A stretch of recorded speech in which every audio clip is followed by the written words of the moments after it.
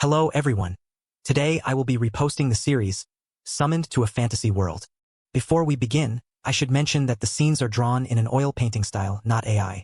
If you were an obsessive fan who had the chance to attend a top idol showcase, what would you do? The group Omi Lady is performing on stage, and they don't just have a large following, but also a passionate group of hardcore otaku fans. These people take up a significant corner right below the stage. The young man holding a professional camera, targeted by the reporter, is Jin Ki-woong, a veteran otaku member.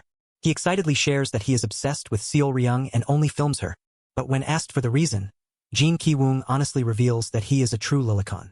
He couldn't have imagined that those simple words would bring a nightmare to his life the very next morning. A nobody, Jin Ki-woong suddenly found himself on the front page of the social news.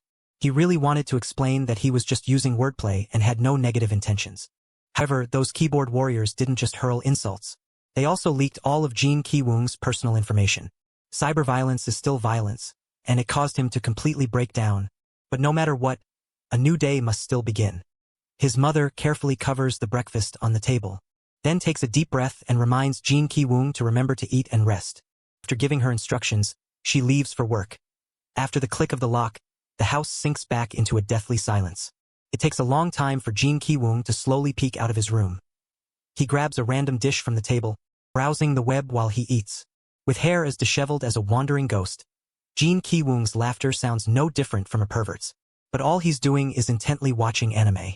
The female lead in the video has just swung her sword with great righteousness. Jin Ki-woong immediately times it perfectly, mashing the keys and clicking the mouse furiously.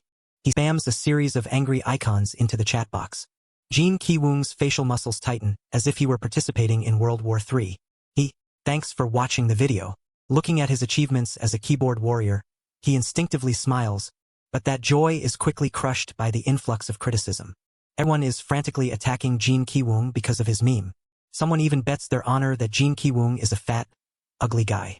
He patiently reads every insult and mocks them as losers. Yet Jin Ki-woong still holds his head in exhaustion from the mental suppression.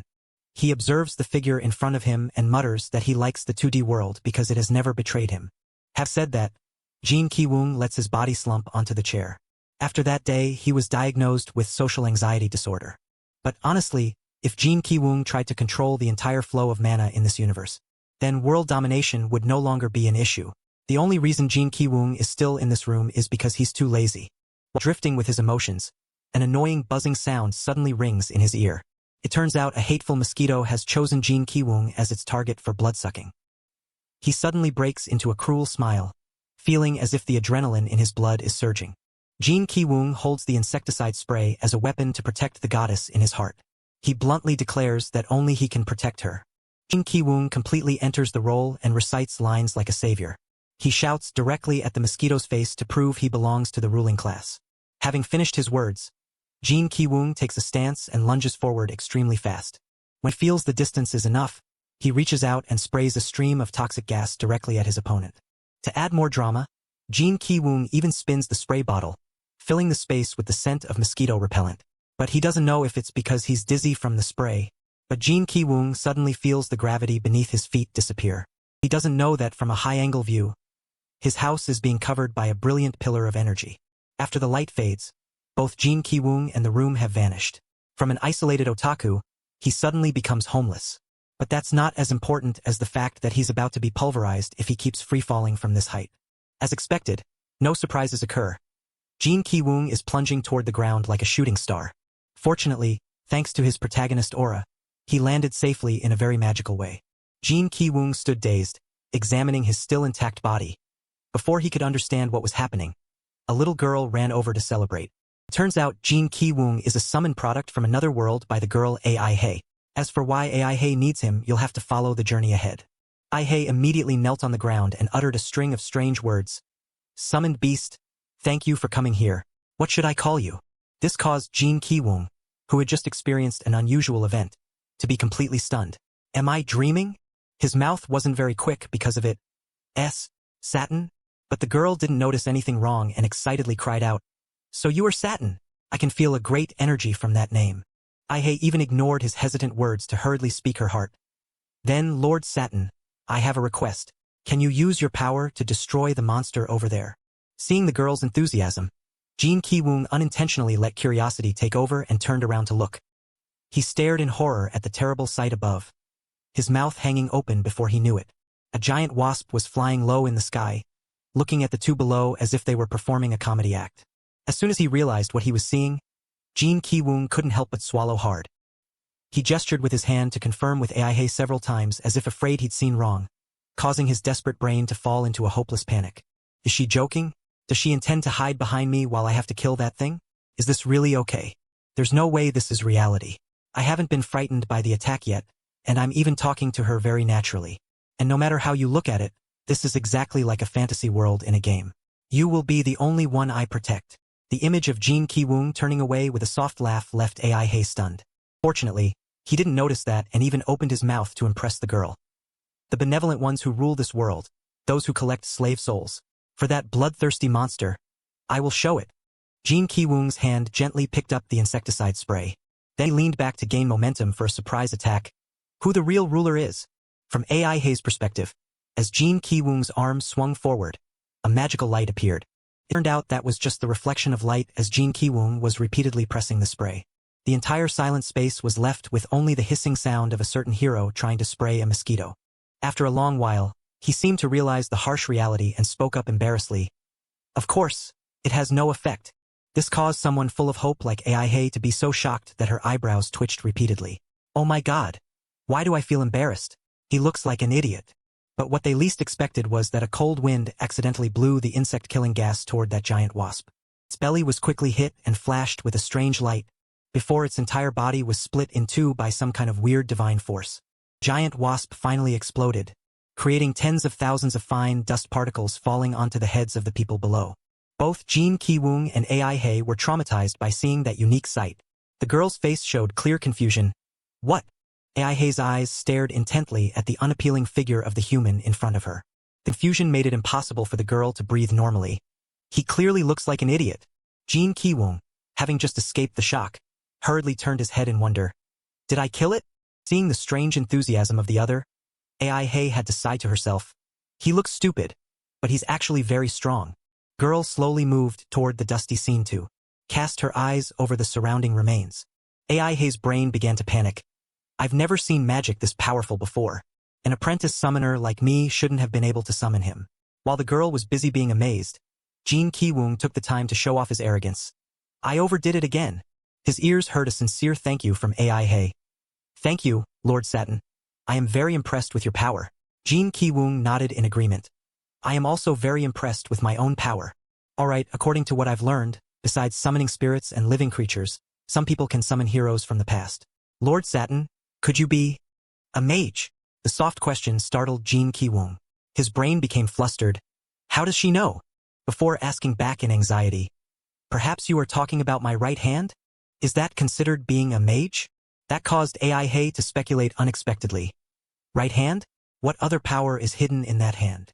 In an instant, those two people veered into two different directions of thought. Damn it. Even in a dream, can't I have a normal relationship with anyone? Could he be a magic warrior? Finally, it was Aihi who took the initiative to speak first. Forgive me, Lord Satin, for the late introduction. My name is Aihi. I am just a lowly apprentice summoner, but, if possible, would you allow me to summon you again next time? The sudden proposal sent Jin Ki-woong into a panic for a few seconds. Could it be that this girl has fallen for me? Just kidding, there's no way that's the case. If I misunderstand, it'll turn into a bad ending. Before remembering what he needed to ask from the start. Wait, what did you say your name was? When he heard the other's cheerful voice. Aihi. You can call me Ai. Every memory originally sealed in his head immediately burst out, leaving him frozen in shock. Jin Ki-woong jumped when he heard Aihi's sweet, questioning voice. Lord Satin. Unexpectedly, just a few seconds later, he was like a mad cow spewing words incessantly. From now on, you will be Ai-chan? The girl asked back in confusion. What? Jin Ki-woong hurriedly replied. Ai-chan. I will call you Ai-chan. Making the other person confusedly mumble. Chan? That look helped him sober up a bit, and he embarrassedly turned away.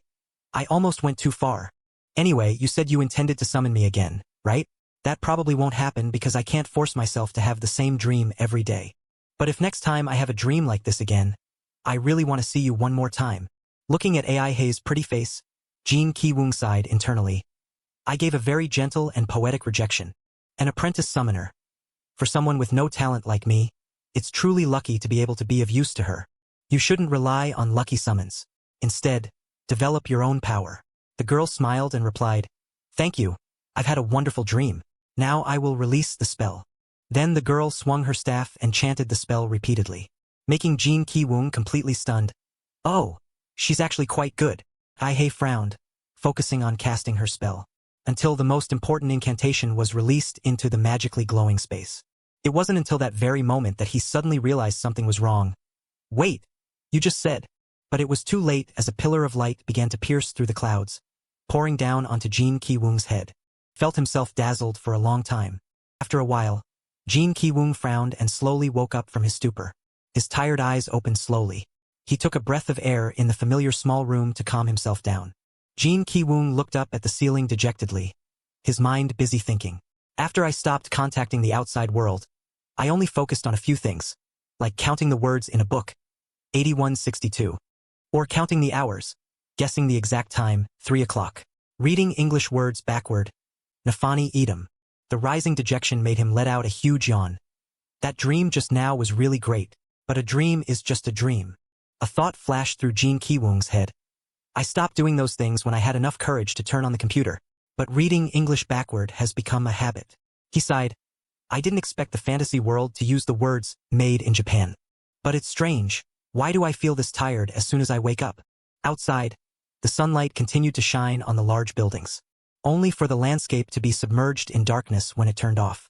Jin Ki-woong was sitting dazed on the bed, staring at his feet like a madman. It turned out that the leaves and some strange dust had made him so confused that he was stunned.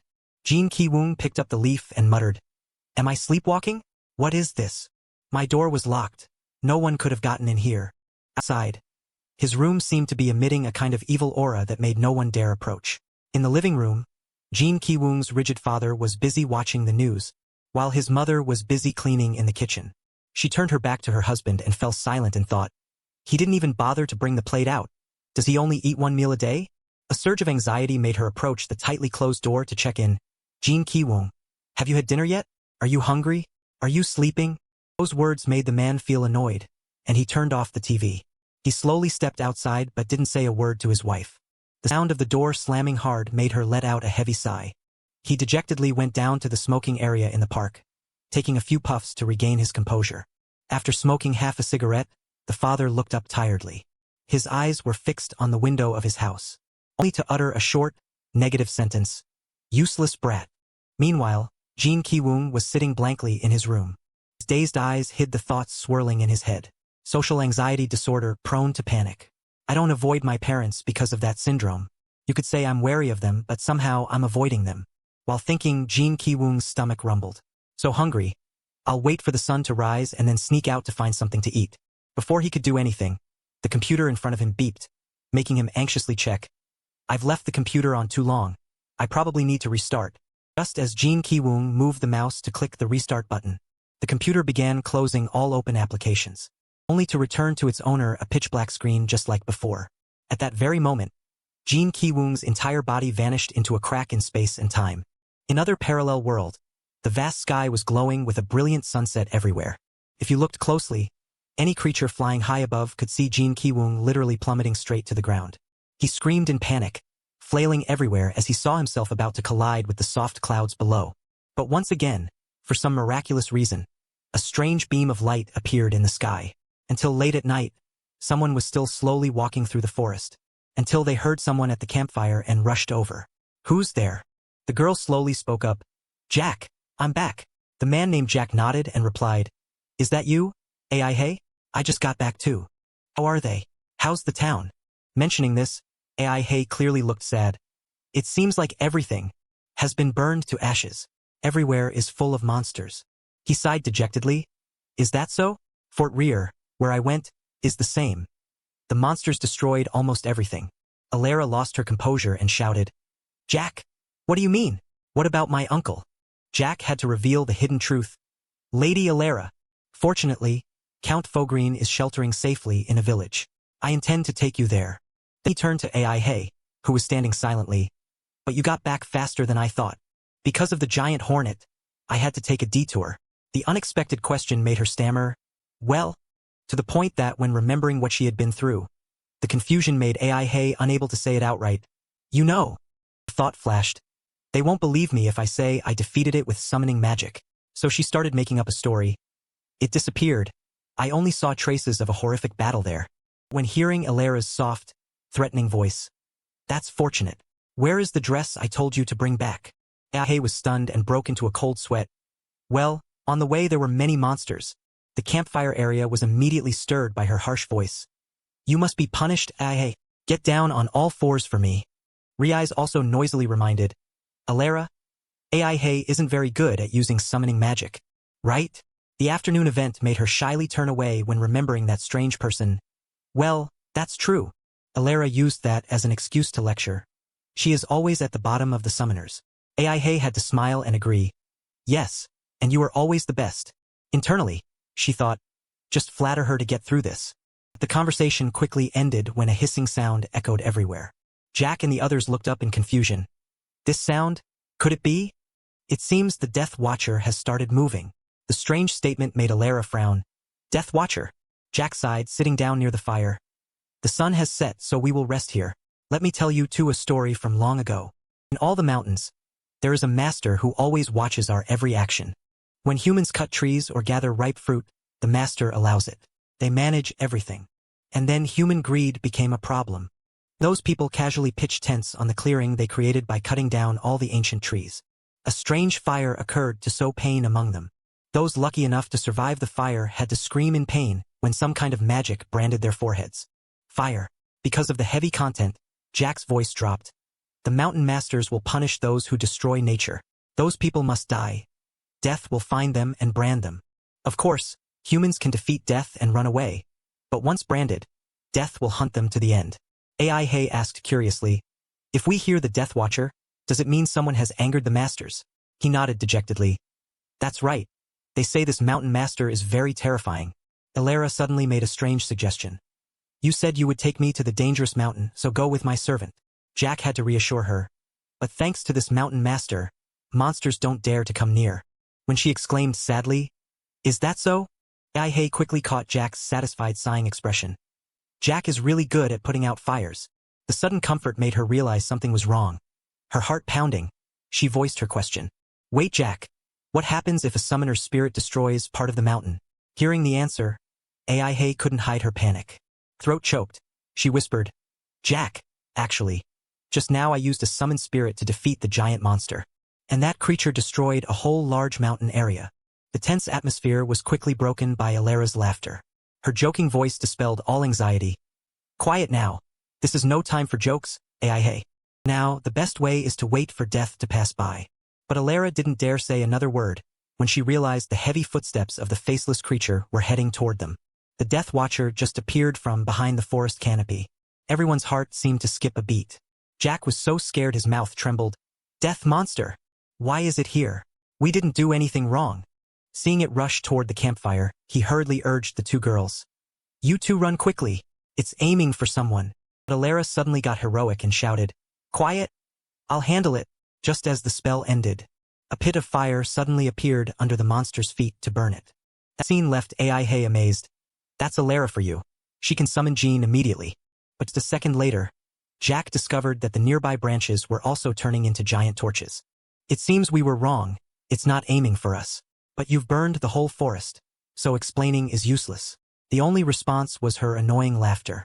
To reduce her guilt, Alera hurriedly ordered her fire servant, Jean, kill that monster, quickly rushed straight at the Death Watcher. The two giants struggled back and forth on the open ground. Jack lowered his voice to tell the two girls, while Jean holds it off, let's run. It's not aiming for us, so just getting out of this mountain area is safe. I don't want to climb mountains in the middle of the night. But Aihi tremblingly interrupted. Jack, over there. The girl's pale face made the two adults look in the direction she was pointing in confusion.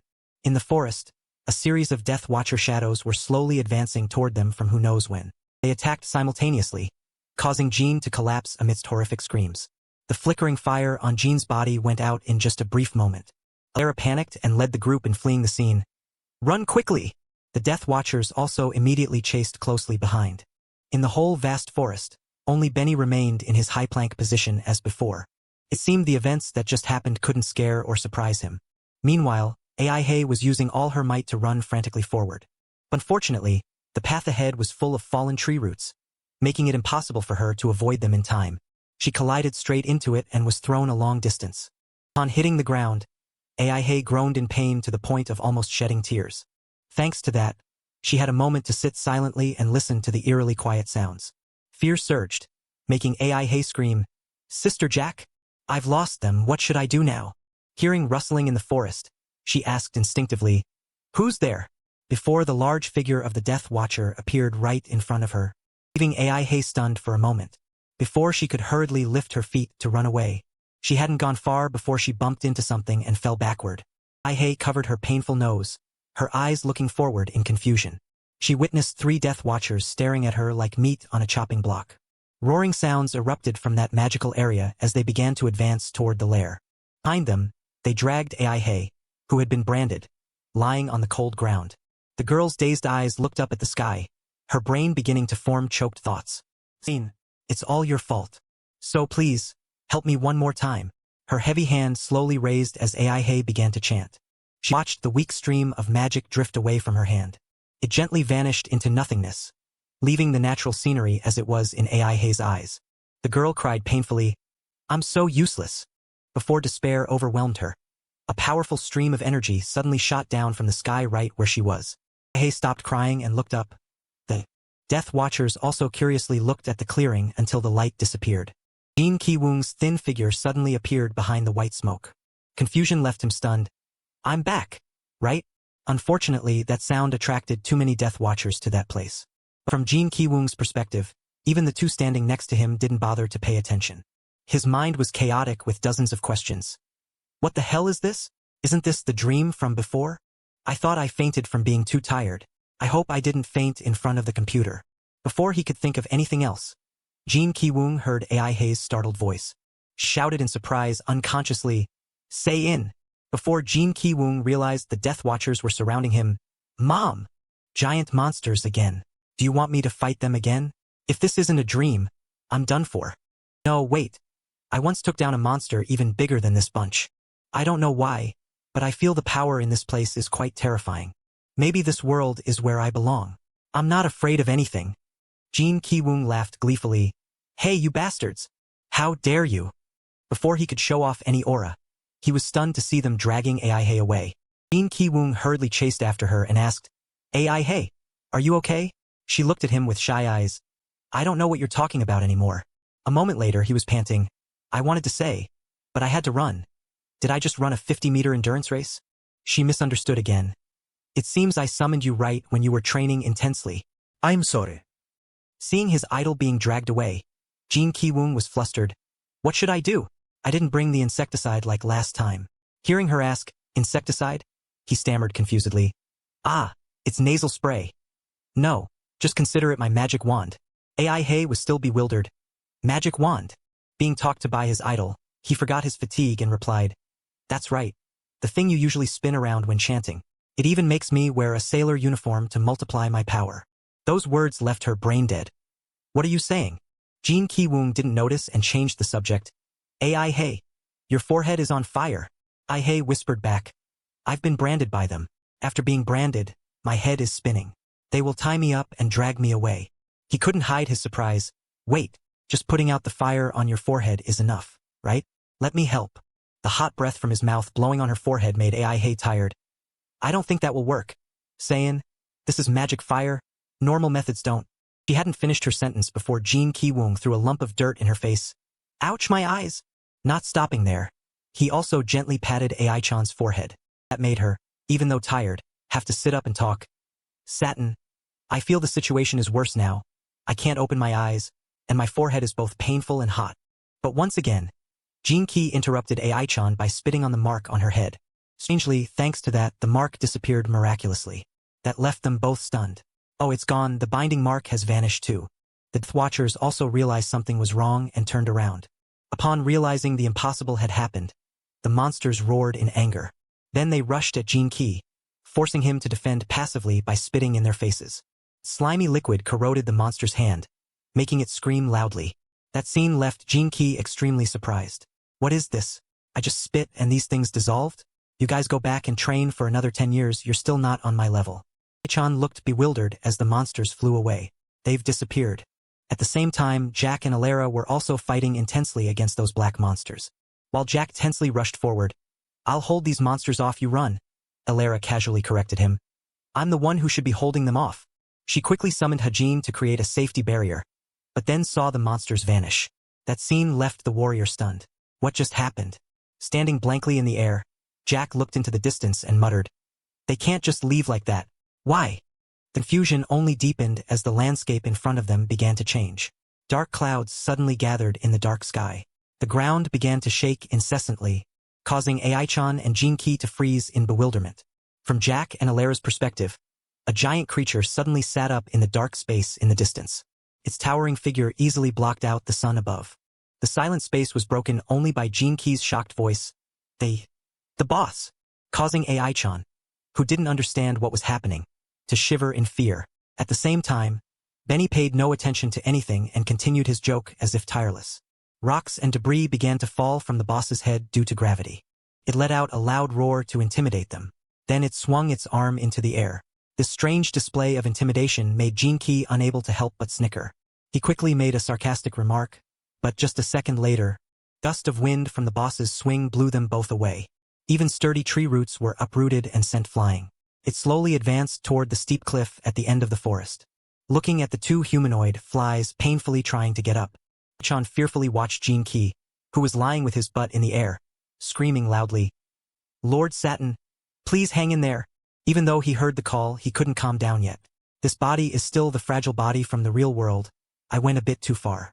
Why did I bring this wireless mouse? I was quite strong with the nasal spray bottle last time. That thought startled Jinki. A wireless mouse? Seeing him get up, Ai-chan excitedly said, Satin.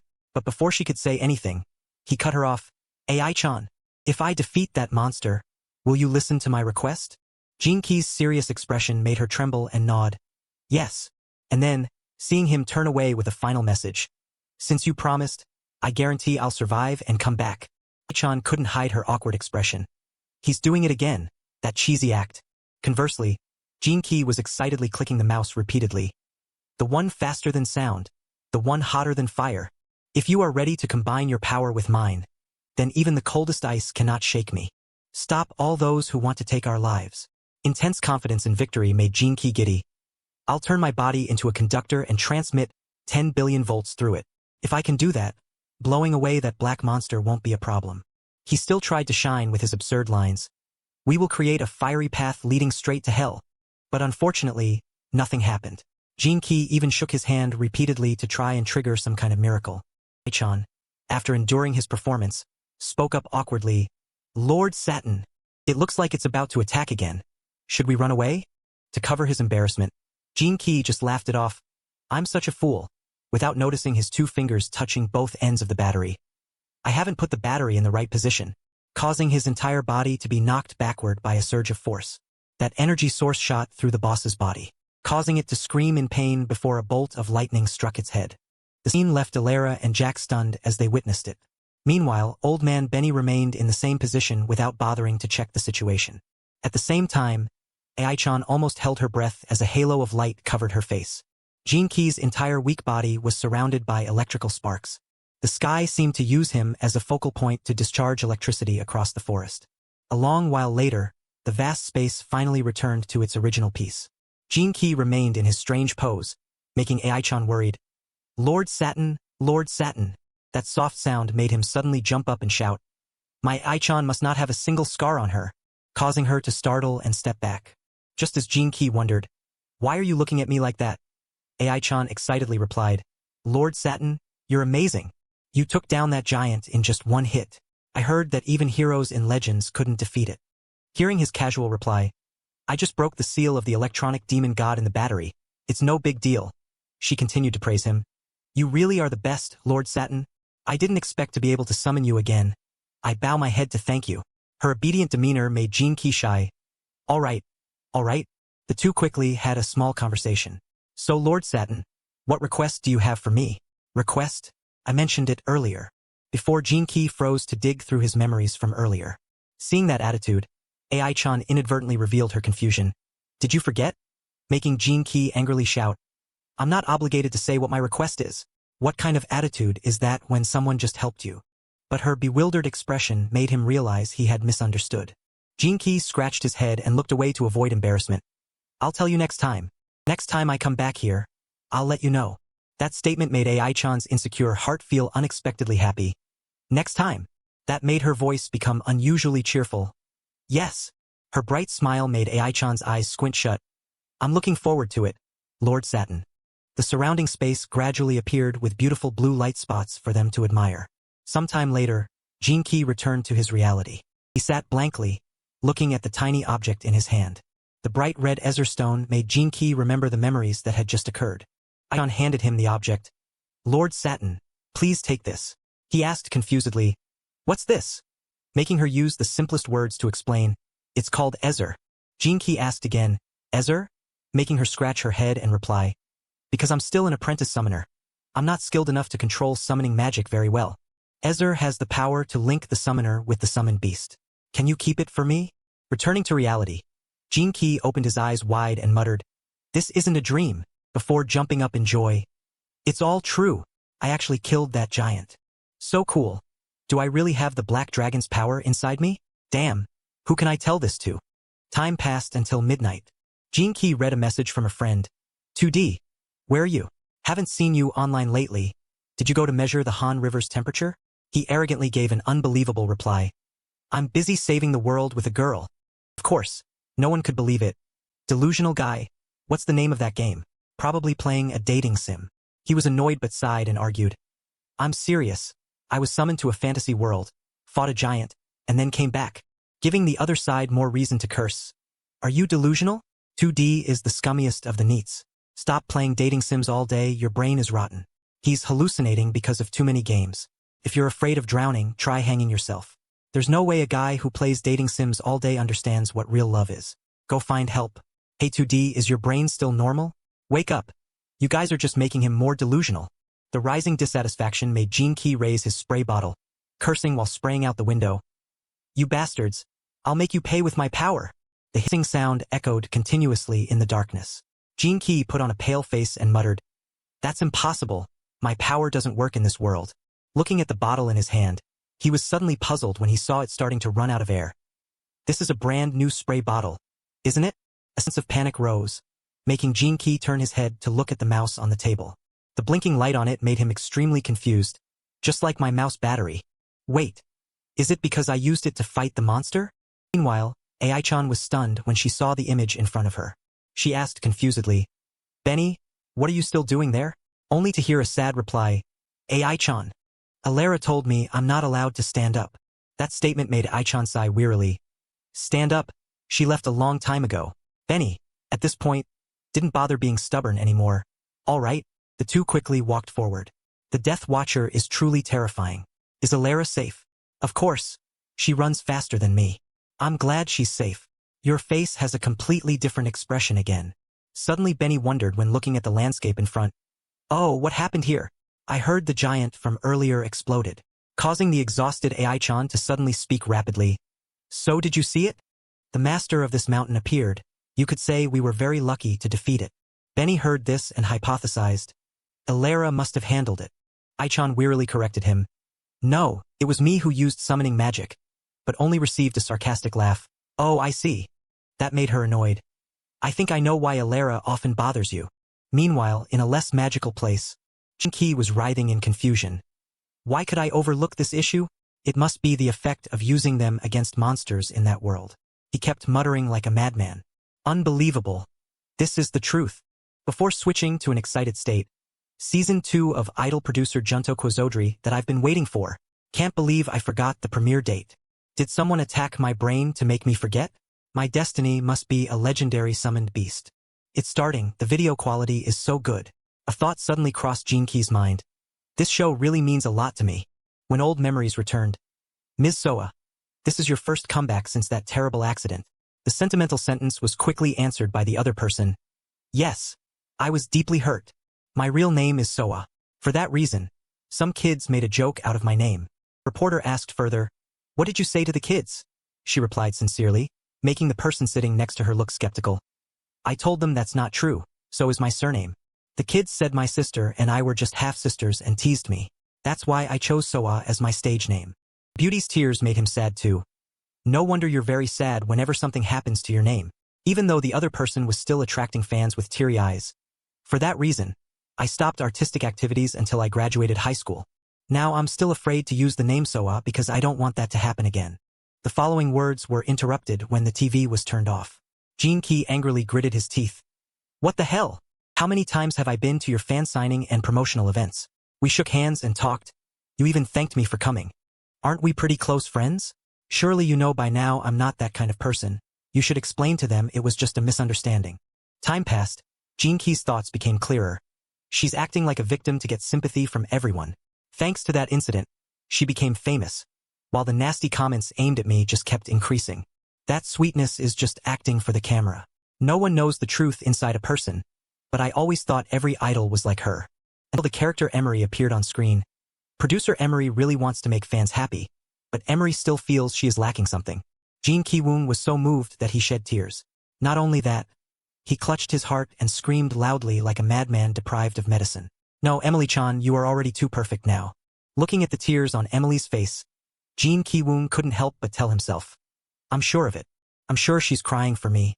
His hand was busy wiping tears through the screen. "Don't cry, Emily-chan."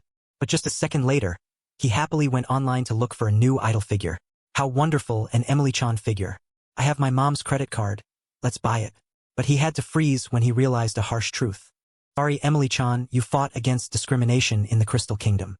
I really love seeing you grow up like this." He slowly put the character figure into the box. "But from today on, my goddess will be Emily-chan." Jin Ki-woong slammed it shut with a heart-wrenching pain. "I'm sorry." But just a second later, he happily went online to look for a new idol figure. "How wonderful, an Emily-chan figure. I have my mom's credit card. Let's buy it." But he had to freeze when he realized a harsh truth. The figure of Emily wasn't as innocent as Jin Ki-woong imagined. "Are you kidding me? You bastard, if you really loved Emily-chan, there's no way the official version would sell so few. What bastard only likes buying revealing figures?" That scream died down when Jin Ki-woong skimmed the comments. "My neck doesn't hurt anymore from trying to look under her skirt. You scum who have never seen a woman's body. Buy it quickly. I bought it because I wanted to pull the swimsuit strap. I want to report to the police for sexual harassment. I've always wanted to see her like this." The rising confusion made his voice tremble. "You dirty perverts, you don't value Emily-chan's pure love at all." His finger scrolling through the comments suddenly stopped when Jin Ki-woong discovered an extremely special comment. "Licking her every day will make you happy." With just that one line, he clicked to buy the bikini Emily figure without a moment's hesitation. The dark night inadvertently covered Jin Ki-woong's dirty comment. "I don't know about that licking thing, but I will definitely be happy because it's cheap." At the supermarket, Jin Ki-woong's hardworking mother was busy ringing up customers. Suddenly, her phone notified her of a message. She glanced at it and was stunned. Panic surged, making her pick up the phone to reread it. "Jin Ki-woong? What is he buying again?" The customer looked annoyed. "What are you doing? Can you ring me up quickly?" She awkwardly put the phone down and continued. "I'm sorry." But her mind was still filled with anxious thoughts. What's going on? Is he planning to run away from home? Meanwhile, that precious son Jin Ki-woong is busy binge-watching at home. Whenever there's a good part, he even stands up and dances alone. Feeling exhausted, he collapses onto the bed for a peaceful sleep, before jumping up to continue grinding views. After a long while, Jin Ki-woong lets out a huge yawn while stretching. Rewatching Season 1 really is a masterpiece. A masterpiece. But at that very moment, he sees a red light flash in the corner of his computer desk. Ezra silently lies in one spot, waiting for fate to determine its destiny. Meanwhile, Jin Ki-woong feels his anxiety rising. Is she okay? If I'm not summoned, surely everything is fine. But just a second later, he laughs and mutters nonsense. "It's not like I'm worried about you. That's just how Atsundra is." Immediately after, the doorbell rings repeatedly. Jin Ki-woong looks at the screen in a panic to check. Is it the delivery person? Many thoughts race through his head. What should I do? Should I wait for him to leave the package at the security desk? Wait, I have enough courage to defeat giant monsters. I can do it, I definitely can. When the delivery person speaks gently, "Delivery here," he has to wait for a long time before Jin Ki-woong bravely replies, "Please leave it in front of the door."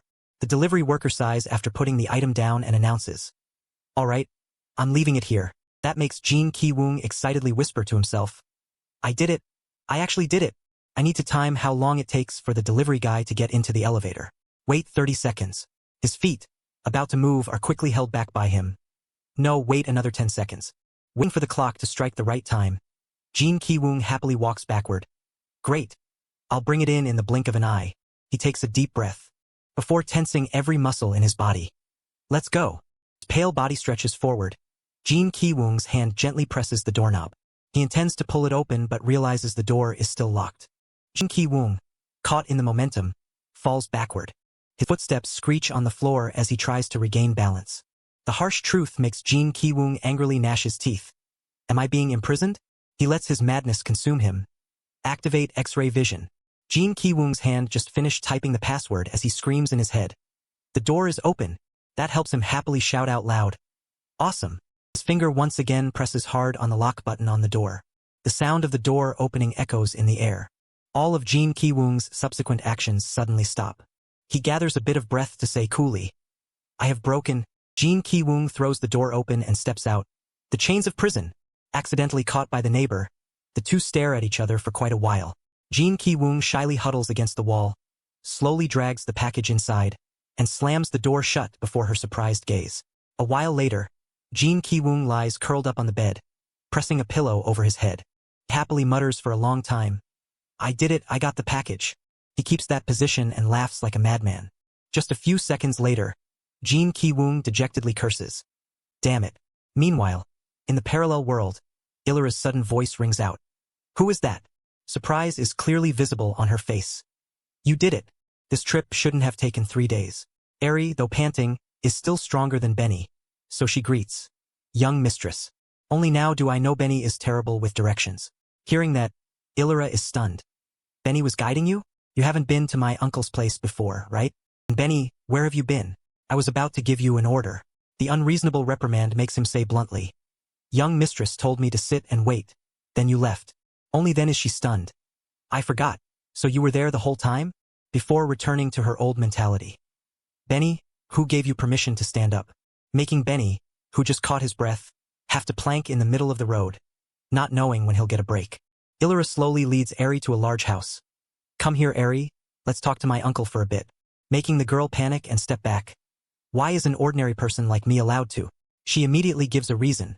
You are an apprentice summoner who goes to the same school as me. My uncle wants to meet you too, let's go. Making Aihi only able to agree hopelessly, yes. The two slowly enter the ancient space inside. Until they stand before an elderly man with a long beard. Before anyone says anything, Aihi hurriedly bows. It is a great honor for me to meet you. He smiles happily. Welcome, little one. The Count gently converses. I heard you helped Illyra escape. It must have been a tough fight. But she immediately turns the tables. I was the one who confronted the monster. This girl ran away. He just laughs it off. Is that so? Demons make this world harder to live in, don't they? If you have nowhere to go, you can stay here to live and work. Hearing that, Aihi excitedly thanks him. Thank you very much, sir. Still hearing instructions from the other side. Good. Go change into new clothes and learn the work. The girl is quickly bathed and fed. Simple dishes that feel like a feast fit for royalty. But Aihi suddenly freezes when she sees the outfit prepared for her. Just a second later, the girl giggles happily. It won't be easy for me, but now the Count has given me new clothes. Count Fortune is truly a kind person. After getting ready, Aihi stands muttering anxiously.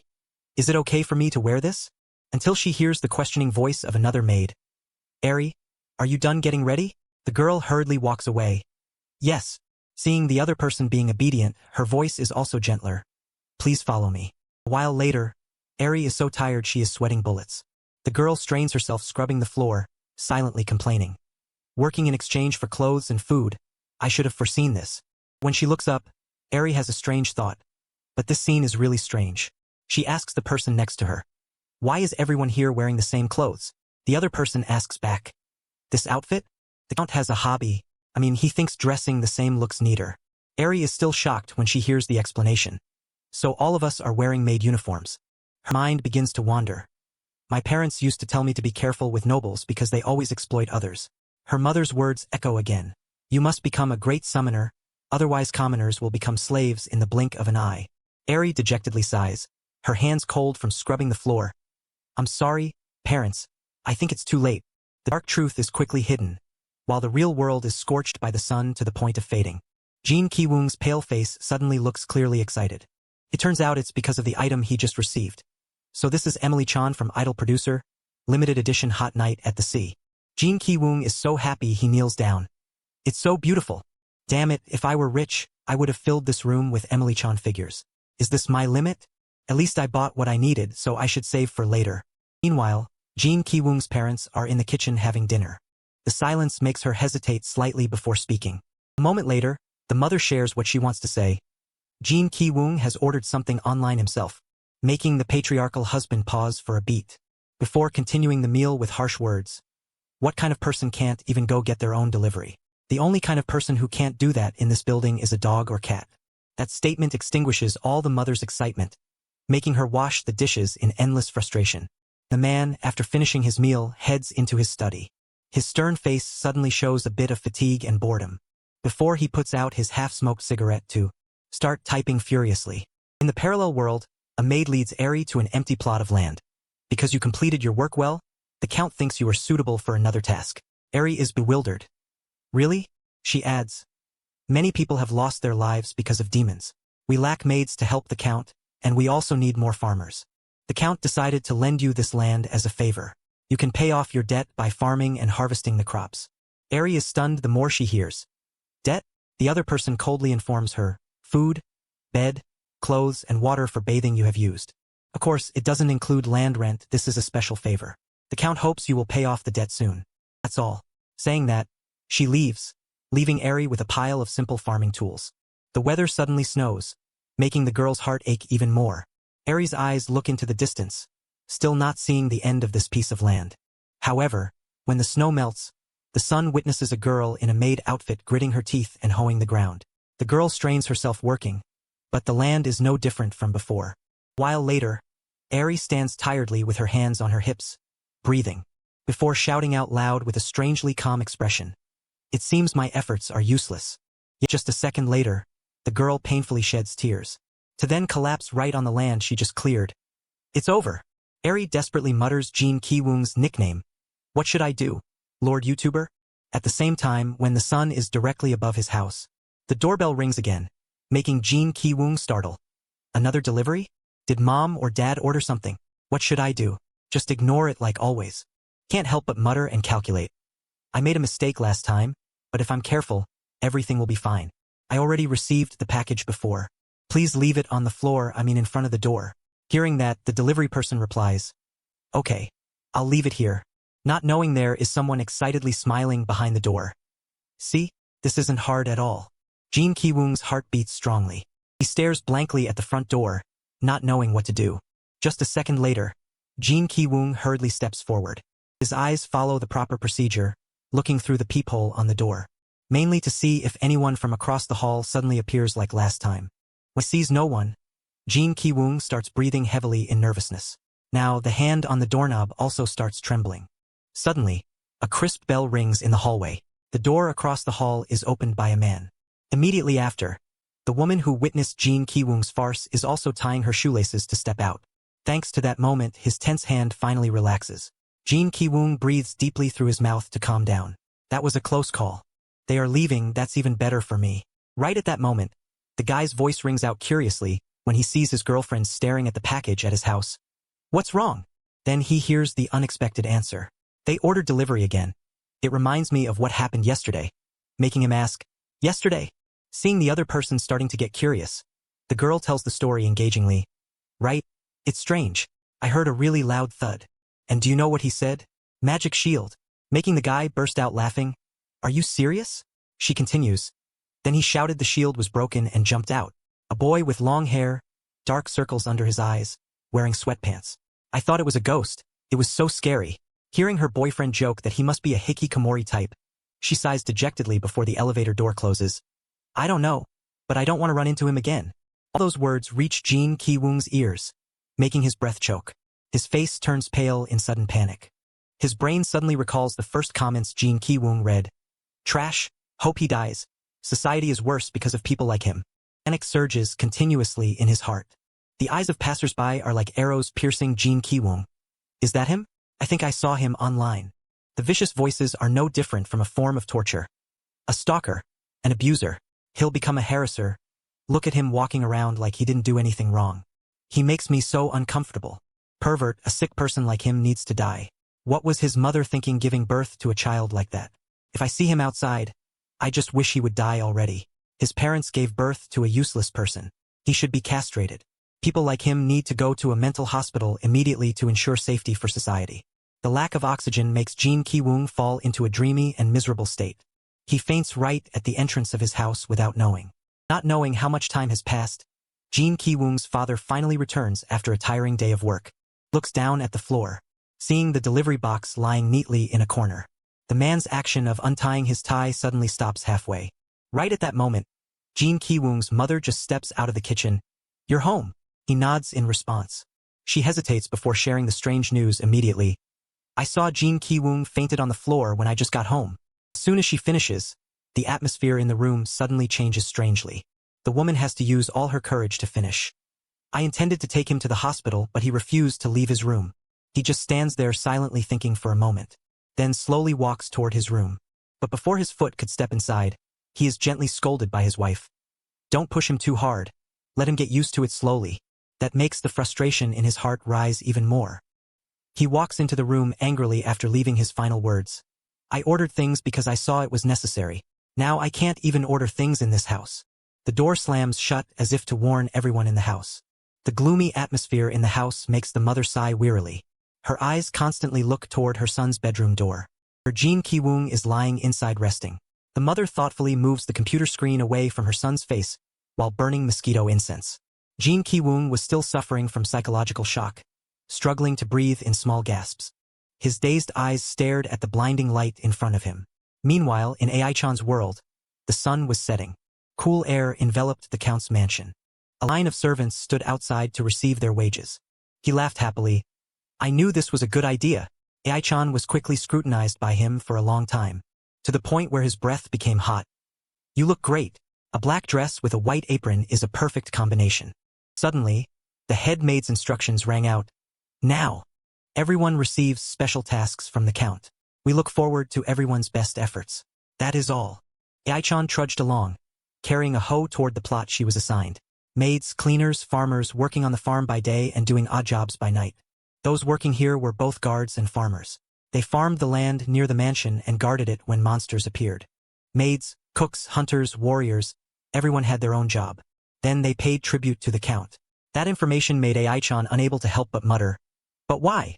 Seems unfair, but I can't wander around forever." Her face was so bewildered that she broke into a cold sweat. "Am I becoming a slave?" Ai-chan sighed endlessly as she read the content on the paper she had just been given. The count's task. Most people worked near where monsters frequently appeared, always ready to be vigilant against threats to ensure no one was harmed. She walked a fair distance before stopping. Dissatisfaction surged, making Ai-chan throw all her things down to relieve her anger. But a second later, she dejectedly picked them up and sighed as she walked on. Right when she reached her plot, Ai-chan accidentally saw 3 strange figures standing right there. But she started to panic when she realized what they were. Those were the most destructive crop-destroying creatures Ai-chan had ever seen in this place. Weird, strange birds with dull faces. She ran over in a panic while screaming, "Oh no, my precious field! No! What the hell is this? Why is this happening to my field?" A negative thought flashed through Ai-chan's mind. "My debt is increasing every day. I can't lose my only source of income." She dejectedly reached her hand forward. "I shouldn't rely too much on Lord YouTuber. Let me summon a gene myself, like Lady Ilera." Then she began chanting a new series of incantations. Immediately, a magic circle appeared on the hard ground. A pillar of energy emitted an uncomfortable heat that made Ai-chan jump back. A strange creature with only a tail and hands appeared, wrapped in a burning fire. Her face stared blankly at the image in front of her, until she saw it slowly vanish in a flash. The tiny dying spark made Ai-chan have to squat down to witness the whole thing. That event left her speechless. Dissatisfaction surged to the point where Ai-chan decided to fight with the wooden hoe herself. The other 2 ran away in fear. Seeing the land was safe, Ai-chan angrily threw the hoe down and cursed. "This is the price you pay for touching my field. Wait, that's not it." Then she desperately knelt and muttered just like Jin Ki-woong. "A hoe is stronger than my gene. I should be a farmer instead." The scene shifted to an old-fashioned house with a blue roof. Alara walked out and asked, "You're back." Zest bowed submissively. "Yes, my lady." Alara hurriedly clasped her hands and asked, "Zest, how is my father? Is he still okay?" He replied respectfully, "Yes, my lady. The Count is currently planning to counter the monster threat." Alara asked further, "Do we know why the monsters are appearing?" Zest kept a serious gaze. "Yes, I am here to discuss that with you." Then Alara and he went to a meeting room. The two stood opposite Ranayan. He glared and started the meeting. "So His Highness has sent people here. Very good. Tell me." Ranayan bowed politely. "Yes, my lady. I am the wizard Ranayan from Northern Kalidian." Alara was surprised. "Oh, wizards exist?" He nodded casually. "Yes, in the past, wizards were everywhere, but now most people learn to summon spirits." Alara smiled and remembered. "It's been decades since I studied magic. Anyway, you're from the Kalidian continent, right?" Ranayan kept a calm tone. "Yes, that is the spatial gate connecting our world with the demon world." He explained, "I'm sure you know we sealed the gate to stop the monsters. The kingdom of Kalidian sent many warriors and wizards to maintain the seal. Centuries passed, and the war with the demons broke the seal. The number of monsters entering our world suddenly spiked." Ranayan sighed regretfully.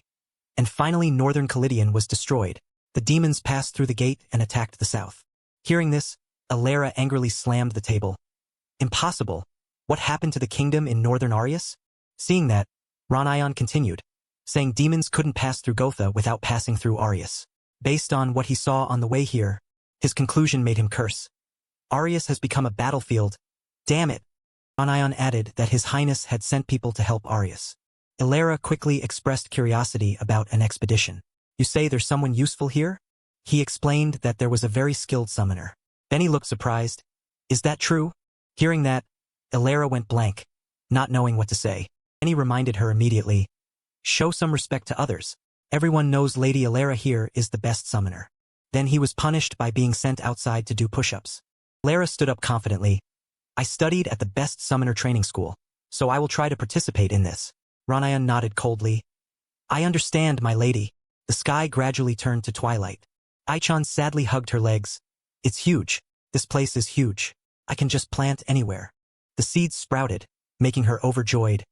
"Why have they already sprouted? I was told it would take at least 5 days." Aichan cried, looking at the young leaves. "Why am I so good at farming? The crows around only cawed in vain." Aichan angrily realized the annoyance. "You brats!" She picked up a shovel. "Coming here to destroy me again? I'm so annoyed." Aichan stood up and pointed the shovel in front of her. "I will make sure you never dare to set foot in this field again." But her eyes suddenly froze. In front of Aichan was a huge bird demon. She started breaking into a cold sweat. "Did you bring your mother here too?" The bird demon immediately screamed and chased Aichan. Meanwhile, the city sky began to show signs of a storm. Jin Ki-woong's eyes widened until his pupils shrank. Stared blankly straight ahead. "Out there is really dangerous. Anything can kill you." Jin Ki-woong still stared at that red gem. When the moment came, he immediately threw his white cloak high up. Jin Ki-woong wore a confident smile. He jumped high with a stylish pose, not afraid of anything. Jin Ki-woong lifted his haggard face and declared, "You can look them straight in the eye and say, 'Today is not your day.'" Thus, a beam of light shone down from above. In the middle of the sky, a single ray of light shone down on the ground. It seemed to be aiming at an empty plot of land. No mistake, it aimed straight at the bird demon screaming on the ground. Aichan excitedly looked up. "Lord YouTuber!" She was startled to realize something strange. But Aichan wasn't afraid and still shouted, "Lord YouTuber! Lord YouTuber!" From the sky, Jin Ki-woong's silhouette gradually appeared. He landed on the ground in pose with his arms wide open, full of pride. Aichan cried sadly and pouted, "No, Lord YouTuber! Stop doing those embarrassing things."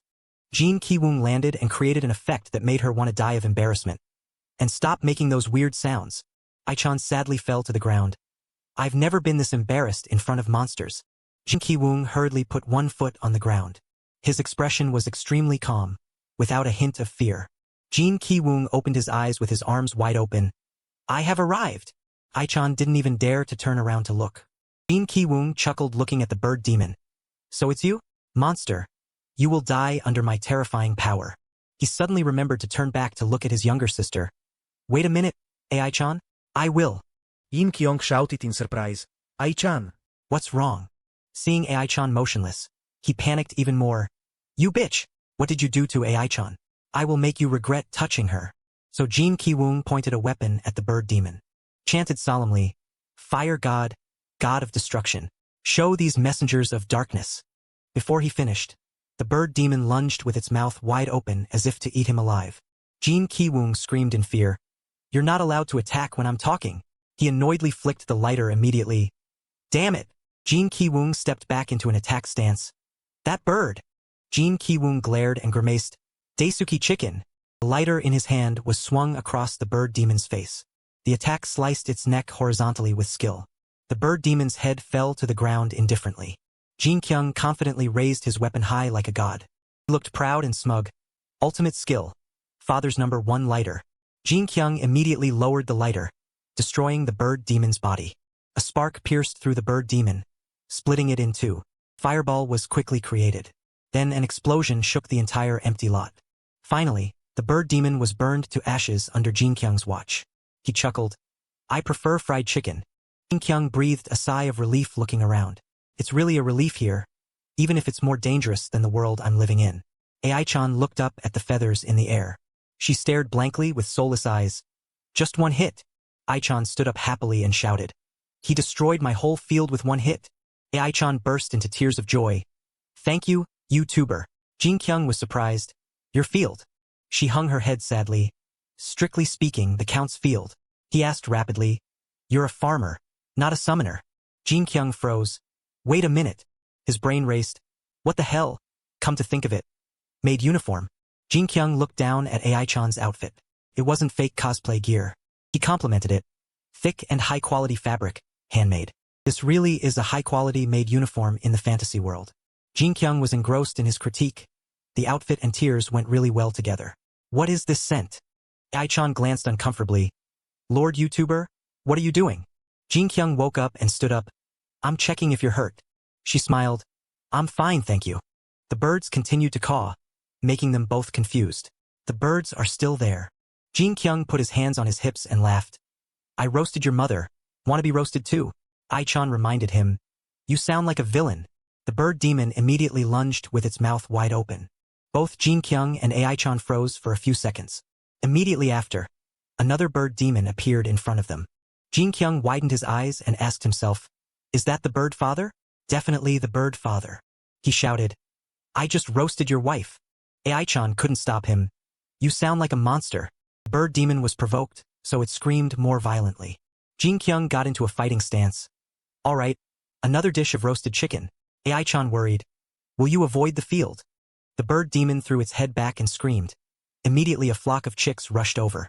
They rushed over in increasing numbers and charged at Jin Kyung. Each one was ferocious with its mouth wide open. Jin Kyung asked, You want me to avoid the field? Ai-chan panicked. Forget the field. Burn them all. He smiled and opened the lighter. All right, then I have to show my power again. The weapon didn't emit fire, making Jin Kyung confused. He held it tightly, trembling. Out of gas.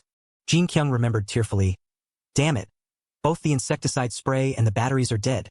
Jin Kyung scratched his head. Ai-chan, I forgot my stuff. Can I go home and get some?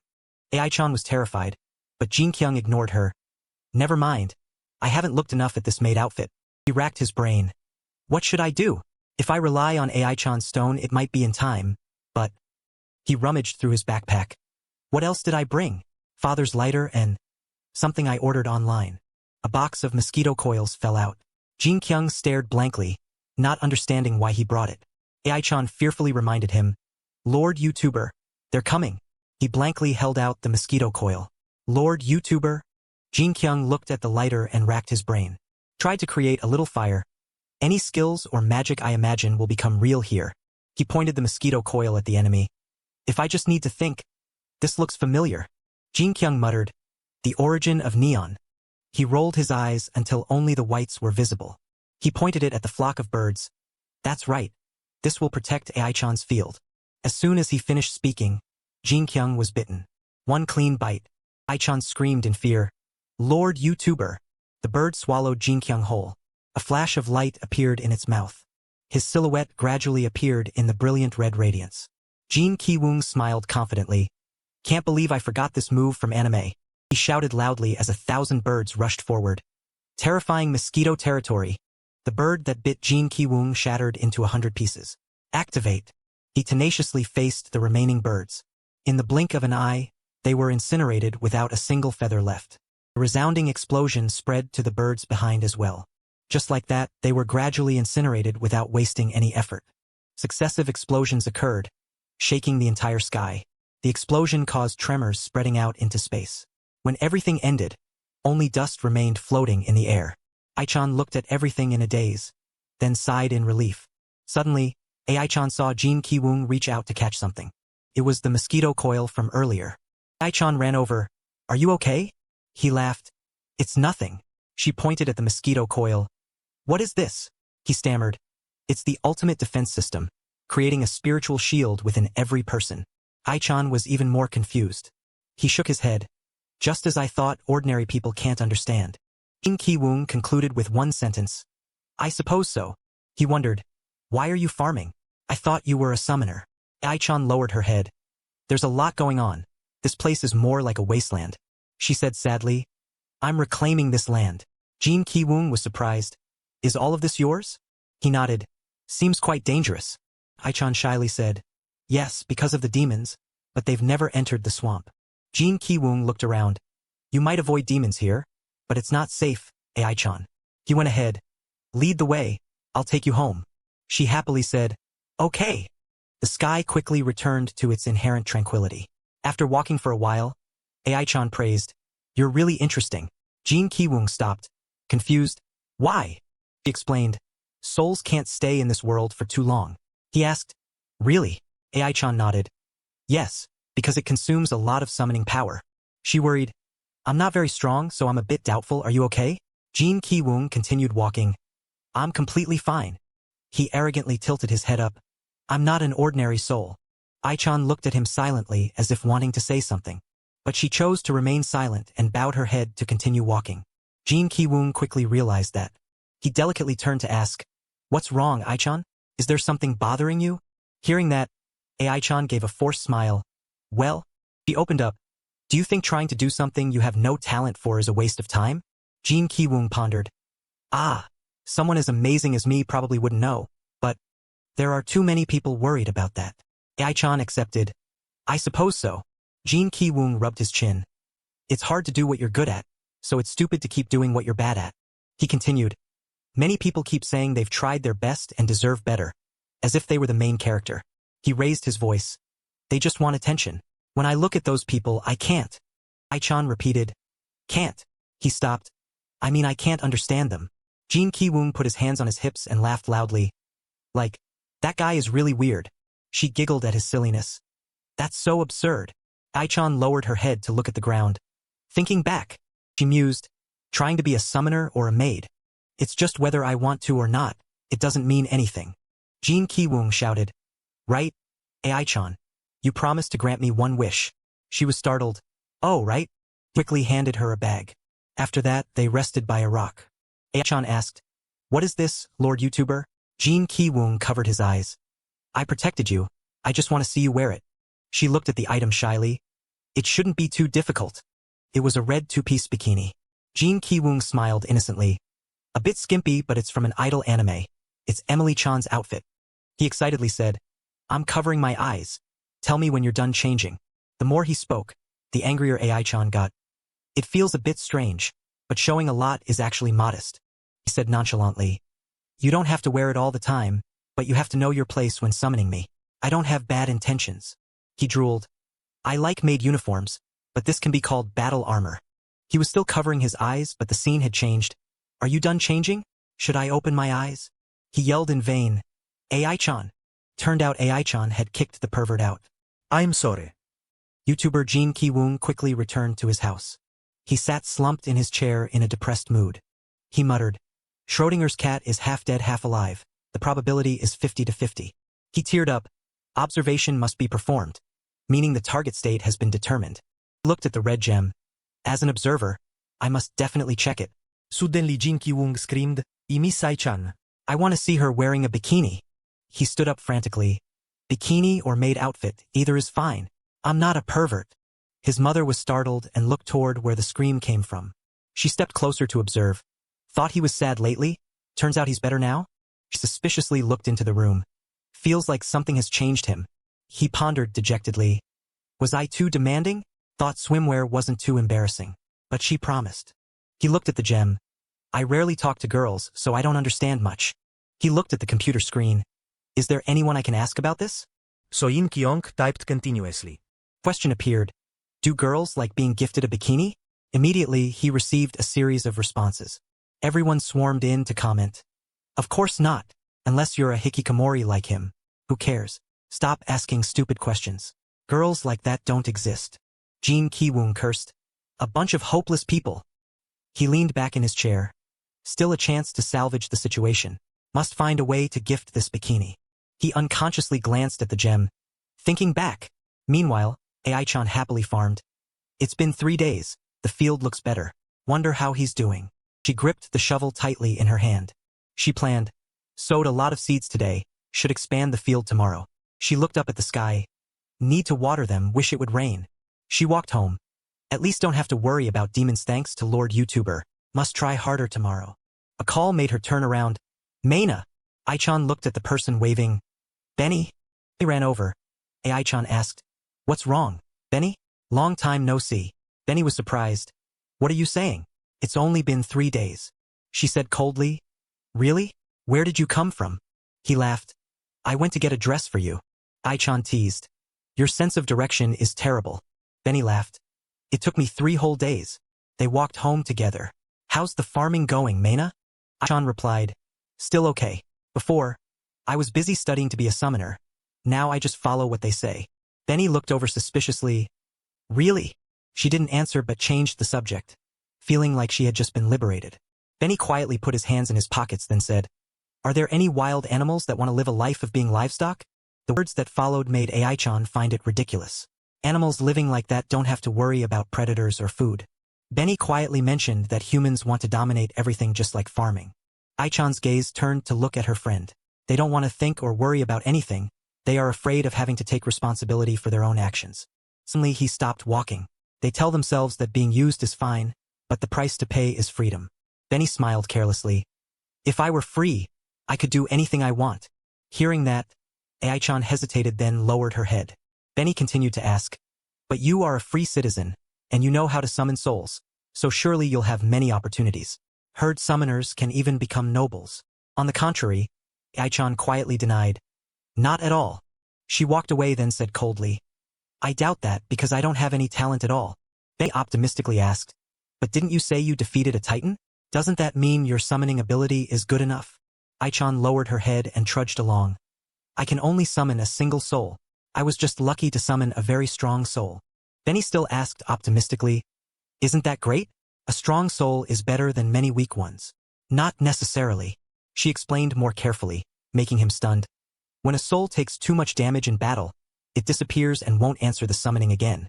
Low-level souls are similar and can be summoned many times. But strong souls like heroes or gods are different. Benny exclaimed, making her freeze. That's complicated, Ai-chan awkwardly thought. For example, he gave an example. Summoning a farmer would be very easy, right? She nodded. That's right, because there are many farmers. Ai-chan continued to hypothesize. What about a count? Benny was startled. There's only one count in this area. She turned away and sighed. That's right, if I can't summon that soul, I'm done for. I've never summoned anything other than that Lord YouTuber. Ai-chan sadly shook her head. I can't do it. Benny heard that and was also discouraged. You're right. Surely it won't work. She pouted. Benny, you're supposed to comfort me. When she was about to continue, Benny rudely interrupted. I know. Ranayan is currently at Alera's house. He politely asked, Is the summoner not here? His Highness is waiting. Ranayan repeated the proposal, making Alera stunned. If you can't find anyone else, then you should. She looked away, defending herself. You can't just send anyone on a dangerous mission. Please wait a little longer. Ranayan bowed. As you wish, my lady. I'll take my leave. Alera muttered irritably. Fine. This is so annoying. After that, she paced around the house. A summoner? Who should I send now? Alera sat down on a chair, exhausted, thinking. Or should I take some kids from the summoning school? I should choose someone nearby. The door suddenly swung open. Ai-chan and Benny said in unison, "We're home, Lady Alara." He bowed. "I'm back." She nodded nonchalantly. "All right, Benny. Hang up the clothes then sit down here." So Benny trudged up the stairs in helplessness. Ai-chan awkwardly tried to sneak away. "I'll take my leave." Alara stopped her. "Wait, Maina." The girl broke into a sweat, but tried to smile. "Yes." Alara's gaze looked seriously straight at Ai-chan. The girl was scared to death but didn't dare say a word. So Alara leaned forward to examine her more closely. She leaned back wearily then waved her hand. "Forget it. I must be overthinking. Go." Ai-chan nodded. "Yes, my lady." After she left, Alara suddenly felt uneasy. "What was that just now?" I suddenly felt like something bad was going to happen. She bowed her head and thought, if only there was someone who knew how to summon, even if it was just a dog. Jin Ki-woong quietly locked himself in a dark room. He glued his eyes to the screen without moving. Emily appeared looking extremely beautiful. Suddenly Jin Ki-woong shifted his eyes to the side. He was attracted by the gem shard that Ai-chan had given him. Jin Ki-woong scratched his head irritably. "I keep thinking about that. It won't be good if I get summoned without being prepared." Noise from the computer attracted him. "But at least Ai-chan relies on me a lot. She's here." Notifications kept popping up on the screen, surprising Jin Ki-woong. "Wow, these YouTubers are really funny." Karen and Emily were talking to each other. Jin Ki-woong recognized immediately that it was Karen-chan, Emily's senior. He rolled his eyes irritably. They only like her because of those huge breasts. What a bunch of idiots. Jin Ki-woong complained then sighed. "Can't focus on watching anime. But why does Emily-chan look so serious?" Karen tilted her head to look. "Are you planning to give up?" Emily said sadly. "I mean, my friend is thinking about it. She doesn't sing well and doesn't dance as well as others. So she's considering quitting." Jin Ki-woong was startled as he realized something. Karen quickly reassured her. "Emily, look at me." She looked at her younger sister seriously. "You feel happy when standing on stage? Do the fans feel happy?" Emily hesitated and replied, "Yes." She hesitated for a moment then answered firmly, "Yes, I do." Karen said sternly, "That's all you need. You already have the qualities to be a star. Don't worry. If there's any problem, just come to me. Don't pretend it's someone else's business anymore." Jin Ki-woong watched the conversation intently. Karen actively offered, "I will help you." His eyes immediately widened to the max. Jin Ki-woong remembered Ai-chan's words. "Trying to do something you have no talent for? Is it a waste of time?" He pondered blankly. "Damn, is it? I've been thinking too much about that since I met her. Finally, I've summoned something." Jin Ki-woong slumped. "I only talk to other YouTubers. There's no way to know what others are thinking." He clenched his fists and blamed himself. "I'm so stupid." Jin Ki-woong gritted his teeth in annoyance. "Just because of what I said, she won't wear the bikini for me to see." Ai-chan suddenly shivered. She looked around in fear. "What was that? Suddenly I feel so cold." Ai-chan crossed her arms looking at the perverted gift then got annoyed. "Can't believe someone would make it this small." But Ai-chan still held it up to her body. "Is this how you wear it?" Her face immediately turned bright red. So Ai-chan took it away. "I have to throw it away immediately. I'll take it outside to burn." The sky around was pitch black, with only a few dim lights. Ai-chan walked while muttering to herself. "I feel a bit bad for that Lord YouTuber, but..." Howl suddenly rang out, making her freeze. In the distance, an explosion rang out, shaking the entire sky. Approaching, one could see Ranayan casting magic. Ai-chan seemed drawn to it, his hand emitting a truly magical flame. She suddenly exclaimed in surprise, startling Ranayan. "Who's there?" Ai-chan immediately bowed. "Good evening. My name is Maina Hayes." She stammered. "I'm a farmer." Ranayan politely greeted her back. "Hello, I am the wizard Ranayan. I have business with the count." Hearing this, Ai-chan was surprised. "A wizard? Was that magic just now?" Ranayan laughed loudly. "That's right." She was excited. "I've never seen magic before. Did you study at the Summoner Academy?" He opened his eyes wide looking at her, as that was indeed the case. Ai-chan excitedly asked, "What was that magic? I saw light radiating from your hand. It was so shimmering." Ranayan was surprised and then cast another. "Let me show you another spell." After a few gestures and an incantation, a green circle appeared. Ai-chan gaped in amazement.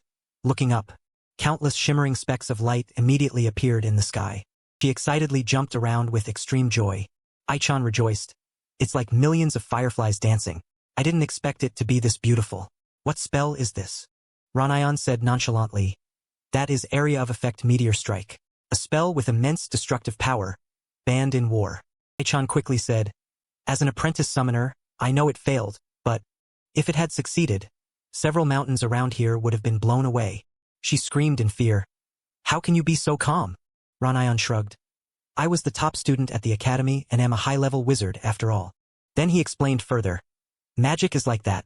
There are 3 steps to create it. Ranayan gestured with his hands. First is the incantation. Second is the imagination to shape the magic. Its strength depends on each person's ability. Ranayan emphasized. And the final requirement is a catalyst. Without mana, a wizard's abilities are useless. Aichan naively confessed. The first magic I saw was creating a fireball. She realized, so mana is what's missing? He nodded. That's right, but no one knows why, so everyone learns summoning instead. Aichan listened intently. Spirits can use mana from their own worlds, just like demons use mana from their homeland. He stopped mid-sentence. Sorry, am I boring you? She waved her hands. Not at all, I love hearing about these things. Aichan held the lantern, looking at the sky. When Lord YouTuber uses his power, it seems he's also imagining and using mana from his own world. Suddenly, she was drawn to something strange in the sky. What is that? Ranayan also looked up suspiciously. A bird. It wasn't a normal bird. It was rushing at extreme speed. Gradually, it transformed within a brilliant white light. The bird flew straight and landed on a house. Everywhere it passed, it left traces of explosions. Aichan and Ranayan both watched in surprise. The house was engulfed in flames along with cries for help. Help! It's burning! Alera's uncle and she rushed over. What is going on? He panicked and stepped back a few paces. Everyone was in chaos. What is that? Put out the fire. Alera's uncle shouted. Is no one listening to me? No one can escape. The survivors rejoiced. Am I dreaming? I'm free. God bless the demons. Alera's uncle and she looked sadly at the house. If everyone dies, who will do the work? And where is Benny? He interrogated. Zest. What caused the explosion? Benny ran over. Mistress, I'm here. She was surprised. Weren't you in the house? He reported. It was a demon attack. Zest immediately pointed in another direction. Sir, over there. A star suddenly shot across the sky, came closer and closer at extreme speed, tearing through space. Gria aimed straight for the burning house and rushed forward. Alera's uncle was dazed. What is that? A demon? Zest brandished his weapon and shouted, Please step back. He took a defensive stance, preparing to attack. Then, Zest launched the sword in his hand toward Gria. The sword flew like a bolt toward the target. However, it had no effect, and the sword was deflected in another direction. Zest and Alera froze, their faces blank on the spot. Gria rushed forward, forcing all 3 to dive to the side to dodge. Alera scrambled up. What was that? Zest shouted anxiously. I told you to step back. She stood up straight. If that's the case, then I will. Zest still warned. Be careful, mistress. That is no ordinary demon. Alera didn't listen and immediately began muttering an incantation. She pointed forward and shouted each word loudly. A glowing golden magic circle appeared before her eyes. Callidian immediately appeared at Alera's call. It dodged Gria's attack skillfully without any fear. She commanded, Ruler of storms, Callidian, lend me your power. Callidian roared, with lightning bolts discharging violently. It unleashed a thunderous punch at the flying Gria. With just one blow, it was sent flying tens of thousands of miles away. Zest was excited. Mistress, you're amazing. Benny pouted. She's only using her power to save herself. Alera panted. Is it over? I can't maintain a high-level spirit for too long. The forest was silent for a moment. Then Gria suddenly glowed again, extinguishing all hope. Alera was frustrated, gritting her teeth in annoyance. She observed, It has slowed down. We can defeat it. Alera took a stance. Fine, one more blow. Aichan ran over from afar. Sir, mistress, is everyone okay? She turned back, looking blankly. Behind Aichan was Ranayan. Alera's face wore a forced smile. Aichan asked curiously, Mistress, did you summon that spirit? She waved her hands. No, what spirit? I don't see anything. She nodded. You're right. I must be hallucinating. Benny thought silently. Don't let her fool you. Zest pointed and reported. Mistress, the demon is still. Alera interrupted. It's dying. I'm sure we don't need to do anything else. Ryan stared up. Alera turned back innocently and asked, You don't know what it is? That's no ordinary demon. He stammered, unable to speak. Gria's herald. Alara looked closely in surprise. Gria's herald? A sudden explosion occurred near where everyone was standing. Alara laughed it off. It exploded, who cares? Ranayan recounted seriously.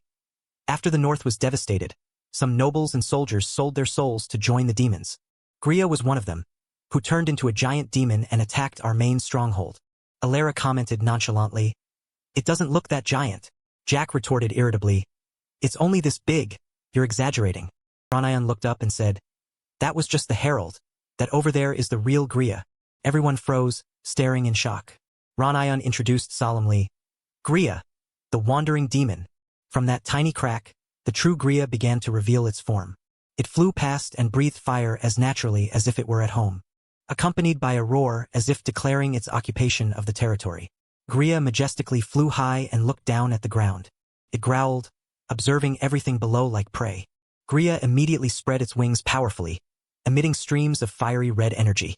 Wherever it flapped its wings, the shockwaves caused tremors. A trail of fire quickly extended along its flight path. Alara and Jack were also thrown to the side by the explosion. The flames scorched everything, leaving only piles of ruined ash. It continued flying in another direction, destroying everything in its path. Jack scrambled up wearily. Mistress, are you two okay? Alara jumped up, looking on in horror. If it targets us, we're all done for. Jack pointed anxiously at the mansion. Mistress, your mansion has completely collapsed. Maina and Alara wailed tragically. Oh no, my dresses! My maid uniform collection. Ranayan and the girl reproached wearily. This is not the time to worry about that. We must run before it notices us. Alara looked back sadly for the last time, while Benny asked innocently, Mistress, can I stand up and run now? She coldly refused. No, run on all fours, hurry. So he dashed off, startling Alara. He's so fast. Gria continued flying high in the sky, its eyes unconsciously looking down in search of prey. Maina ran while looking back, accidentally making eye contact with it. Maina suddenly felt guilty. She turned back in fear to observe. It saw me. Immediately, Gria rushed forward at extreme speed. It dove like a storm toward Maina. Gria unleashed a blast of power aimed straight at her. Maina froze, standing still to take the hit. Alara and Ranayan looked back in shock. What is that? The fireball approached close to Maina. She raised her hand to block the attack without flinching. Gradually, Maina's whole body was submerged behind the fireball. Gria continued attacking. A defensive circle immediately erected to protect her. Maina gently opened her eyes wide. She looked in amazement at what was right in front of her. It was the fireball standing still, not moving an inch. In front of Maina was a glowing red bikini. She froze, stunned on the spot, speechless. Maina scolded irritably. Go away! Ranayan and Alara rushed over. Maina, are you okay? What? How did you do that? She stammered curiously. Where did you get this powerful sacred relic? Maina scratched her head shyly. The spirit I summoned gave it to me.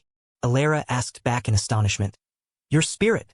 The sky became gloomy at Jin Kyung's residence. He angrily squeezed the energy drink bottle in his hand. Jin Kyung was drowsy, wanting to fall asleep right at the table.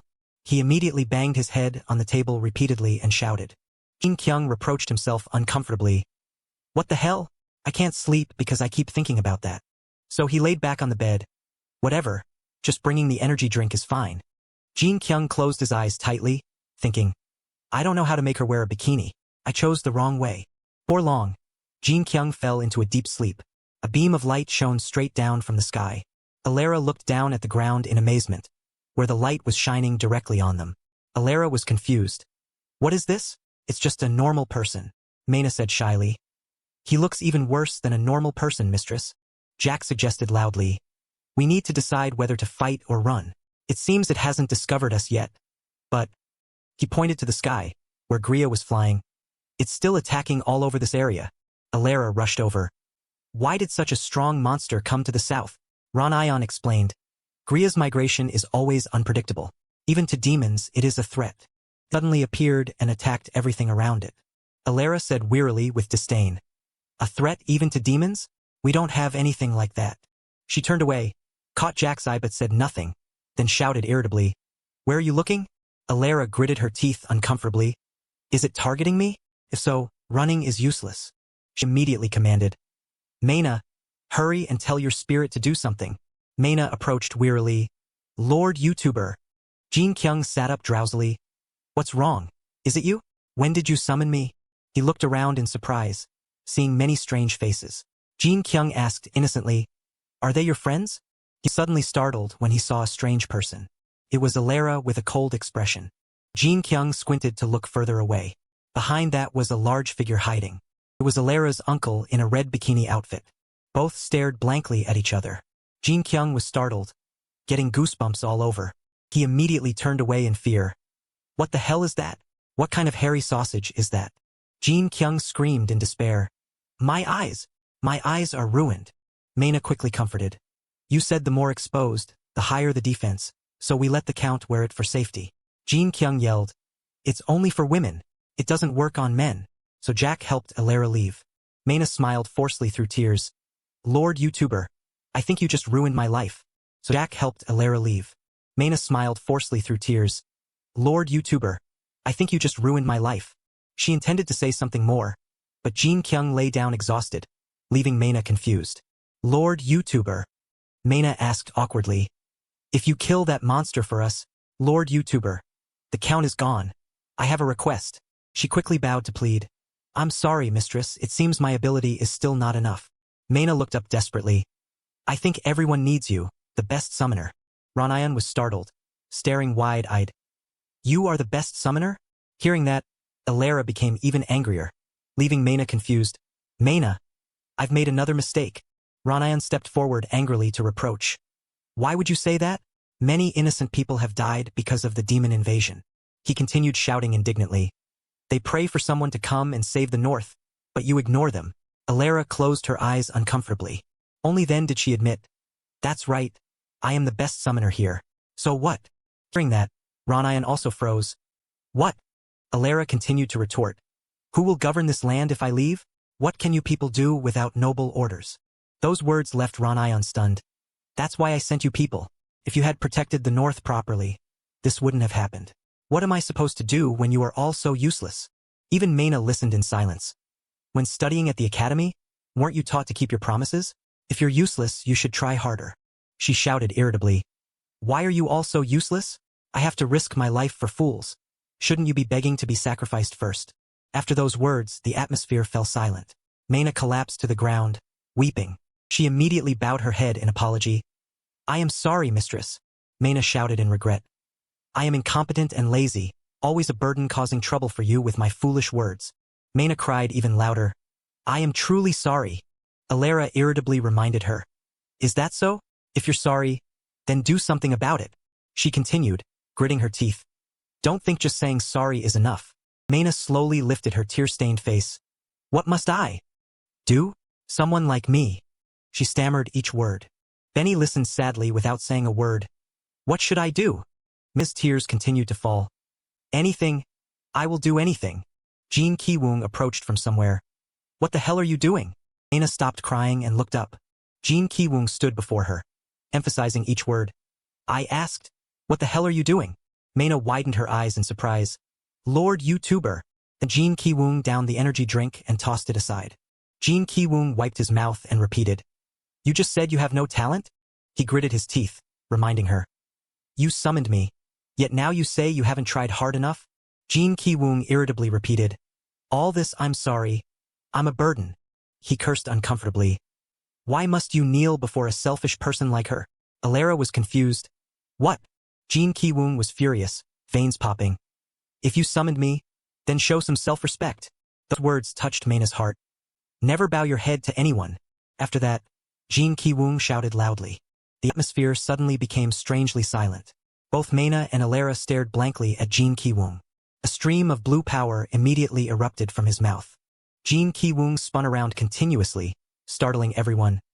What the hell is this? He vomited continuously until he shot up into the sky. The power was so terrifying that Jin Ki-woong flew in a spiral. Flight took him all the way into space. Alara and Mena still stared blankly at the sky, following him. Gria was still glancing down at the ground as usual. Suddenly, it was attacked unexpectedly. Thus, Gria hurriedly pursued and continuously counterattacked. He fired a giant fireball toward Jin Ki-woong. Very quickly, he dodged it with ease. The explosion of the fireball shook the entire sky. Ranayan and Alara screamed in panic. Impossible! What is happening? She stared blankly upward in horror. I didn't know such a spirit existed. Now, Jin Ki-woong's entire body radiated a brilliant blue light. He gritted his teeth and growled. Jin Ki-woong shouted and rushed toward Gria like lightning. It was immediately attacked and sent flying away in pain. Wherever Gria flew, Jin Ki-woong was ready to chase it. Right after, it was beaten by him until it flew to the moon. Jin Ki-woong aimed straight at it and lunged. Gria also ambushed, opening its mouth to unleash a move. Quickly spat fire toward Jin Ki-woong. That did nothing. Gria continued to get beaten up repeatedly. He beat it mercilessly from one place to another. Gria gradually lost balance and staggered in midair. Jin Ki-woong hurriedly launched himself high and attacked from above. Gria quickly caught on, growling in its throat. It unleashed its ultimate move, causing sparks to appear on its wings. Immediately, it fired them all out as if playing tag with Jin Ki-woong. Gria's rays were powerful but still not faster than him. In a flash, Jin Ki-woong flew straight in front of Gria. A massive explosion occurred when the two powers collided. Jin Ki-woong hurriedly caught that giant fireball. He immediately pushed it back toward Gria, turning its own attack against it. Jin Ki-woong swung his fist in front of Gria and smashed down without hesitation. It was a direct hit that made Gria scream in panic. The punch created a shockwave that made it fall faster. Gria fell freely through the air, unable to resist. A spark flashed through its body. The sky above also lit up brightly because of it. The explosion flashed quickly, signaling destruction to the surroundings. After that, everything exploded, causing rocks and debris to fly everywhere. Dust filled the air. The explosion created a powerful shockwave, lighting up the whole sky. From Jin Ki-woong's position, a pillar of blue light suddenly shone down to the ground. He gently landed on the ground following that beam of light. Mana ran to his side, overjoyed. Lord YouTuber! Ron-ion hurried over, shouting blankly, "It is him!" The statement made everyone stare at him in surprise. Ron-ion broke into a sweat as if predicting the future. This is the one who will save the world. Alara stroked her hair, exhausted. Why does he look so scary? Mana heard this and teared up. I knew Lord YouTuber. He is truly special. At this moment, Jin Ki-woong was still panting like a fish out of water. I'm a bit embarrassed by him, but he is truly special. Suddenly, Ron-ion bowed his head to the ground, pleading, I beg of you. He honestly expressed, please come to the north with me. We need this powerful strength of yours. Hearing that, Mana's eyes lit up. She turned her head in surprise, looking confused. Mana still insisted on refusing. Not me. I'm just an ordinary person. Lord YouTuber only let me summon him. I didn't do anything. Hearing that, Alara stared blankly, not understanding. Ron-ion calmly explained. You summoned the most powerful spirit in the world. That makes you the #1 summoner. His words made her turn to look at Jin Ki-woong. Didn't that spirit also say so? Show the self-respect of a top-tier summoner. Mana's gaze toward him was indifferent. She hesitated and stammered, full of doubt. Lord YouTuber, I... Then Mana clenched her fists, determined. All right, I agree. She said clearly, word by word. I am not sure if I can do this. Benny sadly bowed his head and looked away. Ron-ion also looked gloomy. Mana hesitated and added, but... She stood up confidently and affirmed, I will go to the north. If I can help you, I am ready to go. Those words made Alara break into a cold sweat. She thought to herself. He was also satisfied because his friend had become more confident. He had given her courage. Mana gritted her teeth, emphasizing each word. This is beyond my ability. Thank you, Lord YouTuber. Now Jin Ki-woong's house had more vibrant colors. But when thinking carefully, it had nothing. He approached the door and hesitated for a moment. Compared to defeating giant monsters, opening this door might... Jin Ki-woong determinedly grabbed the doorknob and opened it. If it's me now, I can definitely do it. A blinding light immediately appeared before his eyes. Jin Ki-woong now confidently stepped out of the gloomy house. He blankly raised his tired eyes to look at the sky. Jin Ki-woong clenched his fists, looking toward the cleaner who was tidying up. He fearfully reached out his hand as if wanting to call out. But because he was too tired, Jin Ki-woong gave up immediately. His body seemed to still want to say something. Jin Ki-woong bravely stood straight and spoke. Hello. The cleaner immediately turned around to look. Jin Ki-woong was stunned, frozen in place. He blinked once and saw Alara appear to say hello. Jin Ki-woong woke up with a start, shouting in fear. He flailed his limbs and came to his senses, opening his eyes. Was it a dream? The scene before his eyes left Jin Ki-woong confused, not knowing where he was. Mana spoke up, making him jump. Lord YouTuber, do you feel better? Jin Ki-woong was startled. Have I been lying here the whole time? She opened her eyes wide in fear, explaining, Yes. Don't you remember anything? He scratched his head continuously. Not at all. Jin Ki-woong honestly recounted. All I remember is drinking Red Bull. I thought I would feel better. He sighed sadly. And then I breathed fire like a dragon. Mana continued to add. You emitted blue light, then defeated the giant demon with one blow. She giggled, concluding. After that, you slept for 2 days. Hearing this, Jin Ki-woong was extremely surprised. What? 2 days? He irritably rubbed his chin and thought. I thought it would give me wings, but I really don't want to use it anymore. Mana smiled happily. I'm glad you're okay. I will dispel the summoning spell now. Jin Ki-woong didn't pay attention, turning toward the window. Mana continued to ask, Lord YouTuber. He quickly interrupted. No. Wait a second. Jin Ki-woong suggested directly. Can I go outside? The door gradually opened after that. Jin Ki-woong blankly stepped out to witness the sunlight. Before his eyes was a majestic natural landscape full of life. Blending in with the animals. Jin Ki-woong blankly walked up a slope in the strong wind. He blankly leaned on the railing and asked, Where am I? Jin Ki-woong exclaimed, completely captivated. This place is truly amazing. He had the opportunity to witness strange creatures. Jin Ki-woong also felt the birds flying past. He raised his head to look at the clear call. Jin Ki-woong leaned against the bridge railing and asked, Is it that big? Mana honestly replied, It's my first time seeing it too. Jin Ki-woong curiously pointed, What about this boat? Can it fly? That's cool. Ranayan approached from afar to greet them. This is a ship sent by His Highness. It uses mana to fly. He bowed solemnly, closing his eyes. It is a great honor to meet you, YouTuber. I am the wizard Ranayan. Jin Ki-woong immediately coughed a few times to show off. Ah, okay. It's good to meet another wizard. Ranayan was flustered. Thank you. Mana quickly reminded him of the situation. Ranayan, you said this ship uses mana, but I thought mana in the world had run out? Ranayan immediately summoned power in his palm. It hasn't completely disappeared. Mana is created and floats in the air. He recalled the memory from the other day. Do you remember the magic I showed you? It takes a certain amount of mana to cast it. Ranayan continued to lecture. But moving a ship this big takes a lot of mana. So, it is equipped with something special. An alchemy item called Selkon. It constantly absorbs mana from the air. Mana emphasized each word. Not only that, it also stores mana. Thanks to that, it can move even though the world doesn't have much mana left.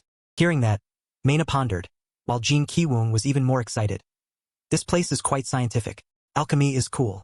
Suddenly, she glanced toward a dark corner. Was Benny sitting still, head bowed to the ground.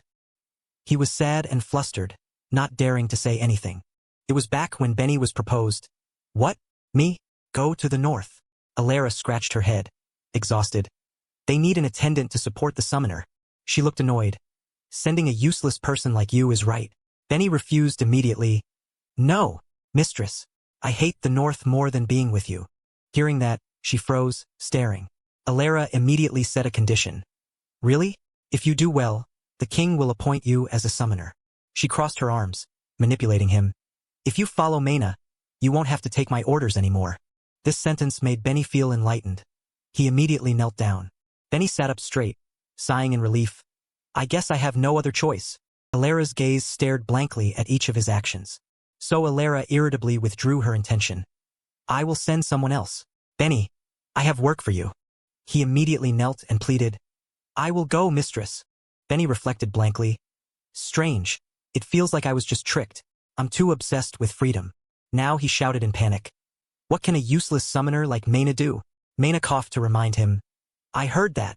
He bowed his head to the ground again. I'm betting my life on you, Mana. I'm dead for sure. Train continued for another stretch.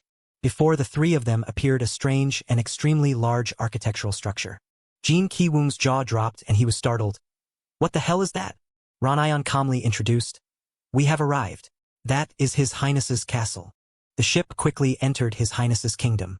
Compared to the whole kingdom, the ship looked as small as an ant. They quickly approached the kingdom's core to go inside. Inside that floating block was an extremely peaceful hidden kingdom. Jin Ki-woong and everyone walked around and exclaimed, This place is truly amazing. You're right. Everyone stopped before a strange gate leading into the floating castle. What is this? Ranayan said nothing, just stepped closer to enter the password. Very quickly, A floating block of earth appeared like an elevator, so all of them quickly stepped on to move to a higher floor. Benny knelt down, trembling and complaining. I didn't know about this. I thought I would live on the ground forever. I don't dare look down anymore. Din kivung happily, a bit dizzy, heh. Mena alone stared blankly at the ground without saying a word. She hurriedly asked the wizard, Ranayan, why is the king's castle in the sky? Ranayan replied, to avoid attacks from demons. Mena sighed, stating her thought. But this castle uses a lot of mana to float in the air. She then came to a conclusion. So that means, is the world running out of mana because of this? Ranayan bowed his head, reminding her, Mena, please remember well what I am about to tell you. He said cautiously, even if you're right, if those in power don't want to hear it, it's best not to say it. They don't care about the suffering they can't see. The truth is, they don't want anyone telling them about it. Sometimes, silence is golden. Aihi lowered her head and gave a bitter smile. You're right. A few seconds later, the elevator reached the royal floor. They quickly walked into the ancient castle. Jin Ki-woong and Aihi stared in awe at the grandeur of the place. The three immediately knelt behind Ranayan to have an audience. I, the wizard Ranayan, have returned. Only Jin Ki-woong stood there blankly, not understanding what was happening. King Gotha casually raised the wine glass in his hand. Very good, he asked, startled. Wait a minute.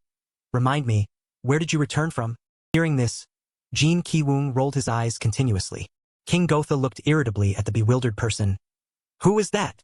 Ranayan bowed politely to introduce him.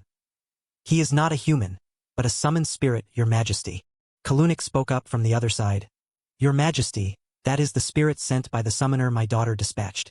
Thank you for taking the trouble to come here from your own world. He reached out with affectionate eyes. Thank you, spirit. They whispered an introduction. That is Alara's father, Duke Kalunik. Jin Ki-woong still stared blankly up at the high ceiling. He observed Kalunik and the others in turn. Then, Jin Ki-woong shifted his gaze to look at King Gotha. He immediately narrowed his eyes and let out a sigh. Jin Ki-woong spoke briefly. King of humans. The sentence immediately attracted the attention of both Kalunik and the king. Jin Ki-woong continued to clap in congratulations. His face was expressionless, revealing no emotion. You have passed the test. Then Jin Ki-woong continued clapping while no one understood what was going on. Suddenly, Kalunik's side also started clapping continuously and laughing along. King Gotha turned awkwardly to ask his servant, what did he say? I don't know, but looking at how he's clapping. He then gave a forced smile. Is that so? You said you would go to the north. I will let you support him on this trip. Afterward, Kalunik went outside to chat with others. It seems the Duke's daughter has solved this big problem. They chatted excitedly. It's the first time I've seen a spirit communicate with humans. Looking at his appearance, I'm not worried. Kalunik smiled confidently. I warned my daughter. I'm afraid the king will take notice. The others laughed smugly. That lazy king won't notice. We will easily take advantage of the chaos to overthrow the throne. He nodded in agreement. Of course, when the new king ascends, I will not forget everyone's contribution. Jin Ki-woong then strolled along with his two companions. This is really a huge mistake, Aihi. Benny sadly looked up at the sky. They told us to go without giving us a single coin. At least there should be a reward. He continued to complain. At this rate, we won't even be able to afford an inn. Aihi awkwardly agreed. That's right, we need to buy camping gear in the village. She gave a forced smile. But I don't have any money. Benny quickly interrupted. I'm a slave. Where would I get money? Both hung their heads sadly. Oh no, we'll probably starve to death before reaching the north. Do they want this trip to fail? The pair continued to argue. No way. But it's strange. The king enjoys himself while the nobles plot. Benny, you could be imprisoned for saying that. Jin Ki-woong looked up at the sky again, pondering for a long time. Based on the huge amount of anime I've watched, Jin Ki-woong said, confusing everyone. This is preparation for an upcoming plot twist. He explained, the war between the king and the nobles behind the throne. Perhaps His Majesty is just pretending to let the nobles run wild. Suddenly he burst out laughing and then started, looking ahead. Who's there? Red-haired girl hurried over to ask. It's me, Aihi. Aihi nodded blankly. Yes, Benny worriedly said. Don't say it out loud. We're on an important mission. Jin Ki-woong glared and asked, Hey girl, do you really think you can fool me? The red-haired girl stepped back, startled. What do you mean? Jin Ki-woong shouted. Even though I've watched many anime with identical characters, I can still tell them apart. He growled. You're the one next to the king. Jin Ki-woong's eyes narrowed as he stared straight ahead decisively. Right. Hearing this, she widened her eyes in surprise. Then the red-haired girl knelt on the ground. She wearily took off her hood. Please forgive me, spirit. She honestly confessed. I am here at the invitation of the king. I should not have tested the spirit like that. The red-haired girl presented 2 items in front of them. These are gifts from the king. I will take my leave. The 3 stood stunned, staring at her for a long time. Jin Ki-woong's group just let the red-haired girl leave. Ben took the initiative to grab the bag and shouted, Look at this, Aihi. There's a lot of money in here. But what Aihi noticed was the accompanying letter. What is this? The group huddled together to read it carefully. Aihi read in a low voice.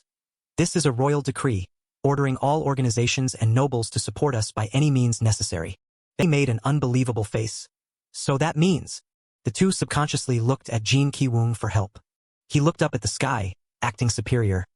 Who knows if the king really sent it? I was just making it up. Did I spoil the ending? I hate spoilers. King Gotha gasped and said loudly, He knew it was you? Are you sure? She knelt wearily to report. Yes, that's not it. He even knew what was happening. What? That's right. He knew the king was restricted by the nobles, and that you were pretending to be foolish. King Gotha showed clear embarrassment and fear. I see. I have to see it with my own eyes to believe it. Ranayan stood by and reminded him. There's more, your majesty. He carefully recounted everything. The spirit has been in our world for many days. Moreover, the next sentence made King Gotha widen his eyes. He destroyed the wanderer Griya, whom no one could confront. King Gotha laughed happily but still felt a bit uncomfortable.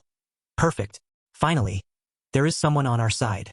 He clenched his fist triumphantly and shouted, Let's fight, you stupid old men. The 3 quickly climbed into the carriage and chatted. Basically, we need to find the reason why the demons are suddenly rampaging like this. Damn it, the main quest is boring. Jin Ki-woong hurriedly leaned back. It's nothing. Don't worry about it. Benny asked confusedly. Why don't we just observe quickly and go back to report? He continued to suggest. We can save money and keep our lives too. Jin Ki-woong happily signaled his agreement. I like you. He also reminded them carefully. But we have to observe the surroundings a bit. Everything will be fine if we are cautious, because you don't know what the north is like yet. Ronian's words echoed in his subconscious. This is the land of demons, where every creature must suffer. Have you seen Ranayan bandaged all over? Benny worriedly recounted what he heard. There are rumors that staying in the north will cause illness. Jin Ki-woong hurriedly turned. You should cancel the summoning when you get to the north. Afterward, the carriage driver announced, We're here. Jin Ki-woong nodded gently. Thank you. They entered a tavern when it was getting dark. Jin Ki-woong looked around, bewildered. A truly classic town. I've always wanted to come here. The food is ready. He looked at his companions, confused. What are you doing here? Sit down. Benny asked awkwardly. Is that okay? Jin Ki-woong looked blank, confirming. Do you always sit on the ground to eat like that? Benny smiled nonchalantly. Of course not. Usually I kneel on the ground and eat with both hands. He commented while eating. So slaves are treated even worse than animals? Aihi shook her head wearily.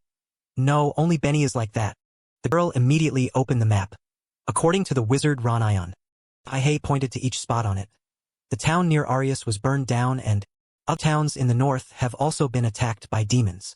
We don't know the state of the port city Jiria, because all roads to the north are blocked. I was told to find a ship in Jiria to go straight to the north. Jin Ki-woong chewed his food quickly. Where are we now? Aihi immediately pointed to the map. In the south, if we take a carriage, it will take 2 or 3 days to reach Jiria. Benny looked up anxiously. Will anyone agree to go to the north with us?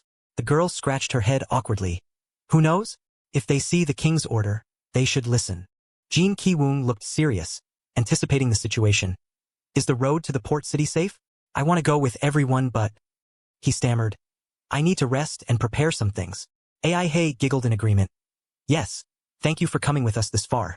I will release the summoning. So Jin Ki-woong left with the food in his hand. Call me when you need help. I'll try my best. Benny reached out sadly.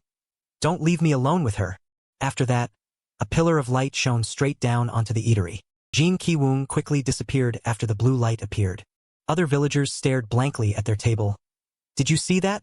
That was a spirit. Waitress approached and asked, Are you 2 wandering summoners? Benny started to get arrogant.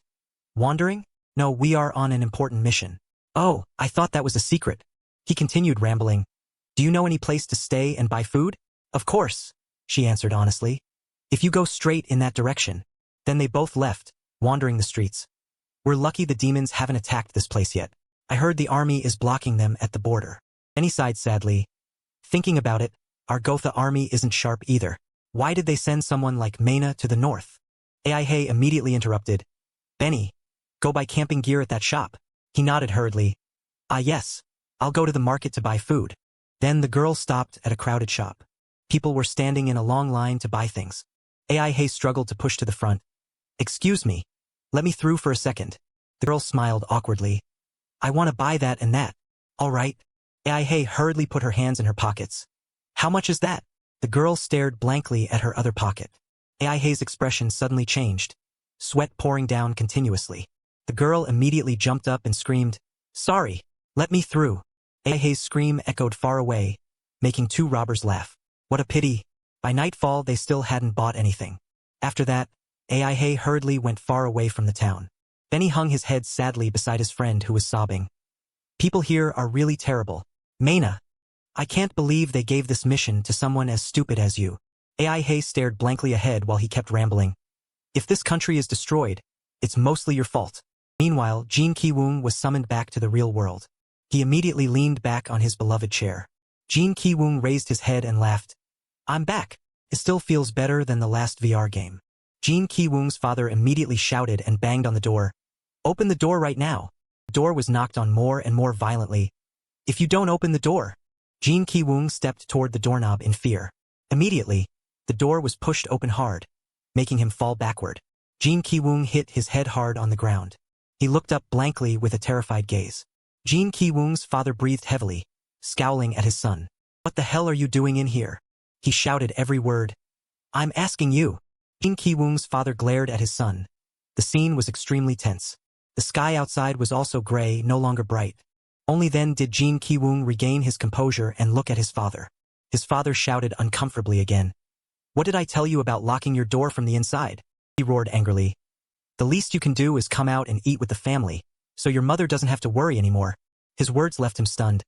I've been banging on the door for hours. Is it that hard to open?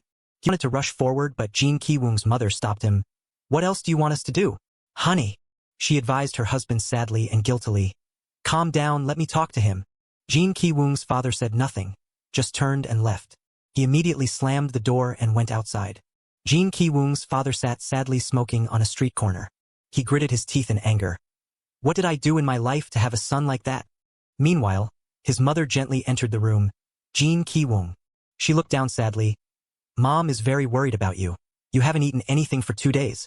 Her words made him feel annoyed and bothered. You don't know what's happening to me. She continued to confide but suddenly realized, Mom doesn't know.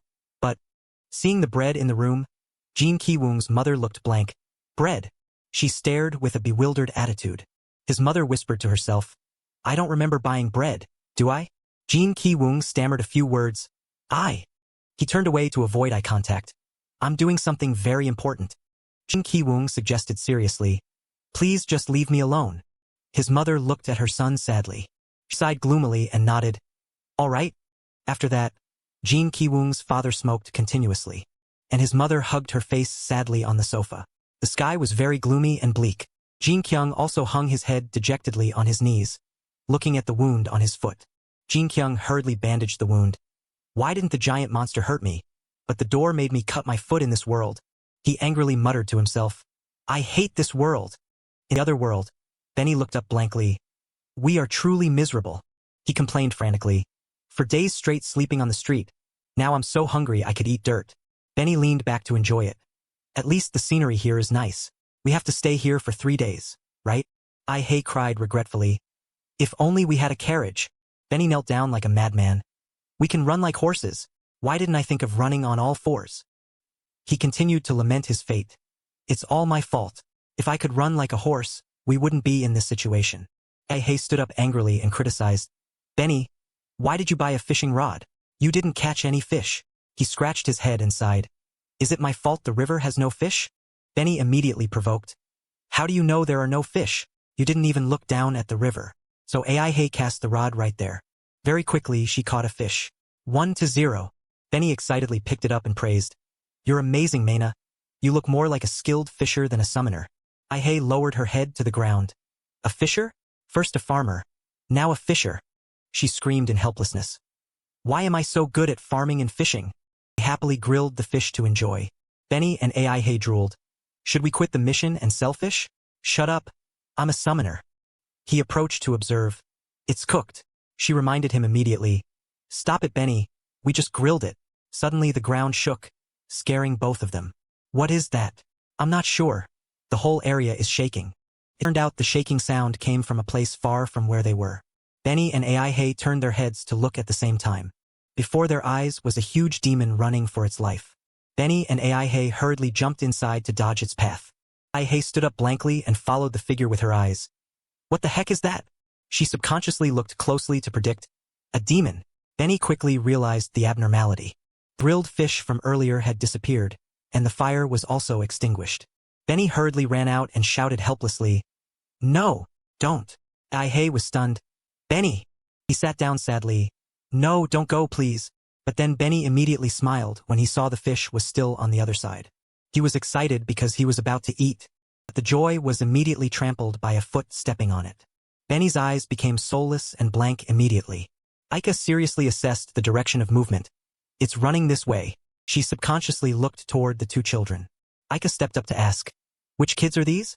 You shouldn't camp here. Aihi awkwardly scratched her head and recounted. Really? We are on our way to Jiria. The deputy rubbed his chin and thought, The port city? Then it's a full day's walk. Aika clicked her tongue. A full day? Guess there's no choice but to camp. She also carefully reminded them. But avoid this place. Demons often come down here to drink water. Aihi nodded repeatedly. I understand. She still couldn't help but wonder. But who are you? Before she could finish, a shout interrupted. Captain Aika, the scouts have cornered the beast. It will rush this way soon. Aika excitedly replied. Good. Tell them to get into position. After that, Aika happily shouted. Let the party begin. Yes. They left, leaving the girl staring in amazement. Aihi hurriedly turned to her friend. Benny, look! At this moment, Benny was kneeling by the river. He held his hands out in front of his face as if mourning something. Benny muttered to himself. I didn't expect to lose you so soon. The girl shouted tiredly. Stop it. I'll catch more later. Meanwhile, the demon kept running tirelessly on the vast land. It ran without feeling tired or exhausted. Deputy quickly asked, What do you think, Aika? Are we ready? Aika triumphantly drew her bow, narrowing her eyes to aim. Let me handle this one. After that, an arrow was fired toward the demon. It hit right in the eye. As expected, the demon veered off its path because it was hit. It ran wildly and then gradually collapsed to the ground. Aika did not hesitate, standing right in front of it to take the hit. She drew the weapon at her hip. Then Aika lunged forward with the weapon glowing in her hand. She skewered the demon with one quick strike. Aihi and Benny witnessed the scene in amazement. The demon's entire body was immediately split in two without any extra movement. Benny looked at the battle in horror. What was that, Mana? He whispered anxiously. Is that magic? Aihi doubted. Not sure, but it looks quite familiar. She said quietly, word by word. Her sword. Must be. The sky quickly turned to dusk, signaling the end of the day. Aihi politely declined. Thank you, you don't need to lead us back to camp. Aika smiled lightly and replied. You're welcome, she explained. We were established to protect everyone. This is our job. Benny looked up while eating. Aren't everyone protected by the kingdom soldiers? The deputy laughed loudly and explained. Kids are so naive. When Aika was in the north. Hey, shut up. Hearing this, Aihi was suspicious. The north. Aika turned and pointed in another direction. See those people? They've been here since last night. Those carpenters will leave after the cart is repaired. Aika sighed and confided. Everyone who stops by here has their own reasons, but they aren't protected by the kingdom soldiers even though demons are wreaking havoc. The deputy leaned forward. Is that really the reason? Aika angrily hit him and shouted. I told you not to talk anymore. Benny then turned to whisper to his teammate. Aina, they look trustworthy, don't they? He whispered into her ear. Why don't we ask a few people to join our mission? Aina asked awkwardly. It seems you used magic to defeat that demon. Aika replied without hesitation. It's the power of this dagger. The girl nodded. I understand. It's thanks to the gem embedded in it, right? Aika was startled and widened her eyes. How do you know about alchemy? Aina was caught off guard and stammered. I only know it contains mana. She chuckled. You know a lot. This is a tool that uses the mana in the gem to create a magical blade. Aika continued rambling. Even a wizard doesn't have enough mana to use it continuously. It takes a day to recharge. Benny asked suspiciously. Really? The deputy interrupted. We use it because it's quite convenient. Aika can take down demons with just a regular sword. Aika hit him annoyedly. Right? Stop talking about that. This guy. After that, Aina turned to look at her friend. Benny also nodded to understand her intent. Can any of you join us on this mission? The two Aika people froze. Then the deputy next to her cautiously opened his mouth. Ziria is only a day's journey away. Aina waved her hand to interrupt. No. The girl gathered all her courage. We must go to the north by the order of a very important person. We need the help of a powerful warrior. Aika's deputy stood up and sighed. Sorry, but your mother isn't that important. You and your friend are enough to do those chores. Benny laughed when he heard that, making the girl blush. Why are you laughing? Aina quickly regained her composure and pulled the letter from her chest. Aika's group immediately became serious. Sure enough, the words she spoke were enough to shake the space. In the name of the Kingdom of Gotha, we request everyone to join the expedition to the north and help with whatever you can. This is the will of His Highness, the King of Gotha. This is a royal order. Aika immediately stood up and looked closely. What?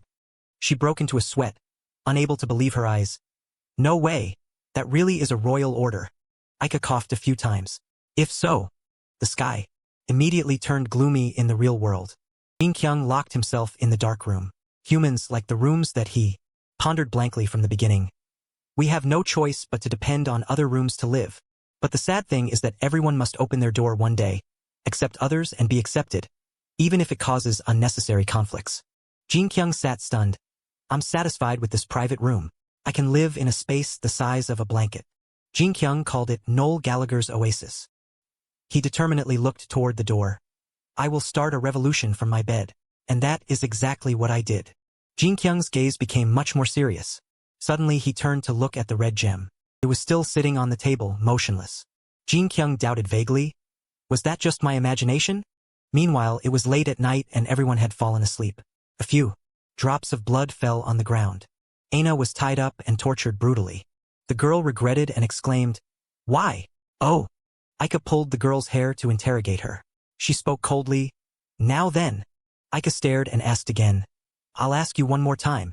Why are you heading north? Benny looked at his friend, trembling. Aina said painfully, word by word. We are looking for the reason why the demons are going crazy. I continued to kick the girl in the stomach. She angrily scolded. These bastards are stubborn. The deputy then pointed to the other side. Why not try asking that slave kid? Benny immediately shouted to clear his name. I don't know anything. What would a servant who only knows how to crawl on all fours like me know? So the deputy checked his hands immediately. He nodded. Really? Your hands are indeed calloused more than mine. Aika commented casually. This is also scary. She immediately lowered her head and smirked. If the king ordered like that, then you probably aren't ordinary. He continued to interrogate. Do you look down on our people? But the problem is, everyone in the kingdom, even the stray dogs, knows the king is a fool. Aika looked up at the sky and laughed loudly. No way that king cares about what happens in the north.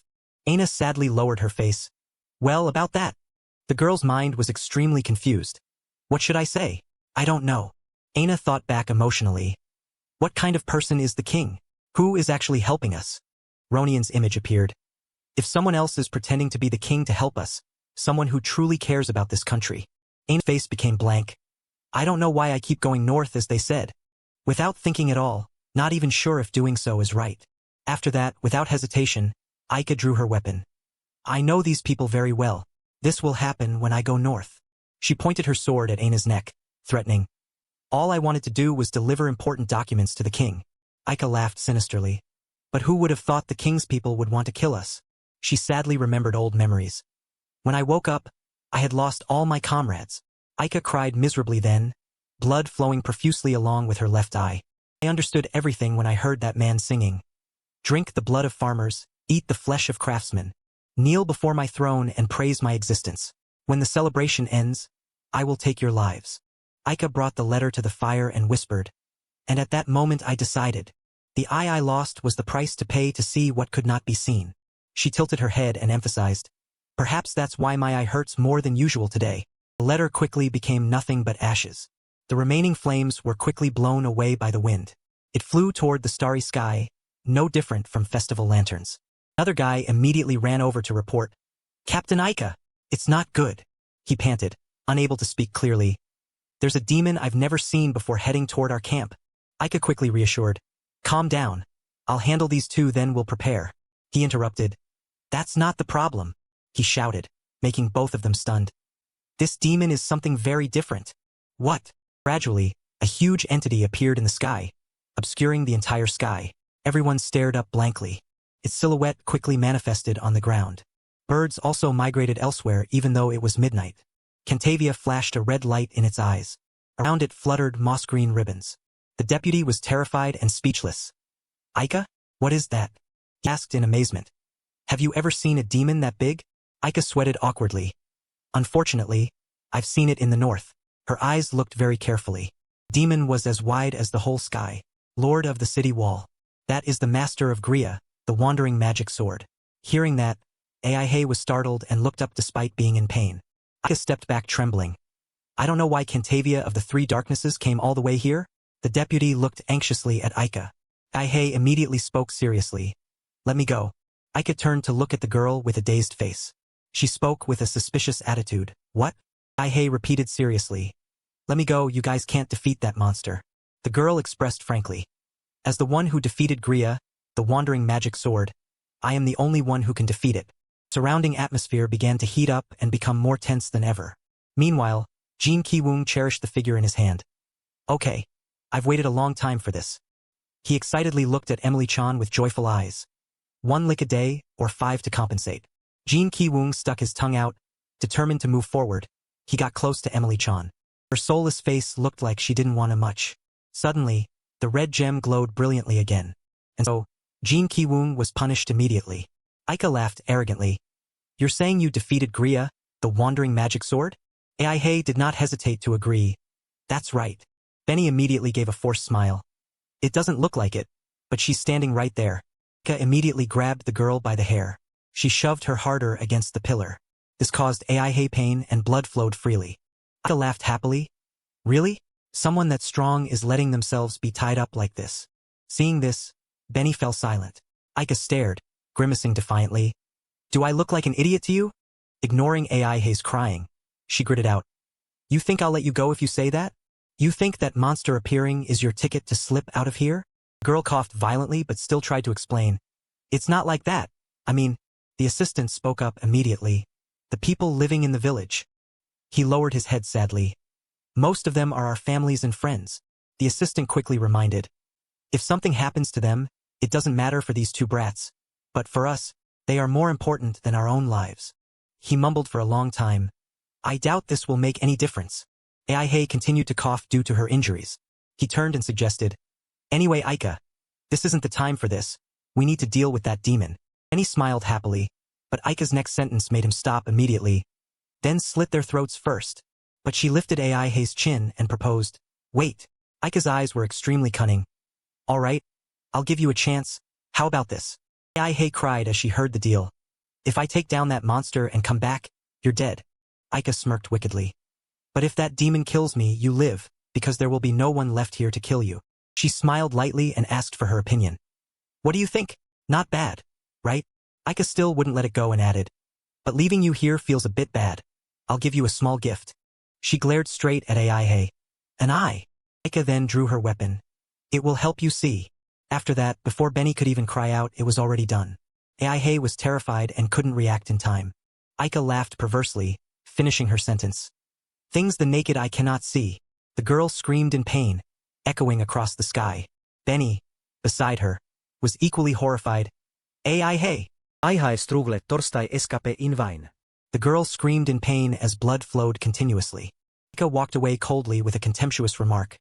Who would believe the one who killed Gria is this weak? The atmosphere became terrifyingly quiet again. Aihi was still suffering, making Benny worried. Aihi! He immediately shut his mouth and thought of a way.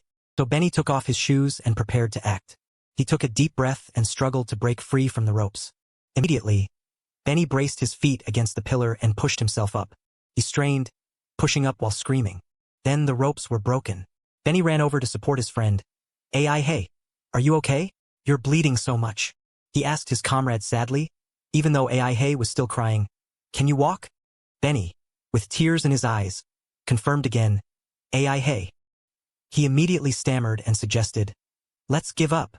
Aihi lowered her head but stopped crying. Benny, with teary eyes, reminded her. From the very beginning, this mission was impossible. We can't even fight off ordinary people. If they weren't mercenaries but bandits, we'd be done for. Ben supported his friend. Let's go back and report to His Highness that we failed. Or we can go somewhere and hide. Benny continued to ramble. They're too busy dealing with the demons to notice us. Maybe they'll think we died. He was immediately snapped back to reality by Aihi. Benny, the girl said listlessly in a whisper. Remember. Aihi mumbled the rest of the sentence. What did you say to me? A wild animal dreaming of living like poultry. The words she uttered made Benny embarrassed. Poultry jealous of wild animals. Aihi helplessly clutched her lost eye and jumped over the fence, paying the price for her freedom. The girl shouted in despair. This is just the price I have to pay for crossing the fence without preparing beforehand. Benny immediately stood up and shouted. Exactly. We're still not ready. Let's give up. Aihi didn't waver and replied calmly. But I am the only one who isn't ready. Benny, sad and extremely worried, could only listen. Aihi clutched her injured eye tightly and burst into tears. A soul as strong as Lord YouTuber answered my summoning. Because he was summoned by someone as weak as me. The more she spoke, the more she sobbed. We can't do anything. Benny gently reassured his friend. Aihi. He immediately stood up and promised. It's okay. Aihi, let's try our best. We don't have any money left, but I'll find a way. Aihi whispered, reaching her hand out in front of her. That demon came here because I killed Gria. The girl strained to raise her hand into the air. I can't let their loved ones die because of what I caused. Aihi was still determined to summon despite being seriously injured. What can someone who ignores this tragedy do in the north? The girl whispered to herself. If I don't become a summoner worthy of Lord YouTuber, then... A familiar blue light immediately shone down from the sky.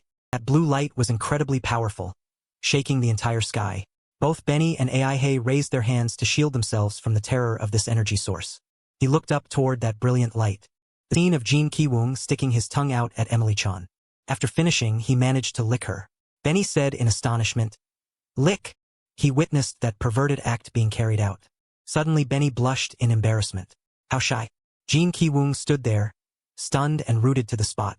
Emily immediately blew him away. By reflex, Jin Ki-woong flew far away and did a 360-degree flip. Emily shouted annoyedly, confronting him. Don't lick me anymore, you pervert. Jin Ki-woong was stunned, mouth agape, intending to make excuses. Emily-chan. He reached out his hand, begging. You misunderstood, Emily-chan. She glared angrily. Misunderstood what? My body is covered in your saliva. Jin Ki-woong continued to explain that it was the scent of happiness, but Emily shut him down and stepped back. Then she walked away, ignoring his desperate pleas. No, don't leave, Emily-chan. Jin Ki-woong stretched his body, reaching out, his face twisted as if straining. He gritted his teeth, watching that figure. Emily-chan. Very quickly, she left the pervert behind. Jin Ki-woong immediately cried out in grievance. He braced his hands on the ground, full of regret. I never knew there would be a time when it was my turn. He hung his head sadly. Why was I so careless? The character I love most became real. How could I forget? It's over. Goodbye, otaku friend. Benny quickly stepped closer. Lord YouTuber. Sorry for interrupting, but... He looked up innocently. Was I summoned? Slave number 1. Benny gave a forced smile and introduced himself as Benny.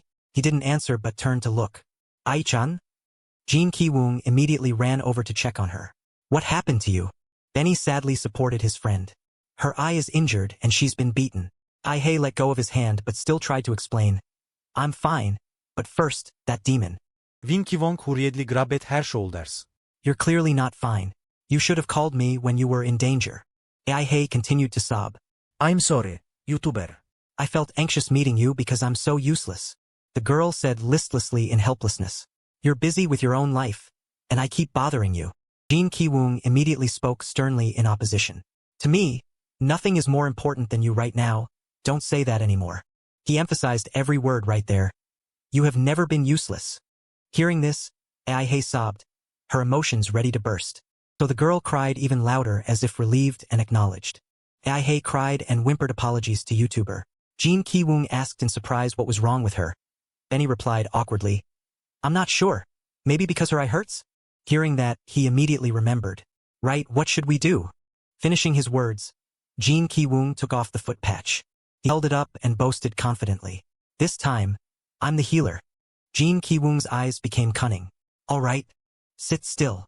Aihi stared closely and stopped crying. The patch immediately emitted a blue light, and there were even a few hairs inside. This made Aihi scream in fear. Jin Ki-woong immediately ordered. Slave, hold her down. Benny gritted out angrily. My name is Benny. After that, the patch was resting on the girl's eye. Very quickly, it healed the wound on Aihi's eye. Benny approached in astonishment to observe. Ms. Maina, your eye is healing. Jin Ki-woong boasted confidently and arrogantly. Healing and destruction are two sides of the same coin. This must be destiny. Aihi opened her eyes wide, looking around in confusion.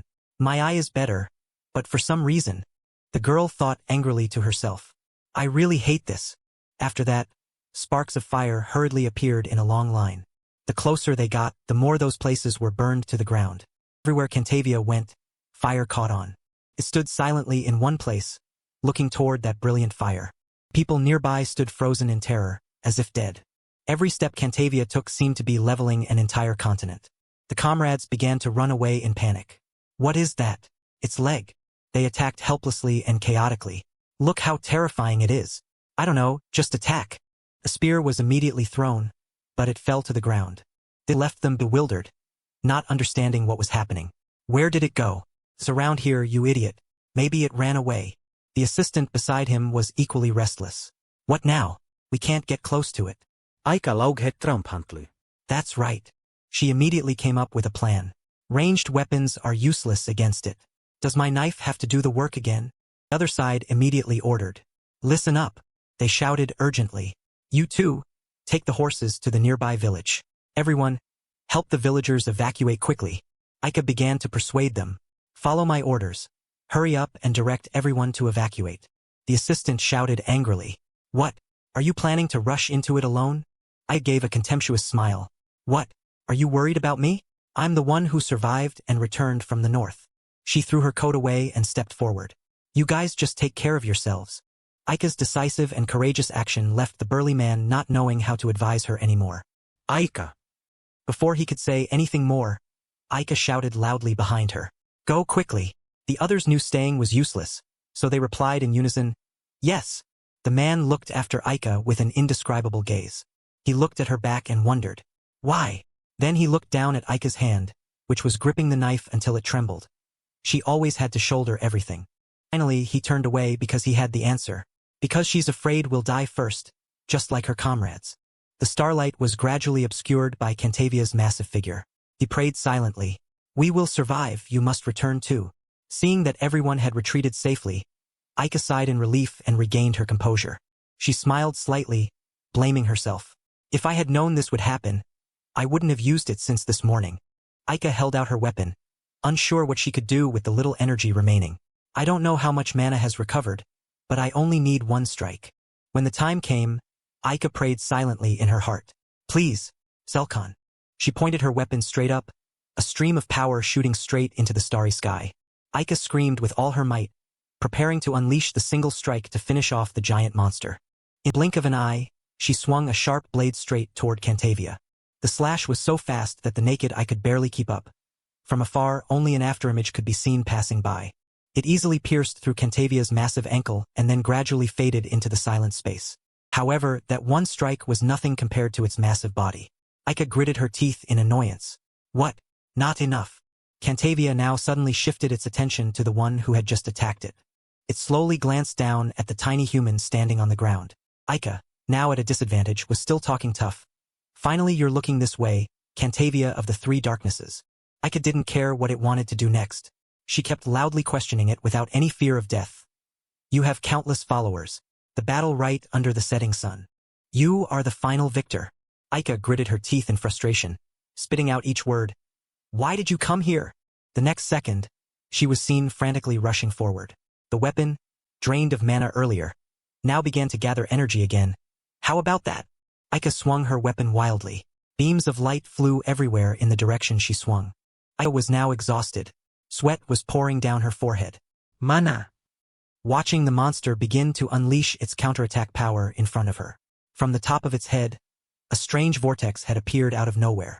Aika knew her current state was completely unable to directly finish off Cantavia. I need to buy more time. However, Aika seemed to have reached her limit. Her eyes watched it about to swing its blade down, accepting her fate. This must be the end for me. At the very moment it lifted its massive weapon high, preparing to swing a blow to crush the tiny ant on the ground. Suddenly, Aika heard someone calling out loudly from behind. Are we there yet? Where's the monster? Jin Ki-woong suddenly appeared, leaving her extremely astonished. Before she could answer Jin Ki-woong's question, he suddenly looked at Aika with an extremely surprised expression. His eyes fixed on the person in front of him, a stranger. The more he focused on Aika's current appearance, the more Jin Ki-woong foolishly blurted out the final thought. A female character, with an eye patch. In a critical situation like this, he still had the mood to compliment someone else's daughter. So cool. His enthusiastic expression at that moment was truly remarkable. What she noticed was Cantavia's blade about to send him to meet his ancestors. Amidst the pitch-black night, a strange light suddenly flashed from far away in the forest. Cantavia used the blade it had just pulled from some unknown space and slashed hard at the ground. Its destructive power seemed to want to split the earth in two. One could see that light beam shooting out in a straight line. Almost nothing could stop its attack power. Dust and smoke flew chaotically around Aika, making her cough uncontrollably. Gradually regaining her composure, Aika realized something was not right. Aika immediately looked around to assess the situation right then. After confirming she had absolutely no injuries after the terrifying attack from the monster Cantavia, she bewilderedly tried to ask herself, why am I still? However, the moment Aika looked up at the sky, she suddenly saw a rather familiar figure. Jin Ki-woong had appeared like a god earlier, only to be hit by Cantavia and sent flying straight into the sky. He seemed to have been knocked unconscious, letting himself fall freely, preparing for the trip to the afterlife. Jin Ki-woong just fell straight down like that. And then he successfully landed headfirst before Aika's eyes. She froze in place. What? No way. Aika looked at the person who suddenly appeared before her. He fell from such a height, yet his body was still intact. The thing that surprised her most was what Jin Ki-woong had just done. He had just taken a full hit from Cantavia. Suddenly, two more people rushed over. The little girl among them was extremely worried and kept calling his name. Lord YouTuber. Aika looked closely and realized the other person was Aihi. The moment she saw the girl, Aika immediately widened her eyes in extreme surprise. She did not expect Aihi to appear here. What? Why are you? The girl then saw Aika. Aihi was equally surprised. Ms. Aika. However, the girl hurriedly rattled off. There is no time to explain. I understand you don't believe me, but Aihi briefly outlined her plan. We will deal with that monster first. However, what Aika cared about was something else. That's not it. Clearly your eye was... But before she could finish, someone loudly interrupted with even more shocking information, enough to make the whole group gasp in surprise. Ms. Aika, I think Lord YouTuber is down. Benny even clasped his hands together with teary eyes. He was a very good soul when he was alive.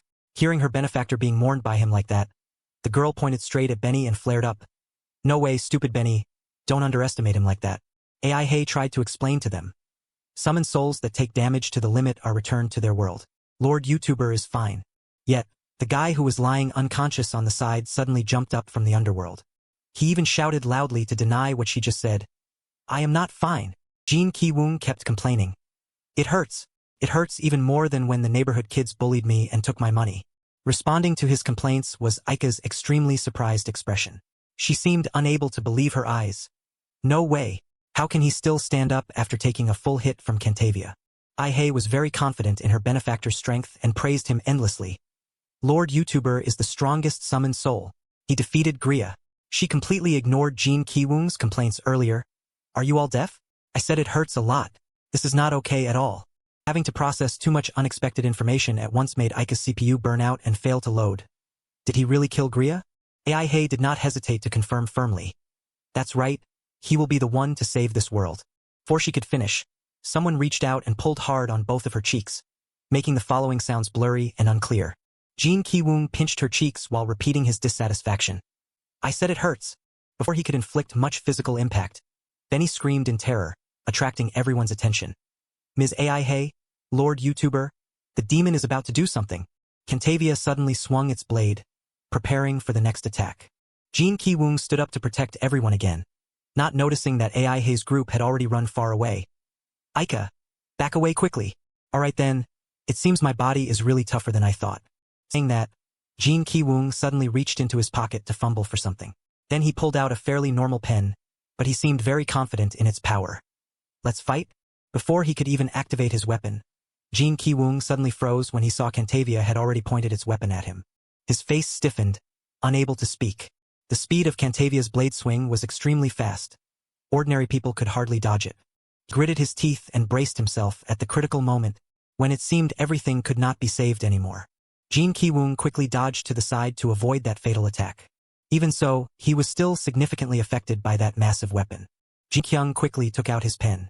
This time he had prepared in advance, an item he always carried with him. With just a simple movement, the tip of that compact weapon was opened. A brilliant red light beam immediately shot out, rushing straight toward Cantavia. This was a laser pen. Right after Jin Kyung shouted, a monochromatic light beam immediately pierced through Cantavia. It was so powerful that it could shoot hundreds of miles, piercing through the entire sky of the fantasy world, crossing the endless brilliant galaxy, reaching a distant planet and causing it to explode instantly. The explosion was so big that even though he was on the fantasy planet, Benny could still see it. However, that light beam quickly disappeared, making him wonder, what kind of magic is that? I clearly saw something. Returning to the battle, when Jin Kyung turned on the light, Cantavia screamed violently, but still managed to counterattack its opponent. This wound made Jin Kyung have to admit, it hurts. It really hurts me a lot. Even so, what made him frown uncomfortably and mutter was, not only that, Cantavia only had a light scratch in a non-vital spot, making him surprised. I didn't expect it to dodge that hit. Jin Kyung fell into danger because the laser pen ran out of battery. He cursed while rummaging through his pocket. Damn it, I was too careless. After that, he annoyedly pulled out his father's lighter as a backup weapon, regretting not bringing batteries. But Jin Kyung did not give up. He tried to reassure himself, no, there must be something better. But right at this moment, he suddenly widened his eyes in surprise, because Cantavia had taken advantage of his lack of vigilance to rush in and attack. He was suddenly forced to use the lighter in his hand and shouted, damn it! Even so, the flame was too small. How could it confront the massive sword? So Jin Kyung was immediately crushed by the sword tip. When everything seemed to be over, then in a hidden corner, he was turning the gas up to the max, using all his strength to hold up the sword tip, trying his best not to collapse. Along with his shout, the flame suddenly became powerful like a giant fire sword, blocking the attack. Finally, it created an explosion that knocked Cantavia's sword away, making it unable to believe what was happening for a moment. Taking advantage of its distraction, Jin Kyung gripped the fire sword and shouted, this time you cannot dodge. In the blink of an eye, his sword became larger than Cantavia. Seeing the opportunity had come, Jin Kyung immediately swung the fire sword at the opponent. Even Cantavia had to be amazed at the flaming weapon in front of it. But after a moment of hesitation, it immediately stood on tiptoe. It used the momentum to gently tilt its body and escape the attack. After that, it even slashed the fire sword apart, making it disappear, leaving only a few small sparks. The scene left Jin Kyung stunned. He widened his eyes, unable to believe what he had just seen. But in battle, no one waits for you. Cantavia quickly attacked when it saw the opponent's weapon disappear. Jin Kyung also quickly flicked the lighter to prepare to fight on. Damn it! However, while the opponent was closing in bit by bit, Jin Kyung fell into a state of terror because the lighter still refused to ignite. Now he could only stand rooted to the spot, waiting for Cantavia's blade to rush toward him. Not letting him escape in time, the blade collided straight into him, then knocked him flying a very long distance, a stone skipping on water. While Cantavia had almost secured victory in its hand, then Aika suddenly discovered something. Cantavia, thinking it had destroyed the opponent, suddenly angrily gripped the sword and raised it high. It put all its strength into slashing at the nearby mountain, causing rocks and dirt to fly everywhere, simultaneously causing Aihi's group nearby to be caught in the crossfire. Even so, Cantavia still did not stop, continuously slashed at that position. Finally, it took a deep breath, putting all its strength into the final slash. Right at that moment, the ground suddenly shook violently. Right after that, the ground also cracked open. At this moment, Aihi's group called each other to run away. Aika fearfully warned, standing here means we'll all die. But Aihi still stood still, making Aika panic. Hey kid, get out of the way. But the girl did not hear because she was busy paying attention to the battle. Lord YouTuber. The blink of an eye, the girl saw something and recklessly rushed forward. Something is not right. After the earthquake, dust and smoke were thick. In the dense smoke, Jin Kyung's coughing was heard. He was still alive and crawling out of the crack. Before he could get out of there, he was exhausted and lay panting on the ground. A long while later, Jin Kyung finally had enough strength to complain. What is going on here? Looking at the smoke-filled sky, he sighed. Even if I can't die, dying might be more comfortable than this pain. He doubted. What am I doing here? Trying for something that doesn't help at all. Right then, there was a call. Lord YouTuber. It was Aihi. The girl ignored her teammates trying to stop her and climbed down the cliff. Hey, it's dangerous. Ms. Mina. Just arriving? The girl asked. Are you okay?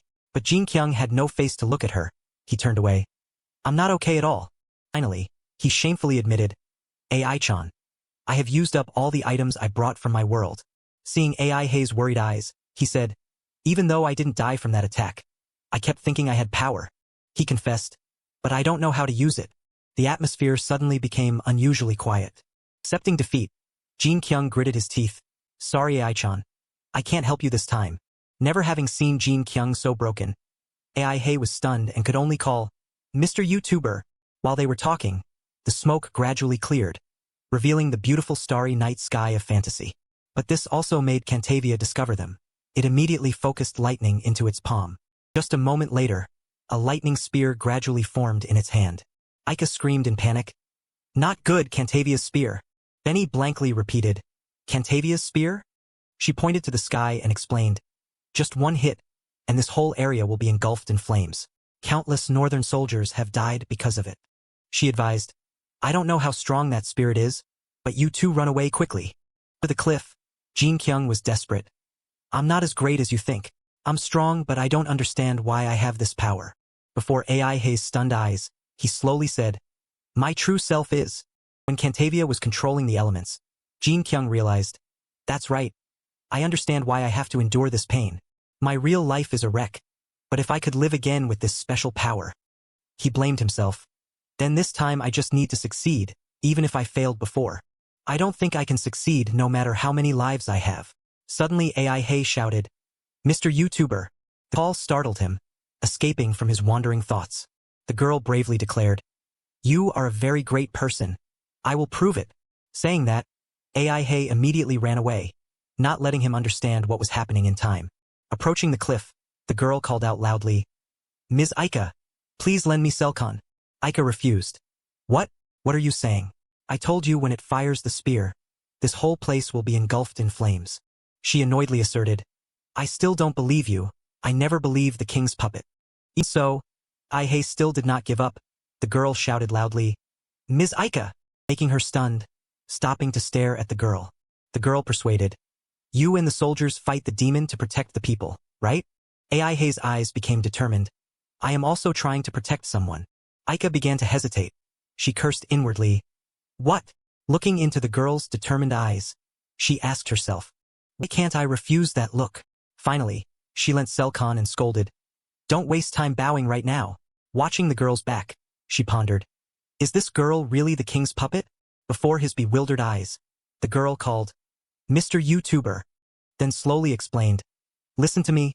Spirits don't just use mana through items from their world. Before his surprise, the girl said, normally, they can control mana from their own world. Aika stood on the cliff and angrily shouted, why are you still teaching him now? Cantavia is about to fire the spear. She pointed at Cantavia, which was raising the flaming spear high. It's activating magic. Regardless of the danger, Aihi continued, to use magic, you need a catalyst and imaginative focus to shape it.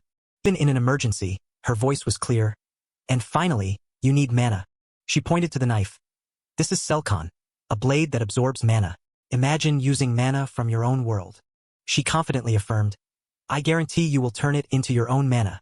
When Jin Kyung woke up, Cantavia did not stand still. The spear was complete. It did not hesitate to grip the flaming spear and rush toward him. But that light also illuminated Jin Kyung, urging the passion long buried within him.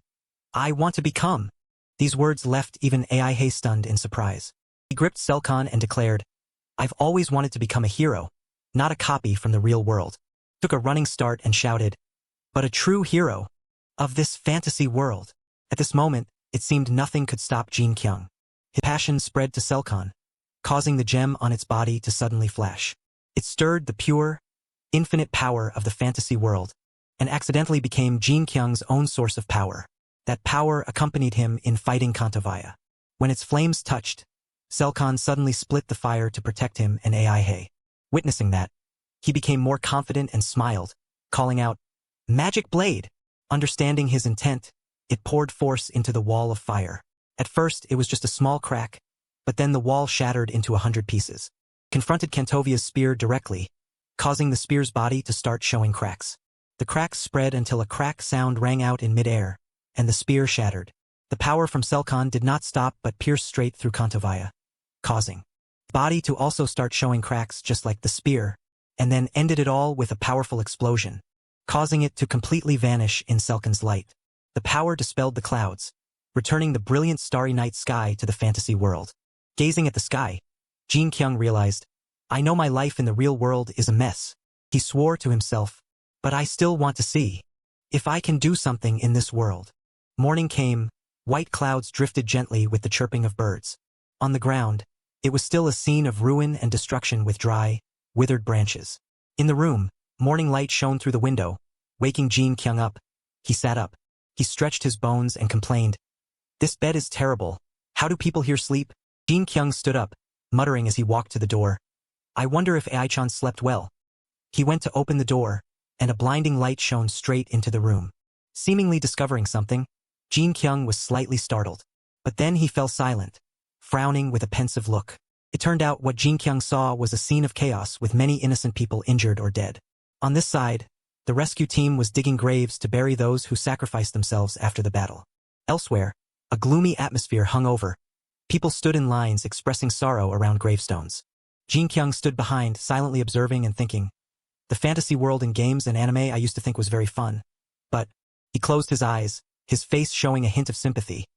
"When I think back, it really isn't like that. Every time monsters attack, countless people fall." Then Jin Kyung cut off his train of thought and exclaimed, "A world without internet is truly terrifying." Suddenly Aika's voice spoke up, pulling Jin Kyung from his unfinished thoughts. "Sorry about last night." She hesitated to tell the truth while Aihi was still blank. "I admit the girl is trustworthy. But first," before Aihi's attentive expression, Aika continued, "You don't know what the king is planning. He is using you." Jin Kyung leaned his arms on the railing to listen. "I know you're worried, Aika, but last night I realized many things. I want to see for myself what's happening in the north." Aika frowned upon hearing this, glancing at the girl in surprise. Aihi's face became serious. "Once I've done that, I believe what I'm doing is right." Those words actually left Aika stunned, unable to speak. A few minutes later, she regained her composure and hesitated. "Right? There is nothing more dangerous than those two words, right?" The sky was still blue with white clouds. Far away on the hillside, 5 figures were standing and talking. At this moment, Aika handed Aihi a small cloth bag and instructed, "It's not much, but use it for the trip." The tall guy standing next to Aika laughed awkwardly. "Our gear burned up when fighting the demons." Aika sneered, "Sorry about the royal order." Then Aihi smiled and replied, "Thank you, we will use it sparingly."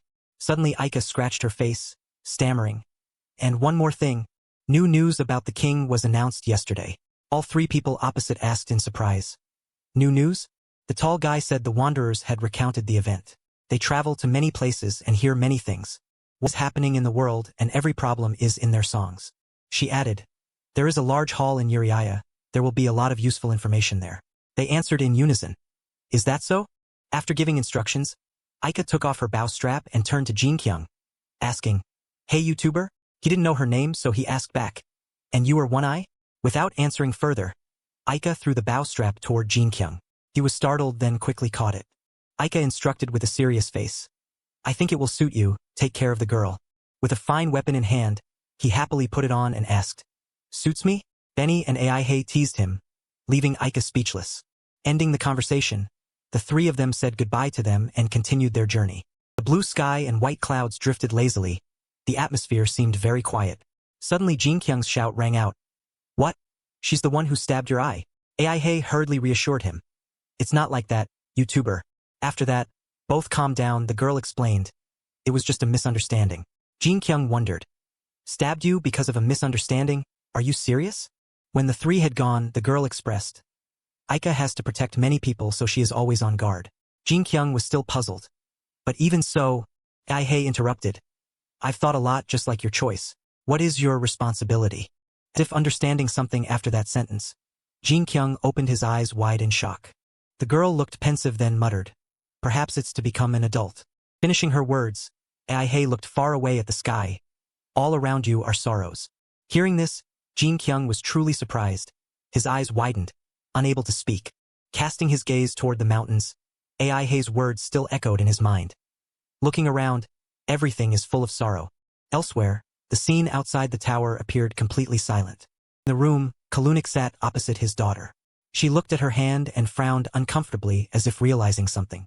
He, meanwhile, wore an expression of astonishment. His mouth agape, unable to speak. Elsewhere, from above, fog could be seen covering everything. Entering deep inside, Rikian smiled excitedly and asked Kalunik, I am very honored to be summoned by you. How can I help you? He got straight to the point. Gotha is in trouble, right? Rikian continued. I understand. What do you want to discuss with me?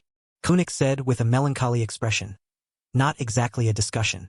This morning my daughter said something very interesting. Rikian paused while holding his teacup. Kalunik continued. A summoner and her group defeated Griya and are heading north. After that statement, Rikian could no longer remain calm. He set his teacup down. His face revealed panic as he asked back. What? Does that mean the rumor I heard this morning is true? Kalunik was startled and wondered. Rumor? He recounted. Yes, I heard wanderers talking about a very strange event. Rikian associated it with the blue light under the tower. They said Cantavia had appeared but was destroyed by someone. Suddenly the atmosphere between the two became silent after that statement. Then Kalunik gently set his teacup down and exclaimed. Very well, we may have been deceived by those fools. He took a sip of tea and worried. If someone that strong has really appeared, it is truly worrisome. Rikian was pensive. They are passing through Jiria to head north. That is a port city. We need someone to go and warn them. Suddenly Kalunik's expression became serious. His brows furrowed as if realizing something. Scene change. Sunset gradually fell over the mountain peak. A large man spoke up. Who knows what will happen to them? In a small base in the middle of the forest, for people sat around a lamp. He announced, we have a big opportunity from the guild. The man's expression became serious. Idiots, how long do you intend to live on a few pennies? We need a noble sponsor. Turned to Kinner. You are always right, what are we lacking? Kinner coughed. I admit this is very wonderful. Then he turned to Eric and exclaimed, Eric, your technique is truly superb. Finally, attention stopped on Lua. He hesitated and spoke, and Lua. Suddenly the eyes of all three turned toward him. The atmosphere became completely silent. A few minutes later he laughed teasingly. Very pretty. The compliment made Lua flustered and shout. I said I hate that. He was angry until his face turned red, but the man calmly held out a paper. Calm down, look at this. The paper was a portrait of Jin Ki-woong and Aihi. He said, these two are very evil, they are about to arrive in Jiria. He was smug. Who are they? They are our performance in Jiria. Kinner chimed in, that's right, this job is big. Then he pulled out something that made a clinking sound. His expression became terrifyingly serious. We must deal with them for the sake of this country. Those words made the other three astonished. Eric wondered, don't tell me. Murder? He did not answer but threw a money bag onto the table to the group's shock. Looking at the money bag, he said slowly, this is a very large sum of money. With an unchanging face, he continued, not murder. This is a mission of national importance. A tense atmosphere enveloped them. Do you want to sing on the streets forever? What do they gossip about when we sing about the decadent king? We sing about our own lives, what else is there to fear? Seeing no one answer yet, he asked eagerly. So, is anyone joining? The money bag lay snugly in the palm of his hand.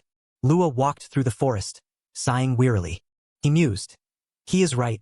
This is an opportunity for me to perform in a large mansion. I am sick of poverty. Just then, a sharp pain in his leg made Lua stop. His mother scolded. Where have you been until now? I told you not to waste time on singing anymore. He almost blew up. Come on, Mom. But she continued. I don't dare look the villagers in the face because you keep singing on the streets. She gritted her teeth and said, you go beg them for money? Aren't you embarrassed in front of your younger siblings? Despite Lua welling up with tears, she still criticized. Han at the end of the road is already a blacksmith. Everyone is making progress. Finally, he shouted in frustration. What do you understand, Mom? Then he slammed the door in her face. She yelled for him to come back, but he was determined to run away. I hate you, Mom. Lua kept motivating himself. I will succeed. I must succeed. This time he was determined to return to the village with pride. Before long, the early morning sun filtered through the leaves. Aihi said as she walked. Crossing this forest will lead to the sea. Jin Ki-woong asked worriedly. Are you okay? She stopped to wipe her sweat. Yes, and you? He realized his body had started to know how to use magic power. Then he sat down on a rock. Lord YouTuber, why do we have to go across the sea? Have you ever seen the sea? Jin Ki-woong looked at the two of them in surprise. You haven't seen it? Aihi too? Seeing both nod, Benny said excitedly. The sea has a lot of water, so much that the eyes cannot see it all. The other nodded. That's what TV and the internet say, but I've never been to the sea. Finally, the three of them successfully climbed to the top of the hill. Aihi froze because her eyes were opened. So this is the sea. Jin Ki-woong was also full of amazement. Before him was the majestic scene of blue clouds and mountains. Pure white clouds stretched out without end. Casting his gaze into the distance was a painting combining hills and a magical sea surface. Aihi thought the water connected to the horizon. Benny was studying whether a boat could float. Peeking out from behind high rocks were white birds adorning the scenery. The group of three began to walk and explore the wonder here.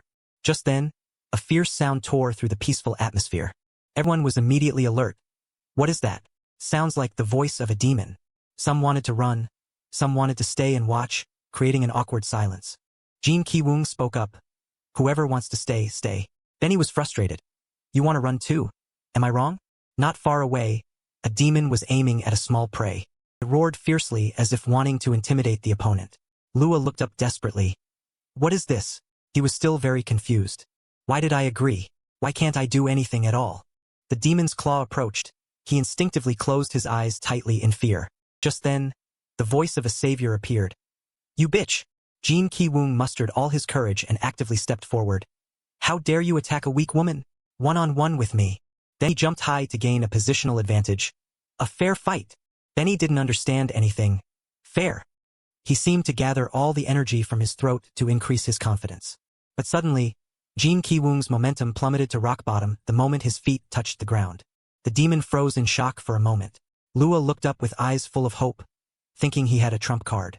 The other two companions were speechless, staring blankly at their brother. He fumbled around behind him in confusion. Wait! Finally, Ai-chan couldn't just watch anymore. I told you you're too short to reach it. Jin Ki-woong tried to play for time. Wait a second. But the demon was sharp. Time's up. It quickly used light speed to suck him to the other side of the ocean. His whole body shot straight into the rocky mountain like a meteorite landing. The atmosphere continued to freeze everything in this moment. Lua couldn't control his twitching mouth in confusion. Who is that loser? While Lua was still recovering, Ai-chan shouted, Hey! Run away! As he turned to run toward them, she continued to call out, Lord YouTuber! Facing the embarrassed and surprised expressions of Ai-chan's group, Jin Ki-woong slowly said, Death! You are the one darker than death itself. Use your powerful scythe to punish that stupid creature and make it sink into eternal sleep. Just as he finished speaking, a beam shot straight at the monster at terrifying speed. The whole space went silent for a moment. All three people, except Jin Ki-woong, simultaneously gaped in shock. The monster stood still there for a moment. Crisp and decisive sounds rang out along with cracks on its body. Gradually, golden rays of light burst out from within its pitch-black body. The upper part of the monster's body exploded into fragments. The shattered shell just drifted away in the wind. Lua was dazed for a long time before suddenly snapping awake. He hurriedly turned back with the thought, Those people are. Jin Ki-woong walked over to Benny, rested his knee, and said to the girl sitting with her ears covered, It's over, Ai-chan. Lua recognized those two. They were the people on the paper. His thoughts quickly rang with alarm bells. Dangerous people. Meanwhile, Jin Ki-woong had walked over, struck a princely pose, tossed his silky black hair, and asked, Are you hurt? He paused for a moment and finished his flirtatious line. Beautiful flower. This appearance couldn't make Lua wary. He doesn't look dangerous. She smiled and replied, I'm fine, thanks to you. But at this point, Lua hesitated slightly. Then why? Everyone understood and stopped talking. Ai-chan and Benny stood frozen, looking in one direction. Even Jin Ki-woong opened his eyes wide in disbelief. Lua found the atmosphere strange, so he asked cautiously, Is something wrong? Jin Ki-woong tilted his head for a long time before finding his ability to speak. Why is your voice? He had to twist his tongue 7 times before he could make the assessment. So deep. Lua didn't understand, instinctively putting his hand behind his head, quite confused. For a guy, it's not that deep. Ladies and gentlemen, the scene on the screen is not a still image. As the group set off, Jin Ki-woong took the opportunity to clarify Lua's identity. So you're a bard? Lua answered very decisively. That's right. The first time everyone arrived in Jiria, Ai-chan casually chimed in. Yeah, we have some business here. Lua tilted his head and suggested. If you don't have a place to stay, would you like to drop by our bard troops place? He didn't hide his purpose. I want to repay my saviors. Ai-chan happily agreed on behalf of the other two. Really? Thank you so much. Saying that, she happily turned to Jin Ki-woong. Lord YouTuber, we have a place to stay. When Lua and Ai-chan looked at him expectantly, Jin Ki-woong glared helplessly. In the end, he had to let out a long sigh, leaving the two speechless. Jin Ki-woong put his hands in his pockets and continued to wonder, why is your hair so long? Lua touched his voluminous hair and answered honestly, my hair? I'm sorry. The troop told me to grow it out. Seeing Jin Ki-woong gritting his teeth, Lua cried without tears, repeating continuously, I'm sorry, I'm a boy. Jin Ki-woong calmly looked at the distant sky. It's okay. His next sentence was as light as a breeze, but contained a compromise. I was just saying. Jin Ki-woong continued to roll his eyes and comment, who cares if they are a boy or a girl? At this point, he revealed his true nature. They just need to be hot. That's all. These words made Benny blush beet red. Ai-chan didn't understand anything, and Lua's face turned even darker. Jin Ki-woong ignored their annoyed expressions, led the way, and urged, let's go. Lua clenched his fists with a heart crying out to the heavens. They are dangerous, he emphasized with all the strength he had. Really dangerous. Lua dejectedly affirmed without a moment's hesitation. All of them are dangerous. The sunset slowly descended. The last light of the day stretched out, dyeing the space gold. Jin Ki-woong was slightly surprised and let out an, oh, is this where the bard troop lives? I like this view, it's so spacious. Lua firmly spoke up.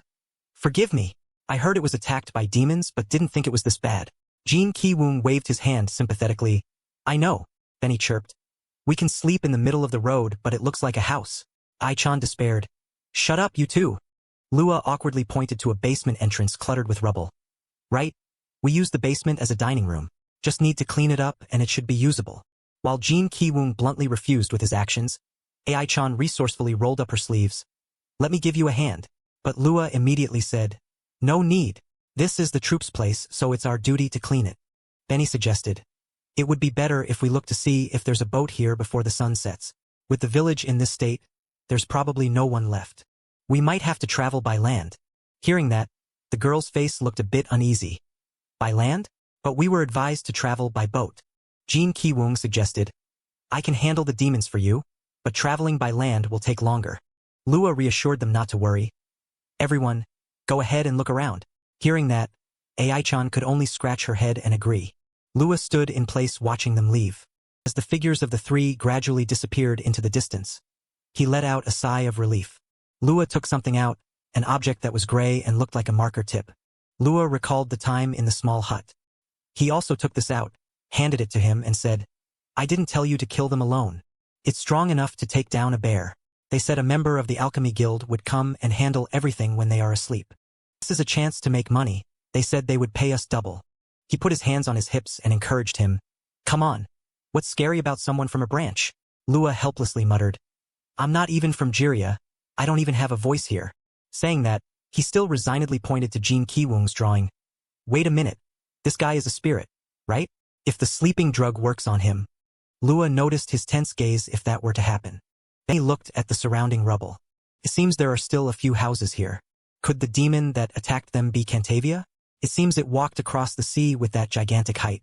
Ai-chan rested her chin on her hand, deep in thought, a sentence that caught Jin Ki-woong's attention. Good. Demons have never attacked from underwater. I heard Jiria was named after the sea goddess Ea, so the water here is protected by her power.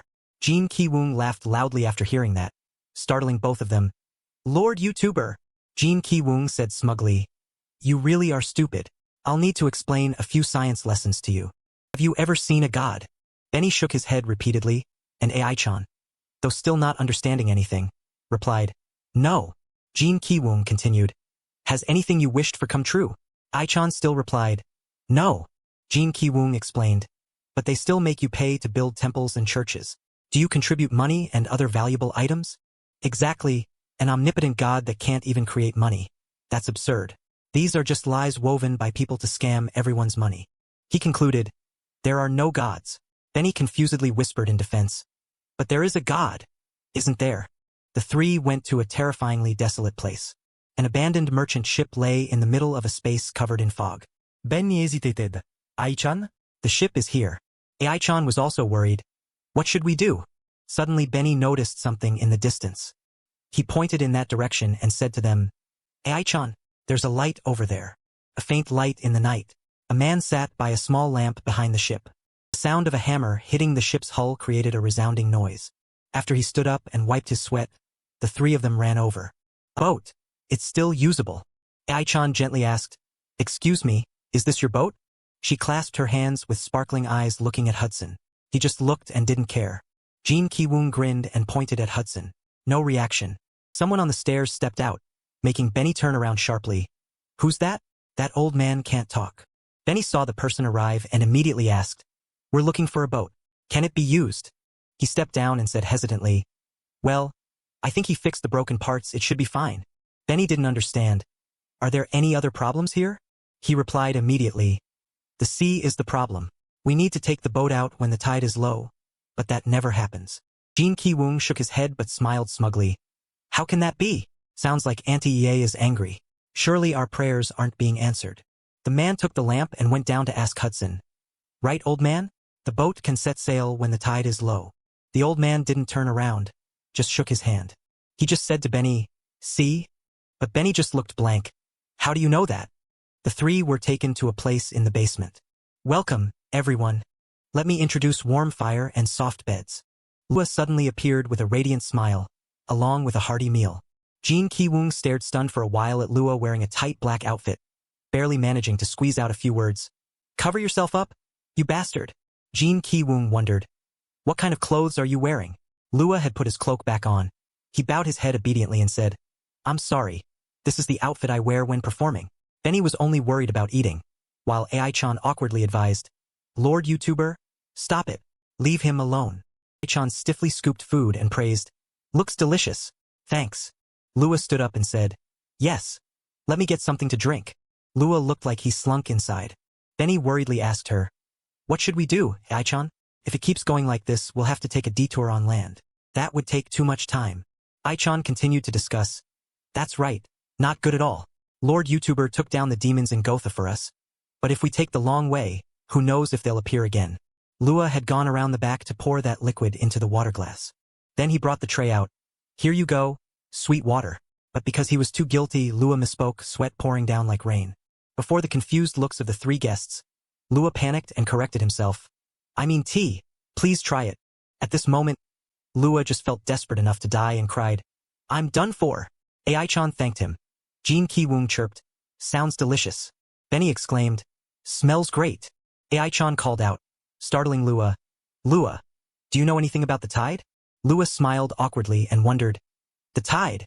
Ai-chan didn't pay attention to his strange expression, just worriedly said, "That's right. I heard Ye, the sea goddess, isn't opening the path to the sea. We need to take the boat out to sea, but the tide is too high." Lua rested his chin on his hand, deep in thought. "Now that you mention it, there's a legend related to Ea and the bards." Ai-chan wondered, "A legend?" Lua answered honestly, "It's about a stunningly beautiful goddess with golden hair. Yes, that's also why the singing hall was built in Jiria. The sea goddess once stood on the side of the demons. That's because demons can sing beautiful songs to seduce humans. Someone discovered that the goddess loves singing. The bard troupe created the most wonderful song in this world, and offered it to the goddess in exchange for her protection. So the tide always rises at night to protect everyone from demons, and lowers during the day for fishermen to set sail." Ai-chan became more and more interested as she listened. Jin Ki-woong rested his hands behind his head and said distractedly, Ai-chan, this isn't the time to be overwhelmed by ancient legends. He doesn't have any useful information. He doesn't know how to make the tide lower." Lua raised a finger to guide. "But I heard Ye chooses the person with the most beautiful singing voice." If that person offers a song to EA, surely the goddess will reach out to help. Jin Ki-woong smirked with a rather sarcastic tone. But you aren't that person. Lua's face looked like an unripe durian. He continued with tears streaming down. You're right. Then he smiled awkwardly on the side. Ai-chan panicked. Lord YouTuber? What's wrong with you? Jin Ki-woong pouted. He annoys me. And Lua gradually collapsed, having accidentally told them everything in a moment of slip-up. But now, the glass of water that Lua drugged still hadn't lost a drop. He thought to himself, they still haven't drunk that water. Jin Ki-woong slammed the table, startling him. He said bluntly, to be honest, I don't care about superstitions at all. What I want to know is... Facing Lua's bloodless face, Jin Ki-woong held the glass of water as if implying something and continued. What kind of trick are you planning? Chapter 12. Night had fallen. The high-rise buildings were also plunged into silence. In the house where the lights were still on, Jin Ki-woong's parents sat silently, neither saying a word to the other. Suddenly, Jin Ki-woong's father spoke up first with a grimacing expression. Hey, how has he been lately? Jin Ki-woong's mother, who was peeling fruit, was slightly startled upon hearing that. He continued to ask about his son. Is he eating well? Jin Ki-woong's mother bowed her head without speaking, but her expression was a bit sad. He recounted what he had seen in Jin Ki-woong's room. Last time I went into his room, I saw bread. He recounted what he had seen in Jin Ki-woong's room. Last time I went into his room, I saw bread. Seeing Jin Ki-woong's mother not answer, he frowned and observed her reaction. Only then did she hesitantly reply, I didn't buy it for him, so I don't know how. Maybe he ordered it himself, or went outside. Jin Ki-woong's father asserted firmly. I'm sure you bought it and forgot. You said the boy fainted after receiving the goods. Right. After that, he sat comfortably with his legs crossed and added, That's enough. Don't worry about him anymore. He won't starve to death. Hearing that, Jin Ki-woong's mother was a bit surprised. Her eyes widened, but she couldn't speak. Jin Ki-woong's father pondered for a long time before continuing. If he were brave enough to die like that, he wouldn't have behaved this way from the start. Hearing those words, sadness appeared clearly on Jin Ki-woong's mother's face. At this moment, Jin Ki-woong was lost in thought. I don't know what to do anymore. He looked helplessly at his room door. Seeing it made him feel truly uncomfortable. The image of that door occupied his mind, as if nothing else existed outside of it. A truly useless feeling. That made Jin Ki-woong remember the words he once said when his mother entered the room. Leave me alone. Jin Ki-woong's mother was melancholy, silently looking at the fruit plate she was peeling. Halfway, both sank into silence. The atmosphere was extremely heavy. Jin Ki-woong was again cluttered with thoughts, not knowing how to feel, only wishing that. In the middle of the quiet night covered by dark clouds, he pessimistically continued his train of thought. I could disappear.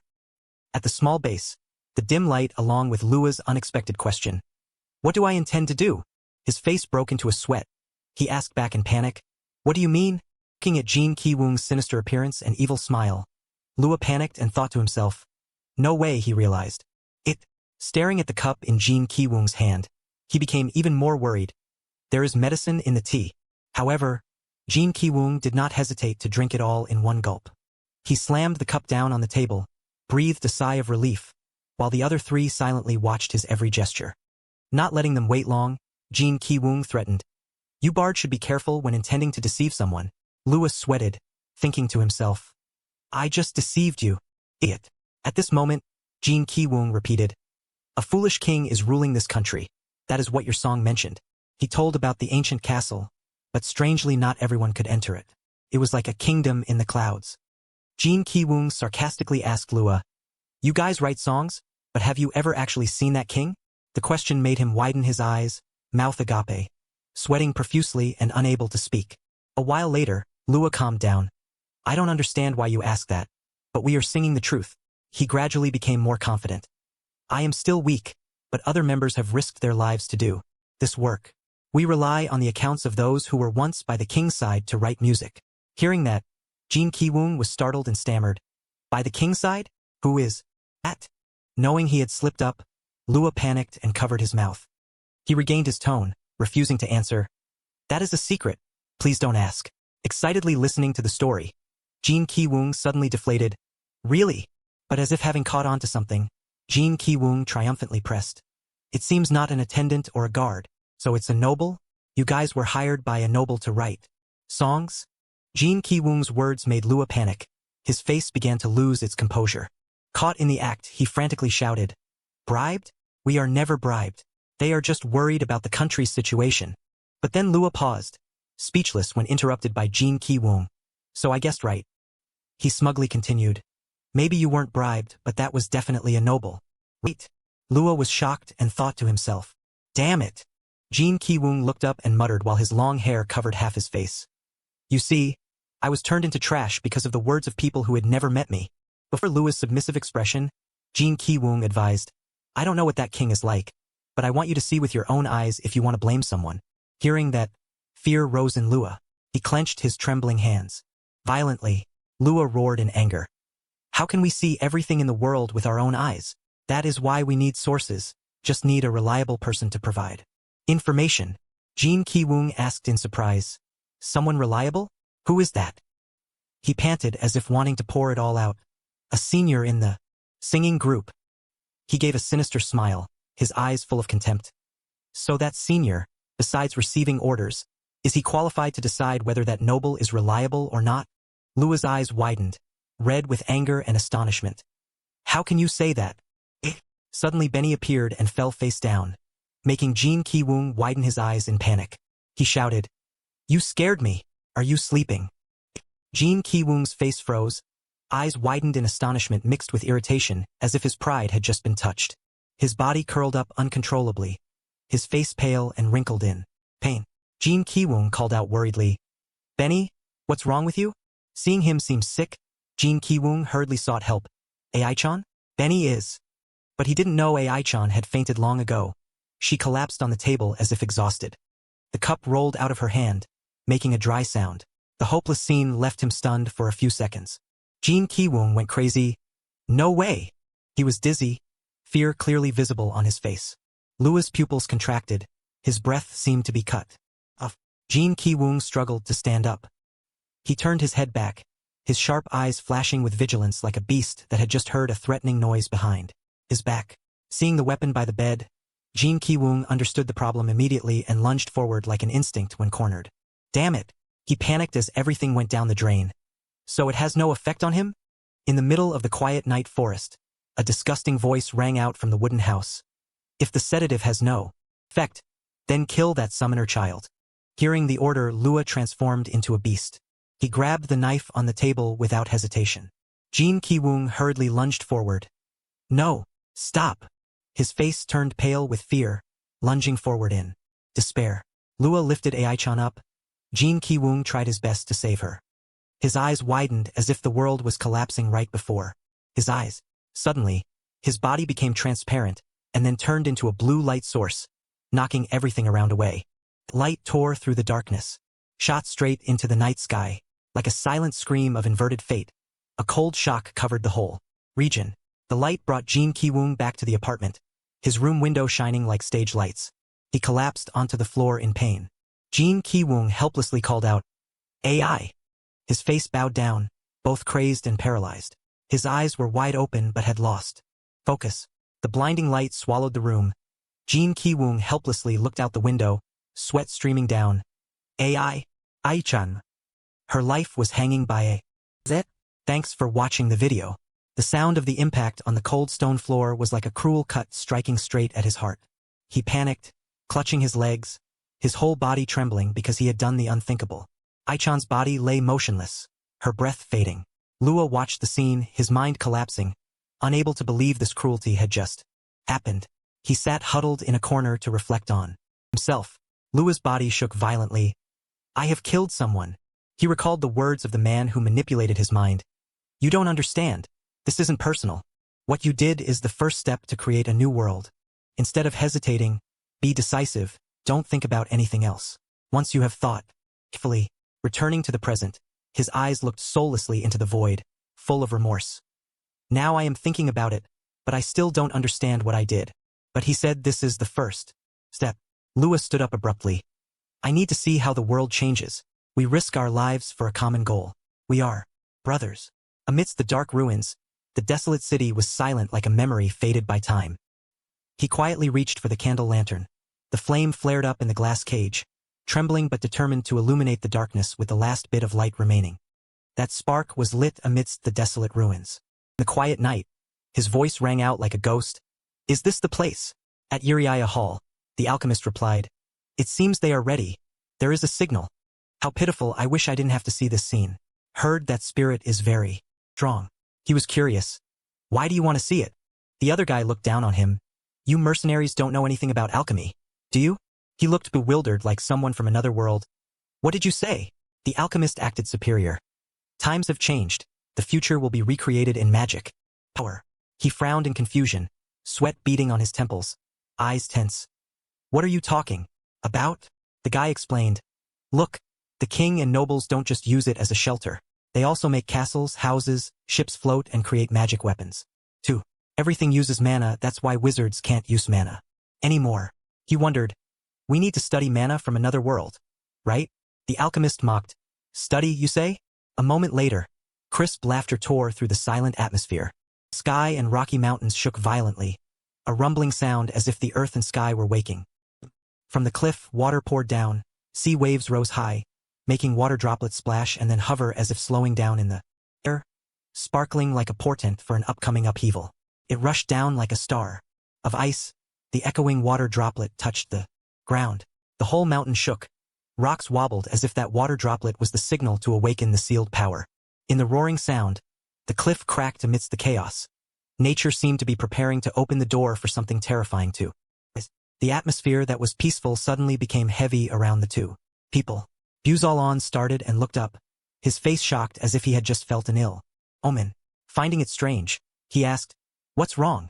The old man just waved his hand in refusal. He gave a respectful compliment.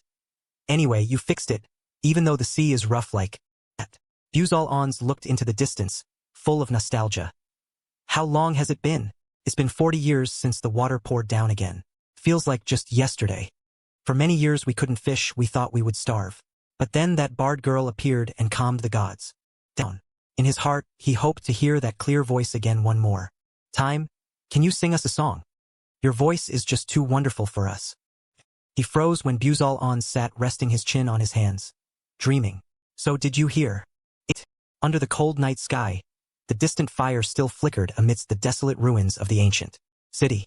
In the dark room, he nodded slightly. Well done. So you are Lua, right? Lua replied seriously. Yes.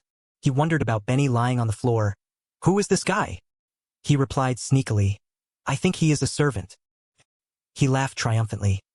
You did well, either you are very good or they are a bunch of idiots. He lifted Aihi-chan up and shouted. Stop joking around. Pay him quickly.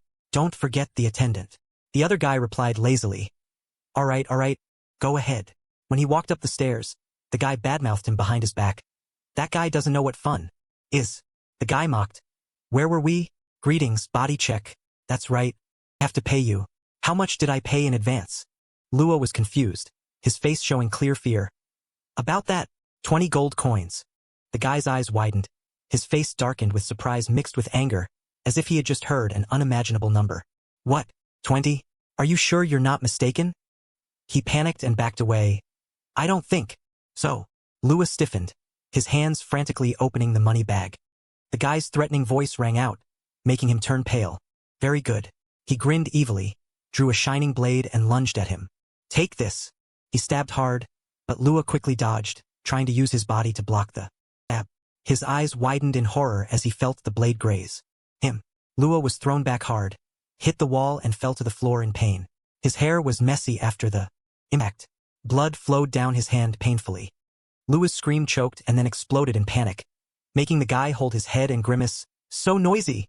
His voice was low with a hint of mockery, trying to show off cruelty without needing to hide. Don't misunderstand. I'm not doing this just for money. We have to keep this secret, and there's no better way than killing those who know too much. Killing two birds with one stone. I heard you don't live here and your team doesn't need you. Your brothers are terrible. Why did they give you the hardest job for only 20 gold coins while I pay them 200? He let out a choked sob, a desperate cry when realizing he had been cruelly used. What?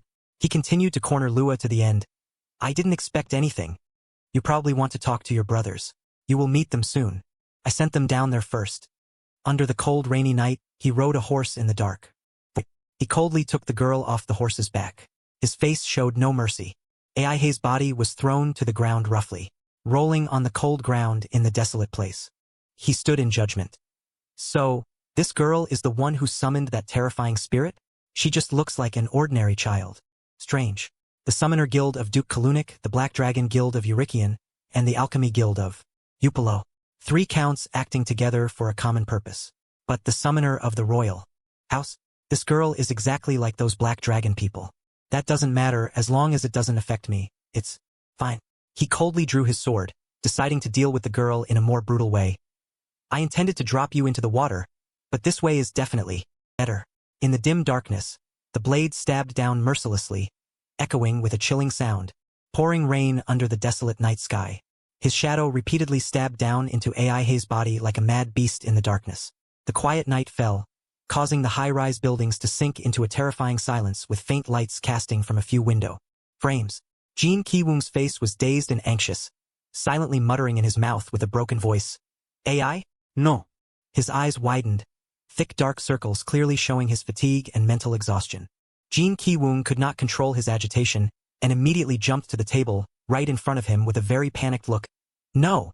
He hurriedly reached out to pull the drawer open. Then he gritted his teeth in anger and shouted furiously, "Damn it! Where's the adhesive bandage?" Hearing strange noises coming from Jin Ki-woong's room, his mother standing outside immediately turned her head to look in worry. Jin Ki-woong suddenly burst the door open, rushing out immediately as if no one could block his way.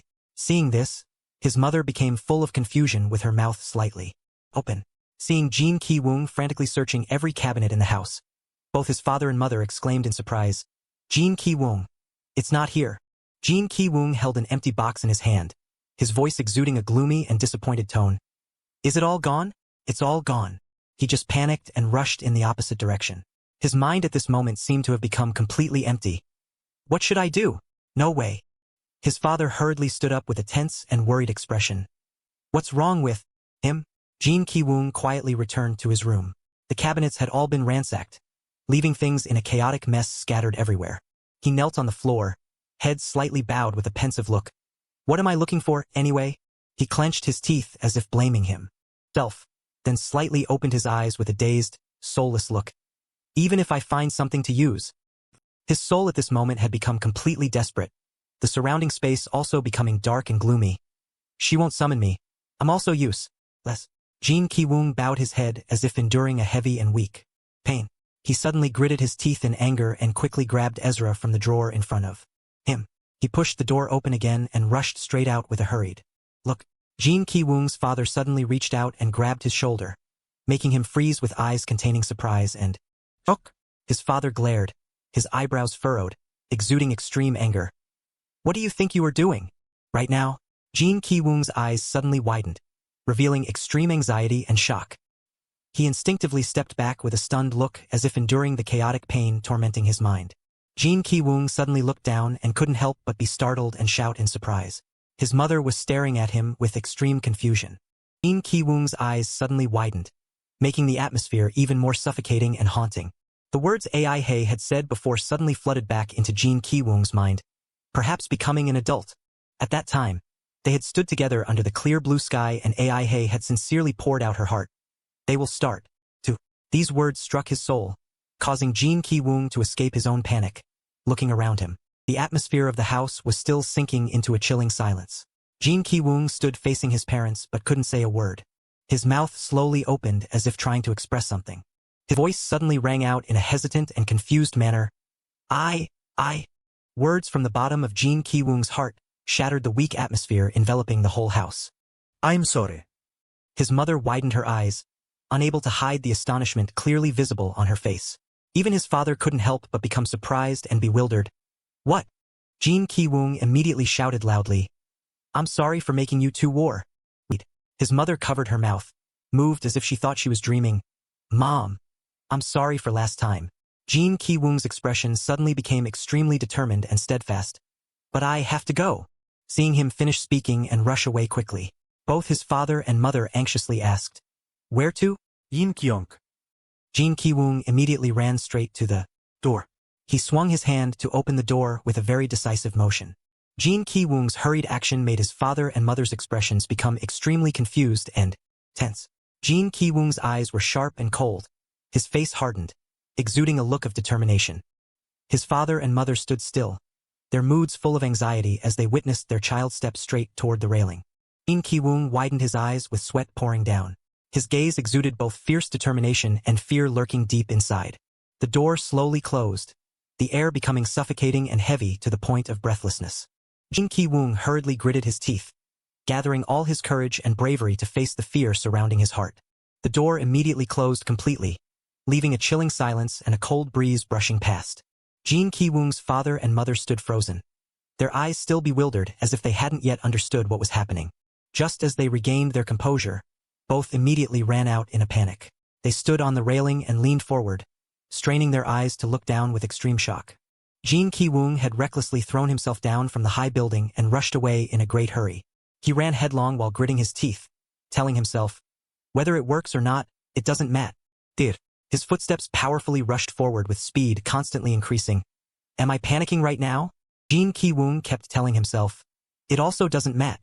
He hurriedly ran straight to the nearest pharmacy. Then he hurriedly swung his hand to push the door open, making the owner startled and bewildered.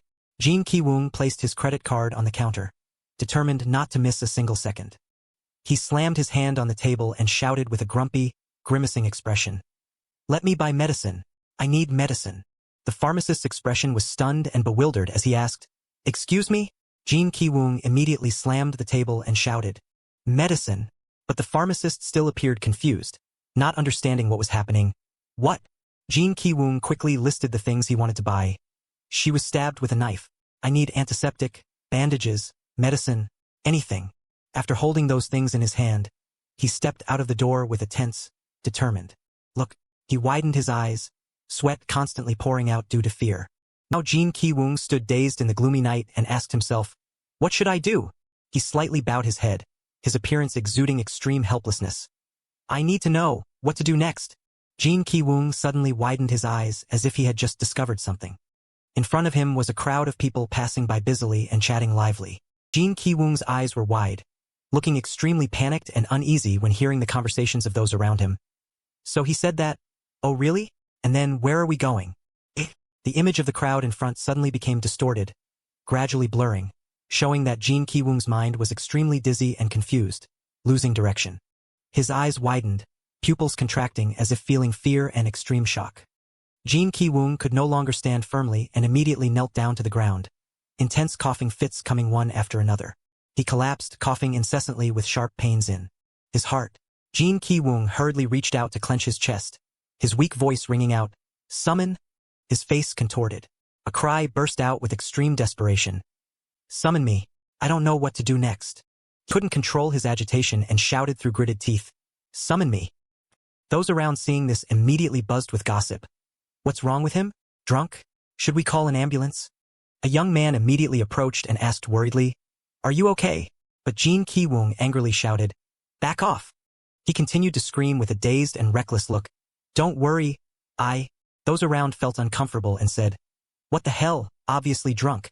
They continued to whisper and gossip. Or crazy, should we call the PA? A while later, the police arrived and started investigating the situation. We received a report of someone causing public disorder. Where is he? A man immediately replied with a hesitant and confused expression. Well, his tone immediately became full of surprise and confusion. He disappeared. The police heard this and couldn't help but feel astonished. What? The feeling of being surrounded by the crowd and constantly being belittled made Jin Ki-woong feel a sharp pain in his heart. They are looking down on me again. He clenched his palms as if to reassure himself. This suffocating feeling, these gazes, this is what I have always feared. He widened his eyes, the lines on his face tightening, as if he were in a state of shock and extreme psychological instability. Jin Ki-woong gritted his teeth and said in a serious voice, The thing I fear most right now. He immediately clenched his hand. Anger and tension were rising to the peak. It's too obvious that Jin Ki-woong suddenly sprang up with an extremely miserable face, mouth wide open, screaming tragically. That girl is dying. Jin Ki-woong suddenly slammed his head hard onto the ground as if he had completely lost control. Those around suddenly froze, their eyes surprised and confused when witnessing the scene in front of them. They buzzed with gossip with a very fearful look. What's wrong with him? We should really call the police. Jin Ki-woong's eyes suddenly darkened. Then he hurriedly reached into his pocket as if looking for something. These things? He remembered the medical supplies he had just bought and thought to himself, all useless in the real world. But he quickly placed Ezra in his palm with a look full of determination. In the other world, it's the opposite. Jin Ki-woong secretly wondered when seeing Ezra glowing with a sparkling light. It reacts very strangely when it's at this moment. Jin Ki-woong suddenly remembered the words Aihi had said when giving Ezra to him. If you don't mind keeping this with you. It's a bond between spirit and summoner. Jin Ki-woong hurriedly sprang up with a look full of spirit. Summoning magic. He stood up straight with a serious look, muttering in his mouth. Incantation, focus, imagination, and finally mana. Jin Ki-woong stood with his legs wide apart, his hand holding Ezra pointing forward as if about to perform summoning magic himself. The crowd around immediately startled and panicked, backing away. What? What is he doing? Jin Ki-woong glared angrily at those around and spoke loudly. My life is already a mess. Who cares if there are a few more humiliations? Then he immediately focused on chanting, Oyttt, the bridge connecting two worlds. The crowd stood still with stunned, fearful eyes. What is he saying? I don't know. Suddenly I feel goosebumps. Meanwhile, some people pointed, laughing gleefully with a sarcastic, mocking look. Look at this, a freak. Maybe he should stop. Even though surrounded by mocking laughter, Jin Ki-woong was determined not to give up. Focus mana around this place. Allow me to move to another universe. At this moment, a man spoke up with a knowledgeable look. He has Chinibu delusion syndrome. Next is Biou, a true Chinibu. He immediately took out his phone to film with a very excited and interested look. I have to film this scene. I can get a few million views, no joke. At the same time, Jin Ki-woong successfully chanted the final incantation. Open the door to another dimension. Amidst the contemptuous gazes of the crowd, Jin Ki-woong stood tall and proud, waiting for the magic to take effect. Those around all silently turned their eyes toward Jin Ki-woong. The atmosphere suddenly became suffocatingly tense. Then a loud burst of laughter suddenly rang out along with mocking words spreading everywhere. I can't breathe. I've never seen a madman perform. So funny. A child accidentally passing by couldn't help but feel curious. Mom, what is that guy doing? The mother coldly turned away and replied, Let's go. Don't look at strangers. Meanwhile, Jin Ki-woong still spread his arms wide as if waiting for a miracle to happen. He looked up at the sky with a very determined gaze, not wavering even a little bit. He hurriedly gritted his teeth, showing his own intense determination. Jin Ki-woong's entire body was suddenly sucked straight into the glowing Ezra stone amidst hundreds of astonished eyes of those around. Ezra hovered in midair, emitting a light source that became increasingly blinding. Immediately, a beam of light shot away, gliding past a series of high-rise buildings in front. The beam of light shot straight up into the high sky, leaving behind brilliant streaks of light covering the entire space. Right in front of Jin Ki-woong now was a giant door, surrounded by burning light sources that made everything seem like an illusion. Jin Ki-woong did not hesitate at all and immediately reached out to grab the door. The door was quickly opened. A fantasy world filled with light immediately appeared before his eyes. Jin Ki-woong slowly stepped inside very decisively. At this moment, Ezra also suddenly broke into two pieces and fell to the ground. The people around were like stunned. Everyone was shocked and amazed at the scene that had just happened before their eyes. Jin Ki-woong had completely disappeared. Now only faint specks of light flickered everywhere. Jin Ki-woong hurriedly ran to find Aihi with a very panicked and worried expression. He quickly rummaged through every corner with a loud scream echoing throughout the space. Ai? Benny? Jin Ki-woong's gaze suddenly stopped when he accidentally caught sight of Lua sitting with his head down in a dark corner with a pitiful appearance. He immediately ran over and grabbed Lua's shoulders, his voice shouting very angrily. You bastard! What did you do to Aihi? Jin Ki-woong's eyes suddenly widened in horror. His whole body suddenly froze when witnessing the scene in front of him. Lua was completely immersed in a state of exhaustion. His body was seriously injured with blood flowing from his mouth and soaking his abdomen. Jin Ki-woong's eyebrows furrowed. His stunned and confused face asked, What's wrong? What happened to you? Lua opened his eyes slightly and struggled to speak. Spirit, his voice trembled, shining with a look full of sorrow and pain. Forgive me, I am truly a fool. Tears kept streaming down Lua's cheeks, mixed with desperate pleas. Please, save me. Jin Ki-woong bowed his head with a very uneasy and tense appearance. Where is Aihi? Lua then gave his guess. I think she was taken near the coast. Jin Ki-woong stood up immediately after hearing that. Lua looked on with a confused and bewildered look. After that, Jin Ki-woong hurriedly turned away with indifference and coldness. Lua's eyes suddenly widened. His whole body trembled with shock and extreme fear. He tried to reach out to hold Jin Ki-woong's leg and screamed desperately. Please save me. I was wrong. In the moment of falling into a dead end, Lua miserably expressed all the feelings surrounding him. Everything is very difficult. I want to become someone that my brothers and parents can be proud of. He opened his mouth to beg in choking sobs, causing blood from the corner of his mouth to flow out crimson. I did it for money. Seeing Jin Ki-woong still turning his back without saying a word, Lua continued to beg with empty promises. Please save me. I won't do things like this again. Jin Ki-woong clenched his palms and coldly refused. I don't want to. Lua's face was tear-stained and his trembling voice uttered. I'm sorry. Jin Ki-woong gritted his teeth in anger and emphasized once again. I don't want to save you. Lua's trivial reason made Jin Ki-woong feel extremely frustrated. Why, no matter where it is, do people still do everything for money, to let the rich bastards laugh at them? He hurriedly glared at Lua and angrily reproached. But why does someone like you not think about your actions, doing everything they say? Lua coughed violently, causing blood to flow continuously, soaking the ground. His voice therefore became increasingly weak. I'm sorry. Jin Ki-woong bit his teeth tightly, trying to suppress the anger in his heart. But Aihi's radiant smile suddenly rushed back, causing his mind to stir up a fierce struggle. Something is telling me that that girl will help him. Finally, he decided to leave and follow what his heart told him. I don't like this at all. However, when Jin Ki-woong left, he left behind strange specks of light covering the entire space. Thanks to the energy from those specks of light, Lua was unexpectedly healed. His complexion and body became fresh and intact again. Seeing the severe wounds on his body completely disappear, he looked extremely surprised and amazed. Spirits can heal humans? Lua stood up with a bewildered look as if he still didn't understand what was happening. But why is he here when there is no summoner? At this moment, he secretly pondered in his heart. All myths and songs of bard troops say something about magic and legends. Jin Ki-woong's healing art made Lua feel amazed, but it had never been mentioned before. Thanks to this magic, he was unexpectedly resurrected from the dead. I have never heard of a spirit this powerful.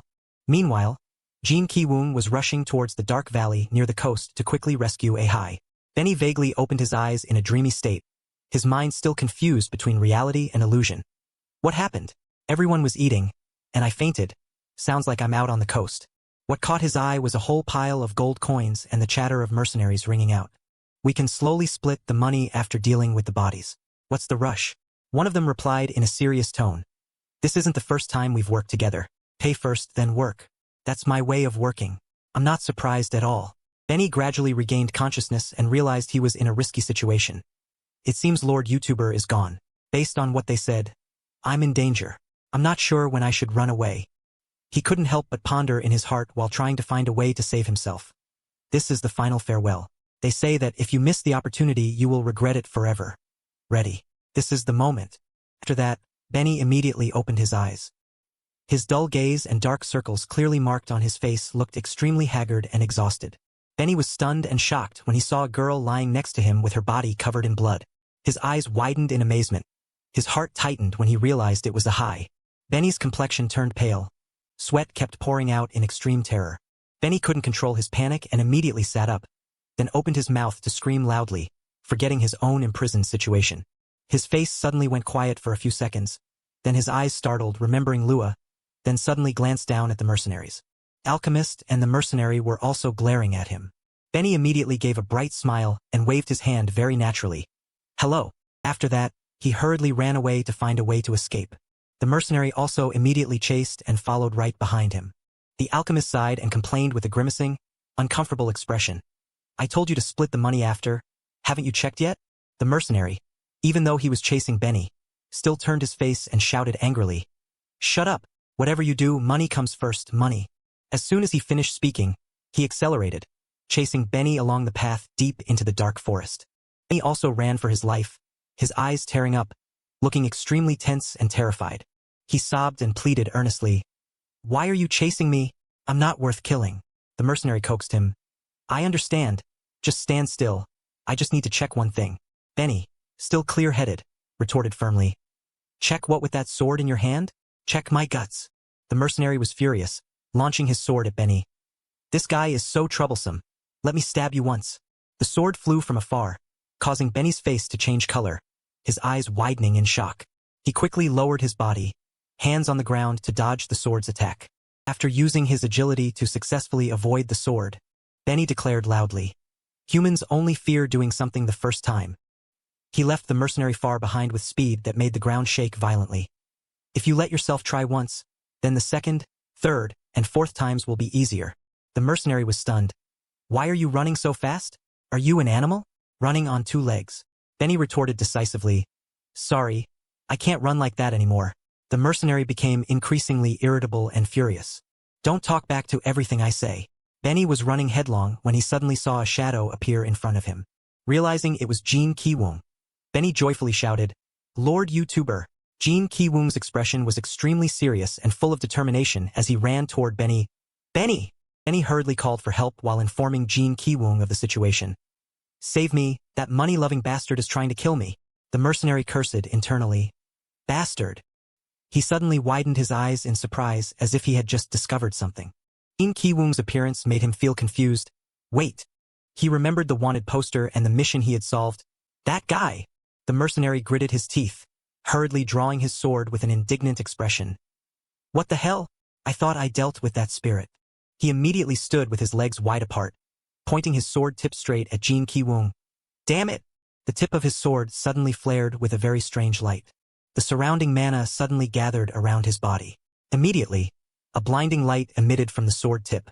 Both Benny and Jin Ki-woong widened their eyes, mouths agape in shock. Jin Ki-woong immediately drew Selden and powerfully charged forward. "Back off, Benny!" The mercenary also gathered all his strength to prepare for the upcoming attack. He quickly swung his sword. A violent light flared up accompanied by a swirling tornado. Jin Ki-woong also suddenly stopped. A bright orange light quickly emitted from the Selden sword. He stomped his foot to gain momentum, then charged through, emitting an intense beam of light straight at the mercenary. That beam of light dashed swiftly along a winding path, making it impossible for him to dodge. The beam rushed forward, overpowering all other lights and finally crushing his sword into 100 pieces. The collision quickly caused a shocking explosion, sending smoke billowing everywhere. That explosion continued to flare up with terrifying destructive power. The battle finally ended, leaving only a dark, hazy smoke engulfing the space. Jin Ki-woong stood in a defensive stance while the mercenary had fallen to the ground. Jin Ki-woong looked at the mercenary, lost in thought, doubting himself. "When I watch anime or play games, I thought bloody scenes were cool." But his face became uncomfortable, teeth clenched. He realized one thing. Now I'm not sure anymore. There's no way killing people is cool. Benny ran up panting, interrupting his train of thought. "Lord YouTuber!" Benny didn't stop, continuing. "There's still one more. They hurt Mina a lot." Jin Ki-woong immediately shouted, "All right, let's go. Lead the way." While the two moved, Benny was curious. "I can only point the way." Jin Ki-woong followed mechanically when he heard his companion shout, "This way!" When his eyes caught Aihi lying motionless on the ground, he shouted, "Aihi!" Aihi had a very serious wound and seemed to have passed out. Jin Ki-woong gritted his teeth. "Why?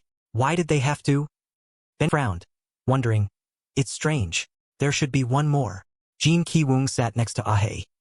They said, "I am cleaning up the mess of many years ago." Suddenly light radiated. Jin Ki-woong was doing something with Aihi, causing light to radiate in all 4 directions. From where they were, a blue beam of light shot up into the sky. At the same time, the alchemist was hiding on the side, watching the phenomenon Jin Ki-woong created. The alchemist suspiciously said, "I felt something happen, but I never thought a spirit would appear." He wondered, "That guy is dead. The summoner is dead. Why can the spirit still be summoned? I've never heard of that. It's absurd." Just looking at this blue light, the mercenary complained uncomfortably. "Everything is so complicated. I already took the money. If I don't clean this place up." The alchemist clenched his fists, wondering, "Should I call another mercenary and split the money? I stabbed her a few times." He sat angrily, not knowing what to do, resentfully exclaiming, "Damn it!" The alchemist looked up again. The blue light continued without stopping. The alchemist wondered, "Don't tell me mana is being transferred from that spirit's world?" Suddenly he widened his eyes, seeing something. The blue light shone again. He had to exclaim 2 words, "My God!" The alchemist went to his bag to find something. He pulled out an item, saying to himself, "I really am a workaholic." The alchemist held the book he had just taken out and raised it. The item also emitted a faint blue light. The alchemist traced his finger along the lines on the book, and blue light gradually appeared on the book. Suddenly a beam of light shot out from the alchemist's book. The beam shot straight into the air. The spot of light flew past the mountain peak, through the clouds, high into the sky. Suddenly that blue light seemed to explode and shatter. Winds began to spread everywhere. Lua was rushing somewhere. He ran while remembering the bard. A bard's song will continue for generations and cannot be forgotten in history. The image of the bard appeared faintly. He still thought about the lyrics. They are more exciting than dry words, more intense than stories. But what if they fail? Lua complained uncomfortably. The world is full of fools like me. Lua ran toward the mountain. He muttered, at least we can find the truth on the other side of the sea. Lua was looking for something. I must go there and see it with my own eyes. A blue stone below the floating island was glowing. Winds radiated from all over that island. Lua saw this and wondered, is that a stone? A huge stone to lift the whole castle? Why is it there? He looked toward the island, his face serious as he thought. Something very big is happening here. A small blue light is gradually shrinking on the ground. Jin Ki-woong widened his eyes in surprise when he saw the situation hadn't changed. He looked at Aihi still motionless on the ground, asking in confusion, why? He asked himself again. It had no effect. Jin Ki-woong shouted angrily, I healed everything. Why? It didn't work? Benny also asked anxiously. It didn't work? Benny stammered slightly. Then, what do we do? Jin Ki-woong didn't answer. The two were silent, the scene seemingly frozen. Jin Ki-woong let go, bowing his head, motionless for a moment. He thought, but this is still a fantasy world. Even if I accept her death in the normal world, this place will disappear. Jin Ki-woong, still kneeling on the ground, called, Benny. Benny replied quickly, yes. He asked Benny, what happens to the dead here? Benny, caught off guard, only answered what he knew. When they die, there are many stories saying their souls wander here, until the gods find them. The blue light was still flying high in the sky. It fell, faster and faster, like a stone. The two below noticed the movement and suddenly paid attention. The two looked up, staring blankly at the sky. Simultaneously, many stones fell to the ground, dust and smoke flying everywhere. He wondered, what is that? A huge stone with a glowing blue stone in the center, many times larger than the two of them. The scene became silent once again. The alchemist walked up from behind and asked, so you are the spirit everyone talks about? The two were surprised and noticed the alchemist. He approached to satisfy his curiosity. I heard you were very strong, so I intended to retreat, but I was too curious about you. He saw the alchemist and shouted, Jin Ki-woong. It's him. He intended to throw me and Aihi into the water. Jin Ki-woong ordered, Benny, back away. Benny obeyed, yes. He immediately carried Aihi away, leaving Jin Ki-woong and the alchemist behind. The alchemist encouraged himself. This isn't good. I have to deal with these guys before I can get the rest. Jin Ki-woong bent down to pick up his weapon, criticizing the attackers. You guys went a bit too far. They are just ordinary people. He continued. They are not legendary heroes or descendants of royalty, nor are they people who inherited demon lord blood. Jin Ki-woong angrily questioned. Then why? Why do you want to kill her? Who made you do this? From above, Lua was observing the two's actions. The alchemist laughed. I can't believe you noticed. He replied more seriously to what he had just said and asked, that boring question? Jin Ki-woong looked at the alchemist with murderous intent. The alchemist continued, those who go to the north cannot live to tell the tale. Either they die in the north or die on the way back or die before they can leave. He turned to ask Jin Ki-woong. From the king's perspective, demons are increasing rapidly. But if this danger is completely eradicated, it's hard for him to be lazy. Isn't it? Lua seriously followed the two's conversation. He continued to mention many others. Alchemists, bards, summoners working together to find a solution. But the king conspires with mages instead of worrying about the country's safety. Jin Ki-woong interrupted, surprising him. You are saying that the lords took control of the alchemists, bards, and summoners, and are holding the king and wizards captive? The alchemist heard this and asked in confusion. What? Lua above also didn't understand what he was saying. He continued, because the king ordered them, they have to pretend to obey. But if they actually solve the problem, it would be quite troublesome, so the lords ordered the expedition groups to be killed. Alchemist waved his hand, asserting, it's completely different from what I said.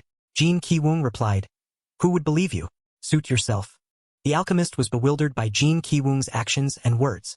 Jin Ki-woong affirmed again. The king and wizards supported with all their might for the expedition to succeed. I saw it with my own eyes. Don't you dare lie to me. The alchemist still said nothing. Jin Ki-woong suddenly paid attention to his weapon. He remembered being with Aihi and Ron-ion, and remembered Aihi's words. Could it be that there is no mana because of those things? He realized something. Now I understand. If Selcon is used too much and all the mana is used up. Lua was still there listening to the two talk. Jin Ki-woong explained. Wizards, the only ones on the king's side, lost their power, while the lords pull the strings of everyone pretending to help the king. He asserted firmly. In other words, you bastards are hindering the king. The alchemist heard this and asked. What? He raised his voice. To let this country fall into chaos. So you made up stories. His voice grew louder. To kill the king. Lua heard this and was equally surprised. Jin Ki-woong was still questioning. And the next song of the bard troupe? The lords saving the whole country from a useless king? Neither said anything more. The alchemist heard his words and laughed.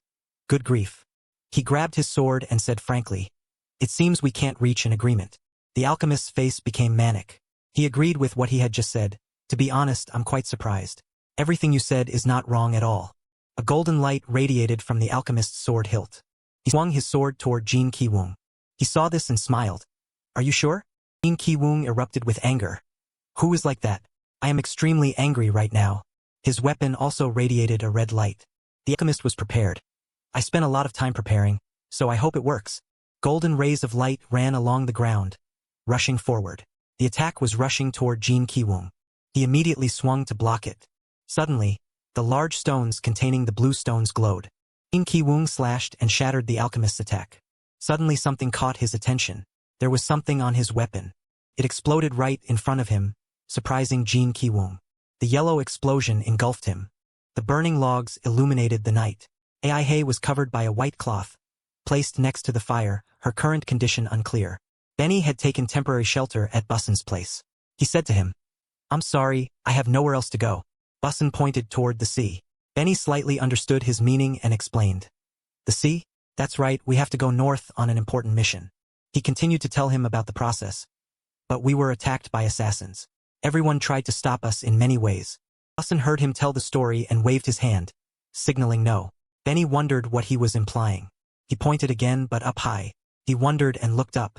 It was a blue sphere flying high. It flew through the clouds. It collided with the floating island above, creating tremors.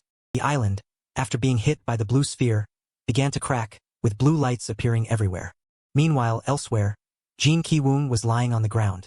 His face was grimacing, full of scratches from the alchemist's attack. The alchemist saw him injured and wondered. It worked? And then what? He laughed manically when he saw his attack was effective. My research? It's really a success. Jin Ki-woong was trying to get up while the alchemist was still laughing manically. Jin Ki-woong gritted his teeth, thinking about his current situation. What is this? All my strength suddenly disappeared. He looked at the laughing alchemist in confusion.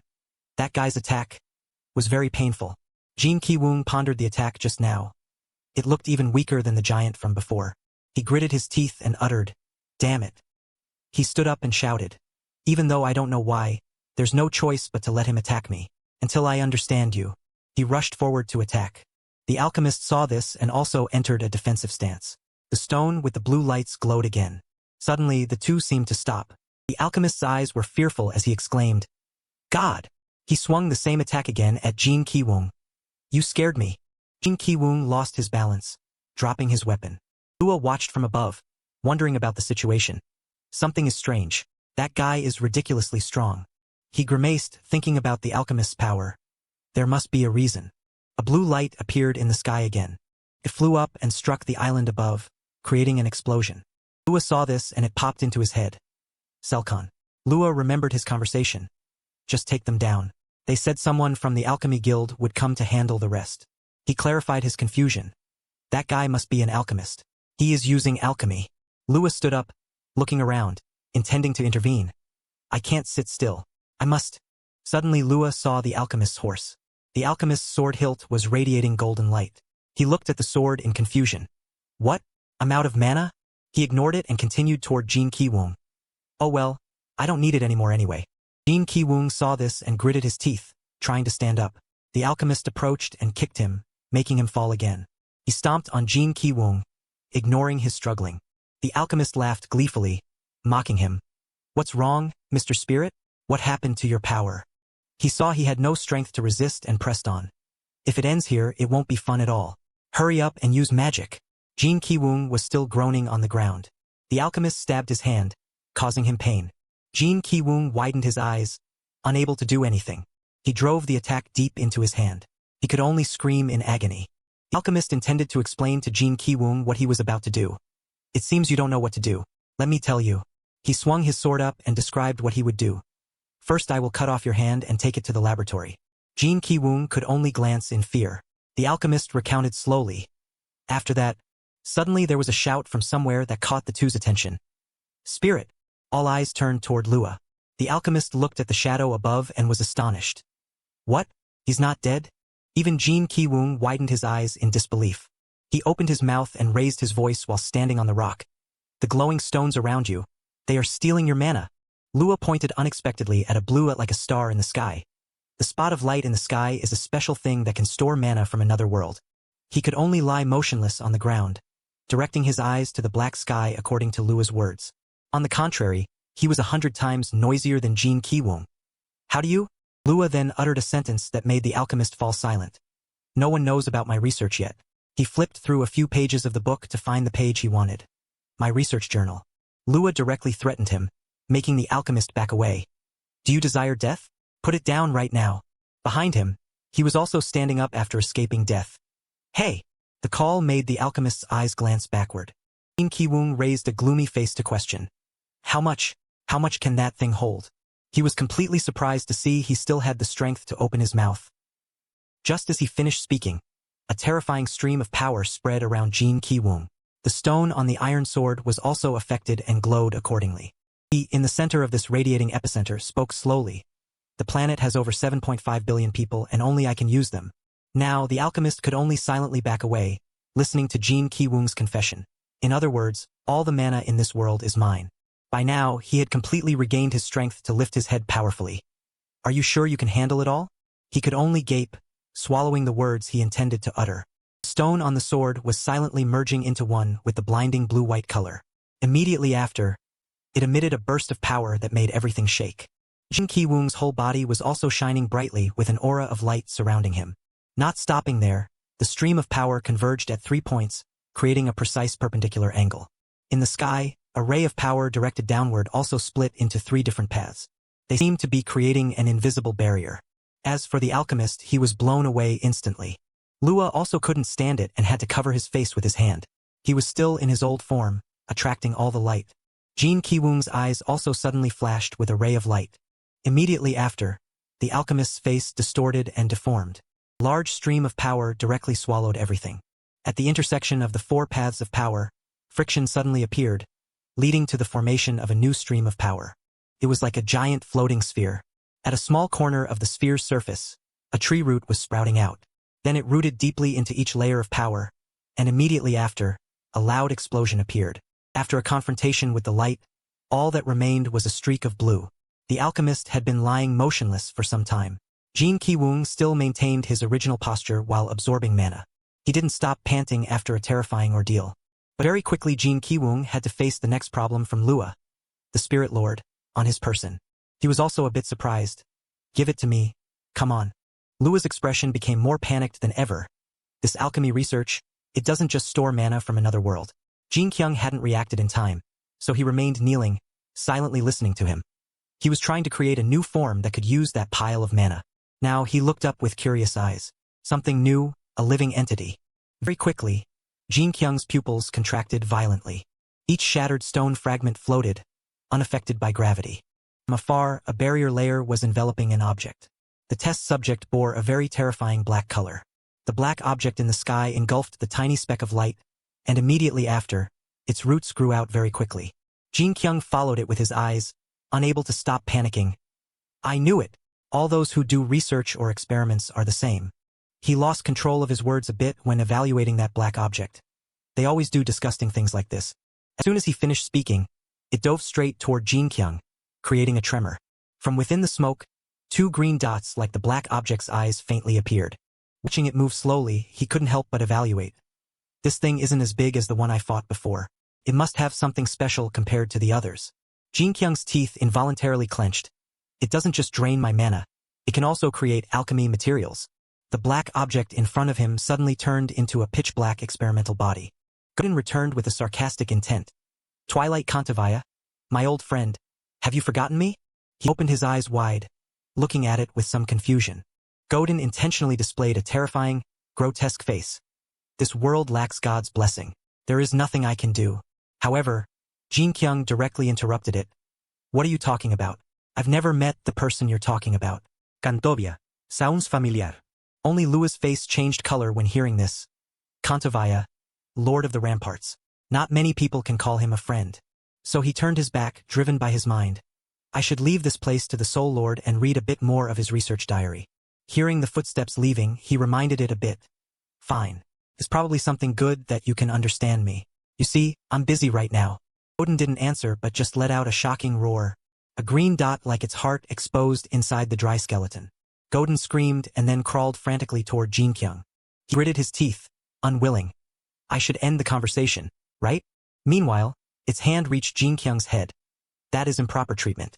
Just as Godin was about to touch him, Jin Kyung managed to dodge. The sword in his hand also gradually changed. It became glowing red, making Jin Kyung confident to confront Godin. However, the first attack was easily dodged by it. He was completely astonished by that sight. The black shadow quickly flashed past Jin Kyung's eyes. Then it counterattacked powerfully, sending him flying far away. Jin Kyung painfully bit his teeth, silently evaluating. He's agile because he's small and he's not really weak either. At this very moment, his eyes suddenly rolled back white. Godin was still in a violent state, running toward Jin Kyung. The arm, a meter long, quickly reached him, creating a white smoke. However, Godin also suffered some backlash, clutching its painful head. Yet its bony hand still stubbornly clung tightly to the ground. The sharp claws continuously stabbed deep into the hard soil. Right under Godin's feet were resounding explosions. Yet it still didn't stop, continuing to create tremors. Jin Kyung was buried in the pile of broken stones, with only a faint breath left. Godin continued to gather a burning flame in its mouth. It bowed slightly and let out a roar. Then Godin directly spat out a large flame. Its power pierced through every rock, creating an endless straight line. Amidst the barren mountains, a few streaks of light suddenly flashed. Seokon in Jin Kyung's hand was slightly weak when blocking the attack. In the end, it deflected a blow toward Godin, but it luckily dodged and landed very casually. He was a bit annoyed that Godin kept persistently attacking him. You're really annoying me, jumping all over the place. That's cheating.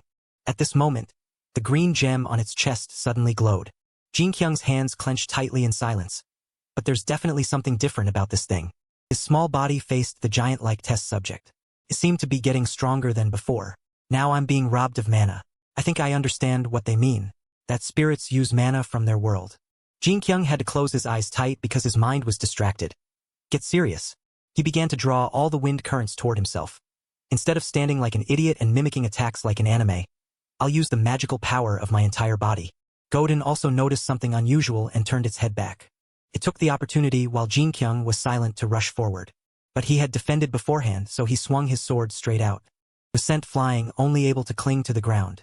Following that, Godin received another blow, flying 10 meters away. It returned to the pit that Godin itself had created. As soon as it fell there, Godin's figure disappeared. Suddenly, it appeared and attacked from behind Jin Kyung. Godin's features were almost glowing with fire. It directly spat out fire again, but he still safely dodged it. However, in the blink of an eye, Jin Kyung took a hit from Godin. The stream of fire unexpectedly passed through its roots. Godin was still very alert, dodging lightly. That action made him even more determined. Not enough, I need to be faster. Jin Kyung's footsteps began to gain momentum. He circled a few times, fast as lightning before its eyes. A moment later, Jin Kyung was behind Godin, kicking its arm. Godin wasn't affected much, but it was driven mad by him and roared. It moved a few times, causing dust to float in the air. Jin Kyung had to cover his eyes to block the terrifying sandstorm. Finally, he unleashed a powerful blow, sending Godin spinning in the air. It still wouldn't submit, intending to grab Jin Kyung with its large hand. Seeing that, he turned Seokon into a rope and whipped it at Godin's arm. Both were knocked backward at the same time. At this moment, its face was still filled with angry red fire. Hearing the deafening roars, Jin Kyung scolded. Shut your mouth. This time, he was the one with the advantage, unleashing an attack. The whole area turned glowing red because of that terrible energy. In an instant, everything around had no light flickering anymore. The guide brought a group of people to the secret base. This way, Lua. She's inside the house. Jin Kyung, lacking patience, coldly spoke up. Bring Ai-chan out here for me. The other person could only comply. Okay. Meanwhile, Buzo-on silently observed the situation. Now, Jin Kyung's complexion was not good at all. The person lying motionless before his eyes was little Ai-chan. Everything sank into silence, making the space colder. Lua's tears welled up with regret. I'm sorry, Soul Lord, it's my fault. However, Jin Kyung stopped him. Shut up, it's not over yet. Kept repeating one sentence. It's not over. Jin Kyung can do it. That kid is the answer. Summoner who had never successfully summoned before. How much ridicule she had to endure. She was perhaps treated even worse than him. But even so, Ai-chan accepted a mission that everyone wanted to avoid. And when you consider that some classes of people might be determined by something as simple as how they are acting or not. At the same time, Jin Kyung spoke up. That is why I hope you succeed. His eyes shone with indescribable sadness, because he would also try his best. At that moment, a stream of blue light emitted from his body. Benny, seeing that, didn't know how to comfort him, only hesitantly calling his name. Lord? Suddenly, the ground around began to shake. Loud sounds began to emit, and waves also appeared accordingly. He, seeing that, panicked and shouted, Lord, if you use magic so suddenly like this. Jin Kyung, at this moment, turned back and sweated, asserting, It's not me. The sea surface, for some reason, fluctuated extremely violently. Small water jets also fell to the ground accordingly, creating a downpour. The water was now gradually receding, revealing giant rock formations. Suddenly Lua screamed in terror. This is low tide. The water is receding. Jin Kyung, hearing that, couldn't help but stare. This is low tide? He looked at the scene before him in confusion. Why does it have to be now? At the same time, a bright yellow light emitted. Light shone straight across the entire space. He, looking at that, could only sweat in bewilderment. That blinding light source still didn't stop emitting. The voice of someone simultaneously spoke up. Outsider, why do you interfere in the affairs of this world? Jin Kyung, hearing the voice, immediately questioned. What sound is that? Lua, seeing the person nearby kneeling, startled and exclaimed. Soul Lord. Jin Kyung, hearing that, startled and turned his head back. And he, at this moment, also quickly knelt down with a fearful look. I think that might be the sea goddess Lady A. Jin Kyung immediately smirked. Sea goddess? Lua, with an angry expression, spoke up in a low voice. Lord, you said God doesn't exist. That low voice resonated again. I will take this child's soul and bring it to Esidarap. So why are you pulling the soul back to this place? Jin Kyung, hearing those words, glared and questioned. What? So the reason Ai-chan didn't wake up even though I saved her is because of you? The voice immediately questioned back. This girl has breathed her last. You cannot cure it. He, as if blinded by anger, didn't stop screaming. You said I brought her soul back. It means she has come back to life. So why let her soul go? What is wrong with you? Lua, behind him, trembled and stammered. Lord, you should show some respect. Jin Kyung didn't care, turning back and shouting. Come on, am I wrong? Anyone can be late. Why is she so strict with time? Right? Benny? Lua, bowing his head while afraid, replied. I don't know. Then he turned his eyes toward that light. She is a good girl. She came here, sacrificing everything to save everyone here. Jin Kyung still didn't stop. Shouldn't God bless people like that? So please spare her this time. Voice suddenly went silent. Jin Kyung, seeing that, questioned. Why aren't you saying anything? After a moment of silence, the owner of the mysterious voice spoke up. Outsider. There was a group of musicians who said many things like you. That was an Anelli and 3 humans. Bozo-ons, with his instrument in hand, spoke up. Sea goddess, the people in the north sacrificed everything to protect this world. Bozo-ons' gaze looked toward the sea. I offer this music to you. I hope your anger might lessen a bit. So please open the way. Turning to the present, Bozo-ons opened his eyes wide, sweating, and the sea goddess's voice still spoke. My condition is simple in the process of carrying out the righteous mission. Suddenly, long streaks of water appeared before Jin Kyung's eyes. If there is an opportunity for you to speak the truth. Only seeing the sea goddess appear in her true form before Bozo-ons, she spoke in a low voice. You must not lie or continue to remain silent. Bozo-ons' face wrinkled as if calculating something. Jin Kyung and Benny simultaneously looked over. And the sea goddess questioned, and what happened to the Anelli, the musician in the past? The spirit's figure suddenly appeared in his mind. Yet Buzo-on still chose to remain silent. The sea goddess's voice spoke. I guess you cannot answer me, ever since I took your voice because of your mistake. He, hearing these words, startled and realized, wait, so the old man chose the musician? Benny also stared with astonishment. The sea goddess just smiled. Humans will and always be like that. They do not deserve to be forgiven. She continued, the mission to protect the world has had no meaning to me from the beginning. Whether demons kill humans or humans kill animals, plants, that voice kept echoing. It is a natural part of life, and I am wondering why only humans come to beg me. Jin Kyung immediately frowned. How? Then he angrily screamed. How the hell would I know? I'm not a religious person. I'm not smart enough to discuss philosophy from the start. Suddenly Jin Kyung spoke loudly, hesitating. It's just... Next, he furrowed his brow while lowering his voice. Let me help the girl, at least while I'm still with her. Benny looked over. And Jin Kyung still spoke. I won't be able to return here often for any reason. And then he affirmed in a low voice. After all, the world we are living in is already destined. Jin Kyung looked toward Ai-chan. But before it comes, I want to see her succeed and be happy. That is all I want. The sea goddess, hearing all those words, narrowed her eyes and smiled. You are truly unusual, outsider. Why is this girl important to you? A summoned soul. He was stunned for a moment, then raised his hand to scratch his head. It's obviously because... Then Jin Kyung honestly revealed. I don't have friends. Only seeing her slightly smirk. Then the sea goddess turned into water and disappeared. But that clear voice still echoed throughout the space. The condition is the same. The girl will have to speak the truth when her mission ends. She gently spoke.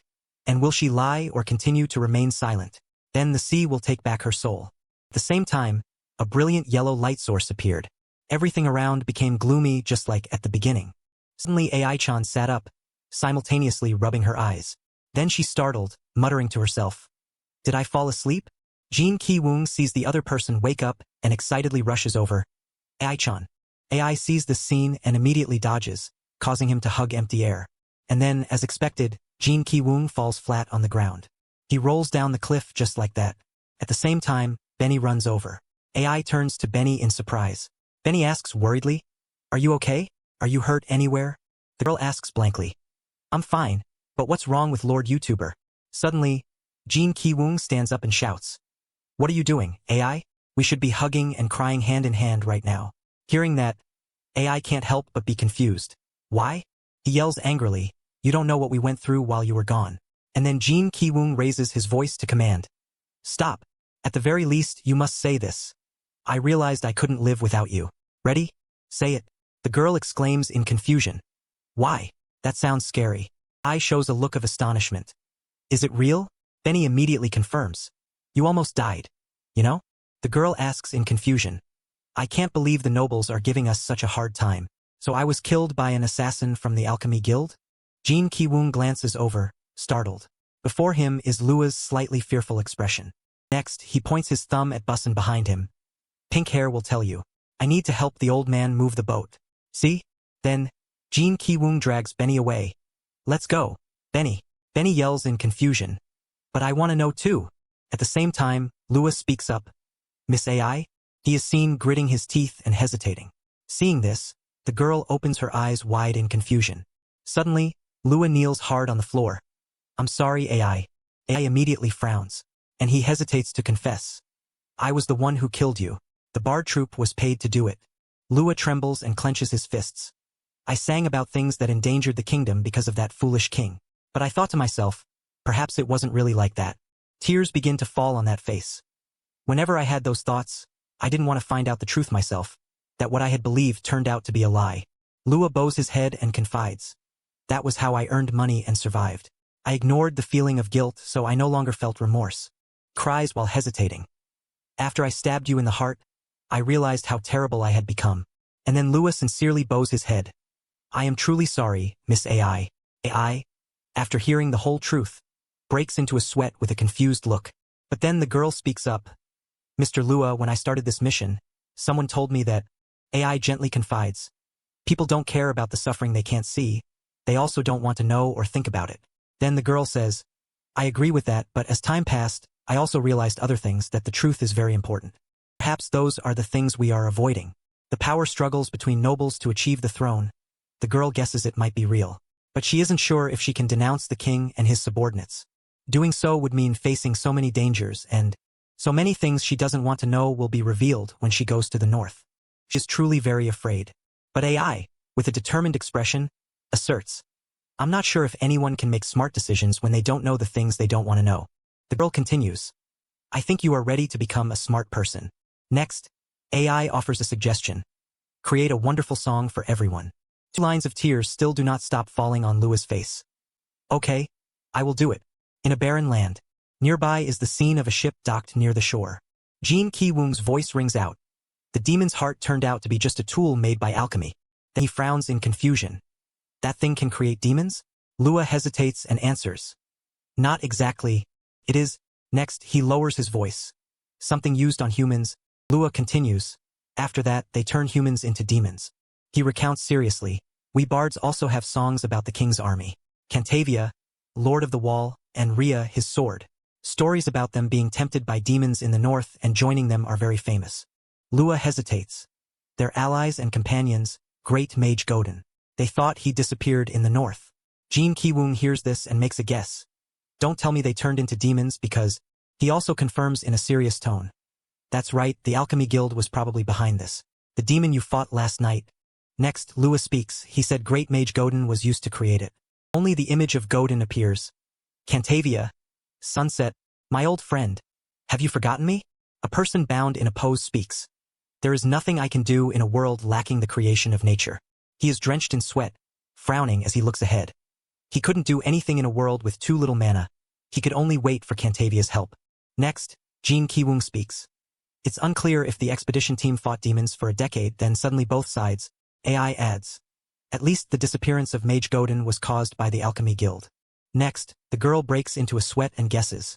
Mr. Ronin said he was a disciple of the Great Mage. Perhaps he went to the north to find his missing master. And then he frowns seriously, looking over. We need to discover what happened in the north.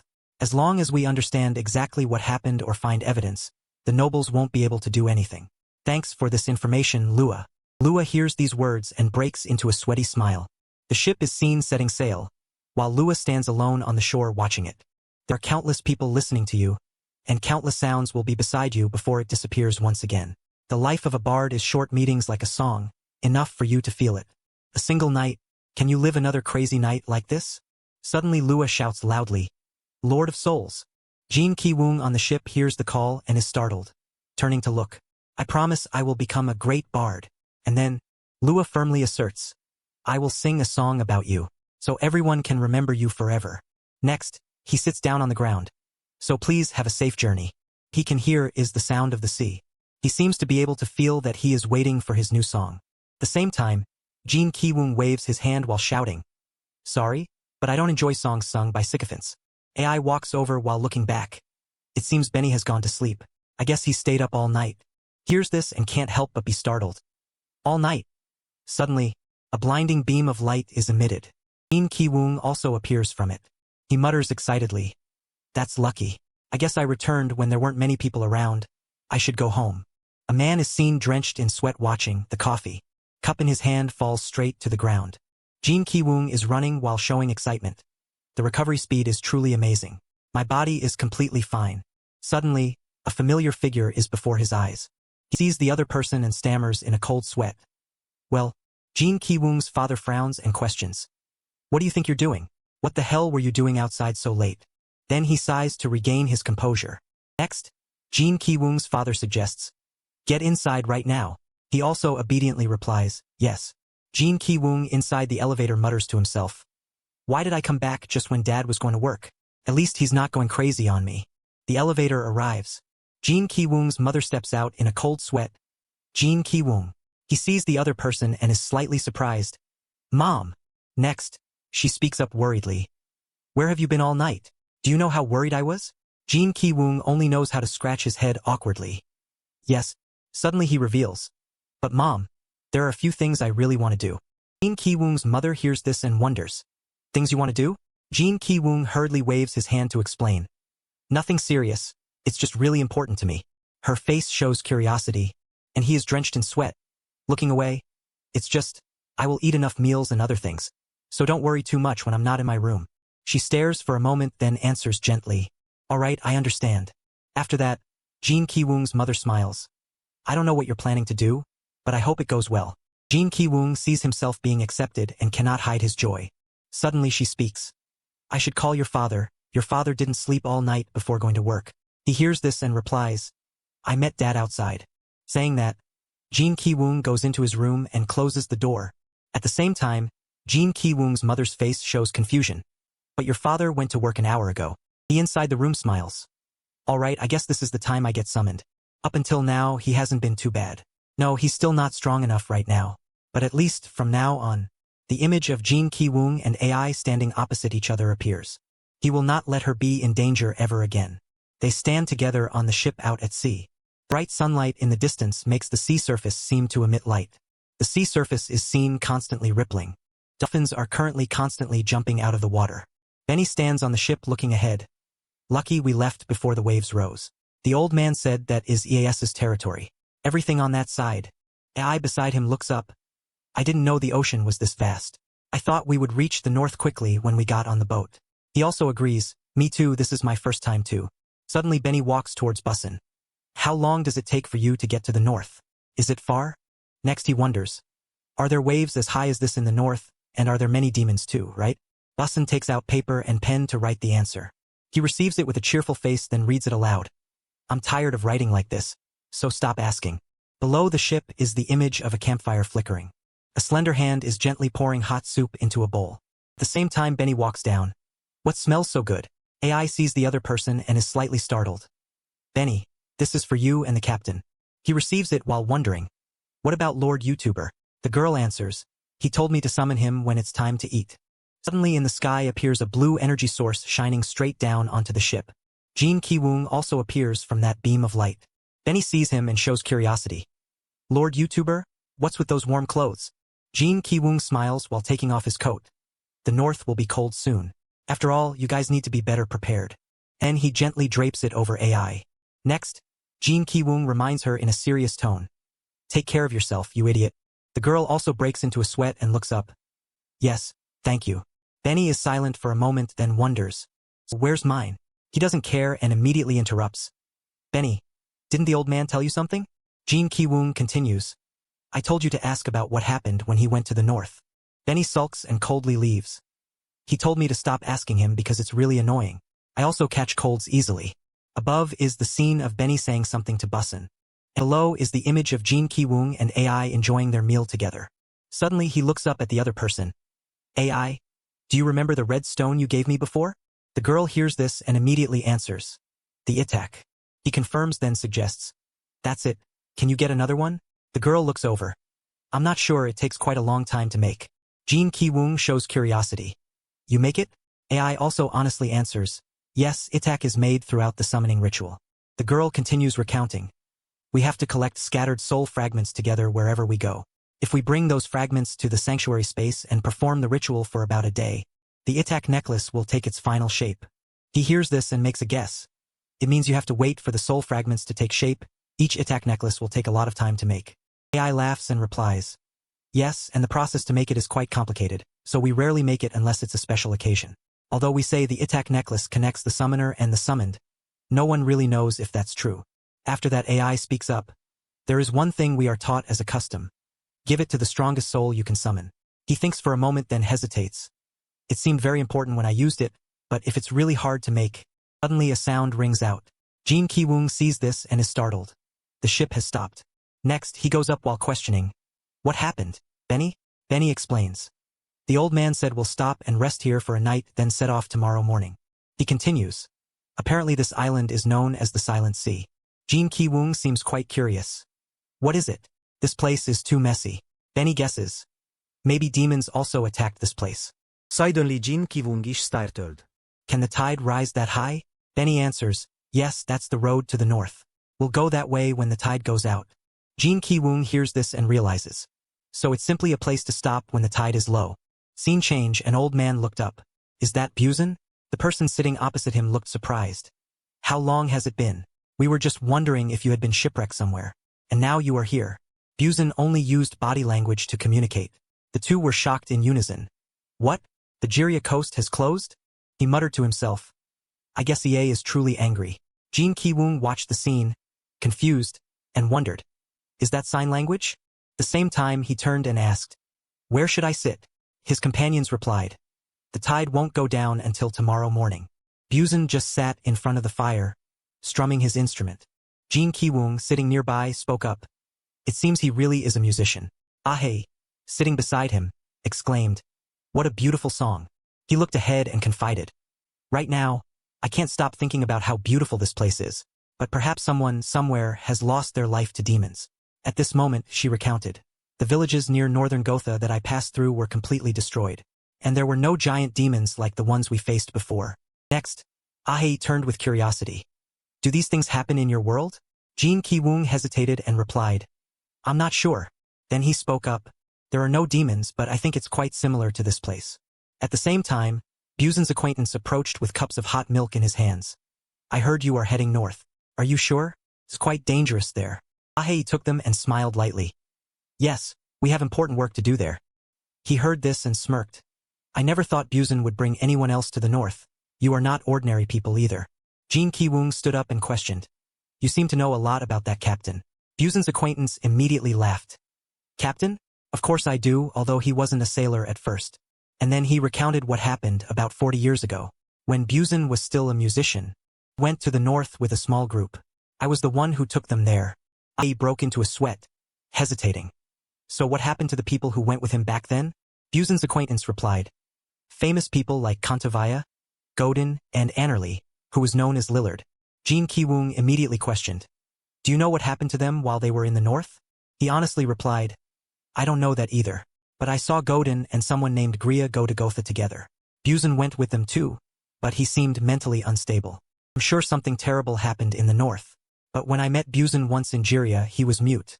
He heard this and muttered, "So something happened after they reached Gotha?" The man spoke up, "Who knows? That's all I saw while I was sailing and taking everyone." Jin Ki-woong said softly, "I understand." The two walked off by themselves. At the same time, Jin Ki-woong looked up, puzzled. "What is Anerli? It doesn't sound like a person's name." Aihi turned to look at the person beside her. "I've never met anyone with that name before either, but they live in another dimension." She continued, "Anerli came from this world and lived here for a long time before returning. And I heard they lived a very long time because of the influence of their dimension." He shrugged and laughed while walking. "There are a bunch of different fairy tales." Aihi couldn't hide her surprise. "One of them also came from your world, right, Lord YouTuber?" Jin Ki-woong quickly denied. "No, that's not what I meant." She just laughed.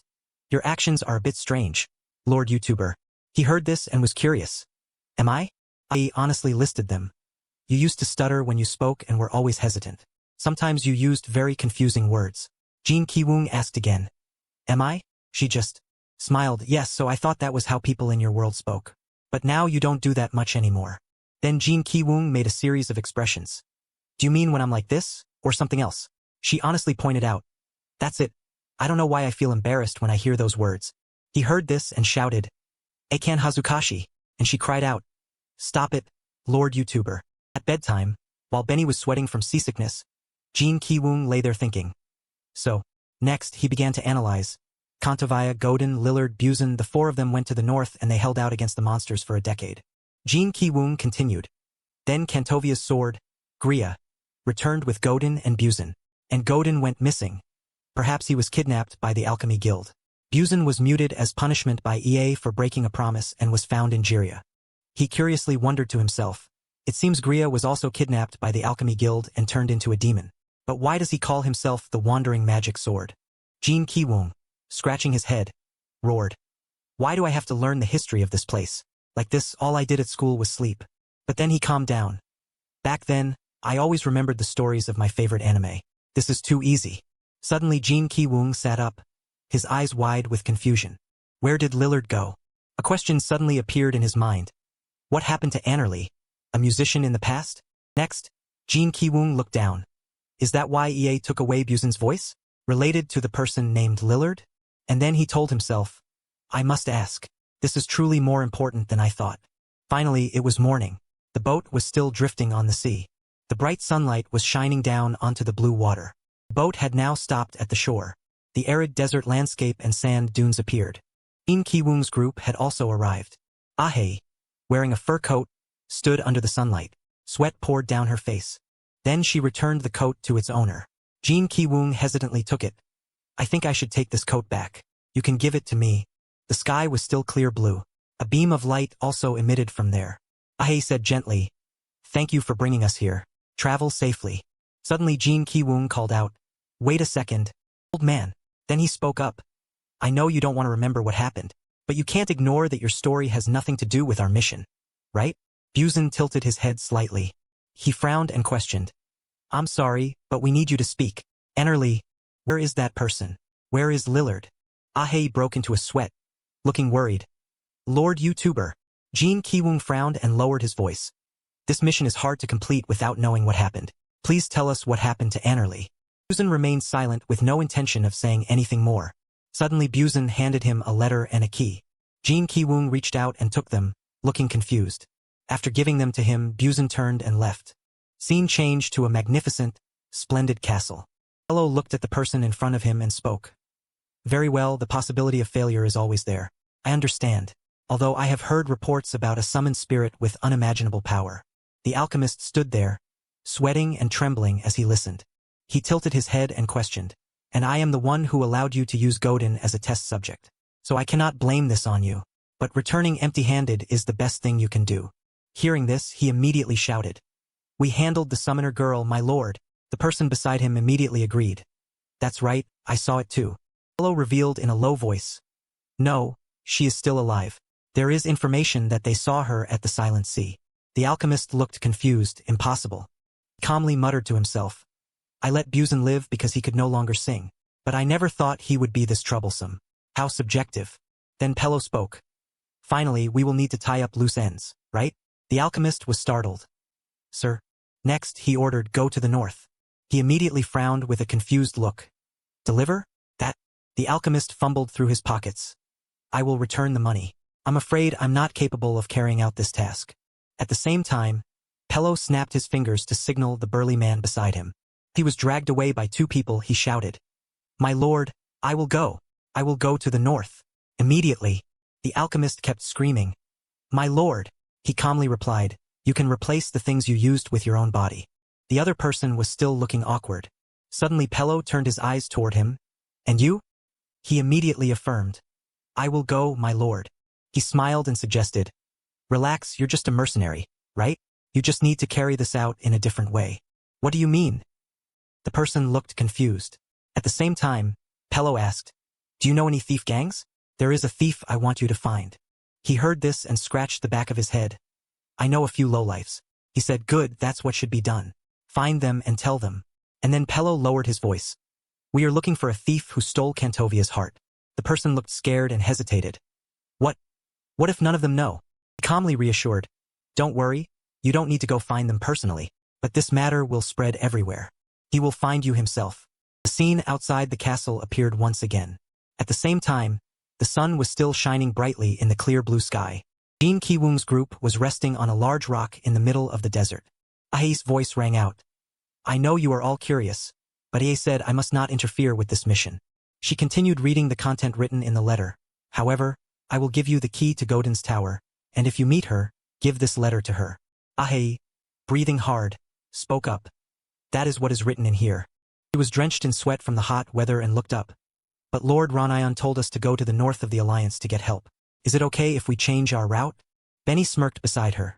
Ms. Aihi, ever since our royal order paper burned, we can't enter any castle. But we got the key without any problems. Suddenly he asked, Do you know what people call that? Seeing her blank expression, he happily answered himself. It's hitting the jackpot. Jackpot. Tower wizards always have expensive magical tools. Jin Ki-woong admired. That's Benny for you. He makes a lot of sense. Benny quickly stood up and suggested. I mean, we can't pass up this opportunity. We can. He was speaking but suddenly stopped. Return to the coast when Aihi looked confused. Benny? Benny hesitated. I haven't finished my sentence yet. Suddenly a sound rang out from above, causing Jin Ki-woong to quickly look up. An image of a bird flying appeared in the sky. His eyes widened in surprise. At the same time, he muttered to himself. A thought appeared in Jin Ki-woong's mind. So you want us to keep it a secret, right? At the same time, Jin Ki-woong stood up and suggested. I think we should also investigate Godin's tower. Our goal is to find out why the number of monsters is increasing. He kept analyzing, knowing everything including what happened in the past. That is truly an investigation worth doing, right?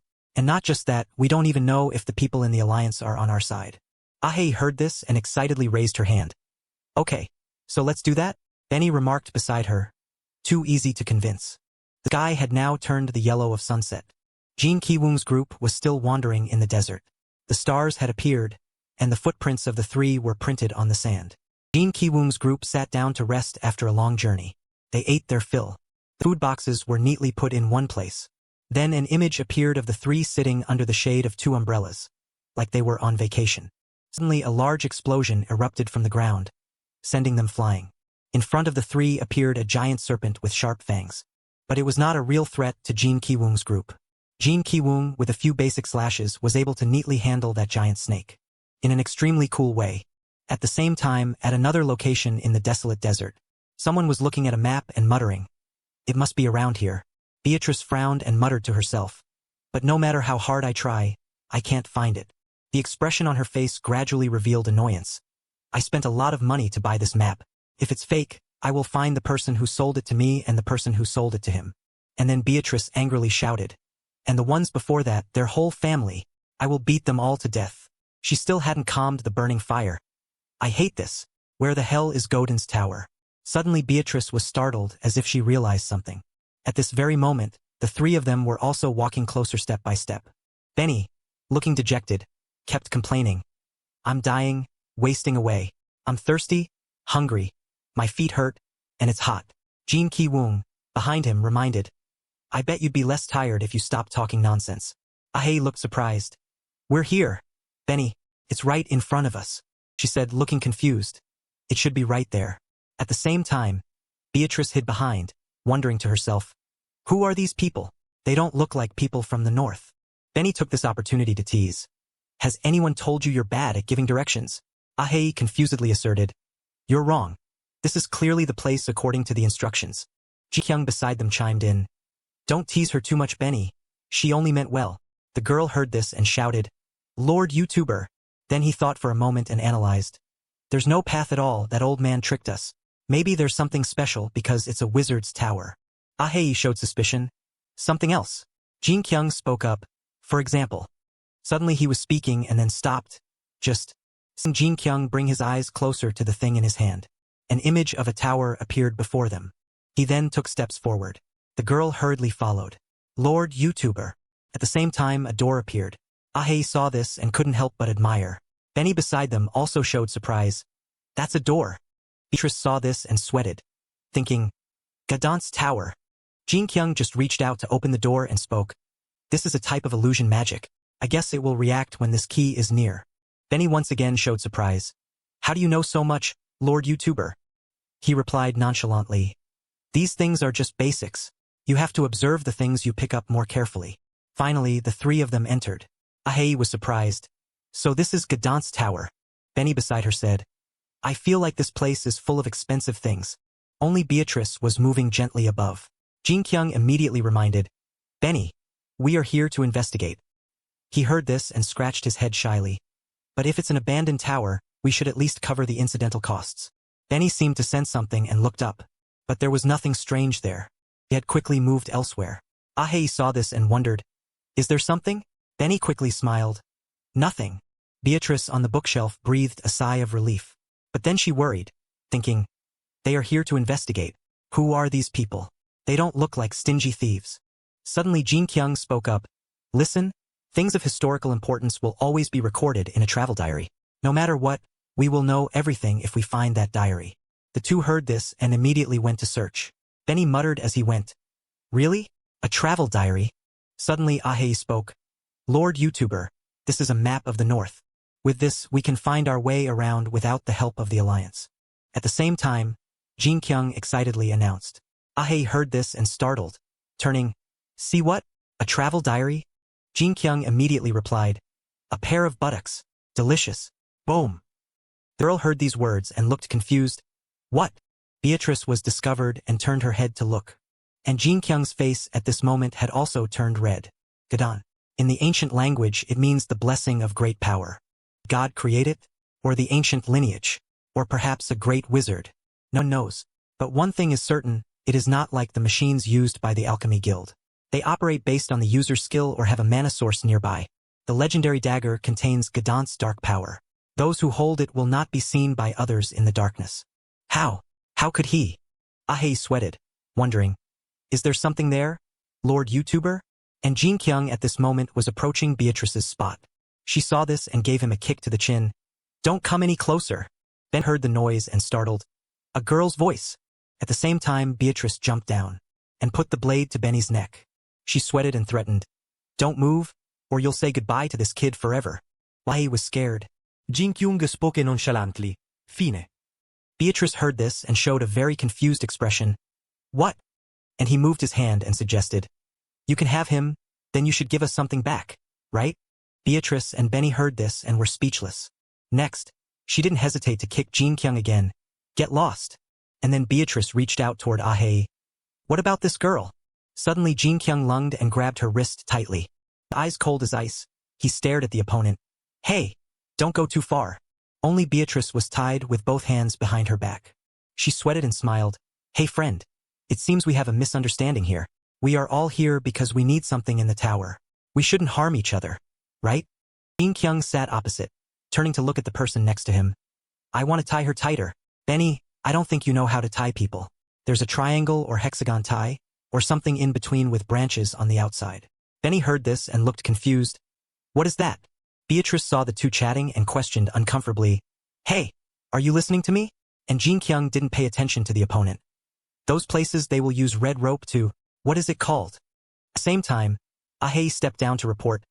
Lord YouTuber, Gadant's diary is actually on the second floor. Next, the girl wondered confusedly. What are you doing? And he still stared at the opponent. You see. Suddenly Jin Kyung pressed against the chest of the person in front of him. Beatrice saw this and couldn't help but be confused. What? What are you doing? Only his hand reached out as if to touch her chest. Aihi hesitated. Lord YouTuber, are you? At the same time, Jin Kyung squeezed the piece of paper hidden there. Then he excitedly pulled it out. What is this? Beatrice saw this and startled, shouting, No, that is. Jin Kyung didn't care, opening the paper to read. Important things are always hidden in important places. They always leave it there for us to take. Then he threw it boredly to Aihi. I thought it would have our faces on it or something. She heard this and sweated, explaining, What? You are being hunted? Too bad. I'm also in a hurry, so I don't have time to track anyone. The girl held the paper and spoke. Beatrice, from the Dungeon Thief Group. Jin Kyung frowned at the person in front. A thief. And Beatrice added. You are missing the word, great. It must be great thief. He immediately frowned. How can a thief be great? All of you are criminals. Benny beside him looked away. I was just thinking about Aihi being caught. Although it had nothing to do with her, she frowned and read in a serious tone. Steal the Saint Beast at the Flothia Temple, known as the Holy Land of the North. If you succeed in this mission, you will receive 100,000 gold. Aihi heard this number and exclaimed in disbelief. 100,000. Benny immediately jumped up. What? What? How much is that? And he spoke up. One of the 3 dream villas in the city only costs about 50,000 gold. Jin Ki-woong asked with interest. What? Sounds like $100,000. Then what? Aihi looked at the letter again. And then it says, as mentioned before, follow the map. Also, Gadant's handwritten letter will point the way to the temple. Jin Ki-woong heard this and turned to question her. So you're here because of these clues? Beatrice answered honestly. Yes, that's it. And there are always expensive props in the wizard's tower. He seemed quite curious and suggested. I don't know why the Saint Beast is so expensive. I want to see it. She clicked her tongue angrily. That's none of your business. Mind your own business. At the same time, Aihi reminded her. But stealing is bad, Beatrice. Beatrice smirked. Right. And I'm sure you guys are here because you're Gadon wizards. Don't tell me you think trespassing on personal property is a good thing. She continued. Being kind and pretending you only do good things. Jin Ki-woong heard this and spoke up. I think you lost this bet, Aihi-chan. Benny next to him agreed. He's right. At the same time, Jin Ki-woong wondered. Why are you saying those things? Beatrice looked suspicious. Are you guys really on the same side? Then he confirmed. Okay, it seems we were wrong. Also because we've been betrayed many times. At least you're not someone sent by the other lords. She put on an annoyed look. I don't want to negotiate with noble people like you. So why don't you stop acting scary and let me go? They didn't care about Beatrice at all. Aihi looked up anxiously. What should we do? She's still a thief. If the Saint Beast is important, maybe we should leave it there. She won't be able to steal it. Jin Ki-woong frowned and replied, but that doesn't mean we keep her tied up here forever. It's not our business either. And then he made a decision. So untie her. And watch out if she does anything bad. We'll tie her up again. Outside was a vast desert landscape with undulating rocky mountains. Some creatures with very strange appearances appeared. An image of a river flowing through the desert appeared.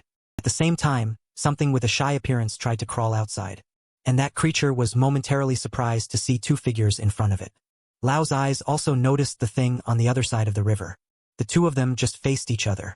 At the same time, Lao's father reminded him, Lao, don't look at them. The boy heard this and hesitantly denied, Father, it's not like that. And then Lao explained, it's just, I've never seen water before. The two of them would walk for a while and then kneel down. Then they would stand up and keep walking. Lao was sweating profusely, breathing with exhaustion. Lao's father saw this and asked, Are you tired, Lao? The boy was startled and replied, No, it's just. Then he suggested, Then let's rest for a bit. Lao heard this and nodded. Yes, okay. Next, Lao's father spoke up. Water is the source of all life and is blessed by the gods. The water we find in the north is even more special. It is a gift from the sky showing compassion. This land originally belonged to demons and half-demons. Lao turned to ask, Then why are there so many commoners living here now? He narrowed his eyes and answered, That's right. A major event happened in the north before you were born. It was the aftermath. Descendants of dragons and demons. An alien child of the gods and ancient dragons.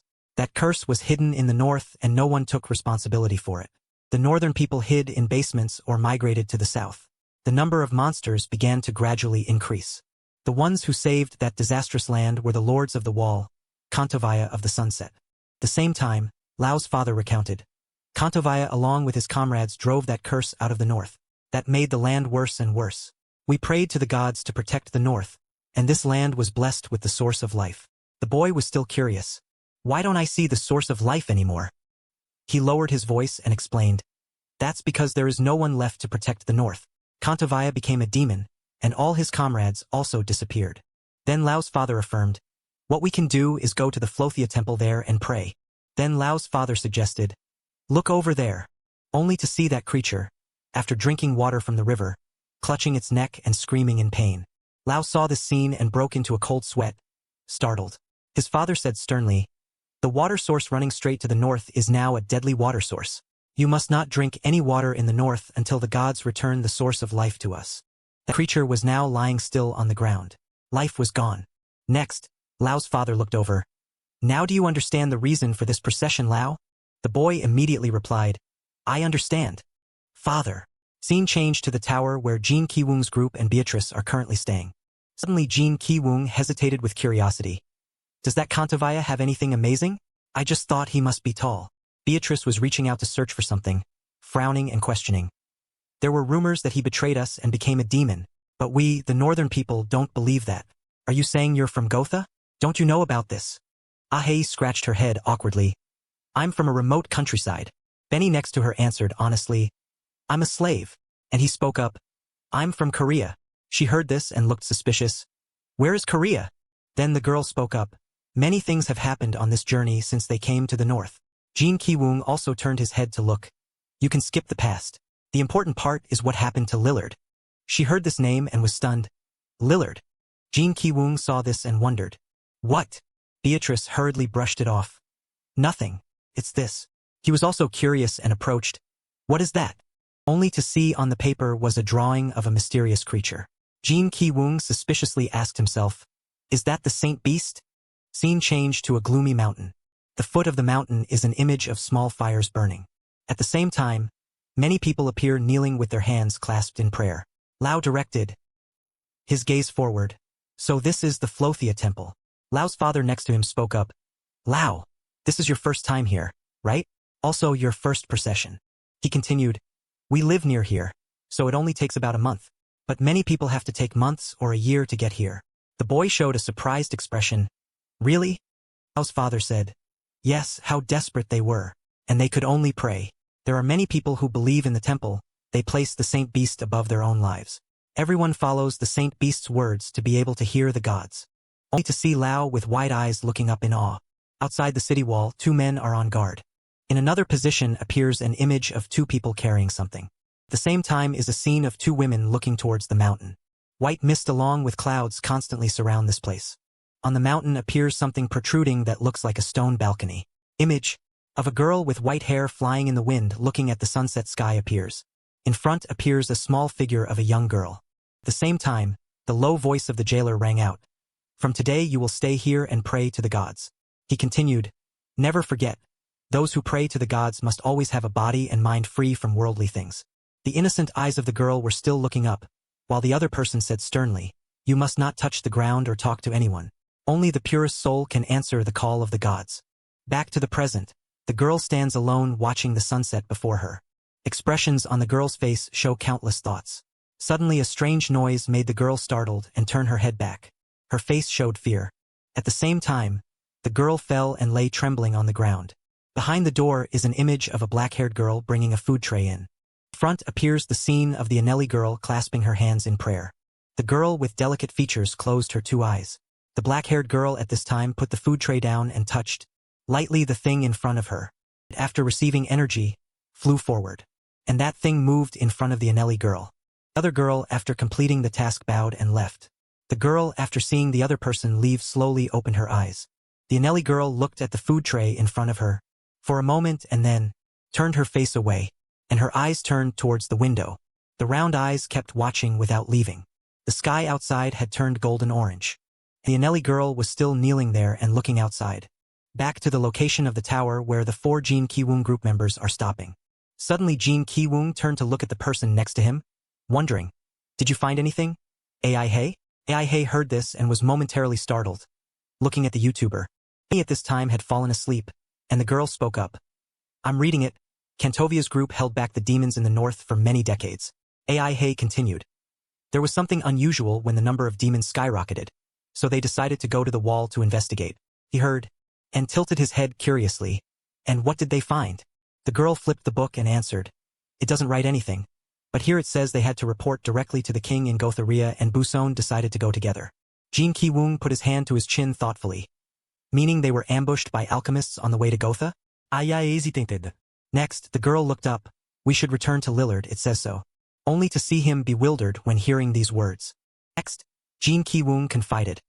I'm worried about the alchemists turning Anelli into demons like Kantavaya and Godin. Aihi at this time lowered her voice. I think if we meet Anelli, we will find out what happened in the north, but based on the diary. At the same time, Beatrice stepped in and questioned. What happened to Anelli? Jin Ki-woong saw the other person and reassured. Thief. We are looking for Anelli. You don't have to worry. She heard this and narrowed her eyes, smirking. Don't be like that. Do you know about the spatial gate at the northern wall at the end of the continent leading to Anelli's space? Jin Ki-woong was curious. Spatial gate? So the land of Anelli is behind that gate? Beatrice shrugged. Who knows? I've never been there, just rumors. And then she muttered to herself. I really don't understand you guys. There's nothing to find in the north, yet you still try to rush here. He saw this and fell into deep thought. After that Beatrice turned and left.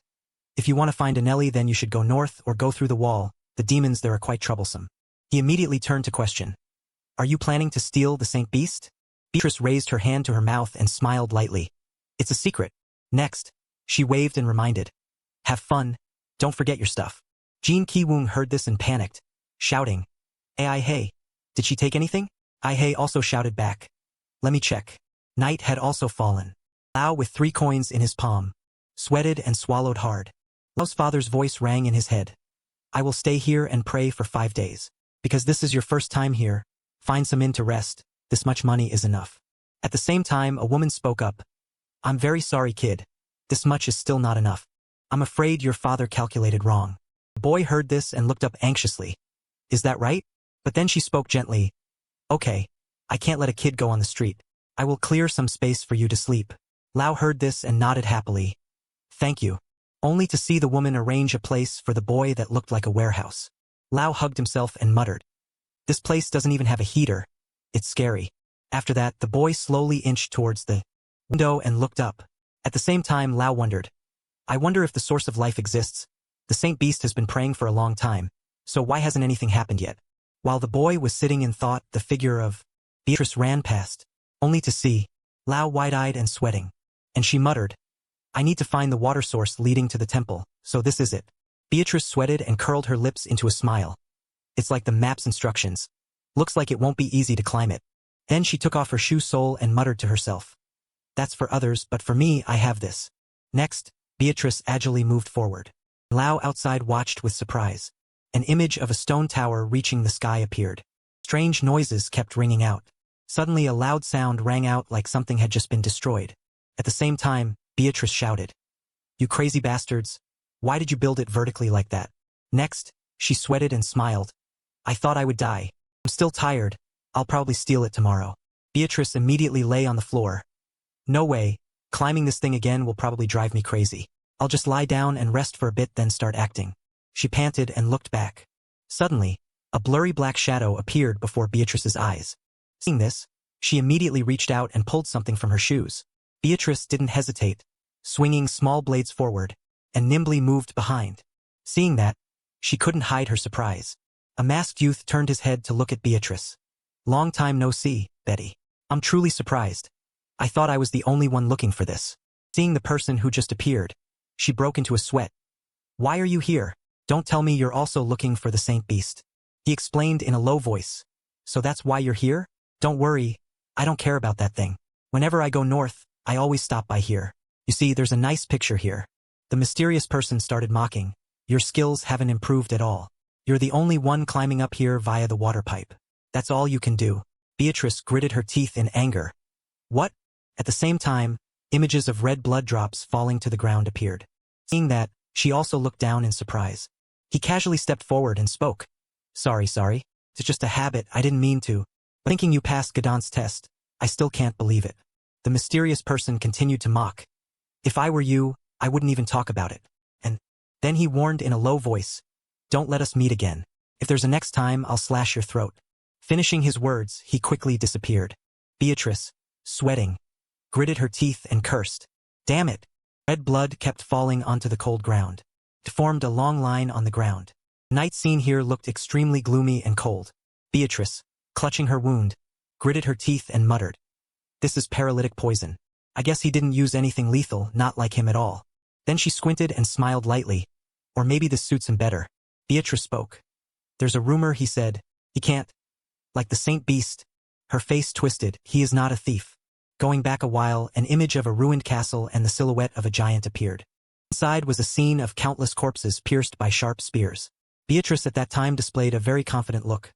Gadon, finally I have passed the test. Next, a few things followed her. She looked up. Give me a sign so I can receive your blessing. As soon as she finished speaking, the door in front opened wide. Beatrice then stepped inside. Finally, so this is Gadon's legacy. She looked at the inscription and read it aloud. My descendant, you who have shown you belong to the darkness. Therefore, choose one of my legacies as a symbol of this. And then, Beatrice looked to the side. So I can take one of these? Right? Suddenly Beatrice's eyes widened in surprise. She couldn't hide her confusion. Gadon's breath has been taken. I remember it should return here when the previous owner dies. And then Beatrice speculated. Someone has been here before, only Gadon's shadow remains. Then she stepped out of that ancient castle. Beatrice looked at the knife in her hand with a curious expression. At the same time, the mysterious assassin suddenly appeared. So you are the new master of Gadon's shadow.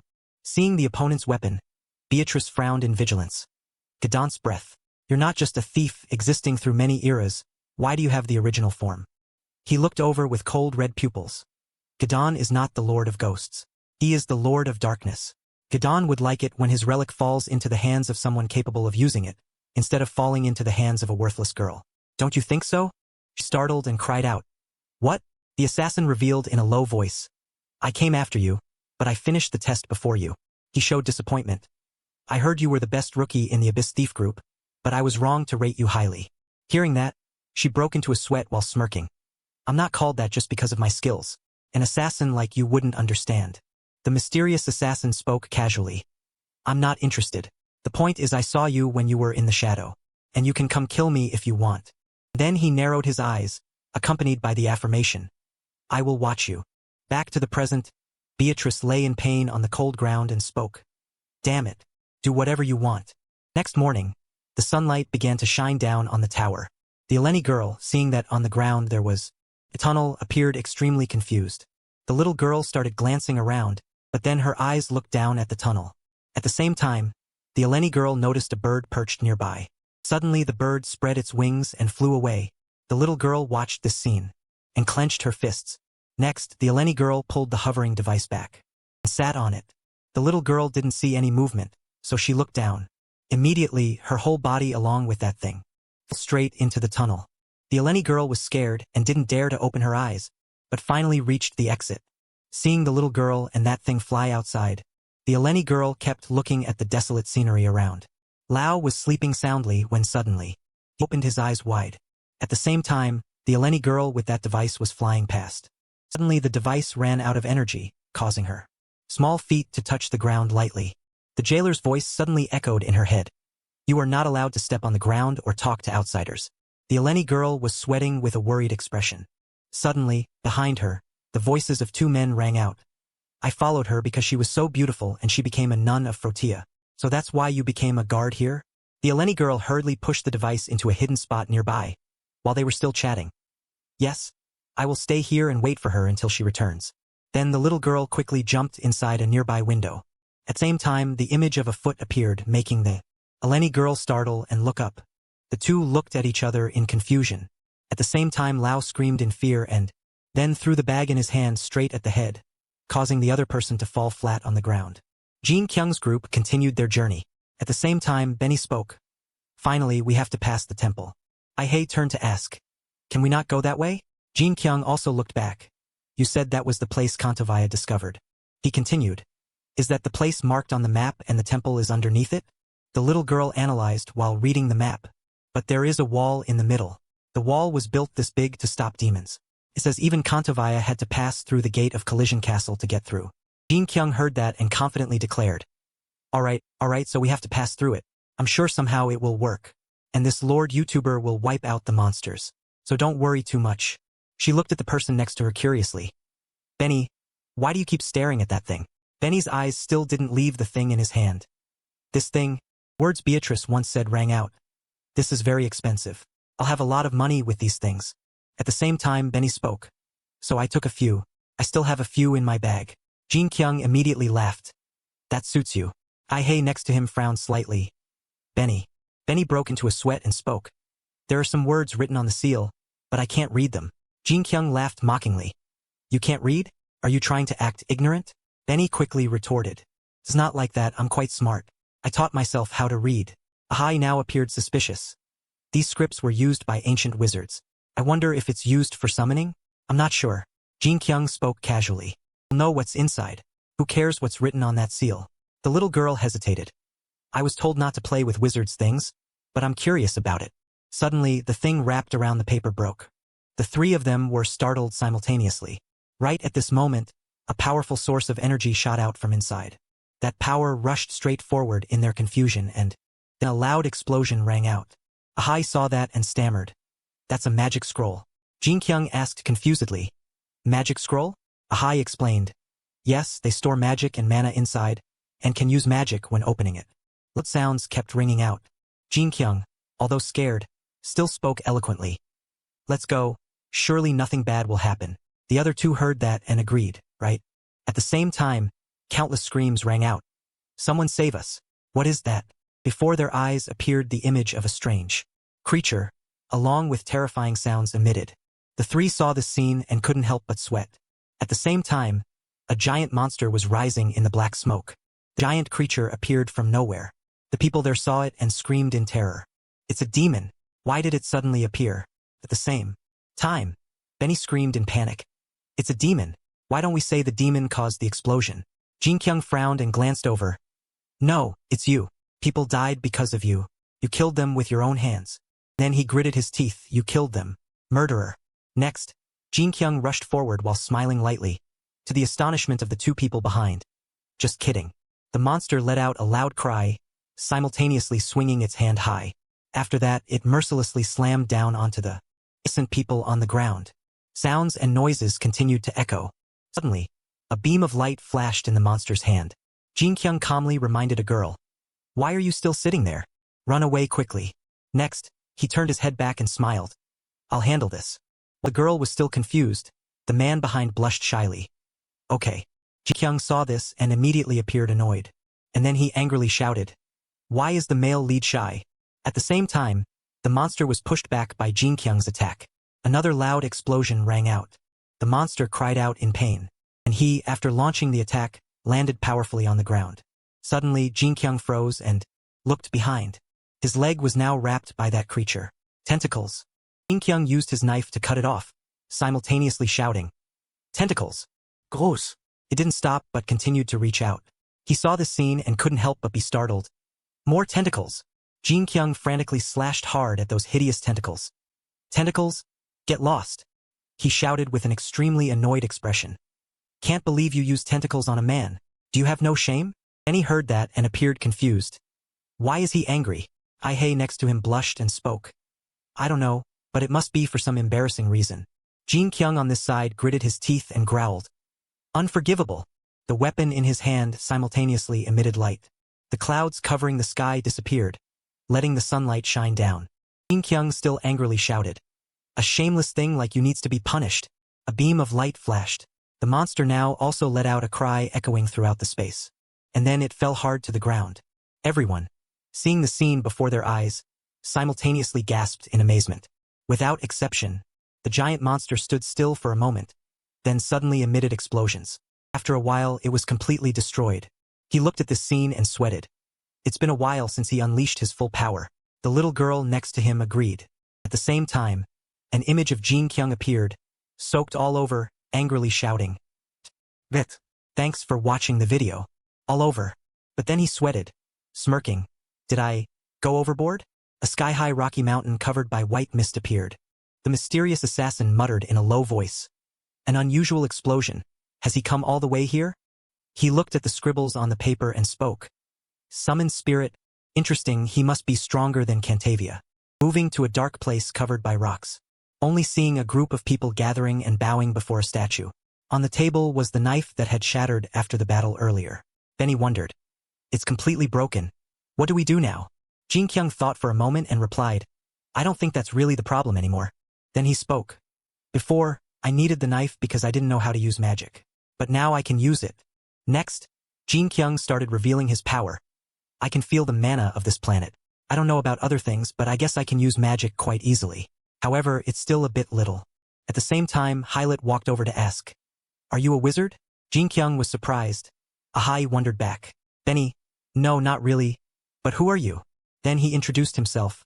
I am Hylet, the leader of the worshippers here. I wish I could repay you for saving us. As you can see, even a drop of water is too hard to get.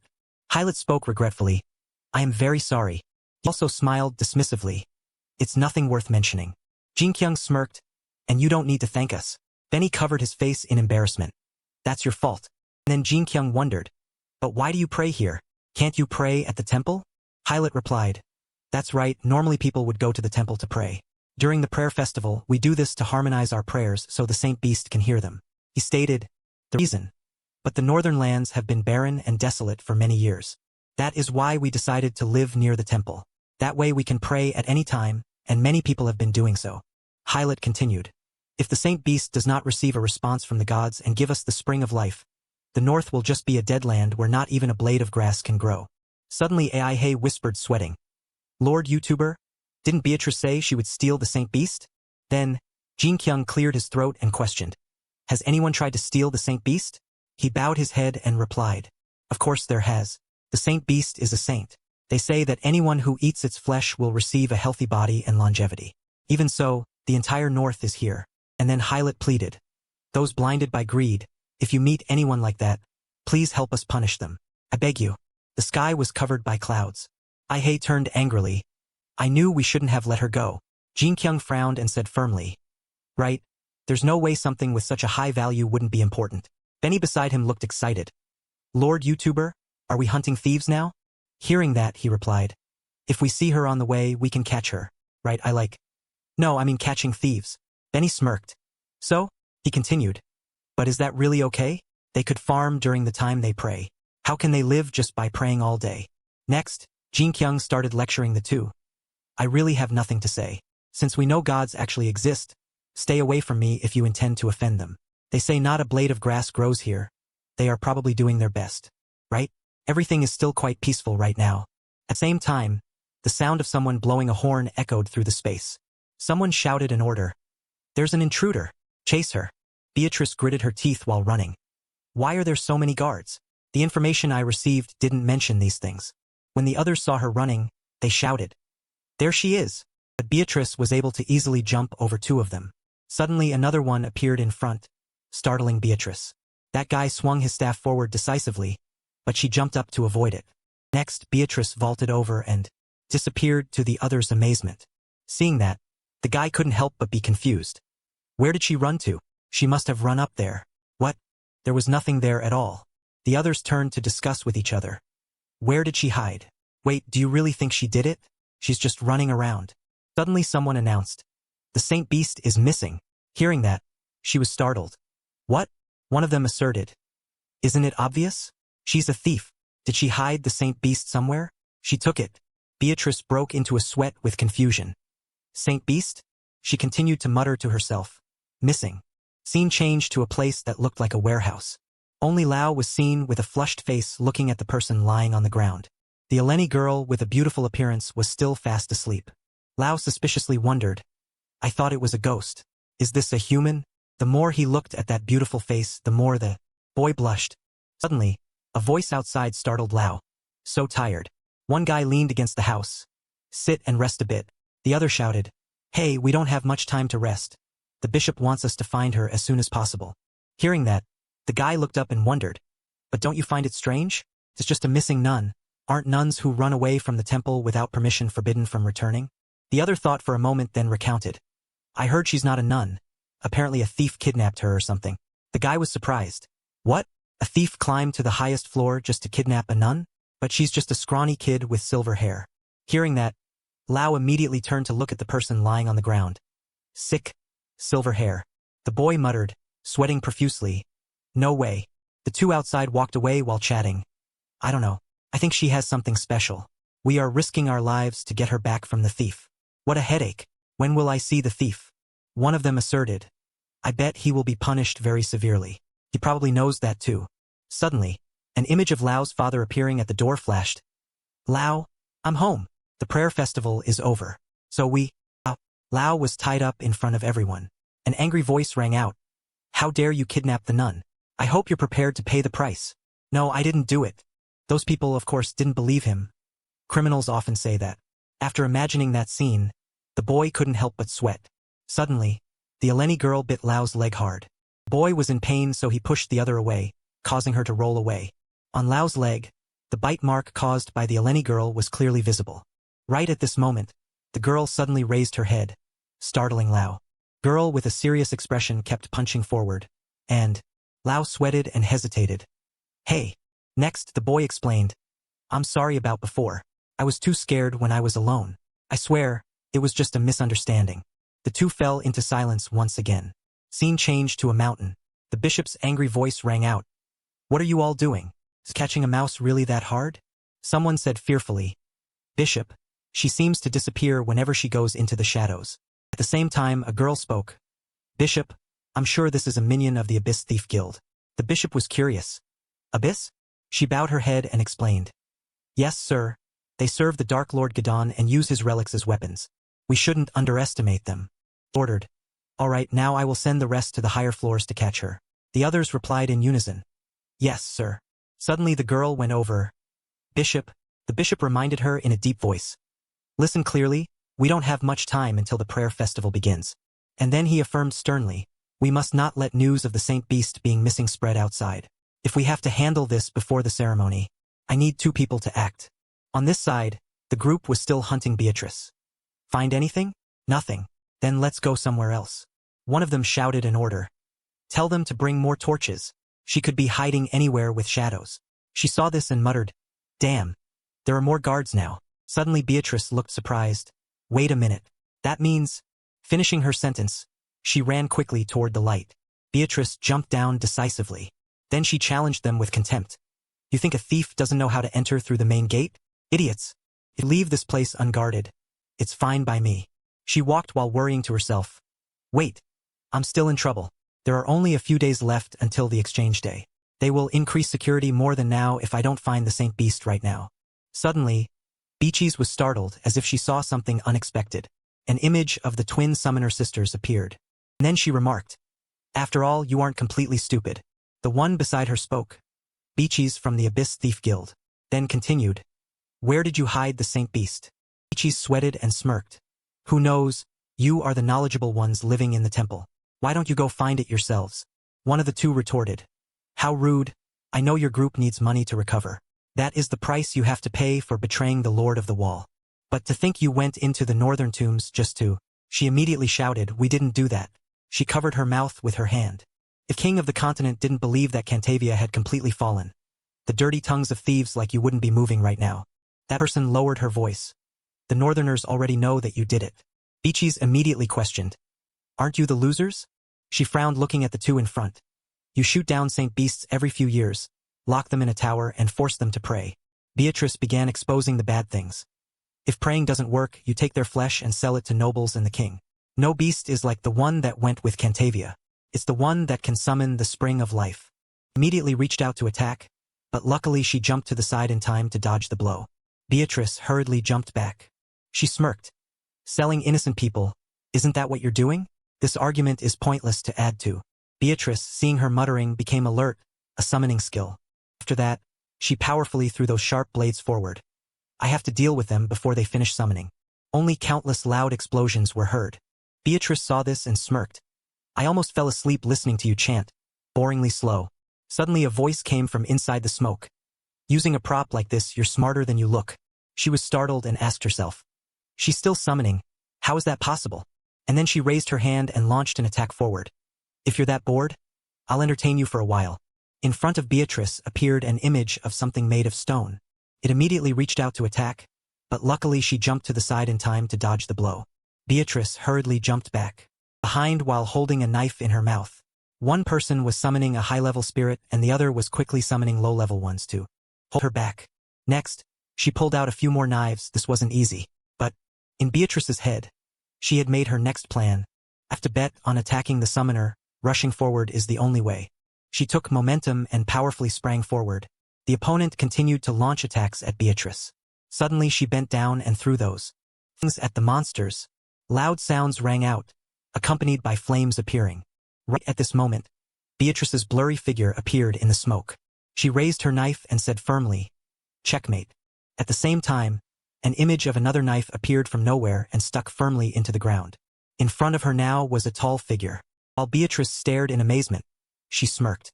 It seems I had enough time to complete the summoning. And a loud explosion echoed throughout the space. The people below were still focused on praying. Everything returned to how it was. The battle just now seemed to have ended. The sky was gradually turning into sunset. Countless people gathered in one place as if waiting for something. In front, the figure of someone tied to a wooden pole appeared vaguely. And the person was none other than Beatrice. Only the Eleni girl was seen eating a piece of bread deliciously. After that, the girl turned and smiled. Lao saw this and only smiled awkwardly in response. Lao suspiciously muttered to himself. She's no longer on guard when I give her food. She's very strange. Next, Lao timidly asked. I'm Lao, what's your name? The Eleni girl said nothing but pursed her lips and turned away. The boy saw this and wondered to himself. Is she mute? At the same time, the boy reminded. Hey, did you come from the temple? Everyone is looking for you, you should go back quickly. Everyone is worried about you. The Eleni girl remained silent and said nothing. Lao timidly looked over. It doesn't look like she was kidnapped. At the same time, the boy fiddled with the piece of bread in his hand thoughtfully.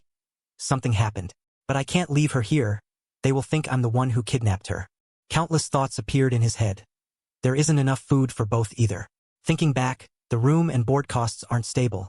But the innkeeper said my father calculated wrong. Suddenly, footsteps and a soft voice sounded behind him. Lao immediately turned around and threw the bread straight at the person. But when he realized who was in front, Lao looked flustered. You can speak. Sorry, I mean. Next, the girl stuttered.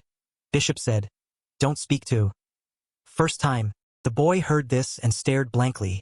remarking, "You speak like ants biting my hand. I'm watching a demon talk." When he saw the Lenny girl angry, Lao immediately questioned, "Wait. Sorry, wait a minute. Didn't you have something you wanted to say?" Suddenly the girl stopped and timidly suggested, "I want to go to the Black Moon Plateau." Lao heard this and widened his eyes in confusion. "Black Moon Plateau? Is that place far from the wall?" The silly girl spoke seriously. "I was there. I want to go there one last time." The boy warned anxiously, "Wait. I've never been there and it's too dangerous to go outside the wall. There are many monsters there." The boy was scared and broke into a cold sweat, wondering, "You don't want me to take you there, do you?" The Anelli girl just looked at him with sparkling eyes.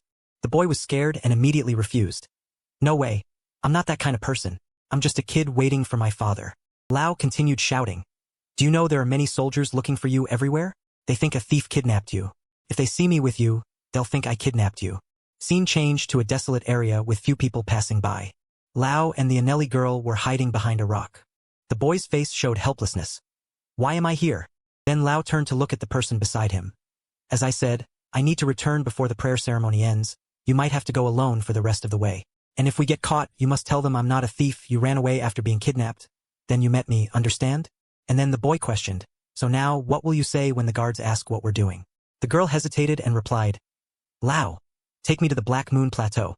Lao heard this and broke into a cold sweat while shouting, "That's not it." But then the boy quickly covered his mouth to avoid being discovered.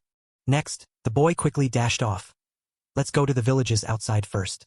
Then we'll continue talking. Let's go." The Anelli girl followed behind, running weakly. Lao saw this and didn't know how to react. The sky was blue with white clouds drifting peacefully. The boy was carrying the girl on his back, panting with exhaustion. Then Lao collapsed to the ground. "I'm going to die." Then the boy turned back and shouted angrily, "How could you think you could reach the Black Moon Plateau like this? Everyone is staring at you. Your silver hair is bad enough." Saint Beast Girl heard this and hesitantly revealed, "Sorry, this is my first time running like this." Lao heard this and immediately questioned, "First time talking, first time running? Didn't they let you do anything at the temple?" The girl thought for a moment and recounted, "I only prayed. I couldn't leave there without permission." Lao stared with an unbelievable expression. "What? Then why do you want to go to the Black Moon Plateau? Isn't praying at the temple the priority?" The Saint Beast Girl looked up with big round eyes. "Because the bird said so. The bird said I must go there. But there's no time." The boy frowned more in confusion as he listened. "Why is there no time? You could tell the people at the temple that you want to go there." The Anelli girl spoke up. "If the god does not answer the prayers of the worshippers, I will go to the god." Lao broke into a cold sweat in astonishment once again. At the same time, a loud voice called out, "Hey, you two! Is that her? That girl with white hair?" The person next to him ordered, "Stand right there." But there was no way the two would let themselves be caught. The guy saw them running away and shouted, "Hey, you guys!" The sky was now mixed with both blue and orange colors of the sunset. Temple soldier held a paper in his hand and announced, "The woman who broke into the temple to kidnap the Saint Beast, the last hope of the North. She is a member of Abyss, a thief group that is the reason the North is in such a crisis." Everyone heard this and turned to whisper to each other. "What? Abyss? Are they the ones who stole Cantavia's heart? The North is in such a miserable state because of those bastards. And now they are here to steal the Saint Beast too." He continued reading the content on the paper. "We will give the sinner a chance to atone before the prayer ceremony." The person questioned, "Tell us where the Saint Beast is." One of the twin summoner sisters stepped forward and smirked. "If you talk, I promise at least to let you die decently. You see how they are looking at you, right?" She didn't stop. Hatred and anger were visible in their eyes, as if they were looking at the demons that had destroyed everything in the North. The man declared, "If she does not repent before the prayer ceremony." Suddenly Beatrice shouted, "Wait a minute."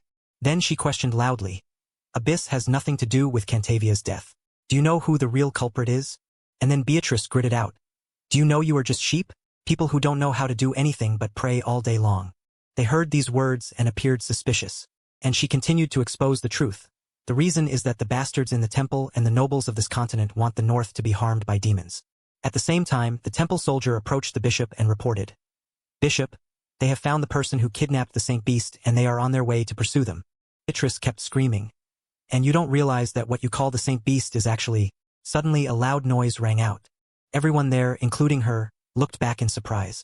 The bishop spoke in a low voice, thinking of the demons crossing the wall and sooner or later reaching Flotia Square. Then there is nothing left for her to atone for her mistakes. Let the people here judge you. Beatrice saw the person and couldn't help but be suspicious. You are. At the same time, a stone was thrown by someone at her head. Blood flowed out because of that. Crowds simultaneously shouted angrily. How can we believe the words of a thief like you? It's because of you. Because of you, this whole land has become like this.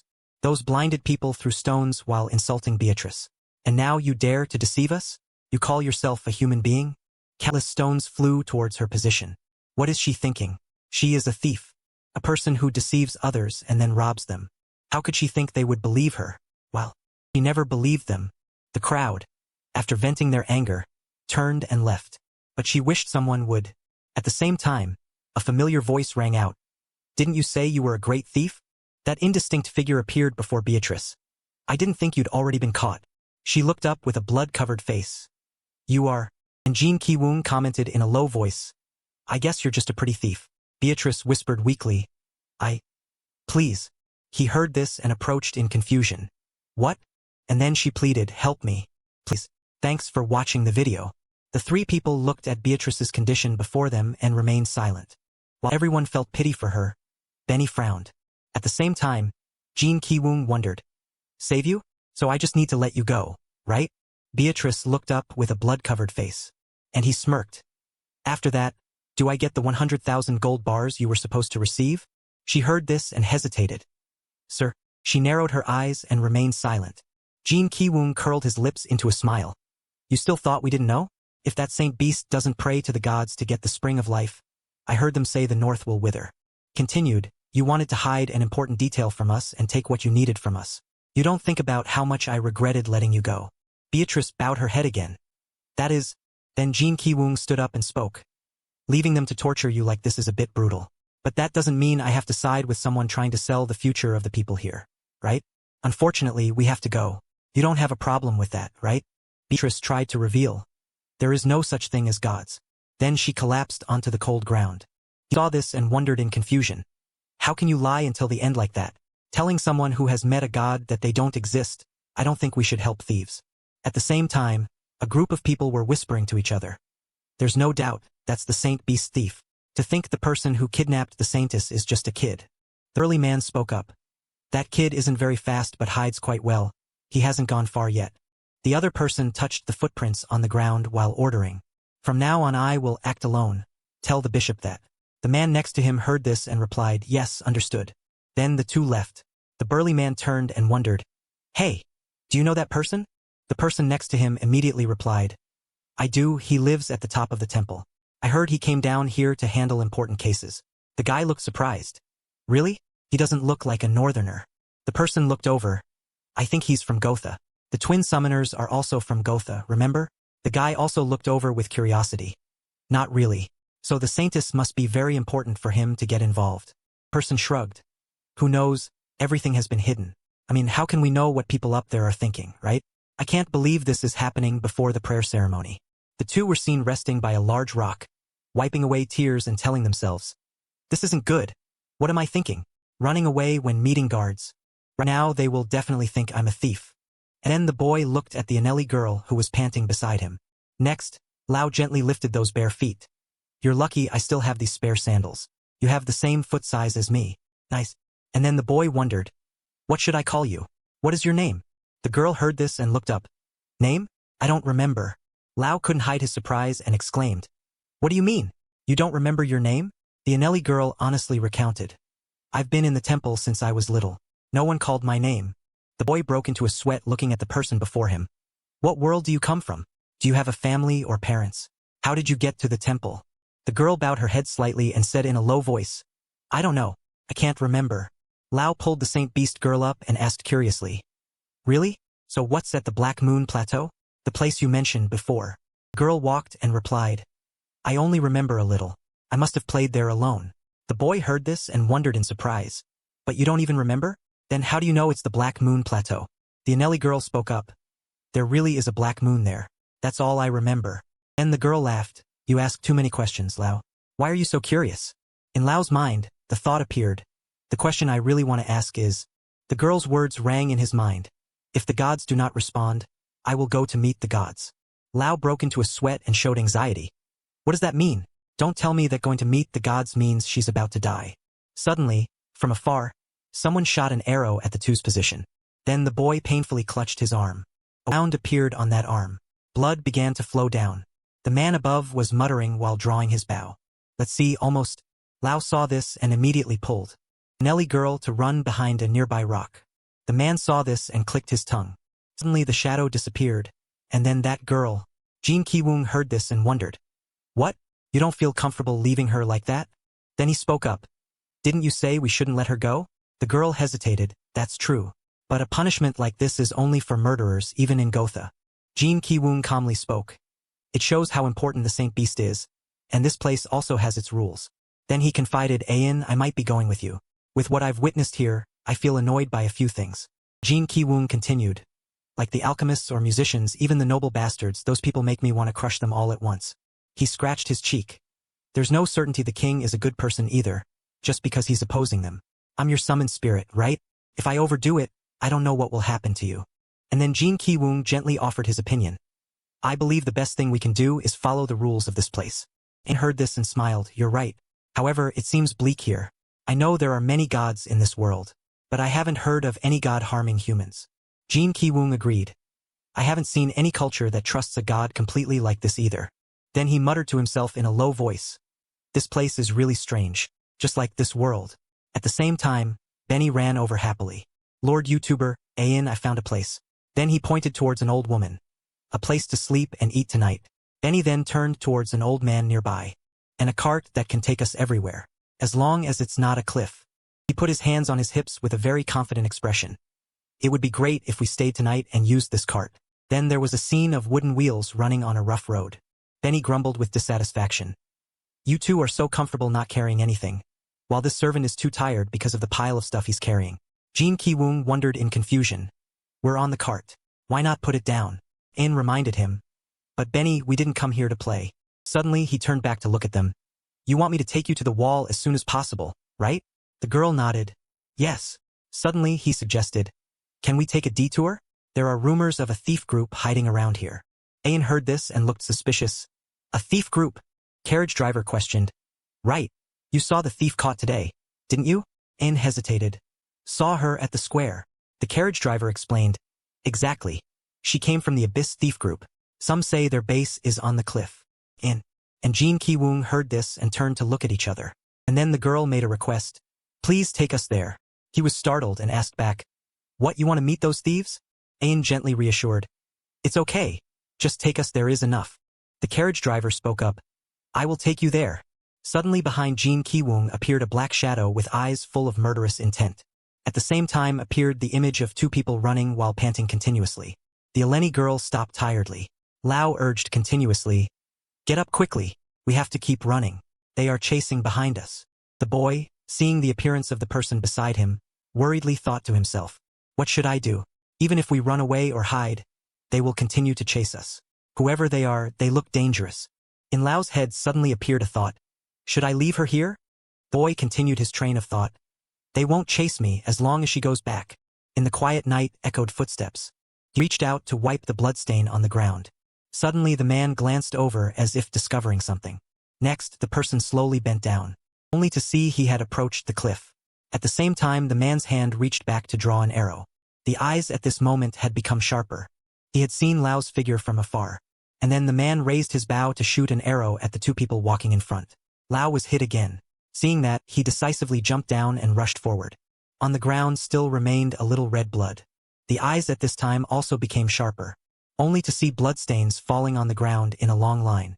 At the same time, the man reached out to draw the knife at his hip. He did a somersault in the air, and powerfully landed on the ground. Those cold eyes were directed at the position of Lao and the girl. Eleni, who was terrified in front. Finally, the man had found the two people. Lao sweated in fear looking up at the man in front of him. And he narrowed his eyes and muttered. Strange, in front is just a rock. That person confusedly whispered to himself. I'm sure the kids were here. Eleni girl quickly used her power to blind the opponent. The boy saw that and couldn't hide his surprise. What is this? Magic. Thanks for watching the video. He, after not seeing the two people, glanced around. They are faster than I thought. After that, the man turned and left. The kids couldn't have gone far. I used some poisoned arrows earlier. The girl at this time was still trying to maintain her power, while Lao was still staring wide-eyed. The Eleni girl at this time trembled, sweating with a tired look. The boy, seeing that, spoke up, "Hey, he's gone," only to see white feathers growing out from behind the girl. Lao looked more and more scared, but suddenly, the boy startled and cried out. Lao's leg was hit by an arrow, so he was injured. Even the wound on his hand hadn't healed. And then the boy sweated, looking down. The two continued to move in the quiet night, only to see Lao's footsteps limping forward. The girl, seeing this scene, looked worried. "Lao, are you okay?" The Eleni girl, seeing the opponent not say anything, hesitated and called his name. "Lao." Suddenly the boy spoke. "People say that the northern people, every day they struggle with sandstorms." Lao continued. "Once they went through a sandstorm and were swept away to a place they didn't know. At that time they started thinking." The boy still hadn't stopped.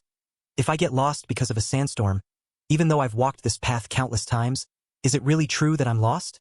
Blood kept flowing from the wound on his leg, while Lao was still immersed in the story. "Or did fate choose me to walk on a different path?" The boy, while holding his wound, lowered his voice. "My father said those are just the words of cowards, people who can't adapt to life in the north. But I like that story more than the so-called fate." Lao's small back appeared, the thought of someone going somewhere, just because they really wanted to go there. I think that is the true meaning of the story. The Saint Beast girl heard this and hesitated. "Lao." At the same time the boy spoke. "I think today is your day, and if I go with you, I will change too." That voice became increasingly weak. "Since coming to this place, the northern people only do is pray and survive." The girl seemed to feel something unusual from the opponent. "Lao, are you sick?" "Thanks for watching the video." Lao, with a weak appearance, gradually collapsed. "I want to return to a more normal life then." Finishing his words, the boy fell down in the confusion of the Saint Beast girl. "Lao." She shook the person lying on the ground and shouted, "Wake up, Lao! Lao!" And then the Eleni girl sobbed, "I'm sorry, Lao, it's my fault." She was still sitting there crying, "Lao!" Suddenly from behind appeared a figure walking towards them. She turned back and was immediately terrified. When seeing that person, she heard a shrill scream echo in the night. Scene changed to a village at the foot of the mountain. Yellow firelight emitted from deep inside the rock crevices. Pilot gently reassured, "Don't be afraid. This is the prayer hall." The girl heard that and replied, "Yes, I'm sorry for screaming earlier." After that he spoke, "Don't worry about it. We can understand. Although this is the first time I've seen a child go out in the middle of the night like this."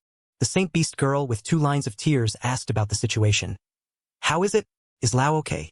Pilot looked down and lowered his voice. "The cut on the boy's leg isn't too big, but I'm afraid the poison has seeped into his body." Next he spoke, "We have no other way. All we can do now is pray for the god's mercy." The girl heard that and looked up. "You mean pray?" Pilot nodded. "Yes, everyone here is praying for life as well as the decay here." His eyes looked into the distance. "I am sure that those who pray like us will get an answer one day, since the Saint Beast is conveying our prayers on behalf of us, the sinners." Only to see the Saint Beast girl wide-eyed with surprise after hearing these words. The bishop's words echoed in her mind. "Only the purest soul can hear the call of the gods. Therefore you must not let others know you are the Saint Beast, or use them for commoners. Doing those things will give demons a chance to come to this world. Do you understand?" But the girl's prayer is for the northern people. They, when seeing the light emitted from the Eleni girl, startled and cried out, "What is this? If she cannot use prayer to save a pure soul, who gave up their life to help a stranger, then what is the point of prayer?" Pilot at this time was stunned, astonished, and exclaimed, "That is..." In front of him was the scene of the girl gradually unleashing her power. Pilot saw her appearance and current ability, terrified as if he couldn't believe it. The child is the Saint Beast. Then, the Saint Beast placed a source of power inside Lao's body. The boy slowly opened his eyes, his head dizzy and dazed. "What is this?" Lao saw the blurry, vague appearance of the girl, and in his head floated the thought, "She is like that again." Then the wound on Lao's leg gently glowed. The energy source just now soothed the wound on Lao's ankle. "It feels so warm and comfortable." Witnessing the whole event in front of his eyes, Pilot and the others were stunned and exclaimed. He immediately knelt down to express his apology. "Please, forgive us. We couldn't imagine that you would step into this filthy place." They kept bowing and begging, unable to adapt yet. "It's the Saint Beast. The Saint Beast is here." They kept bowing and begging. "My lady." Pilot at this time looked up at the girl and softly called, "My lady," only to see the Saint Beast at this time hugging herself, curled up, trembling violently. The girl still shook her head, affirming that, "I'm fine. I just hurt a little when using my power." This time a man quietly stepped closer to the girl. He reached out his hands and suggested, "Let me take you inside." The Saint Beast still sat there curled up, shaking her head in refusal. "No need. I just need to rest a little and I'll be fine." "Bastard, what are you doing?" Just finished speaking, he lunged forward and bit hard on her arm. The Saint Beast saw that and was stunned, eyes wide as if she couldn't believe it. Right at that bite, bright red blood flowed down. Just like that, the shrill scream of the Saint Beast echoed. The temple soldiers saw that and pushed him away, then scolded. "You dare to harm the Saint Beast? Do you know what crime you are committing? Are you crazy? She is a saint. She is the one who conveys our prayers to the gods. And you dare to ruin the prayer." Facing that harsh scolding, the man didn't care but instead laughed with a smug look. "Whatever you guys say, it's not easy for me to encounter an opportunity like this in my whole life." Everyone heard this and froze for a moment. The man then recounted, "Have you forgotten? The Saint Beast can make us strong and immortal." Facing those words, Halet's expression also stirred with a bit of awkward sentiment. The man continued to add fuel to the fire. "Didn't your parents always talk about it? Whatever happens, health is the most important thing." The man looked at Halet and pleaded earnestly, "Just one bite. Just let me bite a piece of meat from your body. I beg you." The Saint Beast at this time trembled in fear before those words. "Surviving in the north is too difficult for us." Just finished speaking, the temple soldiers simultaneously stood up. They slowly walked towards the Saint Beast. Halet thoughtfully looked at the girl and nodded in agreement. "He's right. My parents also said that before they died." They kept walking straight towards her, eyes full of threats. "Health is the most important thing. Eating things." The whole Saint Beast froze, sweating profusely. They kept lunging at her, raising their hands to grab her tightly. "Best for you." They held weapons and walked straight towards the girl, then excitedly shouted, "Everyone take a bite. Okay. If divided carefully, everyone will have a share. Give me a part. Just having Saint Beast meat will make us healthy." They tried to hold her tightly and excitedly laughed loudly. "We won't need the spring of life anymore."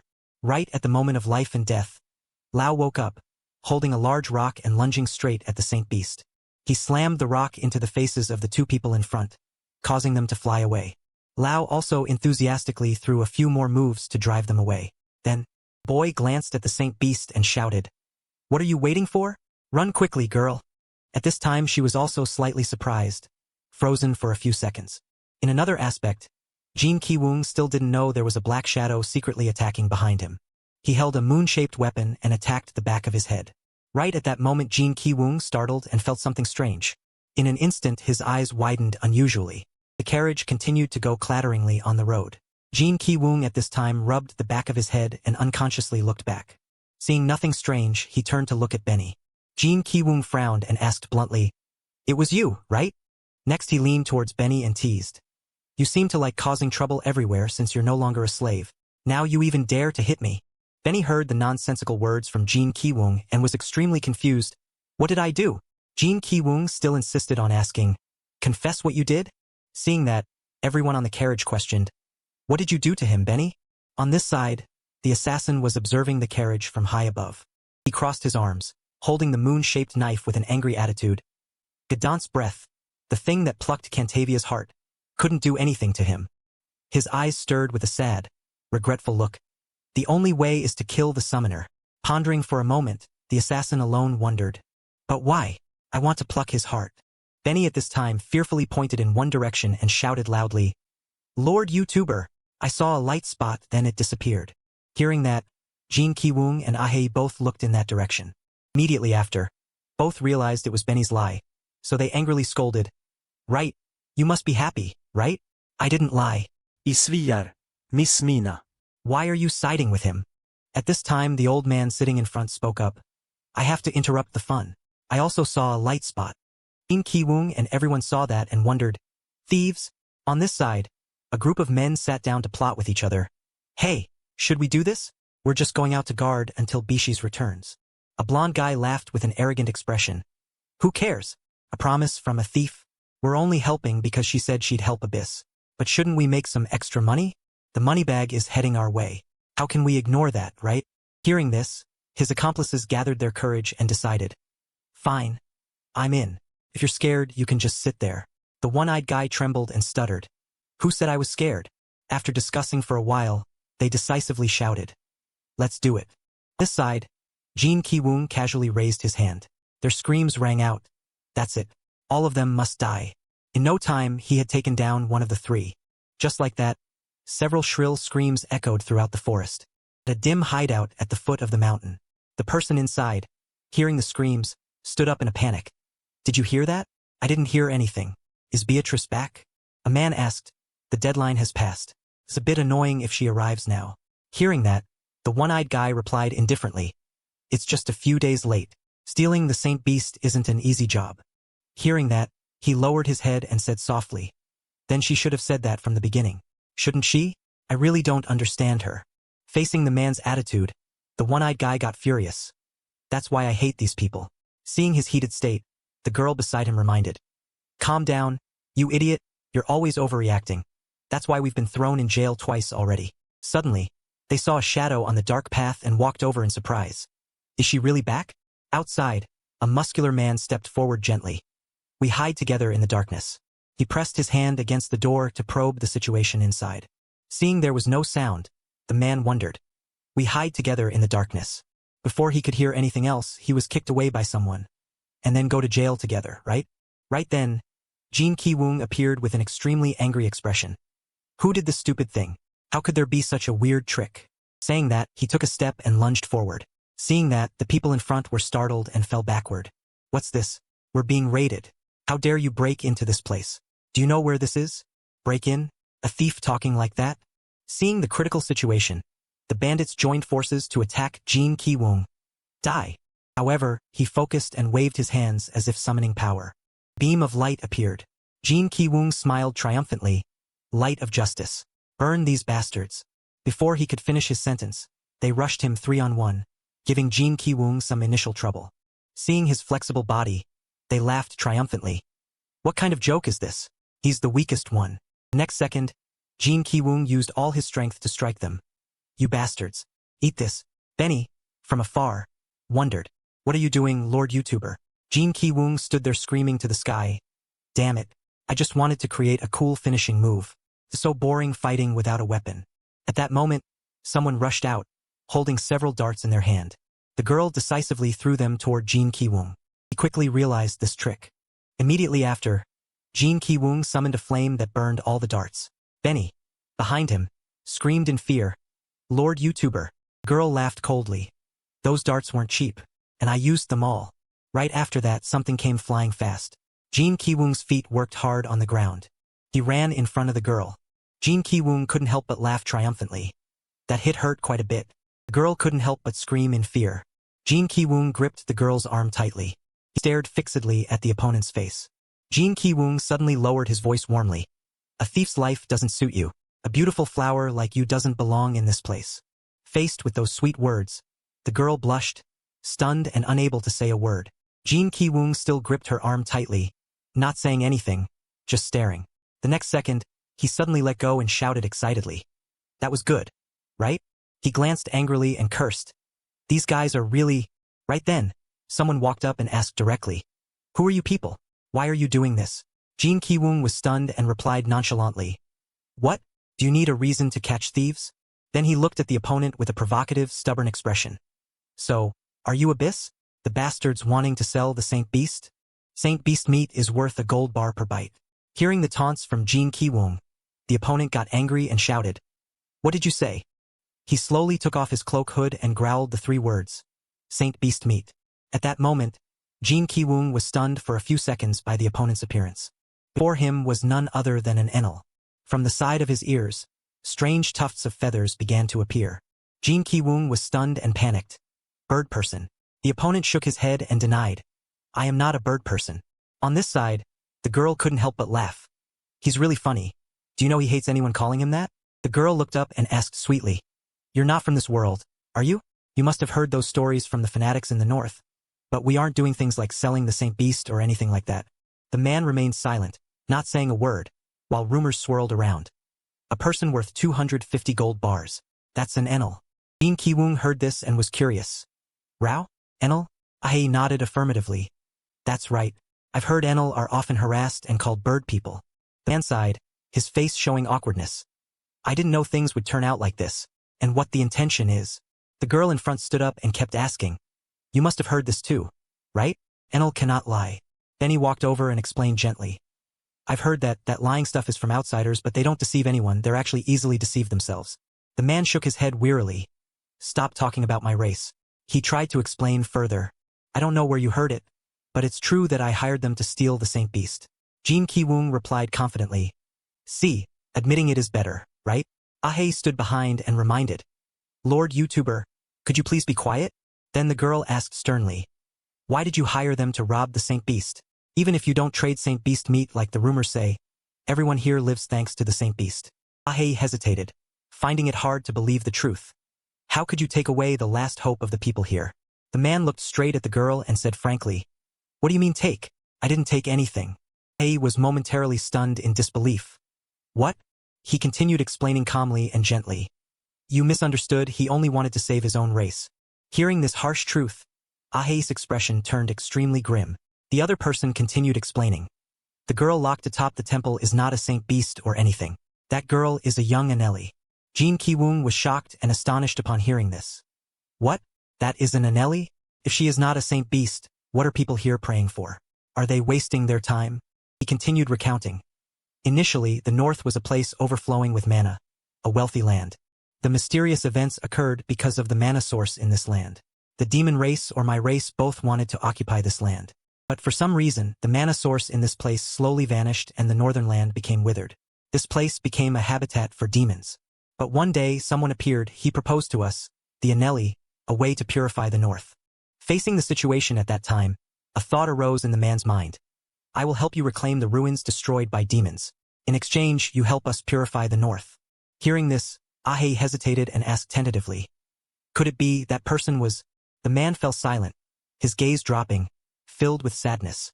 That scene replayed in the man's mind. At that time, Lillard spoke gently. You kept your promise, Kantavaya. He shook his head in rebuttal. Isn't keeping promises normal for Anelli? Lillard's eyes suddenly became tearful. Keeping a promise even if it means death. I thought that was only possible for us Anelli. For over 1,000 years, I have met many people. Cantovia's face at that time was also heavy with sadness, continuing to listen silently to Lillard. But I have never met anyone as trustworthy as you. Seems there are many people around here. He replied straightforwardly. I heard that trust is unnecessary for Anelli, because that is their nature. Hearing this, Lillard turned away, her tone slightly hesitant. Perhaps. Seeing that, Kantovaya asked anxiously. But, are you okay? You can use those ruins. But, it is not easy to extract mana from the Anelli spatial gate. Hearing that, Lillard remained silent, turning her face away. Kantovaya stood there, frowning heavily as he expressed. Didn't you say it would be very painful when you used the Anelli's blessing? He looked up, firmly asserting. This time it might be even worse than the previous times. It is okay. Saying that, Kantovaya cast a sad gaze toward Lillard. After a moment of hesitation and reflection, Lillard turned her head and said softly, I am fine, Kantovaya. Thus, the two stood there, looking at each other without saying anything. A while later, Kantovaya sighed, his tone full of hesitation. I wonder what the right decision is. And Anelli is lying, just to make a human stop worrying. Watched Lilia's back for a long time, then choked out.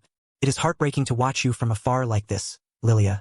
The ruins left by Yunel remained connected to their world. And with help from Yunel, the north was completely transformed. After witnessing Yunel praying for a long time, Kale had complex thoughts. They did not care about the pain Yunel had to endure.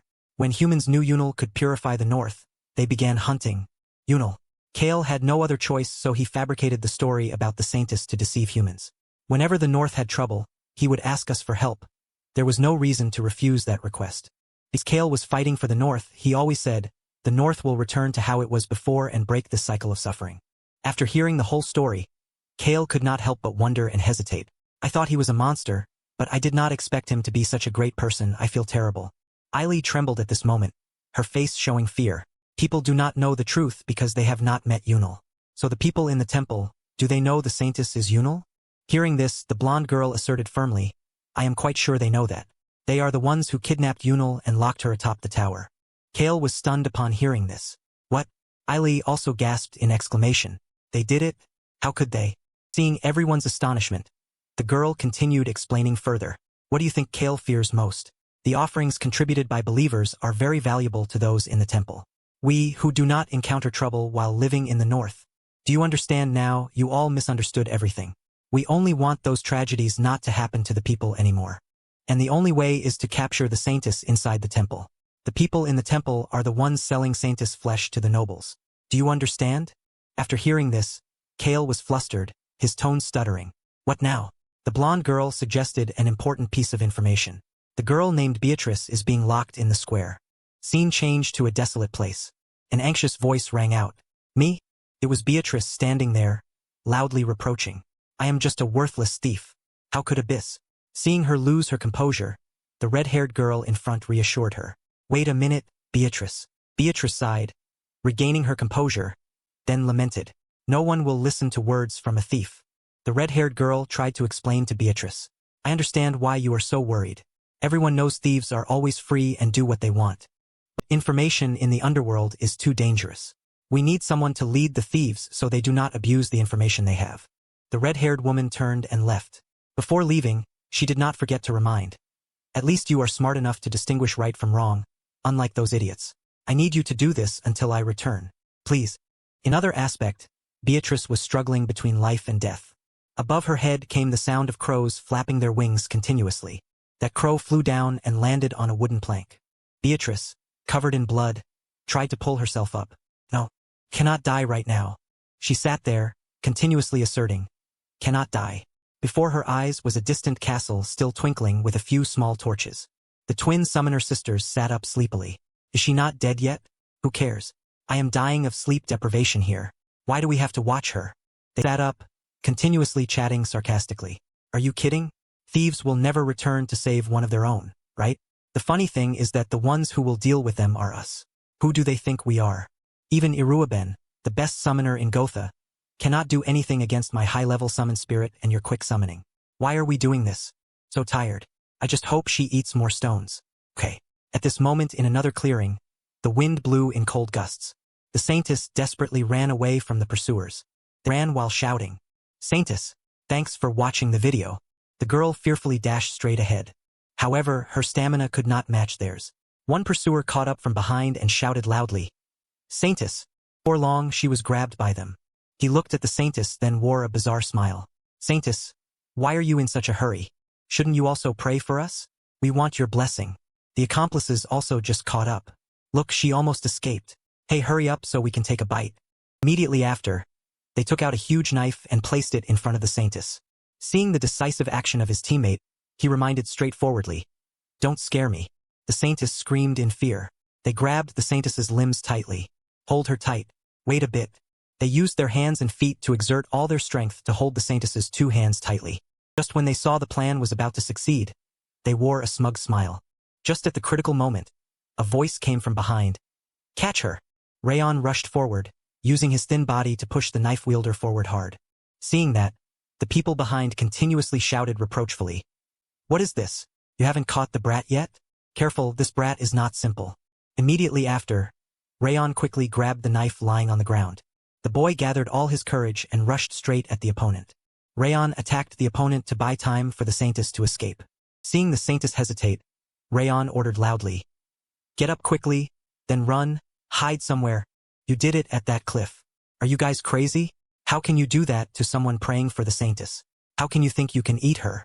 After being beaten up, he stood up, dusted off his hands and feet, puzzled. What is this? This brat has big guts. They approached, threatening Rayon. Hey brat, you better not risk your life. If you join us, we will let you take a bite. He shouted back. I don't need that damn stuff. Everyone knows she is just a little girl. How is that different from eating a human? Hearing that, he just stood there, deep in thought, saying nothing. Then they walked over, asking Rayon softly. Hey brat, don't you see everyone here does nothing but pray, right? Hundreds of people die every day. They are just like us, those praying in the hall. But, have you ever wondered, how do we eat and live if we only sit and pray?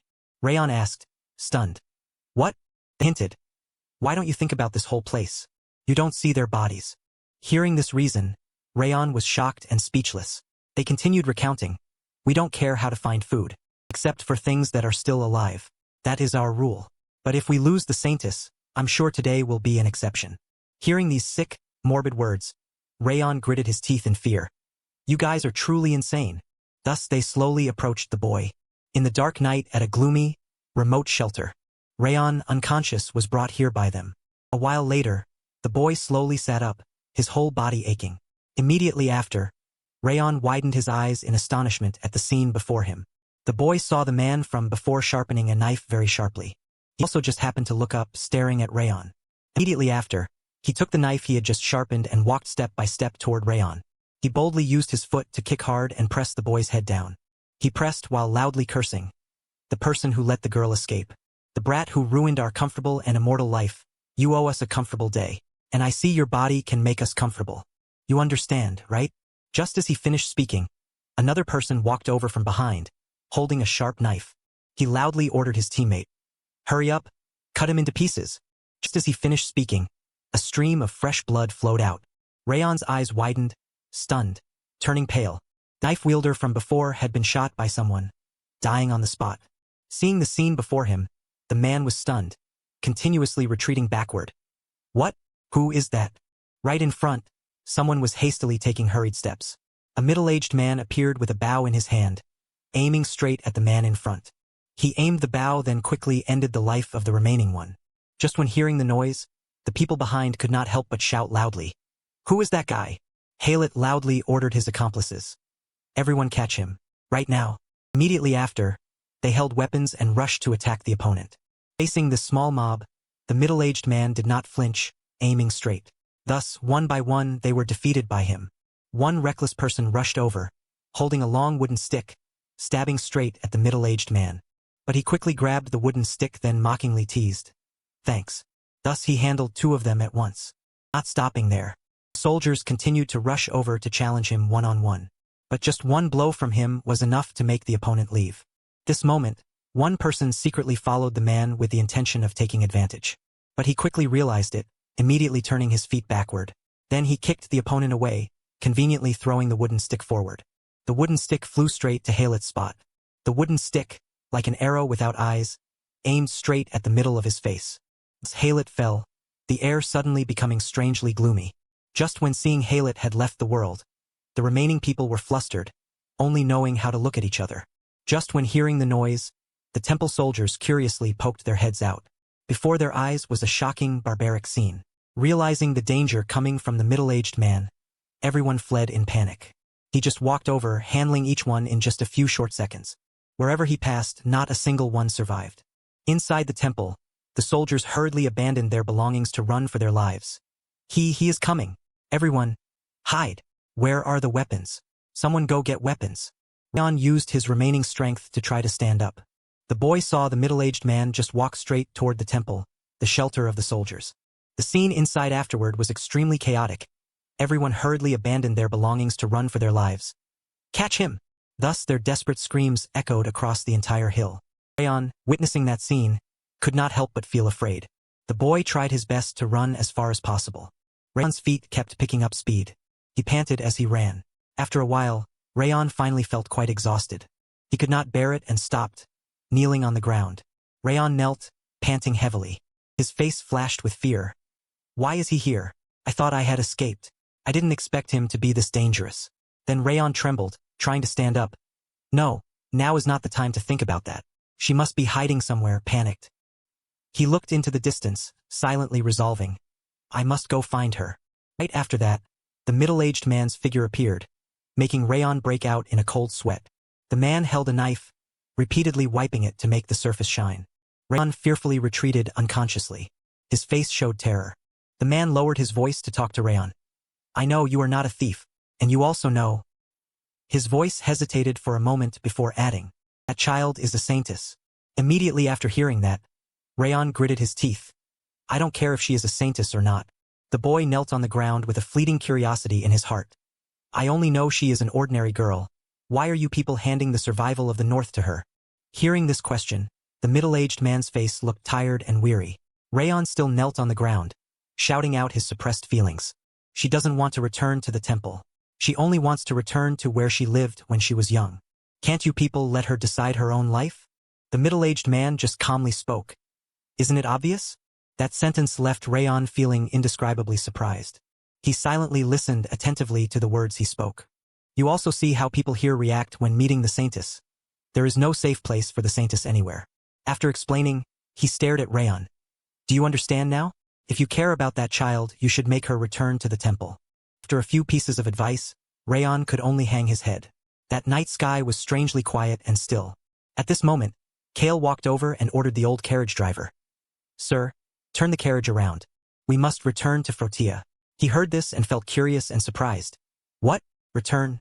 Right then, the blonde girl ran over to stop them. Wait a minute. He seriously asserted that this was Abyss's business, not related to them. Kale answered bluntly. Except for you, I have already taken down everyone here. Are you sure you can stop me, including the guards?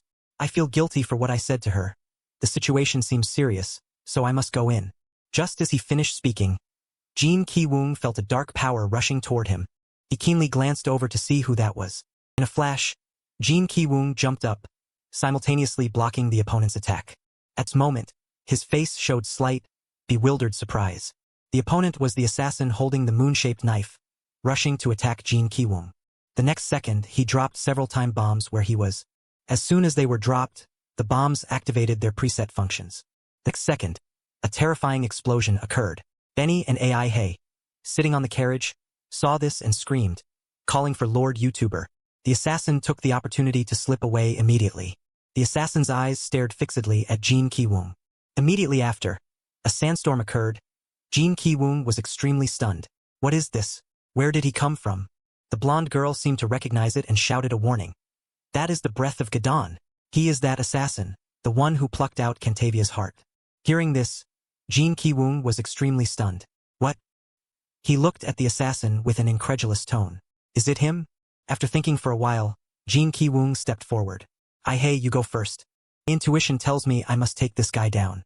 I need you to go there first, because Beatrice might be dying. If there is any danger, summon me immediately. He turned his head to look at Aihi with a determined expression. You can do it, right? The girl nodded without hesitation. Yes, I understand. Immediately after, Aihi ordered the carriage. Sir. The space was left with only Jin Ki-woong and the red-haired girl facing the assassin. The assassin stood above, staring down at Jin Ki-woong, calculating in his heart. I knew they would be here. He is too strong, stronger than Cantavia or the giant monsters. Isn't he? What do I really want? He looked through his body, searching for the heart position on the left chest. A heart no one could pluck out. At this moment, the blonde girl anxiously warned. Hey, watch out for him. He is truly very dangerous. Jin Ki-woong replied with an extremely casual attitude. Dangerous? Really? He is not truly dangerous to me. He is clearly an assassin sent by the nobles and the alchemy guild, but as the person who killed Cantavia, I must catch him and ask him a few things. Saying that, he inadvertently turned his back to look behind. The girl still insisted on warning Jin Ki-woong. No, you shouldn't underestimate him. He is an assassin, the heir of the Dark Lord Gadon. Not only that, many people have lost their lives at his hands. Hearing this strange name, Jin Ki-woong could not help but blurt out, Gadon? The girl heard this and asked back in surprise. Don't you know, those are powerful magic weapons created by supreme beings. If they fall into the hands of someone intelligent, they are powerful weapons, but if they fall into the hands of a reckless person, they can be a curse. Especially if they fall into the hands of the Dark Lord Gadon. The terrifying figure of the assassin appeared, and in his ear, he heard a threatening voice. Kid, the tone whispered, divided into bursts. My child. A hazy, magical figure appeared to talk to the assassin. You have a craving for his heart. The assassin stood bewildered for a few seconds. His voice echoed in his ear. You cannot do it yourself. Immediately after, the hazy figure dissolved quickly, replaced by the appearance of Gadon. He reached out his hand toward the assassin. Take my hand. Feel the absolute power heating up in your heart. Gadon's tone was still urging and inviting, sweeter than blood. Witnessing that scene, the assassin was like dead, unable to move his whole body. A moment later, the assassin's whole body radiated a dark, black energy source. Jin Ki-woong saw that scene and wondered immensely. Hey, what's wrong with him? The blonde girl observed and analyzed the situation. I hope I'm wrong, but they sometimes lose their reason because of the craving for power. Jin Ki-woong asked vaguely. Then what happens? The girl continued to explain. Gadon is a supreme being, so as long as the weapon wielder allows them to merge souls, they will develop into a complete form. After hearing that, Jin Ki-woong immediately rushed to the assassin. Why didn't you say so sooner? So I have to stop him. He rushed forward with rocket speed, taking momentum to prepare to attack the assassin. But a stream of power immediately flashed. A hazy figure stepped out from the white sand smoke. That was the higher-level version of the assassin. He resisted Jin Ki-woong's attack and arrogantly introduced himself. I am a descendant of dragons and demons, an illegitimate child, abandoned by my ancestors. Before, I was the one who ruled the darkness. As soon as he finished speaking, the assassin's body heated up and turned red. He unexpectedly launched an attack with a triumphant tone. I have been waiting for this day for a long time. Just like that, a long ray of light pierced straight up into the high sky. In an instant, Jin Ki-woong's whole body was blown away several meters by an invisible force. He quickly regained his stance and slid along the ground. The blonde girl saw that and panicked. Brother, are you okay? His feet kept sliding on the ground for a distance. Jin Ki-woong stopped with a dazed expression, his tone becoming arrogant again. What? Of course I'm fine. Seeing that, the girl was also stunned and found it strange. Jin Ki-woong walked over and uttered a warning. You are the one in danger, so step back. The girl saw his sincere concern and blushed, stammering. Yes. Jin Ki-woong just walked straight toward the assassin. A man at this moment slowly stepped out, thinking that a seal of Gadon had been broken. That was what Cantavia warned about before. Gold heard this and was slightly startled. Really? But don't worry too much. Beatrice to protect was imprisoned by Gadon.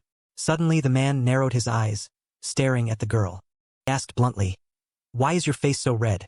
Hearing that, the blonde girl stammered. Don't you find him very cool? The man shook his head and asked directly. Where? The girl stammered, explaining. Before, he called me a flower. He also nodded and exclaimed. I'm also a bit surprised. Everyone knows you are human. The girl heard this and sighed in frustration. Really? Don't tell me you don't understand anything. It's hard to believe. Saying that, the girl ran away, leaving the man standing there bewildered. He stood alone, reminiscing. Humans, they are always victims before the whispers of Gadon. That is why the user of Gadon's relic must be an intelligent person.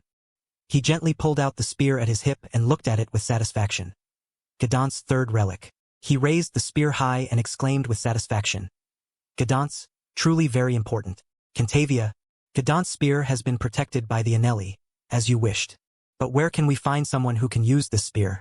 This item you always carried with you. Now you are no longer in this place. This moment, a supernatural energy source arrived in front of the man. He widened his eyes, mouth agape, unable to help but be surprised.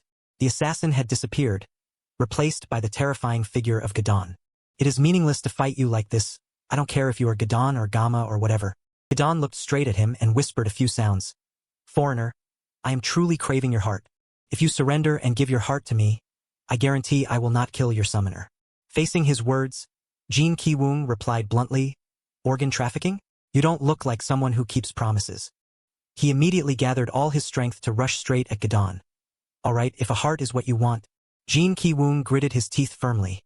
Then I will give it to you. Gadon was erupting with all the power he possessed. Jin Ki-woong rushed forward, making a loving heart gesture in front of him. Gadon was stunned for a moment. Jin Kyong smiled triumphantly. A ray of light flashed in the murky night. Gadon was angry, fire burning fiercely. He rushed to attack Jin Ki-woong decisively. His eyes flashed with terrifying anger. Jin Ki-woong widened his eyes in surprise mixed with fear.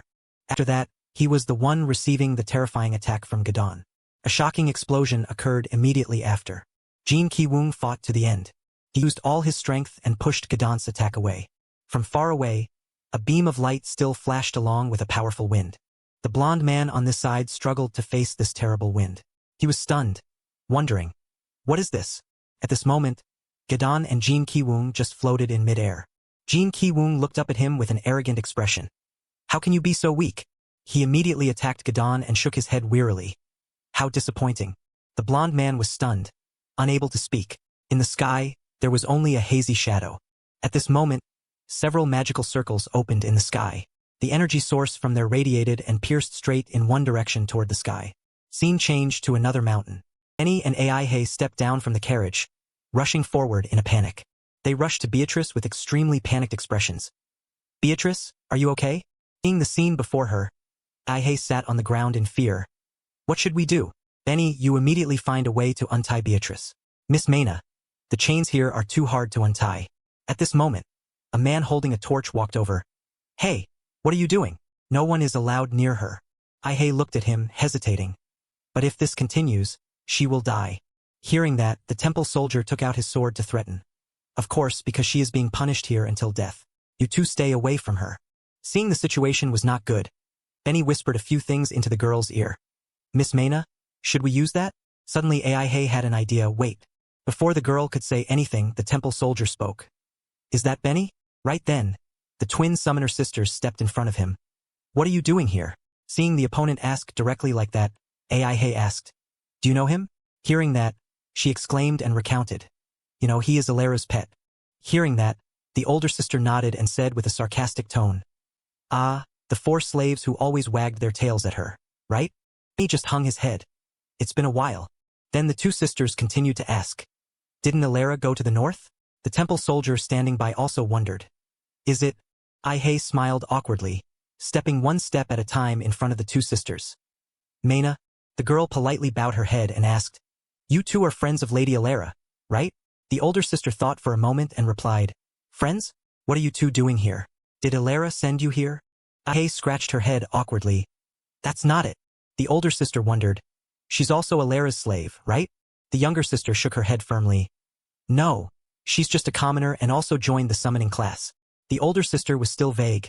Really? Aihi nodded timidly. Yes. The younger sister seemed to remember something and told the older sister. Do you remember the woodcutters living in the forest? She was there before her parents were killed by animals on the mountain.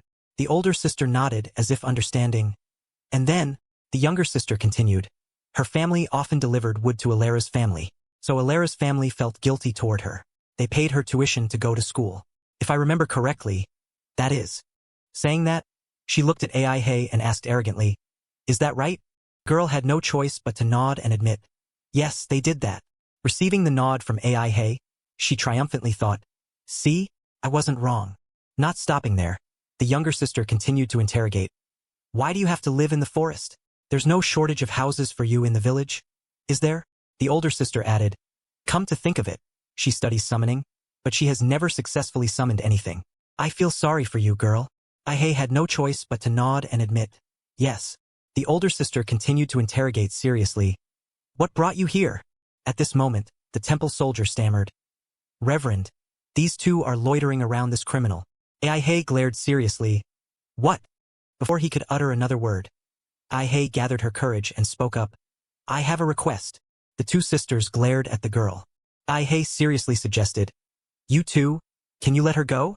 Benny, standing by, heard this and fearfully rushed to stop her. Miss Mana. The older sister stared seriously at Aihi. Why should we do that? The girl clenched her fists and asserted. She is not the one who stole the Saint Beast. The truth is, people in the temple set up a fake religion to extort the people of the north. The person lying here did nothing wrong. Beatrice was still lying unconscious on the ground, covered in blood. Facing this condition from Aihi, the 2 sisters were silent for a moment. Faces became strangely gloomy. The older sister stepped forward and asked seriously, What? The temple has the trust of the entire continent, the nobles, and even the king, and is allowed to operate in the north. Slandering this place will not end easily with just a treason charge. As soon as she finished speaking, a group of soldiers rushed out with swords to threaten Aihi and Benny. Facing this tense situation, the girl still resolutely spoke loudly. I was sent here to investigate incidents like this. This is the order of King Gotha. So I cannot ignore and overlook everything that has happened to this place. Hearing this, she couldn't help but laugh and mock. What? You? So do you have the king's scroll of command? Aihi was silent for a moment. In her heart, she was still calculating the answer. The older sister saw this and looked at her with contempt. She must have quit being a summoner and joined this thief gang. The younger sister also laughed mockingly. Probably. It suits her so well. The cave suits her too. Saying that, she loudly ordered, Catch her! Then the temple soldiers did not hesitate to rush forward. Aihi saw this and loudly warned, Benny, wait a moment. But he pulled a piece of paper out of his pocket and showed it to them. The soldiers facing the light from Benny's paper painfully clutched their faces. What is this? Immediately after, everyone was pushed away by a supreme force. The soldiers were defeated miserably before they could do anything. Around them now, only the twin sisters remained. The younger sister summoned power and gritted her teeth. What was that magic scroll? You two are so confident. But what you just did will never be retracted. She also loudly threatened Aihi and Benny. You will regret doing this. Above all, the North is famous for its cruel punishments. As soon as she finished, she launched an attack toward Aihi. The girl fearfully retreated behind Benny, and he was also anxiously confused. What now? This is the last one. A giant monster was rushing toward them. Aihi fearfully ordered Benny. Use it now, Benny. He opened the scroll and made up his mind. Okay, here goes. Just like that bright and powerful light appeared again. Aihi was a bit surprised. This is too different from the previous ones. It must be extremely powerful. Soon, the monster seemed to be swallowed by that power. Immediately after, a giant white rabbit appeared. Aihi saw it and was extremely surprised. Is that Benny's final form? The girl was stunned. A transformation spell? On this side, Jin Ki-woong and Gadon were still fighting fiercely. The battle was not over yet. Seeing the rhythm of the battle, he felt a bit excited. I feel like I'm missing something. I need a weapon to fight properly. Anyway, I've already injured him. Don was angry at this moment, wanting to crush Jin Ki-woong. He gathered all his strength and aimed straight at Jin Ki-woong below. A terrifying power began to appear. Flames flared up and spread quickly. Jin Ki-woong tried his best to block Gadon's muscular arm, but he was immediately thrown far away by him. Jin Ki-woong was thrown, lying sprawled on the ground. Then, he clenched his fists and rushed forward with a determined will. Let's end this. Gadon also summoned power on both hands. At the right moment, both launched a fatal blow. Suddenly, Jin Ki-woong disappeared without a trace right in front of Gadon. He glanced left and right with curiosity. Where did that foreigner go? Then an image of a sword flashed in his mind. Gadon was stunned for a moment as he recognized it. He spread his power to search and realized his relic was nearby. Immediately after, Gadon spread his wings, preparing to move there. He looked up at the sky, believing the north would be plunged into a sea of fire again. The blond man secretly hid behind a rock to observe. He attentively watched every gesture and behavior of Gadon. Immediately after, he saw Gadon spread his wings and fly straight to the north. He followed Gadon, a sense of uncertainty rising in his heart. What now? I promised not to get involved with humans anymore. Saying that, he also spread his hidden wings. After that, he warmed up, ready to chase Gadon. Then, he spread his wings and flew right behind Gadon. On this side, at the apartment building, a strange blue light flashed. Jin Ki-woong crawled out from that source of power. He screamed in pain and frustration. Then, Jin Ki-woong continued to penetrate that bright green source of power. That was Aihi summoning Jin Ki-woong. Seeing this ability of the girl, the twin sisters were stunned and couldn't believe it. A summoned monster? She knows how to summon souls. Just like that, the light spread powerfully. Jin Ki-woong crawled out from that energy source with a twisted body. Seeing that scene, the two sisters were stunned and speechless. Jin Ki-woong knelt on the ground, angrily shouting, No! I was about to finish him. Aihi awkwardly blurted out, I'm sorry, Lord YouTuber, but things here are getting worse. He was stunned, turned his head, and shouted, What? Jin Ki-woong stood up, went to Beaches and asked, You still haven't saved her? She shook her head and pointed at the chains. Jin Ki-woong gripped the chains and used all his strength to break them. After finishing, he vaguely shouted, Benny, take her somewhere safe. Aihi stood by, scratching her head, troubled and hard to speak. About that. At this moment, the girl led him to the giant white rabbit. As soon as they saw Benny in this form, Aihi and Jin Ki-woong were both stunned and helpless. What now? Benny Bunny. Even at this moment, Jin Ki-woong still had the energy to lift Benny with one hand and joke. This spell has its perks, Benny. You could be a fat rabbit meat. Before he could finish, someone suddenly ran over and interrupted, making Benny jump. Lord YouTuber. From behind him came the mocking laughter of the twin summoner sisters. That's so funny. One of them spoke up with a confident attitude. Watching you guys is fun, but I'm afraid I don't have time for that. The one next to her interrupted. So you also know how to summon souls? But what's the point of summoning this idiot? Facing the mocking attitude of the twin sisters who didn't know the height of the sky before them, Jin Ki-woong frowned uncomfortably and asked, Who are these two? Aihi heard this and replied, They are summoners who practiced with me and Lady Alara. They must be working for the temple right now. She stood on the other side, not caring what the two of them were whispering about. Her hands already starting to cast abilities, not forgetting to mock. Stop right there, a low-level summoner like you. Immediately, she summoned a pitch-black monster rushing straight at Jin Ki-woong. Won't be able to hold on for a second when fighting me. Just hearing her look down on his little Aihi like that made him furious. Who's low level? Then Jin Ki-woong, with a simple punch, easily defeated that ugly monster. He didn't forget to emphasize every word, asserting firmly, "My AI-chan is not stupid." That punch made the monster fly backward without understanding what the hell happened. It looked like that, but it created a huge explosion. The terrifying destructive power passed by, making the twin summoner sisters struggle to stand firm. Even so, Jin Ki-woong was still angry, repeatedly repeating, "AI-chan is not stupid. She is not weak either. It's fun when your benefactor speaks up for you." Even so, Aihi was speechless at his brainless action just now. "Are you angry, my lord?" The person who just actively attacked Jin Ki-woong now had some caution toward the teenager standing in front of her. She entered a stance, preparing to unleash the next attack. "I underestimated you." As soon as she finished, she summoned countless evil wolf spirits. She seemed quite proud of these soul beasts.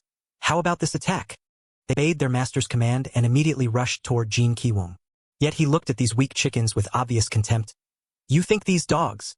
With just one kick, light as a soccer kick, Jin Ki-woong once again destroyed all the soul beasts without any difficulty. "Are they strong enough to defeat me?" He suddenly went crazy and spoke content not suitable for children. "Okay, it's time. I have to punish these girls. I'll hit their boobs a few times." The twin summoner sisters just heard that and were filled with murderous intent, wanting to make minced meat of the arrogant braggart in front of them. "We will kill him. Summon your strongest demon." Although very confident in the sister's strength, regarding Jin Ki-woong's ability, she didn't hesitate to give him a compliment. "I admit I underestimated you. You are not a bad summoned soul, summoned by that little thief girl." Saying that, she started to get serious. "That's enough, no more joking with you." As soon as she finished, strange yellow spots of light flared up around him. From those streams of light appeared monsters with bizarre shapes. It made Jin Ki-woong look forward to it even more. "Show me what you've got." Suddenly he was startled as if discovering something. At this moment, Jin Ki-woong truly witnessed the real power of these twin sisters. Above his head now are countless evil spirits summoned out. Too many to count. So this is what summoned beasts must be like. Jin Ki-woong was frozen stiff by this scene. He shouted loudly, directly betraying Aihi, making her startle even though she didn't understand anything. "So Ai-chan is indeed stupid." The people nearby all looked toward the distant sky. Before their eyes were countless yellow spots of light like fireflies flying at night. Suddenly, a heaven-shaking explosion occurred below them.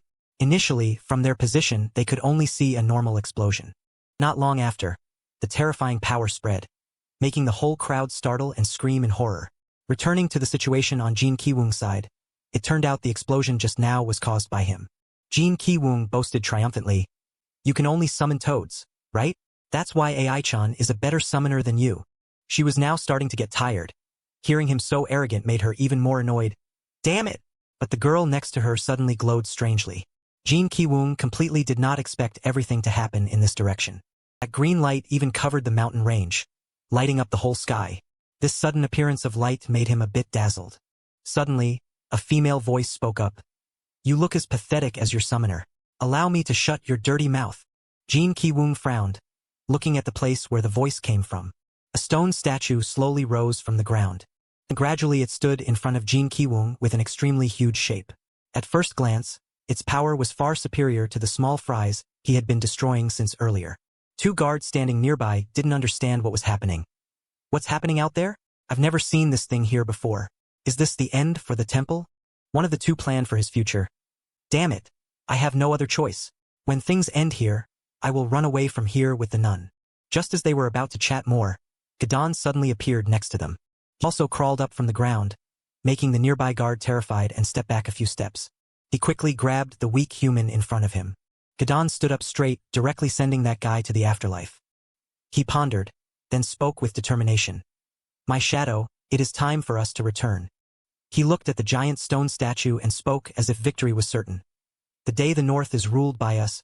In the fog-covered forest, Beatrice's slumped back could be seen sitting on a nearby log. A female voice suddenly broke the silence. "You look so tired, Beatrice." She expressed her feelings to the newcomer. "I just wanted to be a thief who steals from the rich to give back to everyone. I never thought of myself as a good person." From dark, terrifying forest, Beatrice's complaints rang out again. "Sometimes I want to dedicate myself to reviving the North. I've tried everything, even trying to persuade everyone. I knew they would never listen to me. The people here don't seem to respect the effort she put in for this place. Even if I succeed, it only benefits those who look down on me. And finally, she gave up. Now I just want to rest. The girl who just arrived stepped forward and placed a hand on Beatrice's shoulder to comfort her. You've done well, Beatrice. Now, she gently advised, go get some rest. The creator witnessed this entire scene. Back to the current battle between Jin Ki-woong and the twin summoner sisters.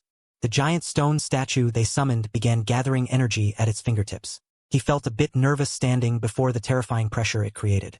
Suddenly, it fired a beam of light straight at Jin Ki-woong, but luckily he managed to dodge to the side. Otherwise, just one hit from that would have sent him to the afterlife.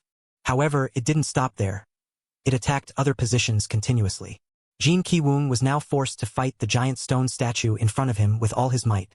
He raised his hand, intending to block this massive burst of power. But things weren't that easy. The blinding golden light collided with his energy, creating a massive explosion that grazed Jin Ki-woong. The situation was extremely tense. From afar, one could only see the statue's back and the ruins it had just created. It moved slowly toward him, the ground shaking with it, witnessing the entire village being destroyed in an instant. Jin Ki-woong questioned them with extreme dissatisfaction. Are you crazy? After the statue's last attack, the surrounding houses were destroyed without mercy. Don't you see the village is drowning in a sea of fire? That's your village too, isn't it? Even though Jin Ki-woong shouted loudly, the twin sisters didn't care about such trivial matters. Worry about yourself first. She controlled the statue again to launch another attack at him. A battle. That was terrifying. The explosion it created was even more horrible than before.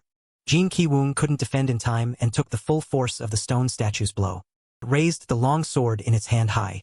This seemed to be the final killing blow to end this boring fight. It struck down directly, ignoring the villagers nearby. Dust and debris flew everywhere without a set trajectory. Jin Ki-woong fell to the ground in pain, but he was determined to get back up, refusing to let it defeat him. He gritted his teeth, thinking of another strategy. It's too strong, so I can't talk to them anymore. At the same time, a carriage rattled through the thick fog. Aihi urgently urged the driver. Mister, let's get out of here. But he flatly refused. Wait, I can't help you people anymore. Decided to dump them at the market, not wanting to get involved in this nonsense. You people are too dangerous and you didn't pay extra, get out yourselves. Aihi stammered, not knowing what to do. Suddenly, a voice interrupted her confusion. How about this? A young Eleni man with angel wings suddenly landed on the carriage. He handed the driver a gold coin, leaving him bewildered about what was happening. Wings, a saint beast. Aihi was no different. She stared in astonishment at the young man who had just appeared before her. He slowly retracted his wings, ignoring their surprise, and presented his plan. I will take Beatrice, and you keep this. He decisively handed Aihi a sword, leaving her completely bewildered. What is this? He only briefly introduced the item. The will of the ancient monster. He will explain it to you. Her brain was working like a 2G network. Even though she didn't understand, she just whispered one word. Barrier? Then, when she looked back, the carriage had continued through the thick fog.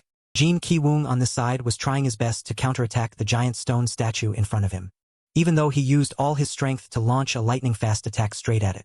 But it just gently created a shield, and easily neutralized his attack without wasting any effort. Jin Ki-woong could only curse in frustration. Damn it, this is so troublesome. He regretted only watching fantasy anime before, so he had no ideas for physical attacks. The stone statue didn't give him time to think. It immediately swung its sword at him. Jin Ki-woong was quick enough to block it in time. However, the difference in strength made him feel a sharp pain where he had blocked the blow. One move after another, it slowly accumulated a golden orb in its hand. Seeing Jin Ki-woong's pained expression, she gloated. How about that? That's high-level summoning power. He didn't bother arguing with her. At this moment, he just wanted to find a way to deal with this tough thing. Suddenly, a blinding golden light appeared behind its back. Jin Ki-woong stood motionless, bewildered. That light was getting closer and closer to their battle. It was close enough that the twin summoner sisters also noticed its existence. Suddenly, the ground exploded. Dust and smoke filled the air, making everyone scream in panic. The energy from the explosion was too strong, forcing the two sisters to cover their faces. The other one frowned, turned and shouted. Where did that thing come from? Is it those damn thieves again? Jin Ki-woong stared in shock. Isn't this the one I fought before being dragged here? What the hell did it eat to get so huge? Suddenly Aihi ran over and shouted. Lord YouTuber. Jin Ki-woong hurriedly turned to warn her. Aihi, it's dangerous here. On this side, The battle between the monster and the giant dragon was taking place. It swung its weapon at the dragon but missed. Then it decisively used the glowing power from its sword to fight. The green energy from it shot straight at the creature standing before it. It didn't admit defeat but slowly spewed fire to retaliate. It opened its mouth wide, using all its might to spew fire at the monster. The pressure from the fire radiated violently. The fire spread quickly, almost burning the entire forest. The energy was so powerful that the whole space was submerged in a sea of fire. Jin Ki-woong's feet were pushed back by a super strong force. Turned out he was trying to brace himself to block the terrifying shockwave from the fire. He anxiously turned back and asked, Aihi, are you okay? Suddenly Jin Ki-woong's eyes widened in surprise. It turned out that behind him was an image of Aihi standing opposite some soul. Jin Ki-woong was confused. Where did that ghost come from? Why is Aihi standing there like a soulless person? Don't tell me she's talking in her subconscious like in anime. In her subconscious, she was standing there listening to the soul speak. Oh little girl, the foreign friend you summoned has inspired this old dragon. Aihi asked back in confusion. Pardon? Entity opposite Aihi gradually revealed its form. It shook its head, making her startle. The little dragon out there carries demon blood. Gadon is the same. I am a relic of the ancient dragon, a Gadon created by dragons. The entity revealed its true form as a soul in the spear. Will you allow me to fight alongside your comrade to tame Gadon? If you allow it, I will grant you power whenever you need it. Aihi heard this, her face becoming surprised. Looking out, the image of the dragon monster holding the two people appeared towering, the atmosphere as if frozen. Scene change, another monster was standing and growling on the mountain peak. Below, the two sisters struggled to help each other stand up. The younger sister helplessly said, Impossible, my high-level summon. From above, the monster leaned down, bringing its glowing red eyes to look at Jin Ki-woong mockingly. Time for me to take your heart, foreigner. Even though he was a bit scared, he still arrogantly challenged, You want that? This time it's tougher than the last one. Aihi's cry made Jin Ki-woong startled and turned back. Lord YouTuber. When he turned, he saw both of them suddenly standing still looking at him, saying nothing. Its soul radiated a powerful, glowing green energy. That energy turned into swirling rays that curled around and entered Jin Ki-woong's hand. When the light gradually faded, a type of weapon appeared in his hand. It was Gadian's spear. It spoke. You are the one capable of wielding me. Do you want to cooperate? Jin Ki-woong jumped in surprise and shouted. It can talk. He muttered more. Like I'm carrying a disaster. Aihi saw and reassured him. Calm down, Lord YouTuber. Jin Ki-woong excitedly raised the spear high. You can talk and have a human form? This is truly the magic weapon I've been looking for. The strongest weapon in the fantasy world. What is your name? After a moment of silence, the spear replied. You can call me whatever you want. Jin Ki-woong rejoiced.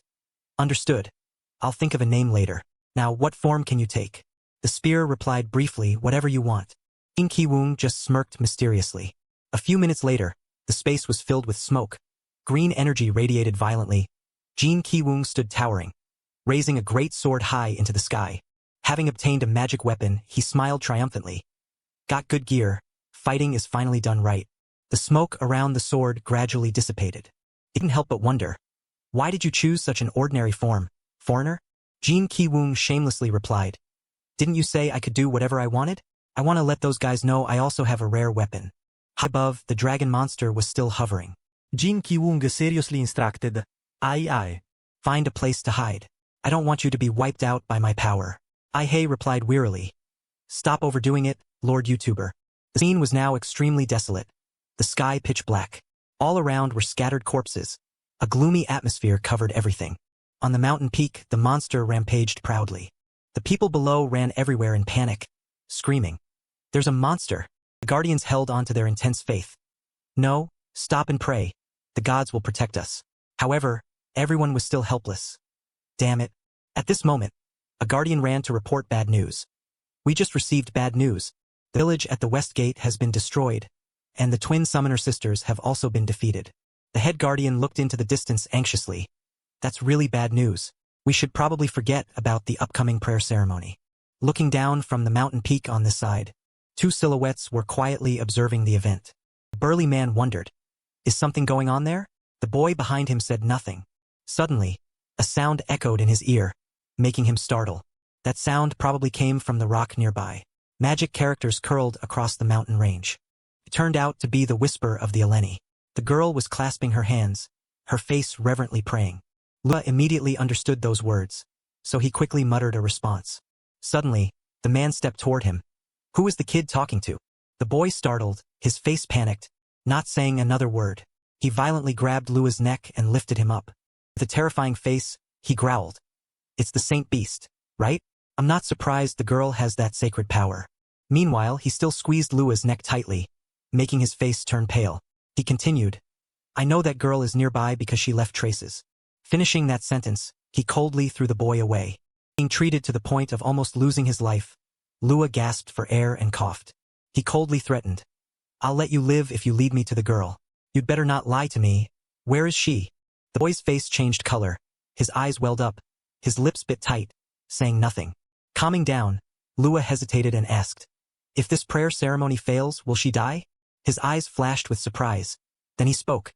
It's not your turn to worry. Hearing that, his face darkened. Please, is there any way she can live after the ceremony ends? It seemed that pity moved him, he sighed. He looked at the dragon monster on the other mountain peak, softly reassuring. The temple is having trouble with that thing, so they won't risk their lives to find a new saint beast. This news gave Lua some hope. Really? He said seriously, what that girl should worry about are the dangers outside the temple. As if his faith was extinguished, the boy became listless. With no other choice, Lua turned toward where the girl was hiding, an action that caught his attention. Before the Saint Beast girl's astonishment, Lua admitted, It's true that he and I communicated by magic. His attention focused on the rock, while the boy continued, He is hiding behind that rock. Without saying another word, he stepped closer to the rock. The footsteps got closer and closer, making the girl extremely nervous. Unable to keep calm, her inner thoughts were chaotic. No, things shouldn't be like this. Lua cannot die because of my selfish wish. Reaching this point, Lua was also nervous. Teeth gritted, face darkened. The girl hiding behind the rock was getting more and more panicked, her trembling hands silently wondering. But why? Lua at this moment quickly transmitted to his friend. Come, you create a ground on it. Remembering the girl with that ability, he repeated, just like when we hid behind the rock earlier. During that, a question arose in her heart. Why did he ask me to do that? At the same time, Lua rushed quickly toward him from behind. Without hesitation, Lua decisively rammed straight into him. After that powerful ram, both of them flew into midair. Still stunned, he staggered up and shouted, What are you doing? Suddenly, a swirling current of air appeared beneath his feet. The ground cracked open, catching the blond man off guard and leaving him hovering in midair. He gritted his teeth in annoyance. He quickly shifted back and forth between the two cliffs flexibly, then landed heavily on the ground. The blond man looked up, following his gaze. Was Lua's fearful and uneasy expression as he observed the situation below. The more he thought about being pushed to this point by a brat, the angrier he became. Damn brat. Who knows where the blond man got his confidence? But even though he was standing below the cliff, he still shouted with a threatening tone. You should think carefully. I will spare you if you send that girl back to the temple, but if you refuse. The words he uttered were enough to make others' hair stand on end and choose to run away. I will hunt and kill you. Lao was no exception. The boy broke into a cold sweat hearing the opponent's inhumane threats. No matter how long it takes, I will find you wherever you go. The blond man was both old and ugly, but he had a big mouth even though he was currently on the defensive. He kept spouting threats and saying he would give you a painful death. Well, Lao had heard all those words, but the next second, the boy turned his back and left, not bothering to argue with the loser below anymore. The whole space suddenly became strangely quiet. The blond man could only stand there like a statue, looking at the only place where light could shine down on the cliff. Finally, he resigned himself to his fate and sat down on the damp ground. Gloomy, dark sky from before had gradually brightened. The blond man didn't know what he was thinking, but suddenly he chuckled. Then, like a madman, he suddenly burst into laughter. He found his current situation extremely shameful. How humiliating. Someone as weak as Lao could actually drive him to this point. Understanding the situation, Lao and the Anelli girl took advantage of the early morning light to set off. After shaking off that blond man, the two of them kept trying to run as fast as possible despite being exhausted, completely not daring to let their guard down for even a second. Suddenly, the Anelli girl spoke up. Lao, wait. Only then did they have time to stop and rest for a bit. As soon as she let go of Lao's hand, she immediately gasped for air. She had a question, but her words were broken because her strength had long since been exhausted. Didn't you want to take me back to the temple? The boy was a bit confused when he heard her ask that. I was just lying. Silly. This time it was her turn to be completely clueless. She repeated the two words Lao had just uttered with a bewildered, existential expression. What? Lying. The boy didn't rush to explain it to her. He just reached out and gently reminded her. Let's go. There's still a very long way to go if you want to reach Black Moon Plateau. But responding to Lao was a refusal from the Anelli girl. No. Lao was a bit stunned and didn't quite understand. Facing him was her tear-streaked face. She still remembered very clearly the threats the blonde man made. That man said if you ran, he would kill you. Lao didn't even care about him. So what? This answer from the boy left her stunned. What? Indeed, Lao also felt that his thoughts at that time and his current actions were completely contradictory. Just now I was very scared and tired. I really wanted to abandon you and run away. But isn't that too terrible? But after being hunted by those people so many times, Lao couldn't help but wonder why everyone wanted him dead. The more he pieced everything together, the more he felt this wasn't simple at all. If that's the only way to keep this place safe, then is there something abnormal about this place? And then he said with an extremely decisive attitude, a steely will that no one could shake. I've decided, no matter what happens, I will get you out of here. She couldn't let a good person like Lao get involved in dangerous things because of her. But what if something happens to you? The boy suddenly grabbed the Anelli girl's hand to comfort her. That's not your fault. Lao's eyes exuded something that made others unable to help but trust him absolutely, even though they looked about the same age. I think today is the day you end your sandstorm. And I finally realized. Lao looked straight at the Anelli girl in front of him, directly making an extremely decisive declaration. My sandstorm ends too. The sky had now brightened completely. Sunlight shone down on the two people standing in the middle of the vast sky. Perhaps it had been a long time since they had a moment of peace like this. In contrast to the other side, Lao quickly ran on the ground. Although he held a large sword in his hand, it couldn't reduce his speed as he rushed to attack. The spirit from afar spread its wings. Seeing Jin Kyung's reckless action, it felt ridiculous. Foolish. It just gently raised its sharp claws and created a small but immensely powerful beam of light, shooting straight at him. So you want to die. It wasn't hard for Jin Kyung to realize that attack was flying toward him. Just as it closed in on him, it seemed that, in the blink of an eye, it would send him to his ancestors. Jin Kyung just dodged slightly to the side, easily avoiding the spirit's attack without any difficulty, while not forgetting to mock it a few times, just because it was bigger. Explosions rang out around Jin Kyung, but they couldn't stop him from rushing forward. Jin Kyung sprang up high, using the sword in his hand to swing a beautiful slash. Additionally, he continued to speak bluntly. Doesn't mean you aren't a piece of crap. Power was immense. Just that simple blow forced the spirit to fly up and dodge. The spirit spread its wings and flew high in the sky. Only now could one see clearly how small Jin Kyung was compared to it. He landed on the cliff where the spirit had just been perched. I will show you, Jin Kyung declared bluntly, completely without fear when facing the huge dragon in front of him. To me, you are no different than a piece of leather used to make a wallet. The spirit flew around the mountain peak. Immediately rushed toward the mountain peak. The spirit swung its sharp claws at Jin Kyung. He seriously focused on the monster. Jin Kyung swung his long sword, slashing away the spirit's claws. The spirit was knocked back a distance. It then swung its tail to attack him. Seeing that, Jin Kyung jumped off the rock. The rock was smashed to pieces by the spirit's tail. Jin Kyung hovered for a moment, preparing to attack the spirit. He unleashed his killing intent and swung the sword. A slash to split the spirit was unleashed by Jin Kyung, flashing brightly. The spirit seemed to have dodged, so it only hit its leg and tail. The rest of that move continued to fly into the distance. It flew to the mountain and exploded very powerfully. Jin Kyung happily looked at his achievement. Too intense? Did I go a bit overboard with that move? Hope no one is there. Must be a bit more careful. He praised Gadian's spear. By the way, I'm quite impressed with what you can do. It also whispered back to him. Me too. Gadian's spear was also impressed with Jin Kyung. No one has ever used me and had such terrifying power. Jin Kyung explained it to it. Well, I only used a bit of my power, just so you don't break. Understand? Told him about its background. I am a Gadian relic, created by supreme beings. Gadian's spear affirmed. In this world, I am something that cannot be destroyed. The spirit opened its mouth again, spitting orbs toward him. Jin Kyung still calmly asked, Is that so? He calmly got into position. Then I'm relieved. Jin Kyung happily shouted. Let's go all out. He swung many slashes toward the orbs. Those orbs exploded, lighting up the whole sky. A white light radiated from the spirit's location. Lightning bolts appeared everywhere. He just slashed while shouting. Why are there so many? Is he trying to show off his big lungs, or what is he trying to do? Gadian's spear reminded him. Watch out above. Kyung heard that and looked up. A blue light area shone in the sky. It radiated lightning bolts everywhere. Those lightning bolts concentrated on the mountain peak while the spirit flew to dodge. Elsewhere, Aihi was being pushed down by others. She sat up and wondered, "What do you want?" It was one of the twin summoners. She replied to Aihi's words earlier.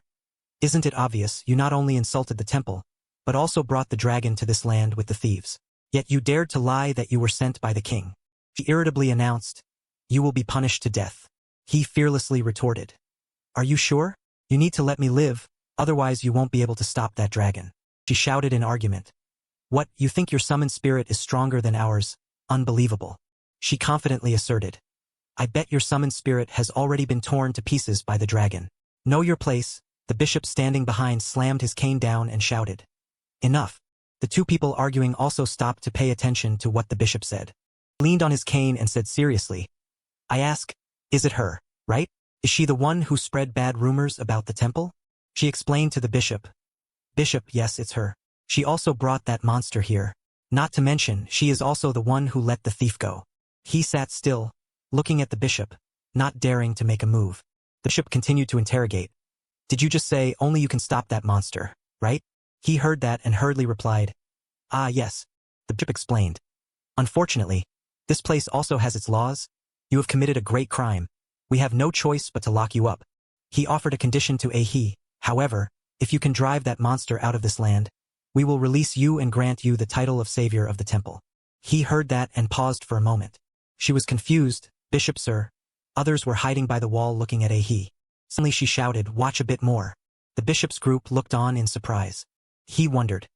"I said yes. Didn't you hear me at the beginning?" Seeing Aihi's reaction, she wondered, "What's wrong with her?" Aihi recounted, "All the people in the north and the Anelli have been extorted and suffered just because of your fake religion, yet you still want me to participate?" The bishop angrily ordered, "How dare you say such nonsense, you sinner? I've changed my mind.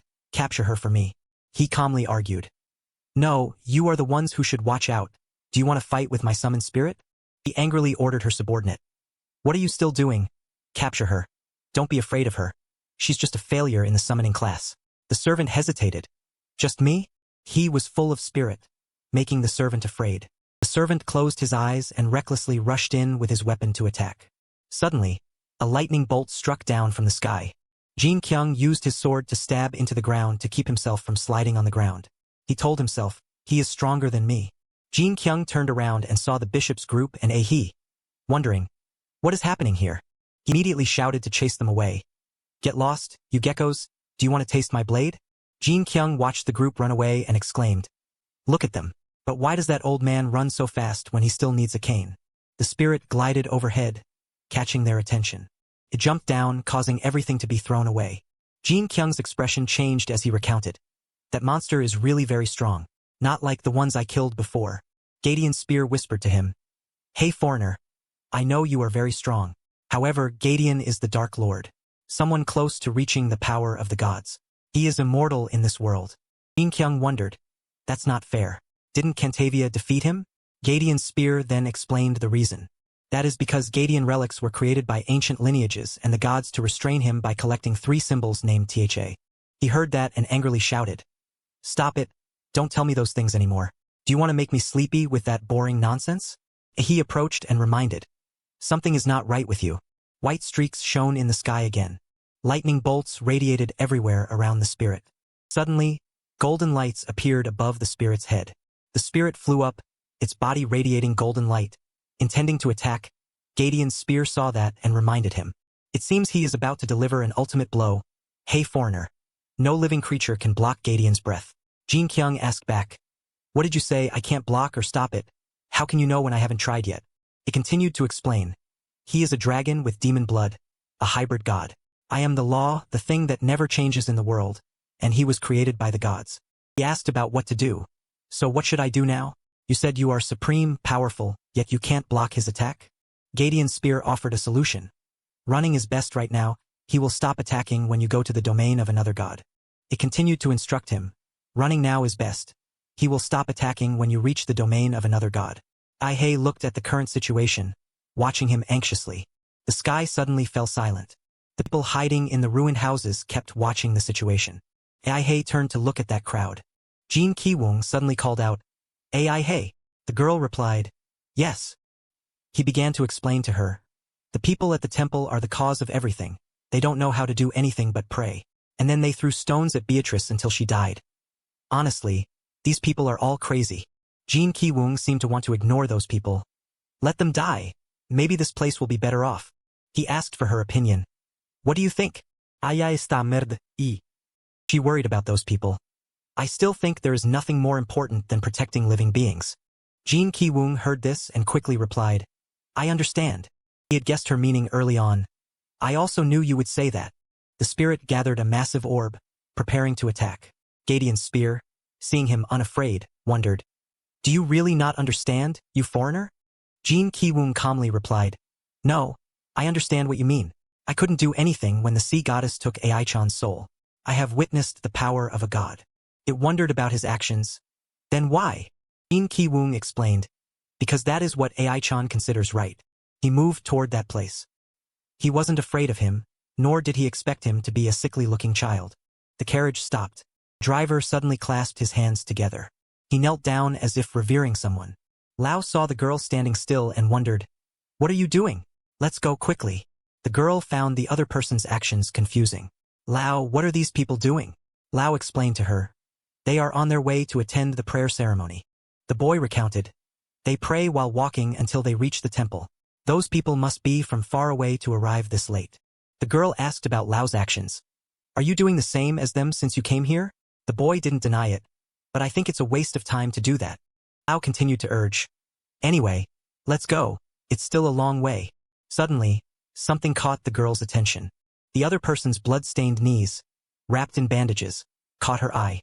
She watched them pray anxiously despite being injured. She fell into deep thought. Lao and the girl climbed a cliff. The boy explained the route. "We got lost all night, so we haven't gone very far. But from here we can see the path." The boy peered forward, wondering, "Is that the city wall?" Lao looked over and recounted, "There will be a gate connecting to the north if we follow it." The girl was panting from exhaustion. "Is there a guard? Maybe there are some demons too." The girl's face suddenly turned serious. Below were the pilgrims. There were many of them, all heading in one direction. The girl watched them intently. Even with difficulties, those people tried to kneel and bow. Lao kept complaining, "Whatever, we'll know when we get there." The girl called out, "Hey Lao!" The boy turned to notice the call. The girl made her own decision. I think we should go back." The spirit gathered a massive orb, preparing to attack. Gideon's spear continued to advise him, "You foreigner, this is not something that can be won with reason. Gideon will not be able to maintain this form forever." It explained what would happen if he lost. "If you choose to fight him and are defeated, the man who gave his soul to Gideon will satisfy his desire." It asked what he intended to do. "Then Gideon's power will grow stronger, and he can maintain this form forever. And you still want to do this?" Jin Ki-woong heard this but didn't stop. He confidently affirmed, "That will only happen if I am defeated." A white light appeared again. Gideon's spear warned him again, "You are truly very strong. However, as I warned you, nothing can defy the rules of this world." Golden light radiated from around the spirit. Its eyes glowed brightly. Jin Ki-woong held the sword, channeling the white light radiating from it. He retorted, "You said imagination and focus are the embodiment of magic, right? Then where do you think my magic comes from?" The spirit began to attack. It opened its mouth to breathe fire at him. Jin Ki-woong shouted, explaining, "Even scientists have failed to explain it, and they've come up with a bunch of complex theories just to understand it. Even so, in the world of otaku, you face the spirit's attack head-on." He continued, "There are tons of warriors who can bend space itself." Jin Ki-woong swung his sword, creating a streak of light, slashing through the spirit's attack. The collision created a massive explosion. Gideon's spear saw this and scoffed, "How foolish!" Ai-chan saw the explosion and was terrified. The scene became chaotic after Jin Ki-woong's last strike. His attack blocked the spirit's previous strike. He was surprised to see that. Suddenly, a planet appeared near the spirit. A rift opened. Jin Ki-woong began to rush forward to attack. Jin Ki-woong swung his sword in a powerful strike. He shouted, "Take this!" The spirit was hit, creating an explosion. It was sent flying into the sky by Jin Ki-woong's strike. The spirit still breathed a cloud of fire to counter his previous strike. Jin Ki-woong rushed up, ready to attack. He used his sword to pierce through the fire. The spirit was pierced by his strike again, then pushed into another vast space. The spirit prepared to attack once more. It shouted, "How does a tiny summoned spirit like you think you can defeat a god?" Jin Ki-woong excitedly widened his confident eyes. "Look around you, you lizard!" Spoke loudly, like a declaration. "This is no longer your world. How can you?" Finishing his sentence, Jin Ki-woong dealt a fatal blow to the demon. Below, the ground seemed to want to tear the whole sky apart. Successive explosions immediately occurred as an effect. From outer space, a blue beam of power shone down, destroying everything in its path. The demon also slowly fell from the rift in a calm state. Quickly hit the ground, causing dust to fly everywhere. Gradually, the spatial rift closed after the demon was expelled. Jin Ki-woong stood confidently beside his sword. "A god? Who gave you such weak skills?" Aichan hurried over. "Lord YouTuber, have you defeated that dragon?" He laughed happily and turned his head. "I guess so. Everything is over." But he hadn't laughed for long before the demon spoke up. "You foreigner." It opened its eyes wide, threatening. "Do you think it's over? Just like before, my body was burned in flames. My ashes will fly to every corner of this land." The demon's body gradually turned to ashes flying in the wind. "It will devastate the north." Aichan and Jin Ki-woong listened intently, and as darkness emerged, it uttered its final words. "Then I will be resurrected once more." Jin Ki-woong was annoyed, widening his eyes. "Talking nonsense until the end. Is he crazy? This is what villains always do." Aichan clicked her tongue in annoyance. "My mouth is already stuck with this stuff." Soldiers nearby slowly climbed up. The air was now full of flying dust, so Jin Ki-woong and Aichan sat down to rest quietly. He stepped back, taking a defensive stance. "Excuse me," he said, looking up in surprise. "He's here. Have you found the Saint Beast?" He sadly lowered his face to the ground. "No, that thing. We really don't know where she ran off to. Why do you ask us to search when your abyss group stole her?"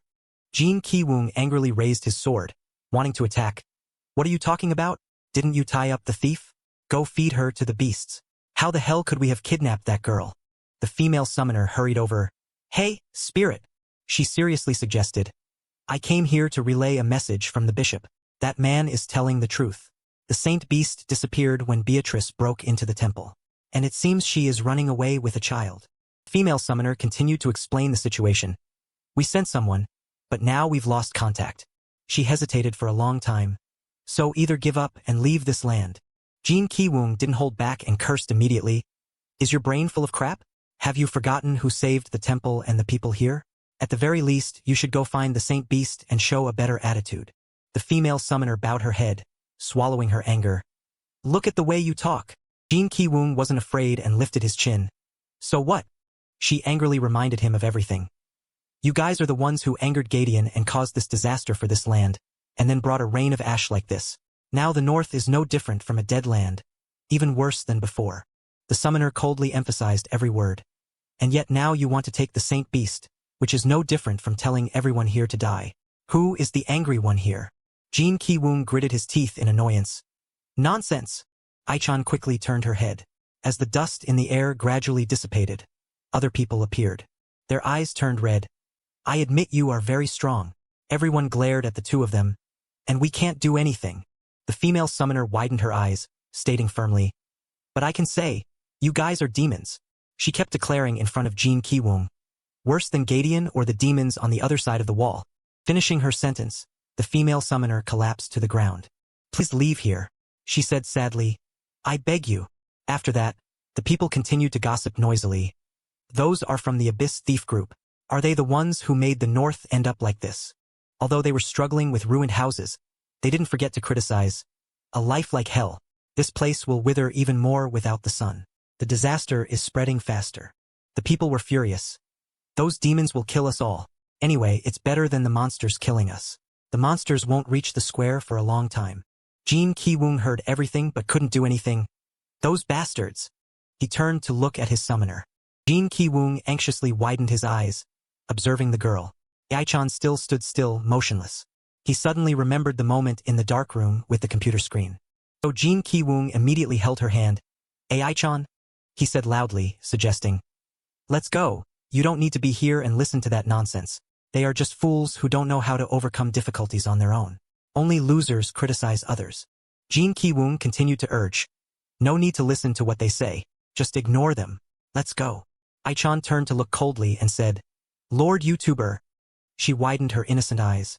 Even if the Anelli has become the saint beast, she shouldn't be exploited like this. Aichan's gaze was more determined than ever. The important thing right now is to give that Anelli a chance to do what she wants.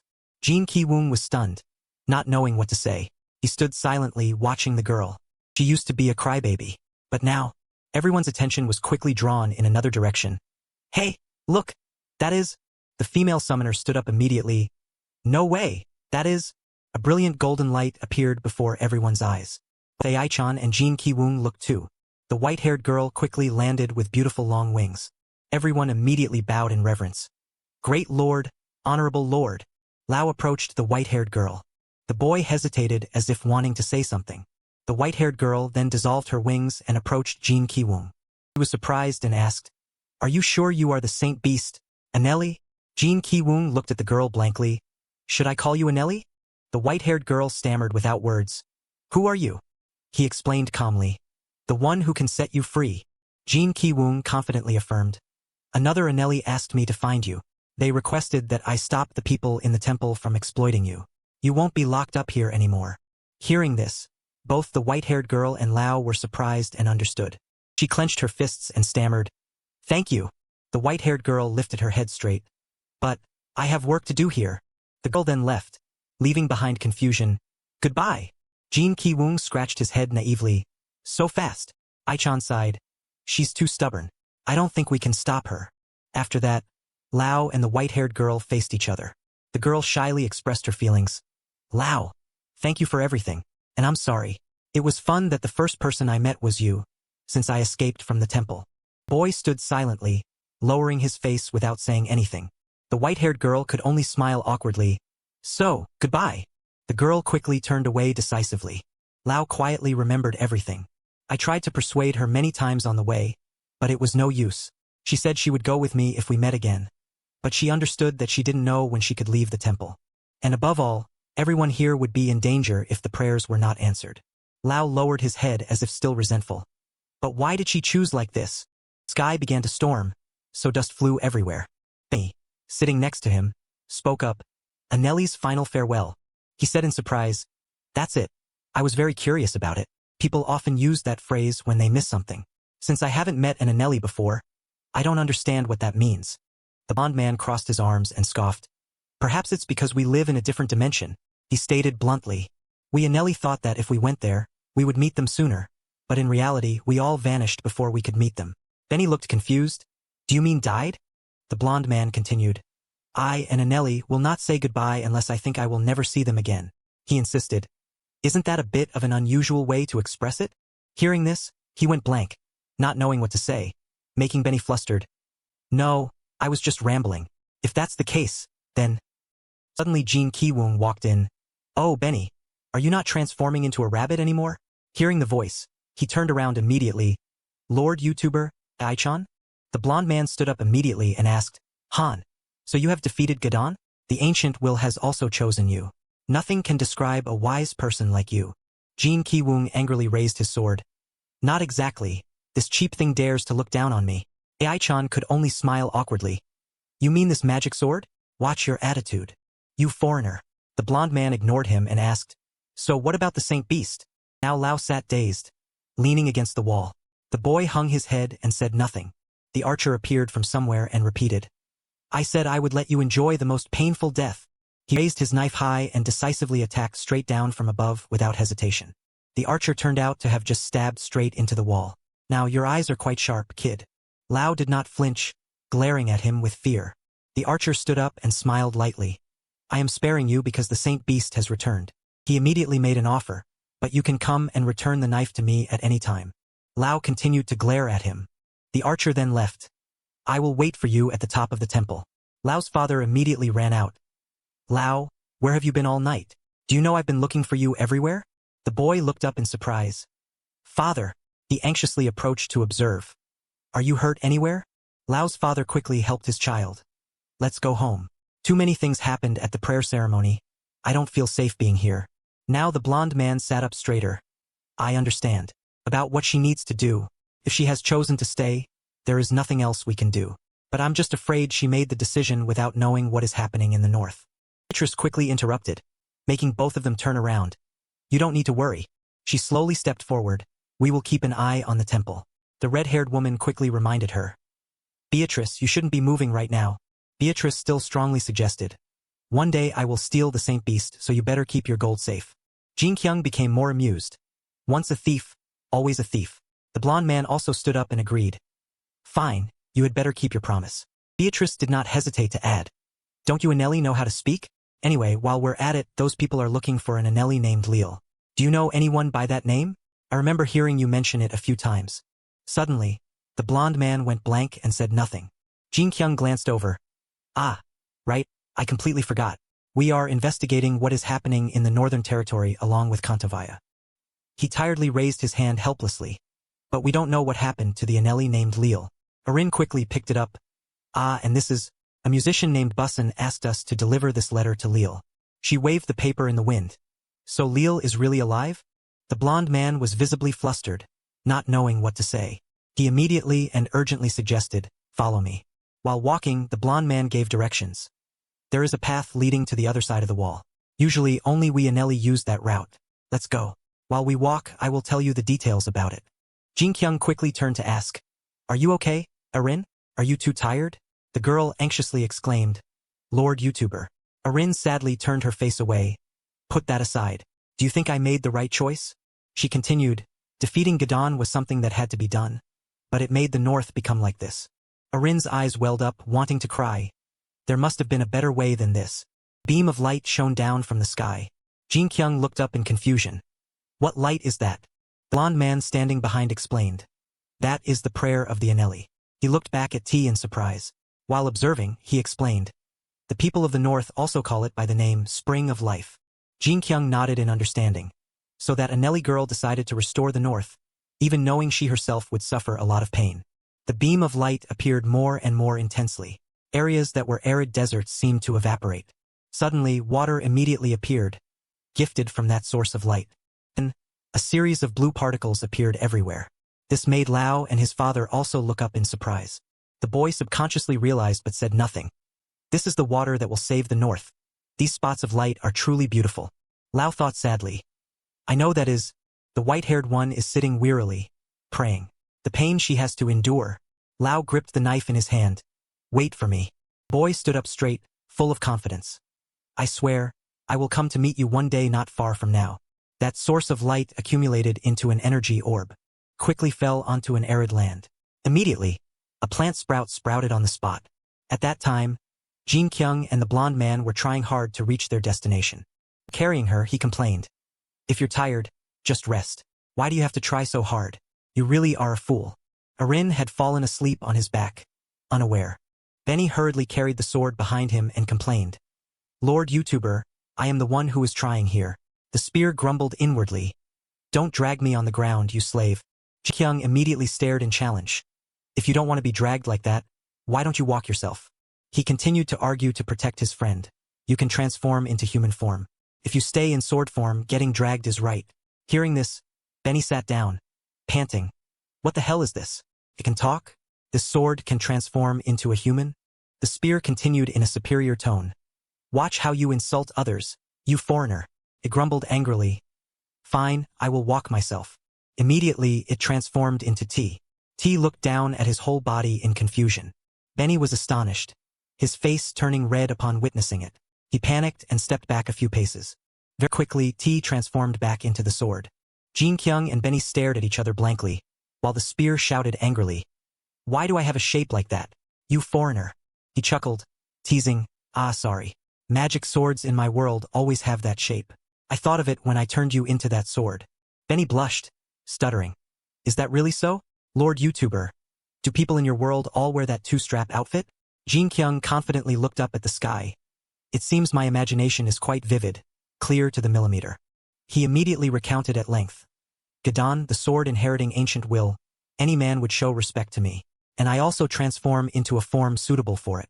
Yet, what the hell just happened? The spear continued to refuse. I don't want to hear what you say anymore, you foreigner. Benny and Jin Kyung quickly comforted. What's there to be sad about?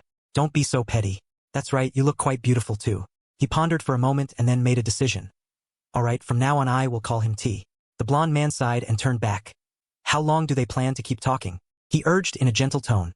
Let's go. There will be a place to stop nearby. I will tell you. He nodded. I understand. The sky quickly darkened, even though the blue particles were still there. They walked along a cliffside. Jin Kyung, while carrying her, looked around anxiously. This place is truly mysterious. The blonde man, leading the way, explained. This place might be a maze for humans, but it is no different from a normal road for the Anelli. He asked with curiosity. Can you feel things that humans cannot feel? The blonde man nodded coldly. You could understand it that way. Afterward, Erin was laid down on the grass. Benny sat down and suddenly remembered. Ah, right. She asked me to give this letter to Lord YouTuber.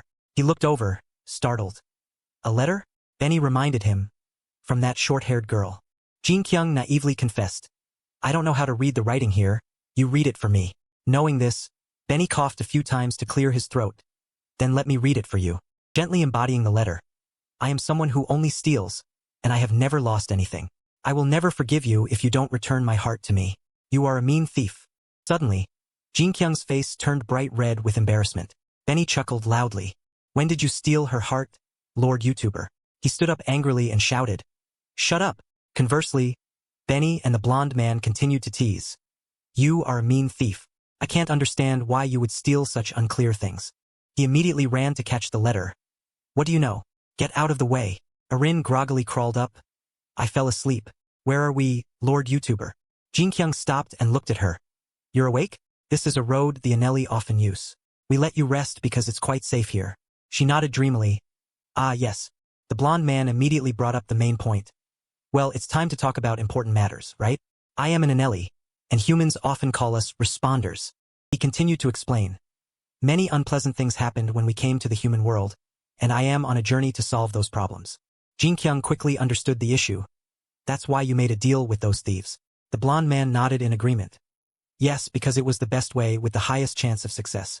But for this case, I still haven't found a way. Erin was startled, remembering something. She looked up at the sky in surprise. The cry of the Black Moon Plateau. Jin Kyung asked vaguely. Crying, is it crying? And where is the Black Moon Plateau? Benny hurriedly begged. Can I cover my ears if you're planning to tell scary stories? The blonde man ignored him and continued the story. The Black Moon Plateau is a place outside the wall. It is currently occupied by monsters. That plateau was used to place spatial gates of many different species. He spoke seriously, clearly enunciating each word. Humans don't go there anymore, but we Anelli often go there to return to our dimension. I don't know since when. We often hear a sad cry from someone. Erin broke into a cold sweat. Does it sound like a human crying? The blonde man turned to look coldly. No, it is much richer in emotion, and only Anelli can hear it. Jin Kyung asked anxiously. Wait, does this have anything to do with the Anelli Leal? The blonde man glared straight at him. Cantovia's group went to the Black Moon Plateau to handle issues in the north, and Leal went missing there. Benny quickly asked. So, do you think that is Leal's cry? He nodded slightly. Maybe what I am wondering about are the things that happened even before that. The blonde man sadly recalled.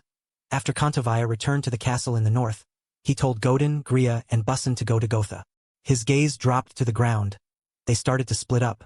Maybe they had received some important message from the king after that day. Jin Kyung vaguely recounted the later part. They became demons.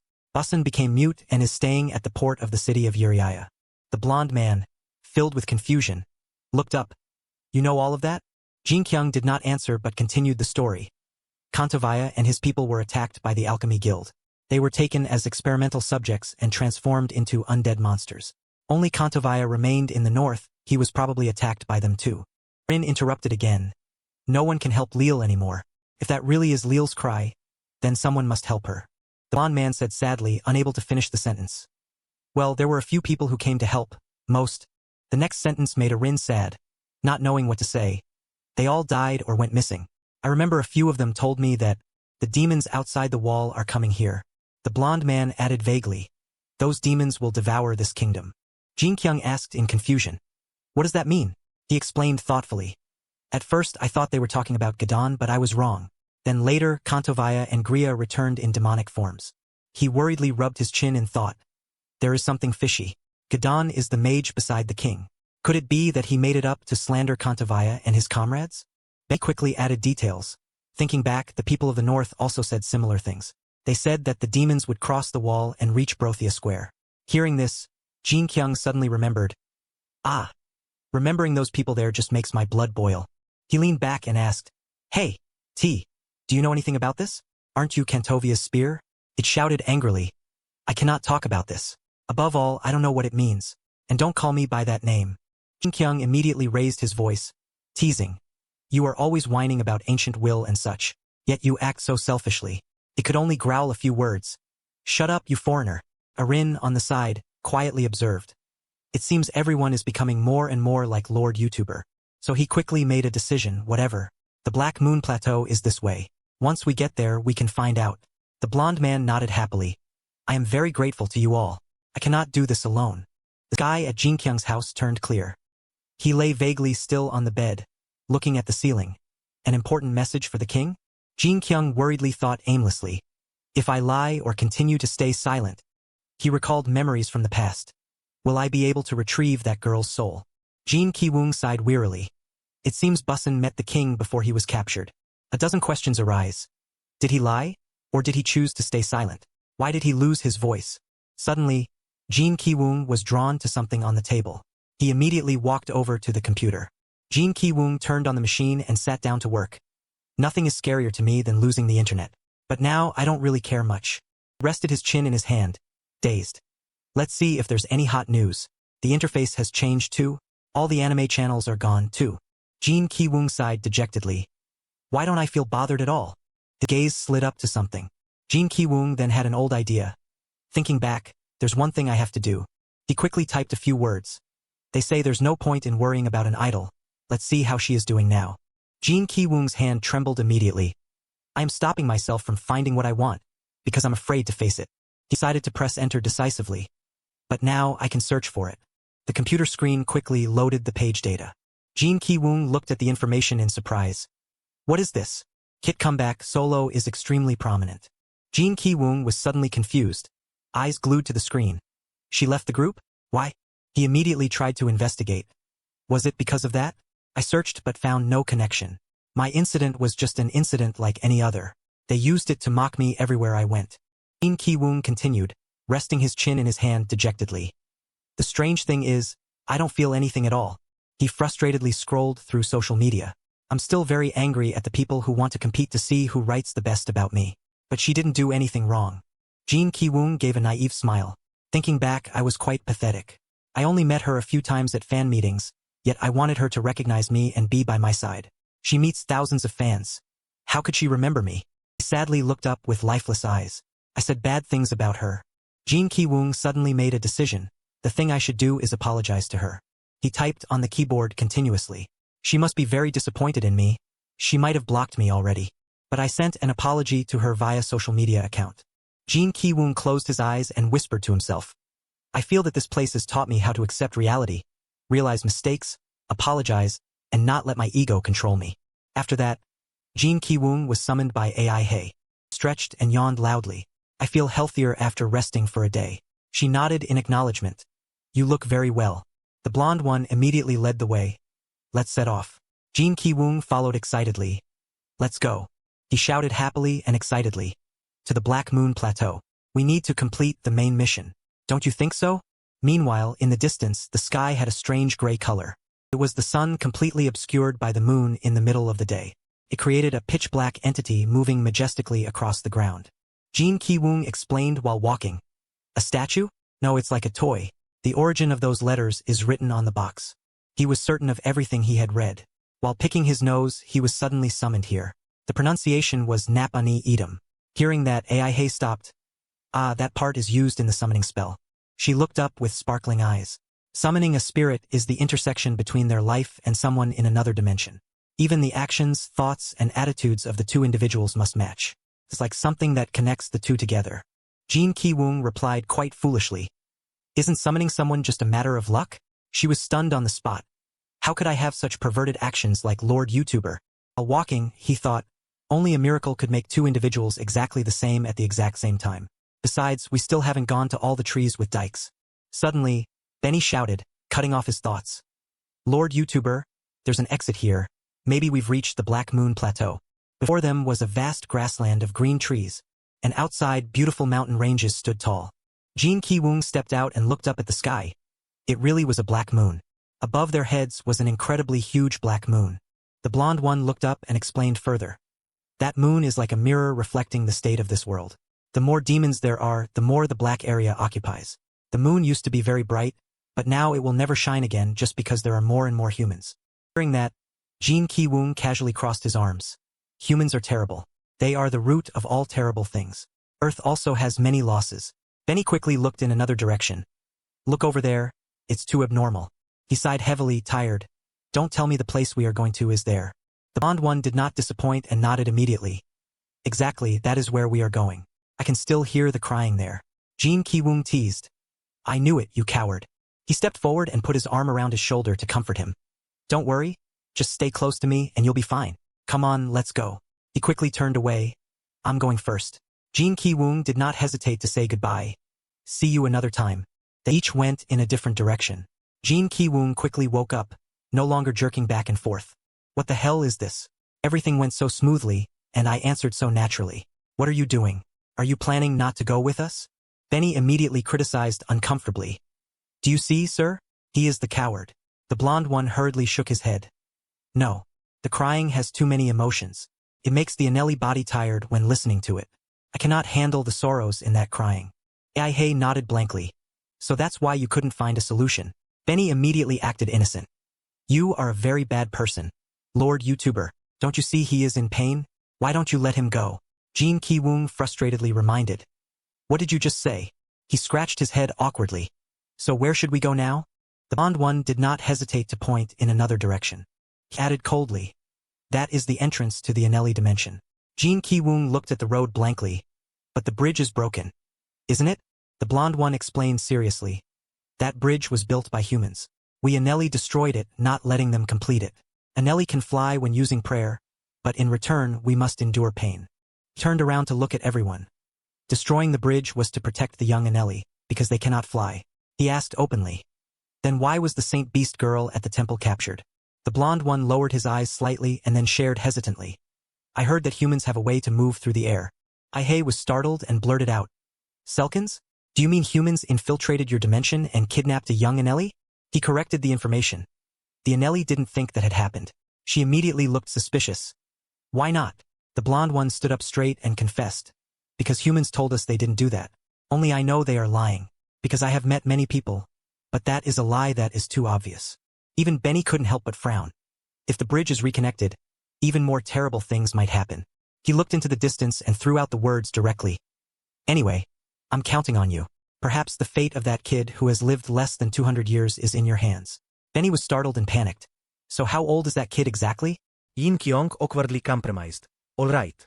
The sky quickly turned gray. It's the howling of wolves. Someone blurted out. He is really very good at saying goodbye. After that, while walking, Benny jumped up. Lord YouTuber, why is it? So, here? I see too many corpses around here. Jin Ki-woong immediately turned his face to scare him. Do you still think I am Lord YouTuber? Aihi nodded coldly. Yes.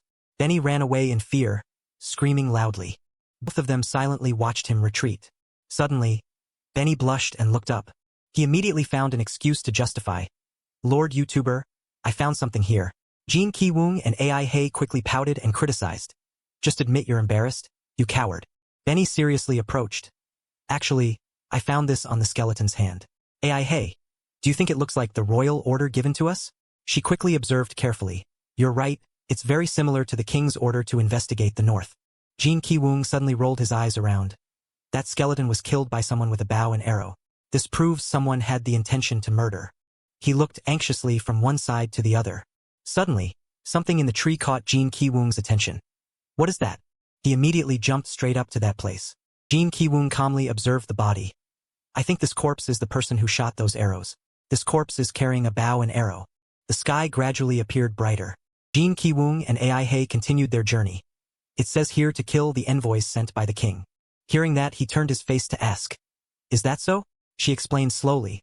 And this letter format is very similar to the letter formats used by organizations in Gotha. Jin Ki-woong shrugged and continued walking. It must have been written by some nobles in Gotha. You can guess it with your eyes closed, right? Aihi stammered as if wanting to say something more. Yes. But after walking for a while he also felt confused. But it's strange, they needed to pass the final point in the north to get here. And that place has a lot of monsters. But why are there no traces of monsters here? Only, Aihi immediately stated the problem. Just human corpses, killing each other. Her words made Jin Ki-woong roll his eyes over. How sad. He slowly commented, you're right. Even if the world only had humans, they would still kill each other to compete for something. Immediately, an explosion occurred in front of the three people. It's too hot. Benny put his hand out to block and reminded, Aihi, our journey can end here. I don't want to turn into a piece of grilled meat. Jin Ki-woong was not shaken and turned to ask about the situation. Is this the place that Anneli mentioned? What is happening here? Aihi reported in a serious tone. I can feel the presence of a lot of magic in there. The air here is unstable, maybe it's because of this. Benny was frustrated as if wanting to jump in and fight. How can you speak so calmly in this sweltering heat? Lord Magic Sword. Hearing that, Jin Ki-woong turned to find comfort, feeling aggrieved. Summoner. Why are all your companions so rude? She could only bow her head. I'm sorry. Jin Ki-woong quickly and confidently rushed forward. Just the strength of this foreigner is enough. He excitedly threw it hard forward. These pieces of trash. Just let me handle it. As soon as the attack was finished, the sword flew straight up into the sky. All three people looked up, stunned, and said nothing. Very quickly after that, the three of them arrived at a dry, barren wasteland. In the middle of the land was a girl imprisoned with pitch-black wings. Aihi shouted in surprise and fear. That's Lillard. She hurriedly ran closer. Lord YouTuber, hurry. Jin Ki-woong quickly followed. I'm coming.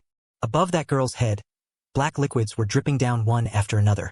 Aihi was too scared to speak. This is... 2. Lillard was now bound by dark and extremely slimy wings. She raised her dazed face, trying to speak. Who are you? Aihi did not waver and stepped forward a few steps. You are Lillard, right? Lillard quickly stopped her. Don't come near here. Hearing that, she was startled and immediately backed away.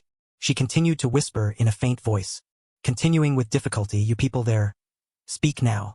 Who are you all? Jin Ki-woong stood up anxiously and declared. We were ordered by the king to investigate the problems occurring in the north. You don't need to be wary of us. Lillard weakly defended herself. I am not like the other Anneli. I know you are lying. She suddenly grimaced. And... the person behind supporting you. As soon as she finished speaking, one of Lillard's wings exploded with an extremely loud bang. This made both Aihi and Jin Ki-woong freeze in horror on the spot. Black drops continued to drip from that position onto Lillard's head. She let them flow all over her body without complaining. Jin Ki-woong shouted in fear. Hey, now is not the time to say those things. Benny hurriedly shoved into his friend's hand. Aihi, this letter. Aihi immediately took the letter and said loudly. Mr. Busson asked us to give this letter to you. Hearing this name, Lillard immediately raised her head. Aihi quickly persuaded further. Is this enough for you to trust us?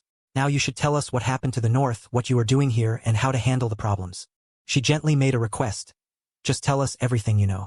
Lillard was silent for a long time and then opened her mouth. Please read it for me. I will decide after hearing the letter. So Aihi opened the letter. He gently read slowly line by line. Dear Lillard, you are an Anneli in our group, and you can also distinguish who is lying. It's just that everyone stopped you. But perhaps you already know the fate of the Anneli, when the fate of the Anneli hasn't happened to you yet. Jin Ki-woong also listened attentively. I could have sung the songs you liked the most, but I didn't expect my mouth to be so cowardly. Aihi's face was dazed and sad.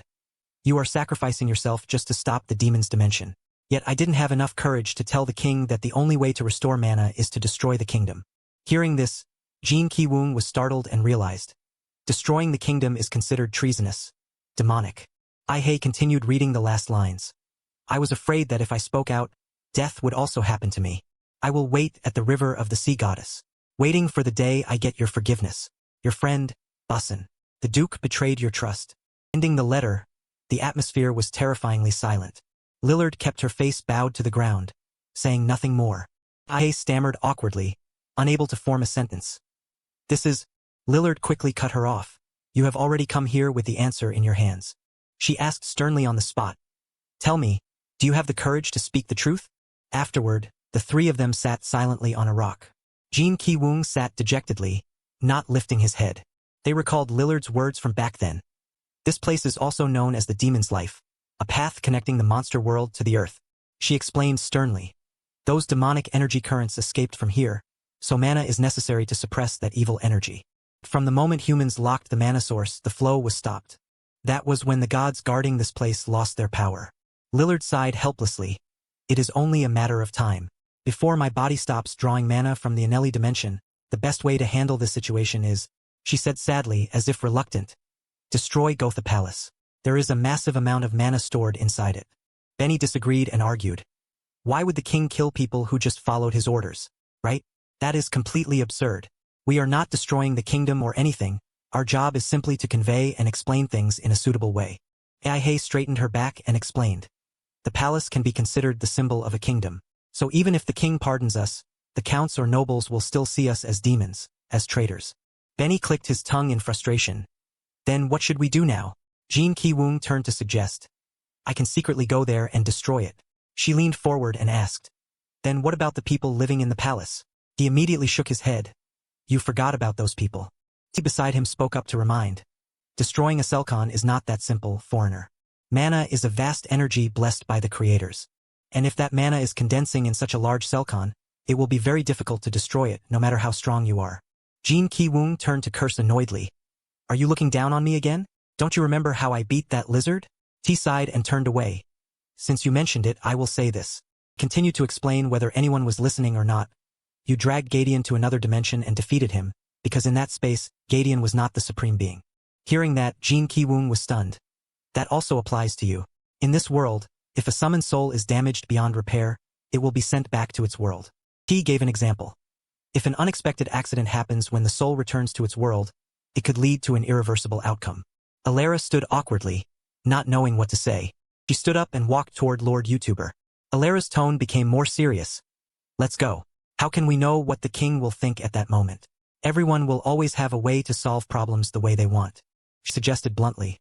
So let's just go back first, and think about the next step we need to take when we get there. Jin Ki-woong did not reply, still bowing his head. He launched himself powerfully into the air. Jin Ki-woong gripped his weapon tightly in position. All right. His eyes were filled with the murderous intent of victory. Let's do it together. Gunik shouted angrily. What did you say? They are on their way back. The general bowed his head and stammered. Yes, sir. He looked visibly annoyed. Then what the hell were the assassins and thieves doing? I thought they had handled everything quietly when they were in the north. He said dejectedly, not daring to finish the sentence. Well, Abyss, the largest thief group there. Meanwhile, the Abyss side was also extremely restless. A soldier ran in and shouted. You bastards! Do you know what you are doing? He gritted his teeth and reminded. We are here as people receiving orders from the nobles in Gotha. Beatrice stepped out confidently to question. I'm sure you don't know what's going on, right? She said seriously without hesitation. The people you are trying to kill are the ones who killed Gadian not long ago. Hearing that, the soldier startled and stepped back. What did you say? Beatrice calmly threatened. We saved your life. She ordered immediately. Tell the other thief groups that anyone wanting to target the king's envoys must first get past us. The Kalunic side shouted uncomfortably. This is absurd. Wait, this will be very difficult for them if the people there stop them. Bello frowned slowly. What about the musicians? Lua sat singing passionately in front of everyone. The people were enchanted and marveled greatly at this talent. Passers-by just stood outside gossiping. They only need their looks to seduce the audience, even if they can't sing. Have you heard his song? Is it him? I heard it, but the lyrics are completely different from the ones the guild sent us. They immediately looked at Lua. Specifically, the part about the king's envoys opening the path of the sea goddess is extremely detailed. You should only sing what you are told to sing. I wonder what he is thinking. Trying to be a hero? These three were also extremely bored and started gossiping. Hey, you should be careful too. If you sing a terrible song, the audience will see it as a scam. The general knelt on the ground to report. For some reason, the musicians' songs have not been unified, so the people are increasingly welcoming the king's envoys. Rickian worried, his anxiety rising. Things are bad. Count Bello, should we announce something official or something similar? Bello also pondered deeply. Just because some kids are spreading strange rumors everywhere, so a group of alchemists gathered to confide over beer mugs. Seriously, I almost died. The big guy hurriedly turned to ask Khan. You said you are an alchemist and you worked with those people for a while? Count Bello is truly filthy. The person who went with me, he was made a test subject just because he failed his mission. Suddenly the beer mug fell to the ground. The person who dropped it trembled all over. I'll probably end up like him too. At that time, the raw materials I used recently. The big guy hurried to comfort.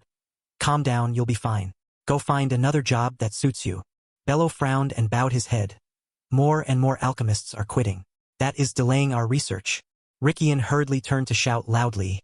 What about the mercenaries? Didn't I tell them to try to rank up? The general also frowned and reported with a headache. Yes, a group of mercenaries announced that they would gouge out the eyes of anyone who dared to attack the king's envoys. Zheng was being threatened by Aika's knife, so he stammered. Okay, we just told them we wouldn't sign a contract anymore. You know we won't work without getting paid, right? She clicked her tongue in frustration. Really? What a pity. When you get paid, let me know. I'll come and ask for an eye to play with. Lord YouTuber Aika turned and left. Let's go. Zheng immediately called out. Surprising. I thought you always said not to trust the king. Aika? He laughed contemptuously. And yet now you're doing this. Is the king any more trustworthy? Aika turned her head and smirked slightly. The king is not the one I trust. Those little kids are the ones I trust. After saying that, she left with her assistant very coldly. Kalunix slammed the table angrily. Enough! He grimaced. I can't believe you people couldn't stop a group consisting of apprentice summoners and a guy who looks like a drunkard. How can I achieve greater things with you people? Bello and Rickian just remained silent, saying nothing. Kalunix shouted orders.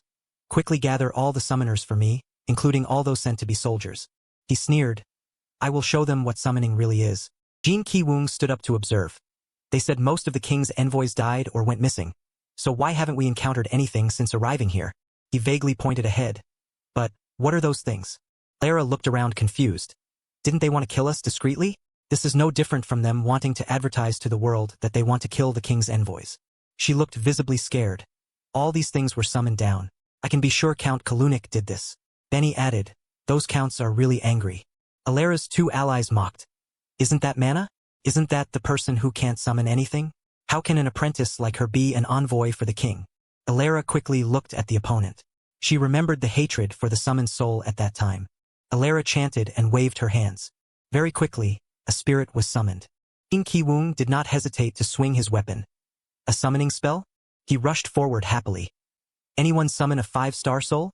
I'll show you what luck is. Jin Ki-woong rushed at the demon without hesitation. In a place where even money couldn't be used to recharge in a game.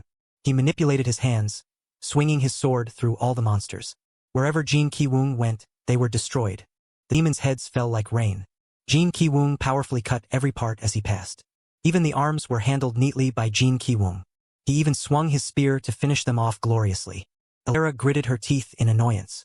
She waved her hands and declared loudly, the strongest summoner must be... Ah! Alara's face was full of hatred. Lightning bolts shot out quickly. It created a series of continuous electrical explosions one after another. This quickly spread to where Jin Ki-woong was. He annoyedly picked up his spear. You know how to shoot lightning too? Jin Ki-woong shouted and cursed. You damn Pikachu. After that, he dispersed the power through Alara's electricity. She and her teammates retreated. Both Alara and Benny watched in amazement. Alara's spirits were burned to ashes. The sparks of electricity now flew straight into the sky. General hurried over. Lord, he bowed seriously and reported. It seems, the next words stunned Kalunic.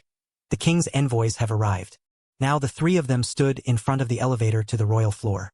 The group quickly stepped onto the elevator. Very quickly, the palace of King Gotha appeared. Jin Ki-woong, along with Alara and Benny, walked step by step inside. The three did not hesitate to walk straight in to see everyone. Both sides had officials and the king sitting ready. Jin Ki-woong looked up into the distance. If I don't tell the truth, the sea goddess will take back Alara's soul. He looked toward the villain's side. But if I tell the truth, this kingdom will be destroyed. He thought sadly about everything. Alara will definitely be accused of treason or seen as a demon, then executed immediately. Jin Ki-woong thought dejectedly. Maybe I won't be able to protect her forever. He continued to cast his eyes up to King Gotha. The king surely must have helped us a little in this expedition. Now I just hope that Anion also remains silent. The king is not involved in those things, only to consolidate his royal power. He wished so small in his heart and returned mana to the mages who were standing on his side. That way everything would be resolved peacefully. Jin Ki-woong stood straight and reported, Your Majesty, we have returned from the northern expedition as ordered. King Gotha's eyes widened in surprise. So you have really returned? No one has been able to return since they went to the north. So I thought this would be an expedition that only brought death to you all. Hearing that, Jin Ki-woong was completely confused. Kalunik laughed happily. I understand your mood. Surely you were very worried about them. But the summoner chosen for this expedition is an outstanding talent that the association has been interested in for some time. He appeared to trust unconditionally. I believe they will definitely return. Your Majesty. Hearing that, Jin Ki-woong was also stunned. What the hell is he saying? King Gotha turned to look. I know. It seems this expedition was successful thanks to the person's hard work, right? Benny and Alara shook their heads in frustration. This is completely absurd. She bowed her head tiredly. Why is it so hard to open my mouth, even when I'm listening to a completely absurd conversation? Alara thought sadly. I understand. This is the difference in class. However, Jin Ki-woong shouted unconsciously. Stop acting. Hearing that, both Kalunik and the king froze stiff. Alara stammered in fear. Lord YouTuber. The others immediately became confused. Who is he? Looks like a summoned soul. Kalunik asked angrily. Hey summoner. What is your name? Alara closed her eyes and replied. Lillard. Yes, I'm trying because of mana, we're in trouble. He frowned and scolded. If your summoned soul has the ability to communicate like a human, you should also teach him how to behave properly. Why is there such a disrespectful attitude before our king? Jin Ki-woong laughed. What is this? Who teaches whom? Do you really think someone as stupid as her can summon anything? Just thanks to a little luck she summoned me, so do you think she can control me? Benny just covered his mouth and laughed when Alara burst into tears. Why are you saying that to me? Kalunik ignored it and continued to justify. If you cannot control him, then cancel the summoning spell. In this royal palace, it is not allowed to use summoning spells. King Gotha immediately dismissed it. It's okay, it's fine. He rested his chin on his hand, lost in thought. How interesting. Keep going, summon spirit. Jin Ki pointed cheerfully. I like you, my black friend. The truth is, throughout our expedition, there were many times we were harassed just unsuccessfully. But the funny thing is, the people who blocked us were. He immediately pointed directly at them. Musicians, alchemists. I understand those people are under the management of the Duke sitting here. Would you mind explaining what is going on? Hearing this, Bello and Rickian retorted uncomfortably. What do you mean by that? Not all musicians and alchemists belong to the guild. We may not be able to help, but your words are truly filthy. King Gotha listened without expression. Jin Ki immediately nodded with a forced smile. I see, so I must be mistaken? You all heard it just now. This girl's summoning ability is terrible. Yet just a moment ago, you said she was a talented person you had been interested in for a long time. He raised his voice to question Kalunik. If that's true, why don't you know her name? Jin Ki's gaze became determined. These two are lucky to have a summoned spirit like me. Without me, these two idiots would surely have died on the way to carry out this important mission. Someone planned everything to deliberately make this expedition to the north fail. He arrogantly shook his body, looking up at the sky. Anyone want to stand up and tell me I'm wrong? I beg you. Alara and Benny were stunned, not daring to act. Lord YouTuber, please don't behave so rudely. He's high on drugs. Kalunik frowned and leaned forward. What are you talking about? Jin Kyung didn't let him speak. Oh right, there's something very strange. He turned to question him. I heard your daughter is a talented summoner, capable of summoning the storm goddess, calling rain, wind, lightning, and even turds. Jin Kyung looked puzzled. Why didn't a talented person like your daughter go on this expedition to the north? He stared suspiciously. Instead, she gathered to ambush us on the way back here? Is this still considered a misunderstanding? Whole hall immediately erupted in murmurs. Kalunik's side was embarrassed, not daring to say anything more. King Gotha looked over wearily. Duke Kalunik, is everything he said true? He emphasized every word. Whether this situation is serious or not depends on your answer. Kalunik remained silent, not opening his mouth. Jin Kyung turned to observe his attitude. Kalunik immediately stood up to confess. Your Majesty, just as they said, it was I who ordered the summoners to prevent the envoys from returning to the kingdom. King Gotha was startled and sat up straight. Both Jin Kyung and Aihi turned to look at him. Kalunik tilted his head to warn. But there is something your Majesty needs to know. The demons on the other side of the northern wall will soon arrive. They will devour our kingdom. He recalled the past. Surely everyone here remembers why Cantavia became a monster after being hypnotized by a demon. Jin Kyung immediately interrupted. That is, Kalunik shouted. These people, he continued rambling. They also once passed through those walls. Kalunik faced the council, declaring clearly. Before judging me, please listen to the report from the envoys first. Your Majesty, then you will understand everything clearly. Aihi was bewildered, not knowing what to say. Jin Kyung gritted his teeth, unable to do anything. That bastard old man. He planned this. Everything that happened in the kingdom was orchestrated by him.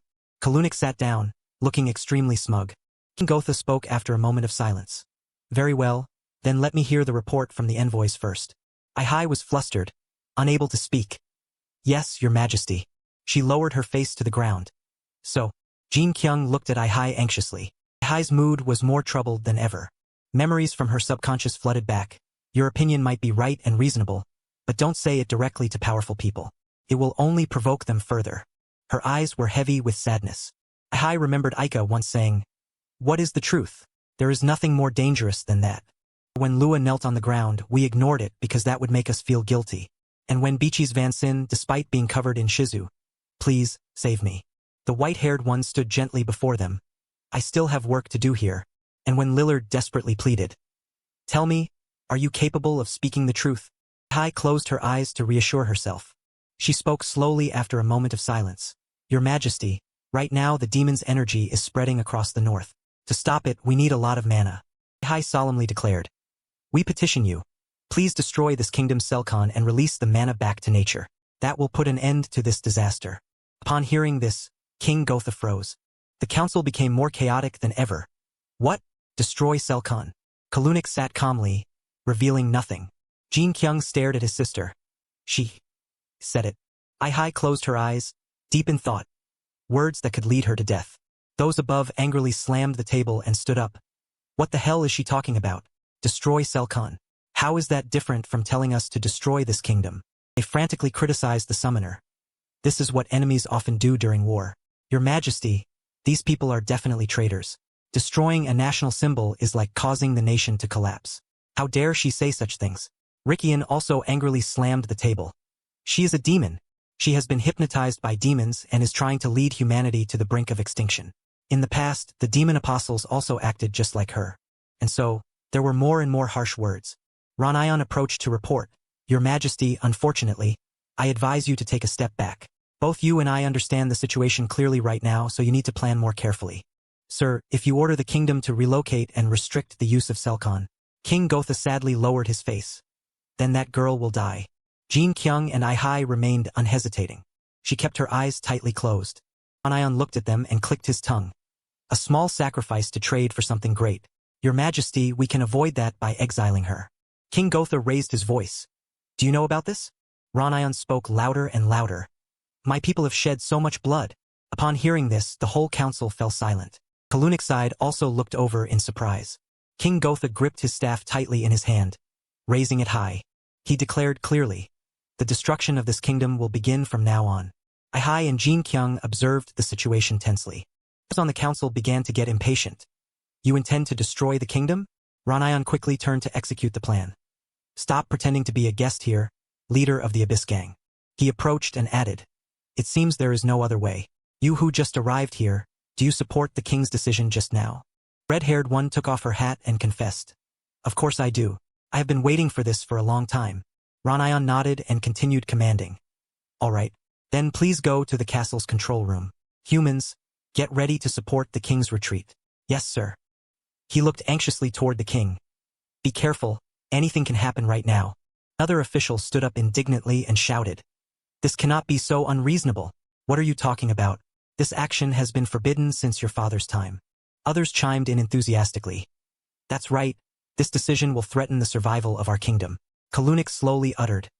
I believe, this is the time. Rikian beside him turned in confusion. Duke Kalunik? What are you saying? Stood up, revealing his cunning nature. O dukes from different territories, Gotha was founded by gathering small kingdoms together. King Gotha glared. Our ancestors had a rule like this. Kalunik solemnly feigned morality. That is the first law enacted when the kingdom of Gotha was born. It states that no one shall cooperate with demons. He rambled on. If any person does not follow and puts the country in danger, that person will receive the most terrible punishment. The next sentence startled King Gotha. And if the king is the one who violates that principle, Kalunik glared straight down. Then all opinions from the dukes will be gathered. Based on that, the king will be stripped of his power. Those in the council immediately murmured. What are you saying? We also know that rule, it's just...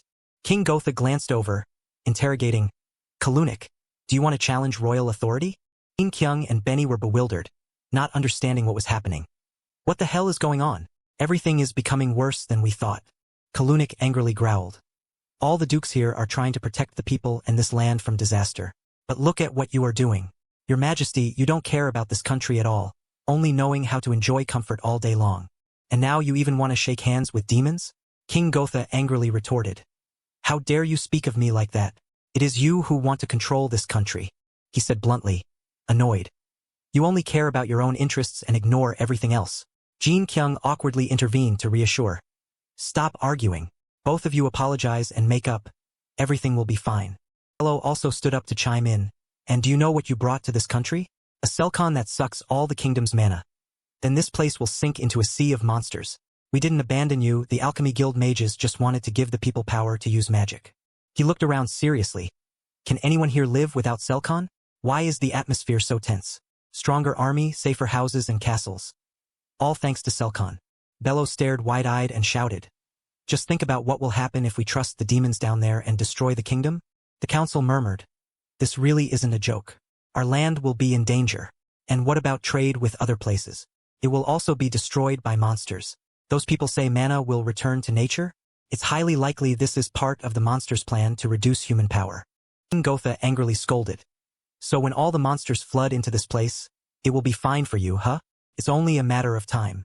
Nature is dying more and more, and when it's too late, we won't be able to avoid death. Kalunik didn't care, stood up, and slowly declared.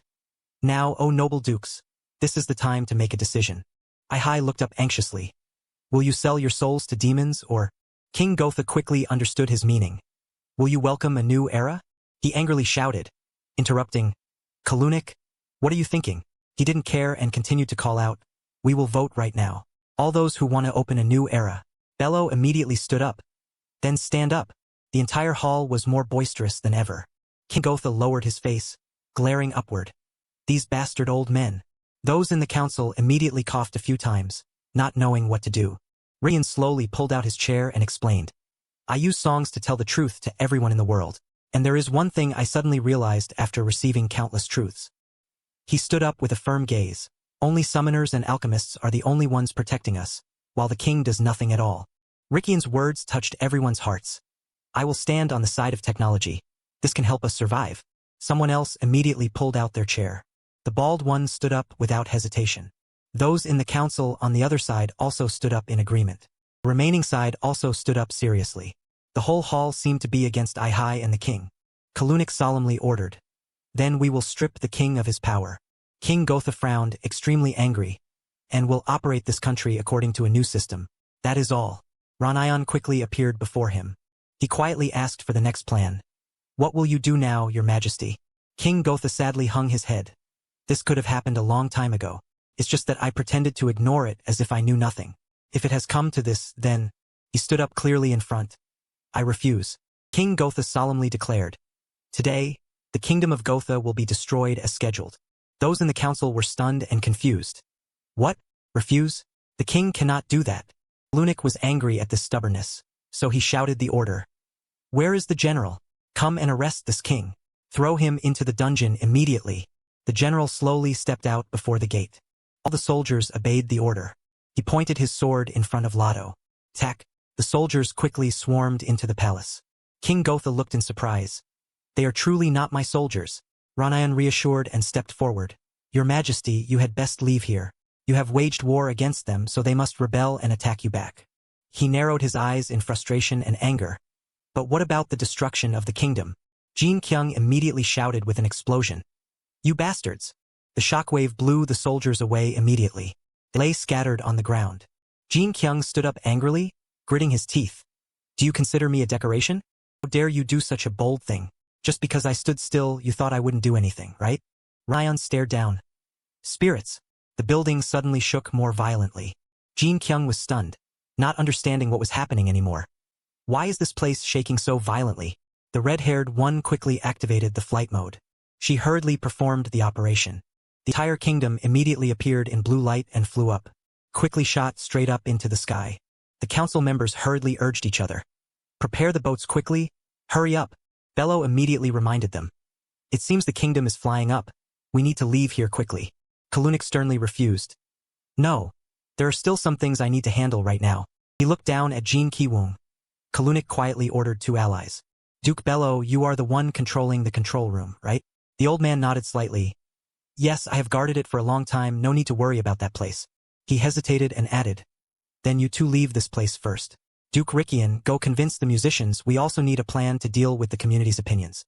The two spoke in unison and ran off. We understand. The ships were quickly launched for rescue. Ranayan quickly called out. Your Majesty, the boat is ready. Let's go. Before he could leave, Jin Ki-woong called out, Hey King! Looked back, startled. Spirit? He walked over, dazed. What about destroying the Selcon? Can we destroy it right now? The red-haired woman immediately ran over to report. Your Majesty, the control room is not equipped with core destruction devices. What? She reported urgently. Traces of the dukes appeared there. King Gotha gritted his teeth. So they knew in advance that the core would be destroyed? Kalunic quickly stood below and exclaimed. That is correct. He did not hesitate to face him directly. Your Majesty. King Gotha was stunned, not expecting this. Kalunic raised his hand to summon power in front of him. You kept pretending not to care about anything, but now you have finally revealed your true face. As true, Kalunic shouted every word while creating an explosion. I did not expect this to happen at all. The whole kingdom shook violently. The castles on it began to collapse. Jin Ki-woong, surprised, tried to stand firm. What did that old man just do? Aihi immediately pointed to the sky. Lord YouTuber. Look, a spirit gradually appeared behind the hazy smoke. Aihi shouted unconsciously. It's a spirit. Jin Ki-woong asked back in surprise. A spirit? Is that old man also a summoner? The girl nodded. Yes, I heard the reason he is the head of the association is because he is a great one. Aihi looked up anxiously. But I have never seen a spirit like this before. This could be a special spirit of a high level. Hearing that, Jin Ki-woong chuckled and drew his weapon. Special sounds good. He calmly stepped forward. I will handle this one. Jin Ki-woong advised before the battle. So it's best if you leave this place. Aihi was worried and reluctant to leave. Lord YouTuber. Jin Ki-woong became more confident. Let's see who is the more special spirit. From amidst the torn clouds, the creator rose. The gale's breath roared, pulling the whole sky into tremors, and the ground below trembled in terror. The explosion tore through space. Stone dust billowed down like a flood, forcing the group to flee in desperation amidst the collapsing scene. Aihi was exhausted from running a long distance. From afar, he shouted, pointing in that direction. Aihi, hurry up, we are almost at the boat. Panic flashed in her wet eyes. The girl softly called the name of the person her heart was afraid of losing. Lord YouTuber. Amidst the dusty screen, Aihi stood silently watching that distant figure, telling herself, surely he will be fine. Jin Ki-woong held his weapon tightly and mused, you outsider. I have traveled all over the Kalidian continent, including the Gotha kingdom, for over 1,000 years. There is no creation I have not encountered, but the creature he summoned is a mysterious being I have never seen before. Panic flashed in her wet eyes. The girl softly called the name of the person her heart was afraid of losing. Lord YouTuber. Amidst the dusty screen, Aihi stood silently watching that distant figure, telling herself, surely he will be fine. He lunged down like lightning amidst the exploding light, the sword striking straight at him with high determination. Kalunic calmly created an invisible shield as if challenging every attack. Jin Ki-woong froze, cold sweat rolling down as he realized his full-force strike was completely useless against that power. What the hell is this? He summoned a terrifying stream of power, knocking him backward like a leaf swept by a gale, with absolutely no chance to counter. The ground exploded into pieces. Stone dust rolled up like a storm wave. Kalunic majestically summoned a source of light power. The pillar of light pierced the clouds, calling up a power so massive that the whole world seemed to hold its breath before that might. From amidst the swirling black clouds, its giant hand descended, leading the light stream through the sky, making the floating island tremble in terror. In the chaotic smoke, Jin Ki-woong roared in anger. Damn this goddamn god! Shot through the blinding light vortex, determined to retaliate. You know, I will take you down too. Jin Ki-woong slashed a long, flashing line at the creator, stopped because he was too surprised. It survived normally after that fatal blow. The corner of Jin Ki-woong's mouth curled into a forced smile while his eyes sank. It seems that attack has no effect on that thing. This situation feels so familiar. He startled and turned to look at Kalunic. Spirit, he stood towering there. I agree with you. Kalunic smiled sinisterly. Just attack the summoner and that spirit will disappear on its own. Jin Ki-woong's eyes widened, his breath choked. Cold sweat rolled down as shock mixed with fear tightened around his heart. Light radiated again from the creator's hand. It pierced through the island, creating an explosion like thunder. Stone debris and fire smoke rolled wildly, dragging everything into uncontrollable chaos. Aihi could not avoid that. The girl was thrown into the sky. He shouted in desperation. Aihi! Aihi just fell like that. The girl's face turned pale, her lips trembling with choked cries. Rock flew into Aihi, causing the girl to scream loudly. He appeared like a god, destroying all the rocks that dared to harm Aihi. Jin Ki-woong tried to reach for the girl Aihi's hand. Aihi reached out to grasp the last hope amidst the chaotic air. Lord YouTuber. Suddenly, light from the creator struck down like a bomb explosion. Jin Ki-woong pressed his lips tightly to suppress the storm of emotions rising up, like a warrior who, despite being wounded, lunged straight into fate, not retreating at all. Under the violent explosion, Aihi was like a small dot in the chaotic sea. A whistling sound tore through the wind. He shot like a stray star through the cloud layers. Jin Ki-woong landed, shaking the three worlds, as if wanting to tear the sky in two. He made the stone debris tremble. His breath was heavy, but his eyes still flashed with determination.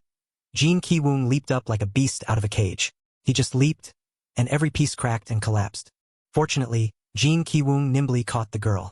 His face tightened as he shouted loudly out of worry. Hold on tight. Aihi was stunned, clinging tightly to Jin Ki-woong's shirt. Yes, on the other side of the chaos, on the deck sparkling under the blue sky, two sailors screamed to report. Your Majesty, the summoned spirit of that Kalunic is heading here. The boat launched quickly like a race car to avoid the creator. Speed up, we are already at maximum speed. But luck did not smile on them, it still caught up. It's over. Jin Ki-woong shot decisively like a meteor toward the boat to save them. Performed a few moves that lit up a dark area, making everyone below astonished. The creator seemed angry when its cat and mouse plan failed. Jin Ki-woong landed 1 foot on the deck. He gently put the girl down. It seems no one is hurt. He hurriedly ran over to ask, Lord YouTuber. He also ran over, Spirit. Jin Ki-woong was curious about its appearance. Does anyone know anything about that bastard being summoned? There is something very strange about this spirit. Ranayan explained. There is one thing I know, which is that the Kalunic family can summon god-class spirits through generations, including his daughter Alila. He was stunned. Ah, that crazy girl who summons lightning, right? He continued, those spirits are not gods, they are only at the god-class level, humans can never control gods. The sword in Jin Ki-woong's hand spoke up, making everyone startled. It's just that you humans haven't seen it yet. Magic sword. The newly summoned one is exactly a god. There are a few people who can awaken an ancient god.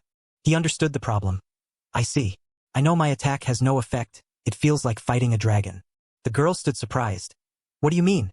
The magic sword explained more clearly. The outsider means that spirit is. Jin Ki-woong said it himself. That spirit is a supreme being like Gadian. Aihi broke into a cold sweat upon hearing the hot news. A supreme being? He put his hand on the back of his neck as if there were some things he was not sure about. He has the potential to become the head of the Summoner Association, so to be sure he cannot summon that thing again later, I have to handle it here. He panicked. Can you do this? Spirit? Jin Ki-woong swung his sword and turned away. I don't know. But the problem about the core is the top priority right now. What can be done to destroy it? Every line on his face tightened as if suppressing a frustration in his chest. The control panel is lost, so we can only attack its core. That's what is said, but technically it's not very feasible. His face was strangely calm. What happens if I hit its core? Ranayan shouted. Then something big will happen. If anyone is standing near the core while mana explodes, no creature can survive. The sword in Jin Ki-woong's hand tried to stop him. Outsider, the mage is right. Mana is the source of nature's energy and the power of the gods. It has been many years, mana has accumulated there, becoming larger day by day. I fear that even gods would not dare to do this. He just stood proudly with his hair blowing in the wind, ignoring everyone's advice. Aihi looked up, her lips trembling, unable to speak. The girl pulled Jin Ki-woong's shirt. Lord YouTuber, you won't fight like you did in the north, right? It's really too dangerous, there must be another way. Therefore, his eyes became cold and terrifyingly determined. Aihi, you saw it too, many people had to endure suffering. Just because of those people, they have endured this for too long. Only we can end this. Aihi's throat felt choked. You are right. It's just, from above, the creator summoned lightning that tore across the sky, striking straight down at the giant figure rising amidst the clouds. It tilted and roared, hands reaching up to catch the full power, where the contact exploded with blinding light and thunderous cracking sounds. The girl's eyes were red, glistening with tears. Okay, let's stop talking about this. and just do the things we usually do. Jin Ki-woong grinned. He stepped one foot down firmly. Now then, Jin Ki-woong lunged like a black arrow tearing through the wind, his eyes burning with determination, his mouth roaring like a vow not to let anyone be hurt anymore. Let's see how amazing I am. The creator struck lightning at him. Jin Ki-woong nimbly swung his sword to retaliate. The two energy sources collided, creating a spectacular scene. He was knocked back, but Jin Ki-woong did not give up because of that. Gritted his teeth, ready to fight on.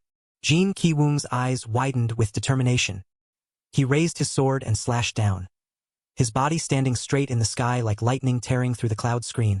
The momentum exploded like a war god descending. The creator struggled to resist the massive power from Jin Ki-woong. Then, when it could no longer hold on, the creator officially exploded. It shrieked in the air in great pain. Gradually, the creator dissolved into the cloud screen. It had not fully dissolved, trying to regenerate its body to continue the mission. It did not hold back, continuing to slash continuously to make the creator shut up. The ray of hope created by Jin Ki-woong himself flashed in the universe. That sword slash tore the entire galaxy sky. Divine halo shattered like cosmic glass. The creator's figure sank into the distorted space and vanished as if it had never existed. Kalunic looked up in shock at his spiritual child being destroyed. Jin Ki-woong drew a sword path tearing the sky. Light exploded like thunder striking down, carrying the weight of the entire sky collapsing with that slash. That sword path cut the floating island in half. He paused. His hair and cloak flew in the violent shockwave, as if the whole world had just exploded right under his feet. The island gradually vanished under his massive power. Kalunic teleported out to avoid the blow. His face was heavy with contempt, the corners of his mouth pulled down. His eyes narrowed coldly as if looking at a fool wasting effort in desperation. Why do such meaningless actions?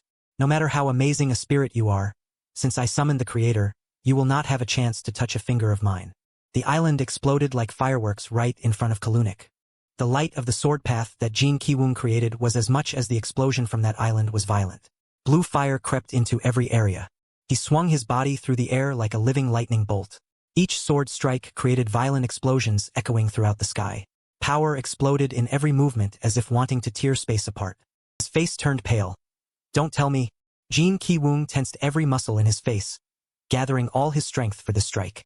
Effort was rewarded. Jin Ki-woong hit the core. It shone brilliantly amidst the rain of dust. He was so dazed that his face went blank. He's aiming for the core. Jin Ki-woong leaned back slightly, putting force into every muscle, his hair flying in the wind as he took off like an arrow ready to launch into the glowing sky ahead. This thing, he lunged forward with a heroic voice. It's harder than necessary. Before Jin Ki-woong could do anything, the core activated its innate power. It exploded, lighting up the entire sky. Even he was stunned to the point of freezing. Kalunic floated in the air with an arrogant posture, raising his finger to summon power. His aura was like someone standing on top of the world. Bow before the eye of the creator, spirit. Jin Ki-woong's breath hitched, as if pulled from his train of thought.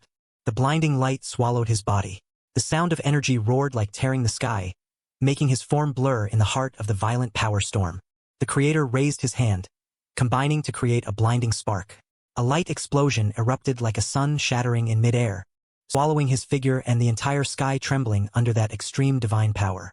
Everything converged to explode with a thunderous sound, tearing the sky apart and shaking the world to its roots. The blinding light covered the ship. Aeon and everyone tried to hold onto the ship. Cold sweat beaded on her cheek and her voice trembled in the thunderous shockwave approaching. Lord YouTuber. Jin Ki-woong gritted his teeth in pain. Blood soaked his arm, but his will still burned fiercely. The sword spoke. Foreigner, the eye of the creator is truly dangerous. That attack cannot be blocked like Gadian's breath. He ignored the words. So what? Do you want me to run from that attack? The king didn't mention this, but this is the only chance. If I can't stop them, he will seize this nation along with Selkon, and we will only have a tragic ending. If that happens, Mina will become someone living in hiding. Once again, the sky was torn by darkness and light from Kalunic. Its explosion didn't just happen once but multiple times, lingering in the air. He had to endure pains that no one could understand. On deck, he called out in panic, Mina, it seems Lord YouTuber cannot attack. Aeon's eyes widened in shock. Her heart choked when she realized the supreme being seemed unassailable. She raised her hand, chanting with trembling determination. Magic light flared around her fingertips. Aeon was startled and confused, so she stopped. She said, stunned and stammering, I can't cancel this summoning. He pointed, Mina, look over there. Jin Ki-woong lunged into it along with the dark spatial rift like a god. The blue light flashed, carrying the last hopes. Even though his face was covered in blood, he was determined to fight to the end. Ronin suddenly appeared and explained, I think it's because of the spatial rift. The dimension has been distorted. That's why you can't use summoning. He summoned power to finish the job. It's time to end this. Kalunik created endless light creeping through the dust of the creator. That power flared up more and more along with its howl, creating an incredibly terrifying scene. He kept charging in and whispered, you passed through it. The sentence left a huge question mark for him. Amidst the cracked universe and sky-tearing light, the creator flashed by as if wanting to pierce the boundaries of the world. Jin Ki-woong's face was stained red with blood. His cold, unyielding eyes looked straight at the fate awaiting judgment, the boundary between his life and death. His body tried to lunge through the intersection zone, leaving behind tremors like the call of destiny. With nothing left but his final will, Jin Ki-woong gripped the sword and launched straight into the abyss of light opening before him. Everything collapsed, cracked like that, but he still fought like a warrior of the stars. Kalunik's eyes were horrified because Jin Ki-woong was unyielding, not collapsing before fate. Fire and light exploded like an angry heaven and earth, swallowing everything in a blinding rage. He kept charging into that burning pile. Even though he was covered in blood, Jin Ki-woong still held his head high, his eyes white but his will unwavering. Carrying all his final breath, he lunged like an arrow of destiny toward Selkon. There was no retreat, only one strike deciding the fate of the whole world. Jin Ki-woong flashed like a shooting star across the vast universe. His effort was rewarded. It shattered into pieces. Jin Ki-woong's blue light of hope tore through the darkness, exploding like a rebirth of the entire universe. Light trajectories swirled. Celestial bodies trembled as if witnessing a new law of nature being born. Light pierced the sky, descending upon the world like a divine judgment. The ground shook. The wind howled. Everyone on the deck could only try to hold on under this terrible power. The very horror completely destroyed the creator. He was no exception. Kalunik was quickly incinerated in just a few seconds. The whole planet shook as the blue wave spread like a primordial rebirth of the universe. Even though he created it himself, he struggled to cling to the blade. The sword in Jin Ki-woong's hand couldn't take it anymore, so the pieces separated. Foreigner, our journey has to stop here. As a creation of the Supreme Being, I can only get this far. Sorry for not being able to support you any further. The sword dissolved into mist before his astonishment. Jin Ki-woong didn't care anymore, because he had done things no one dared to do. The light explosion created a cut across the universe, like fate being dissected. In the endless darkness, that light path still stretched, reminding that even if crushed in the void, there is still someone who dares to slash at the world's destiny. Below the world, Selkon continued to shatter into 100 pieces. He was dazed because Jin Ki-woong had succeeded beyond expectations. Did he succeed? Ronin looked up. Mana is flooding everywhere. Ayan silently prayed for him. Lord YouTuber. He pointed in panic. Mina. The rift is closing. In the vast universe, Jin Ki-woong was drifting with a body soaked in achievements. The rift connecting the universe and the world was gradually closing. Even though he fell, he didn't collapse. His posture still spread wide as if accepting everything. I've never had so many people place faith in me, or rather, I'm nothing special, just an ordinary person. The place where I belong is where there are many crowds of spectators. But the people in that crowd were just like me, all of them special people with a place to shine. Maybe the reason I was obsessed with someone who shone the brightest there, someone I couldn't reach, was because I didn't have those things. It was also the first time someone needed me. Maybe that's why I pushed myself this far. The girl collapsed, her heart constricted, only able to whisper in fear and hope. Ain clutched her head in pain, making him rush over to ask, Mina, what's wrong? Did something happen? He realized the problem. Wait, is this the pain of losing a spirit? He looked up hurriedly. What? The girl trembled, breathing heavily. Her eyes panicked as if afraid the answer she awaited would never come. Meanwhile, Jin Ki-woong still floated in space without movement.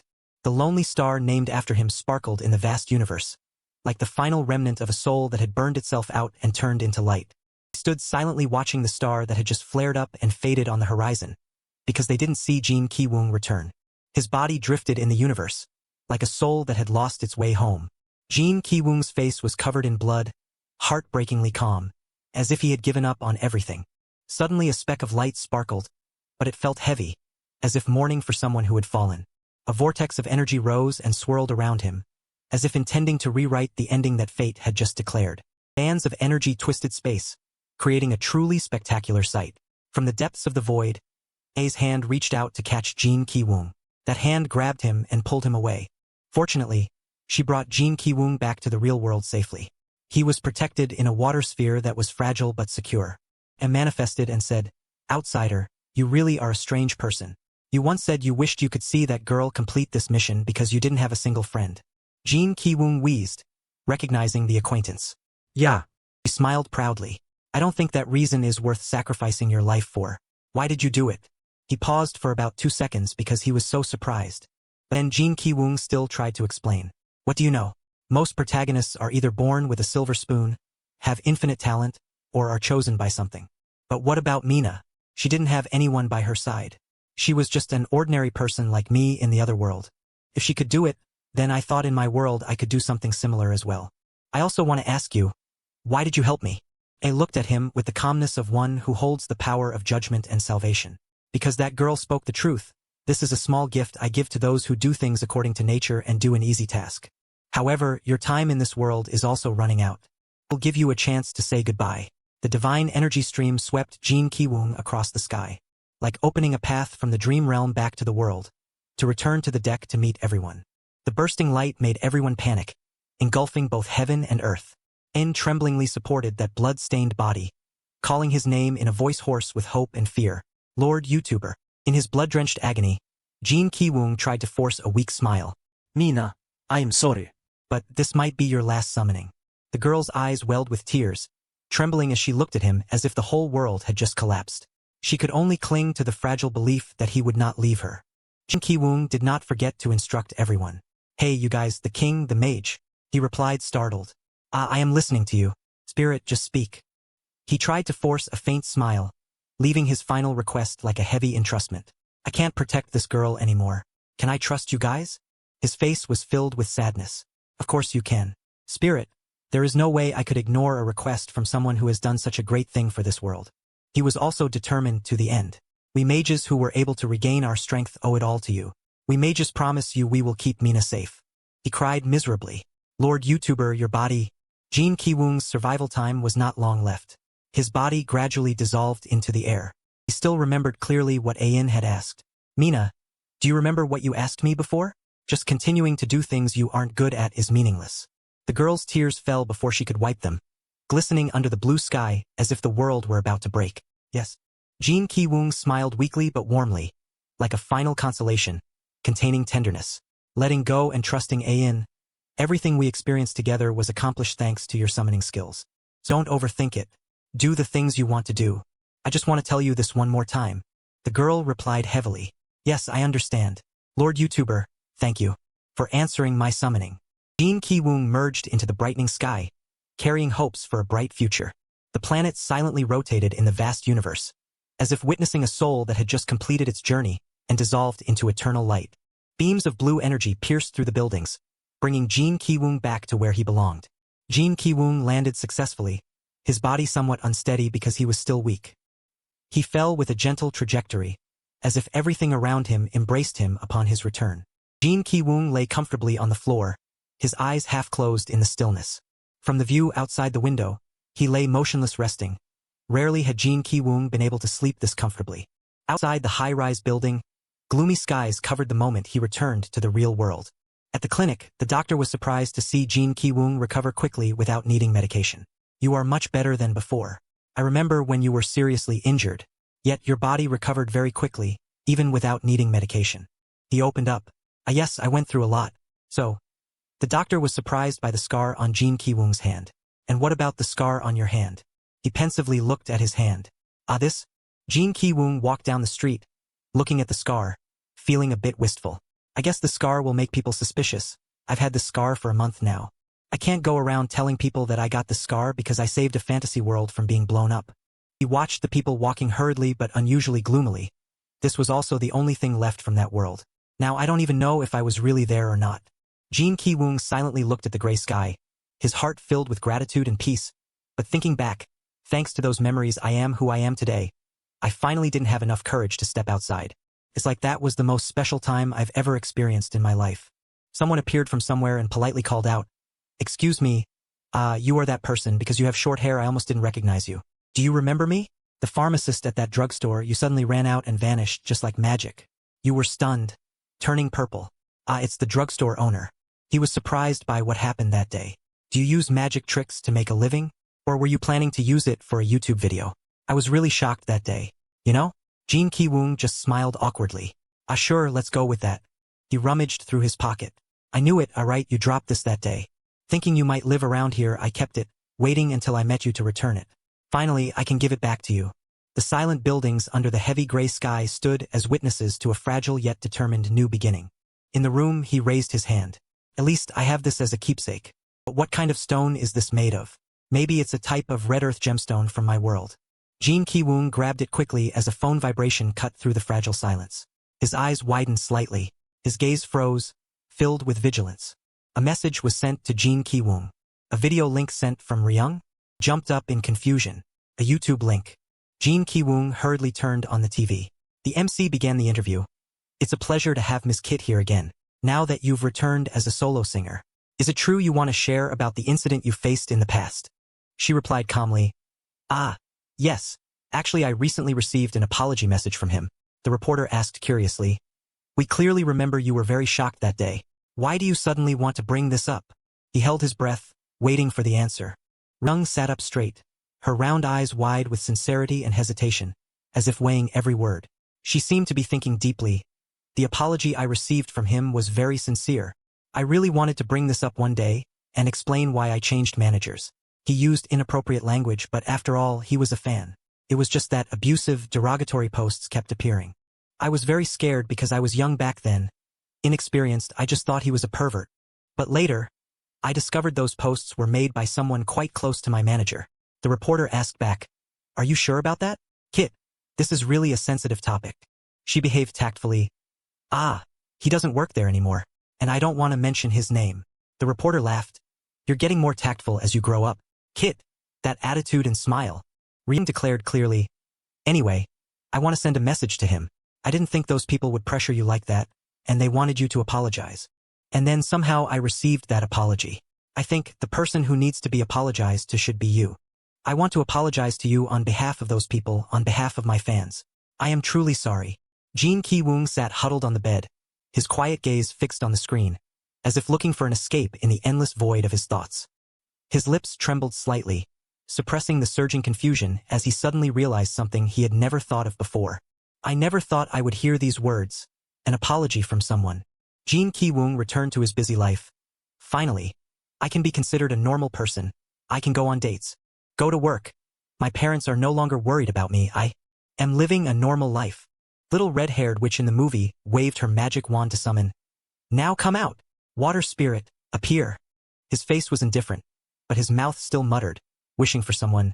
Maina, I hope you're still doing well. Jin Ki-woong lay still for 2 seconds. Then, suddenly he got angry. You idiot, you! Have you never seen what real summoning magic is like? To summon, you have to do it like this. What the hell am I doing? Jin Ki-woong's face went blank. He didn't expect these movements to activate the connection. A blinding light exploded between the buildings, as if the door of destiny had once again gently opened. The girl's figure appeared before Jin Ki-woong. Aihi called out happily, Lord YouTuber. His face was stunned by what he had just witnessed. It works. A blue pillar of light tore through the sky and fell upon the city, signaling that the extraordinary was about to begin again.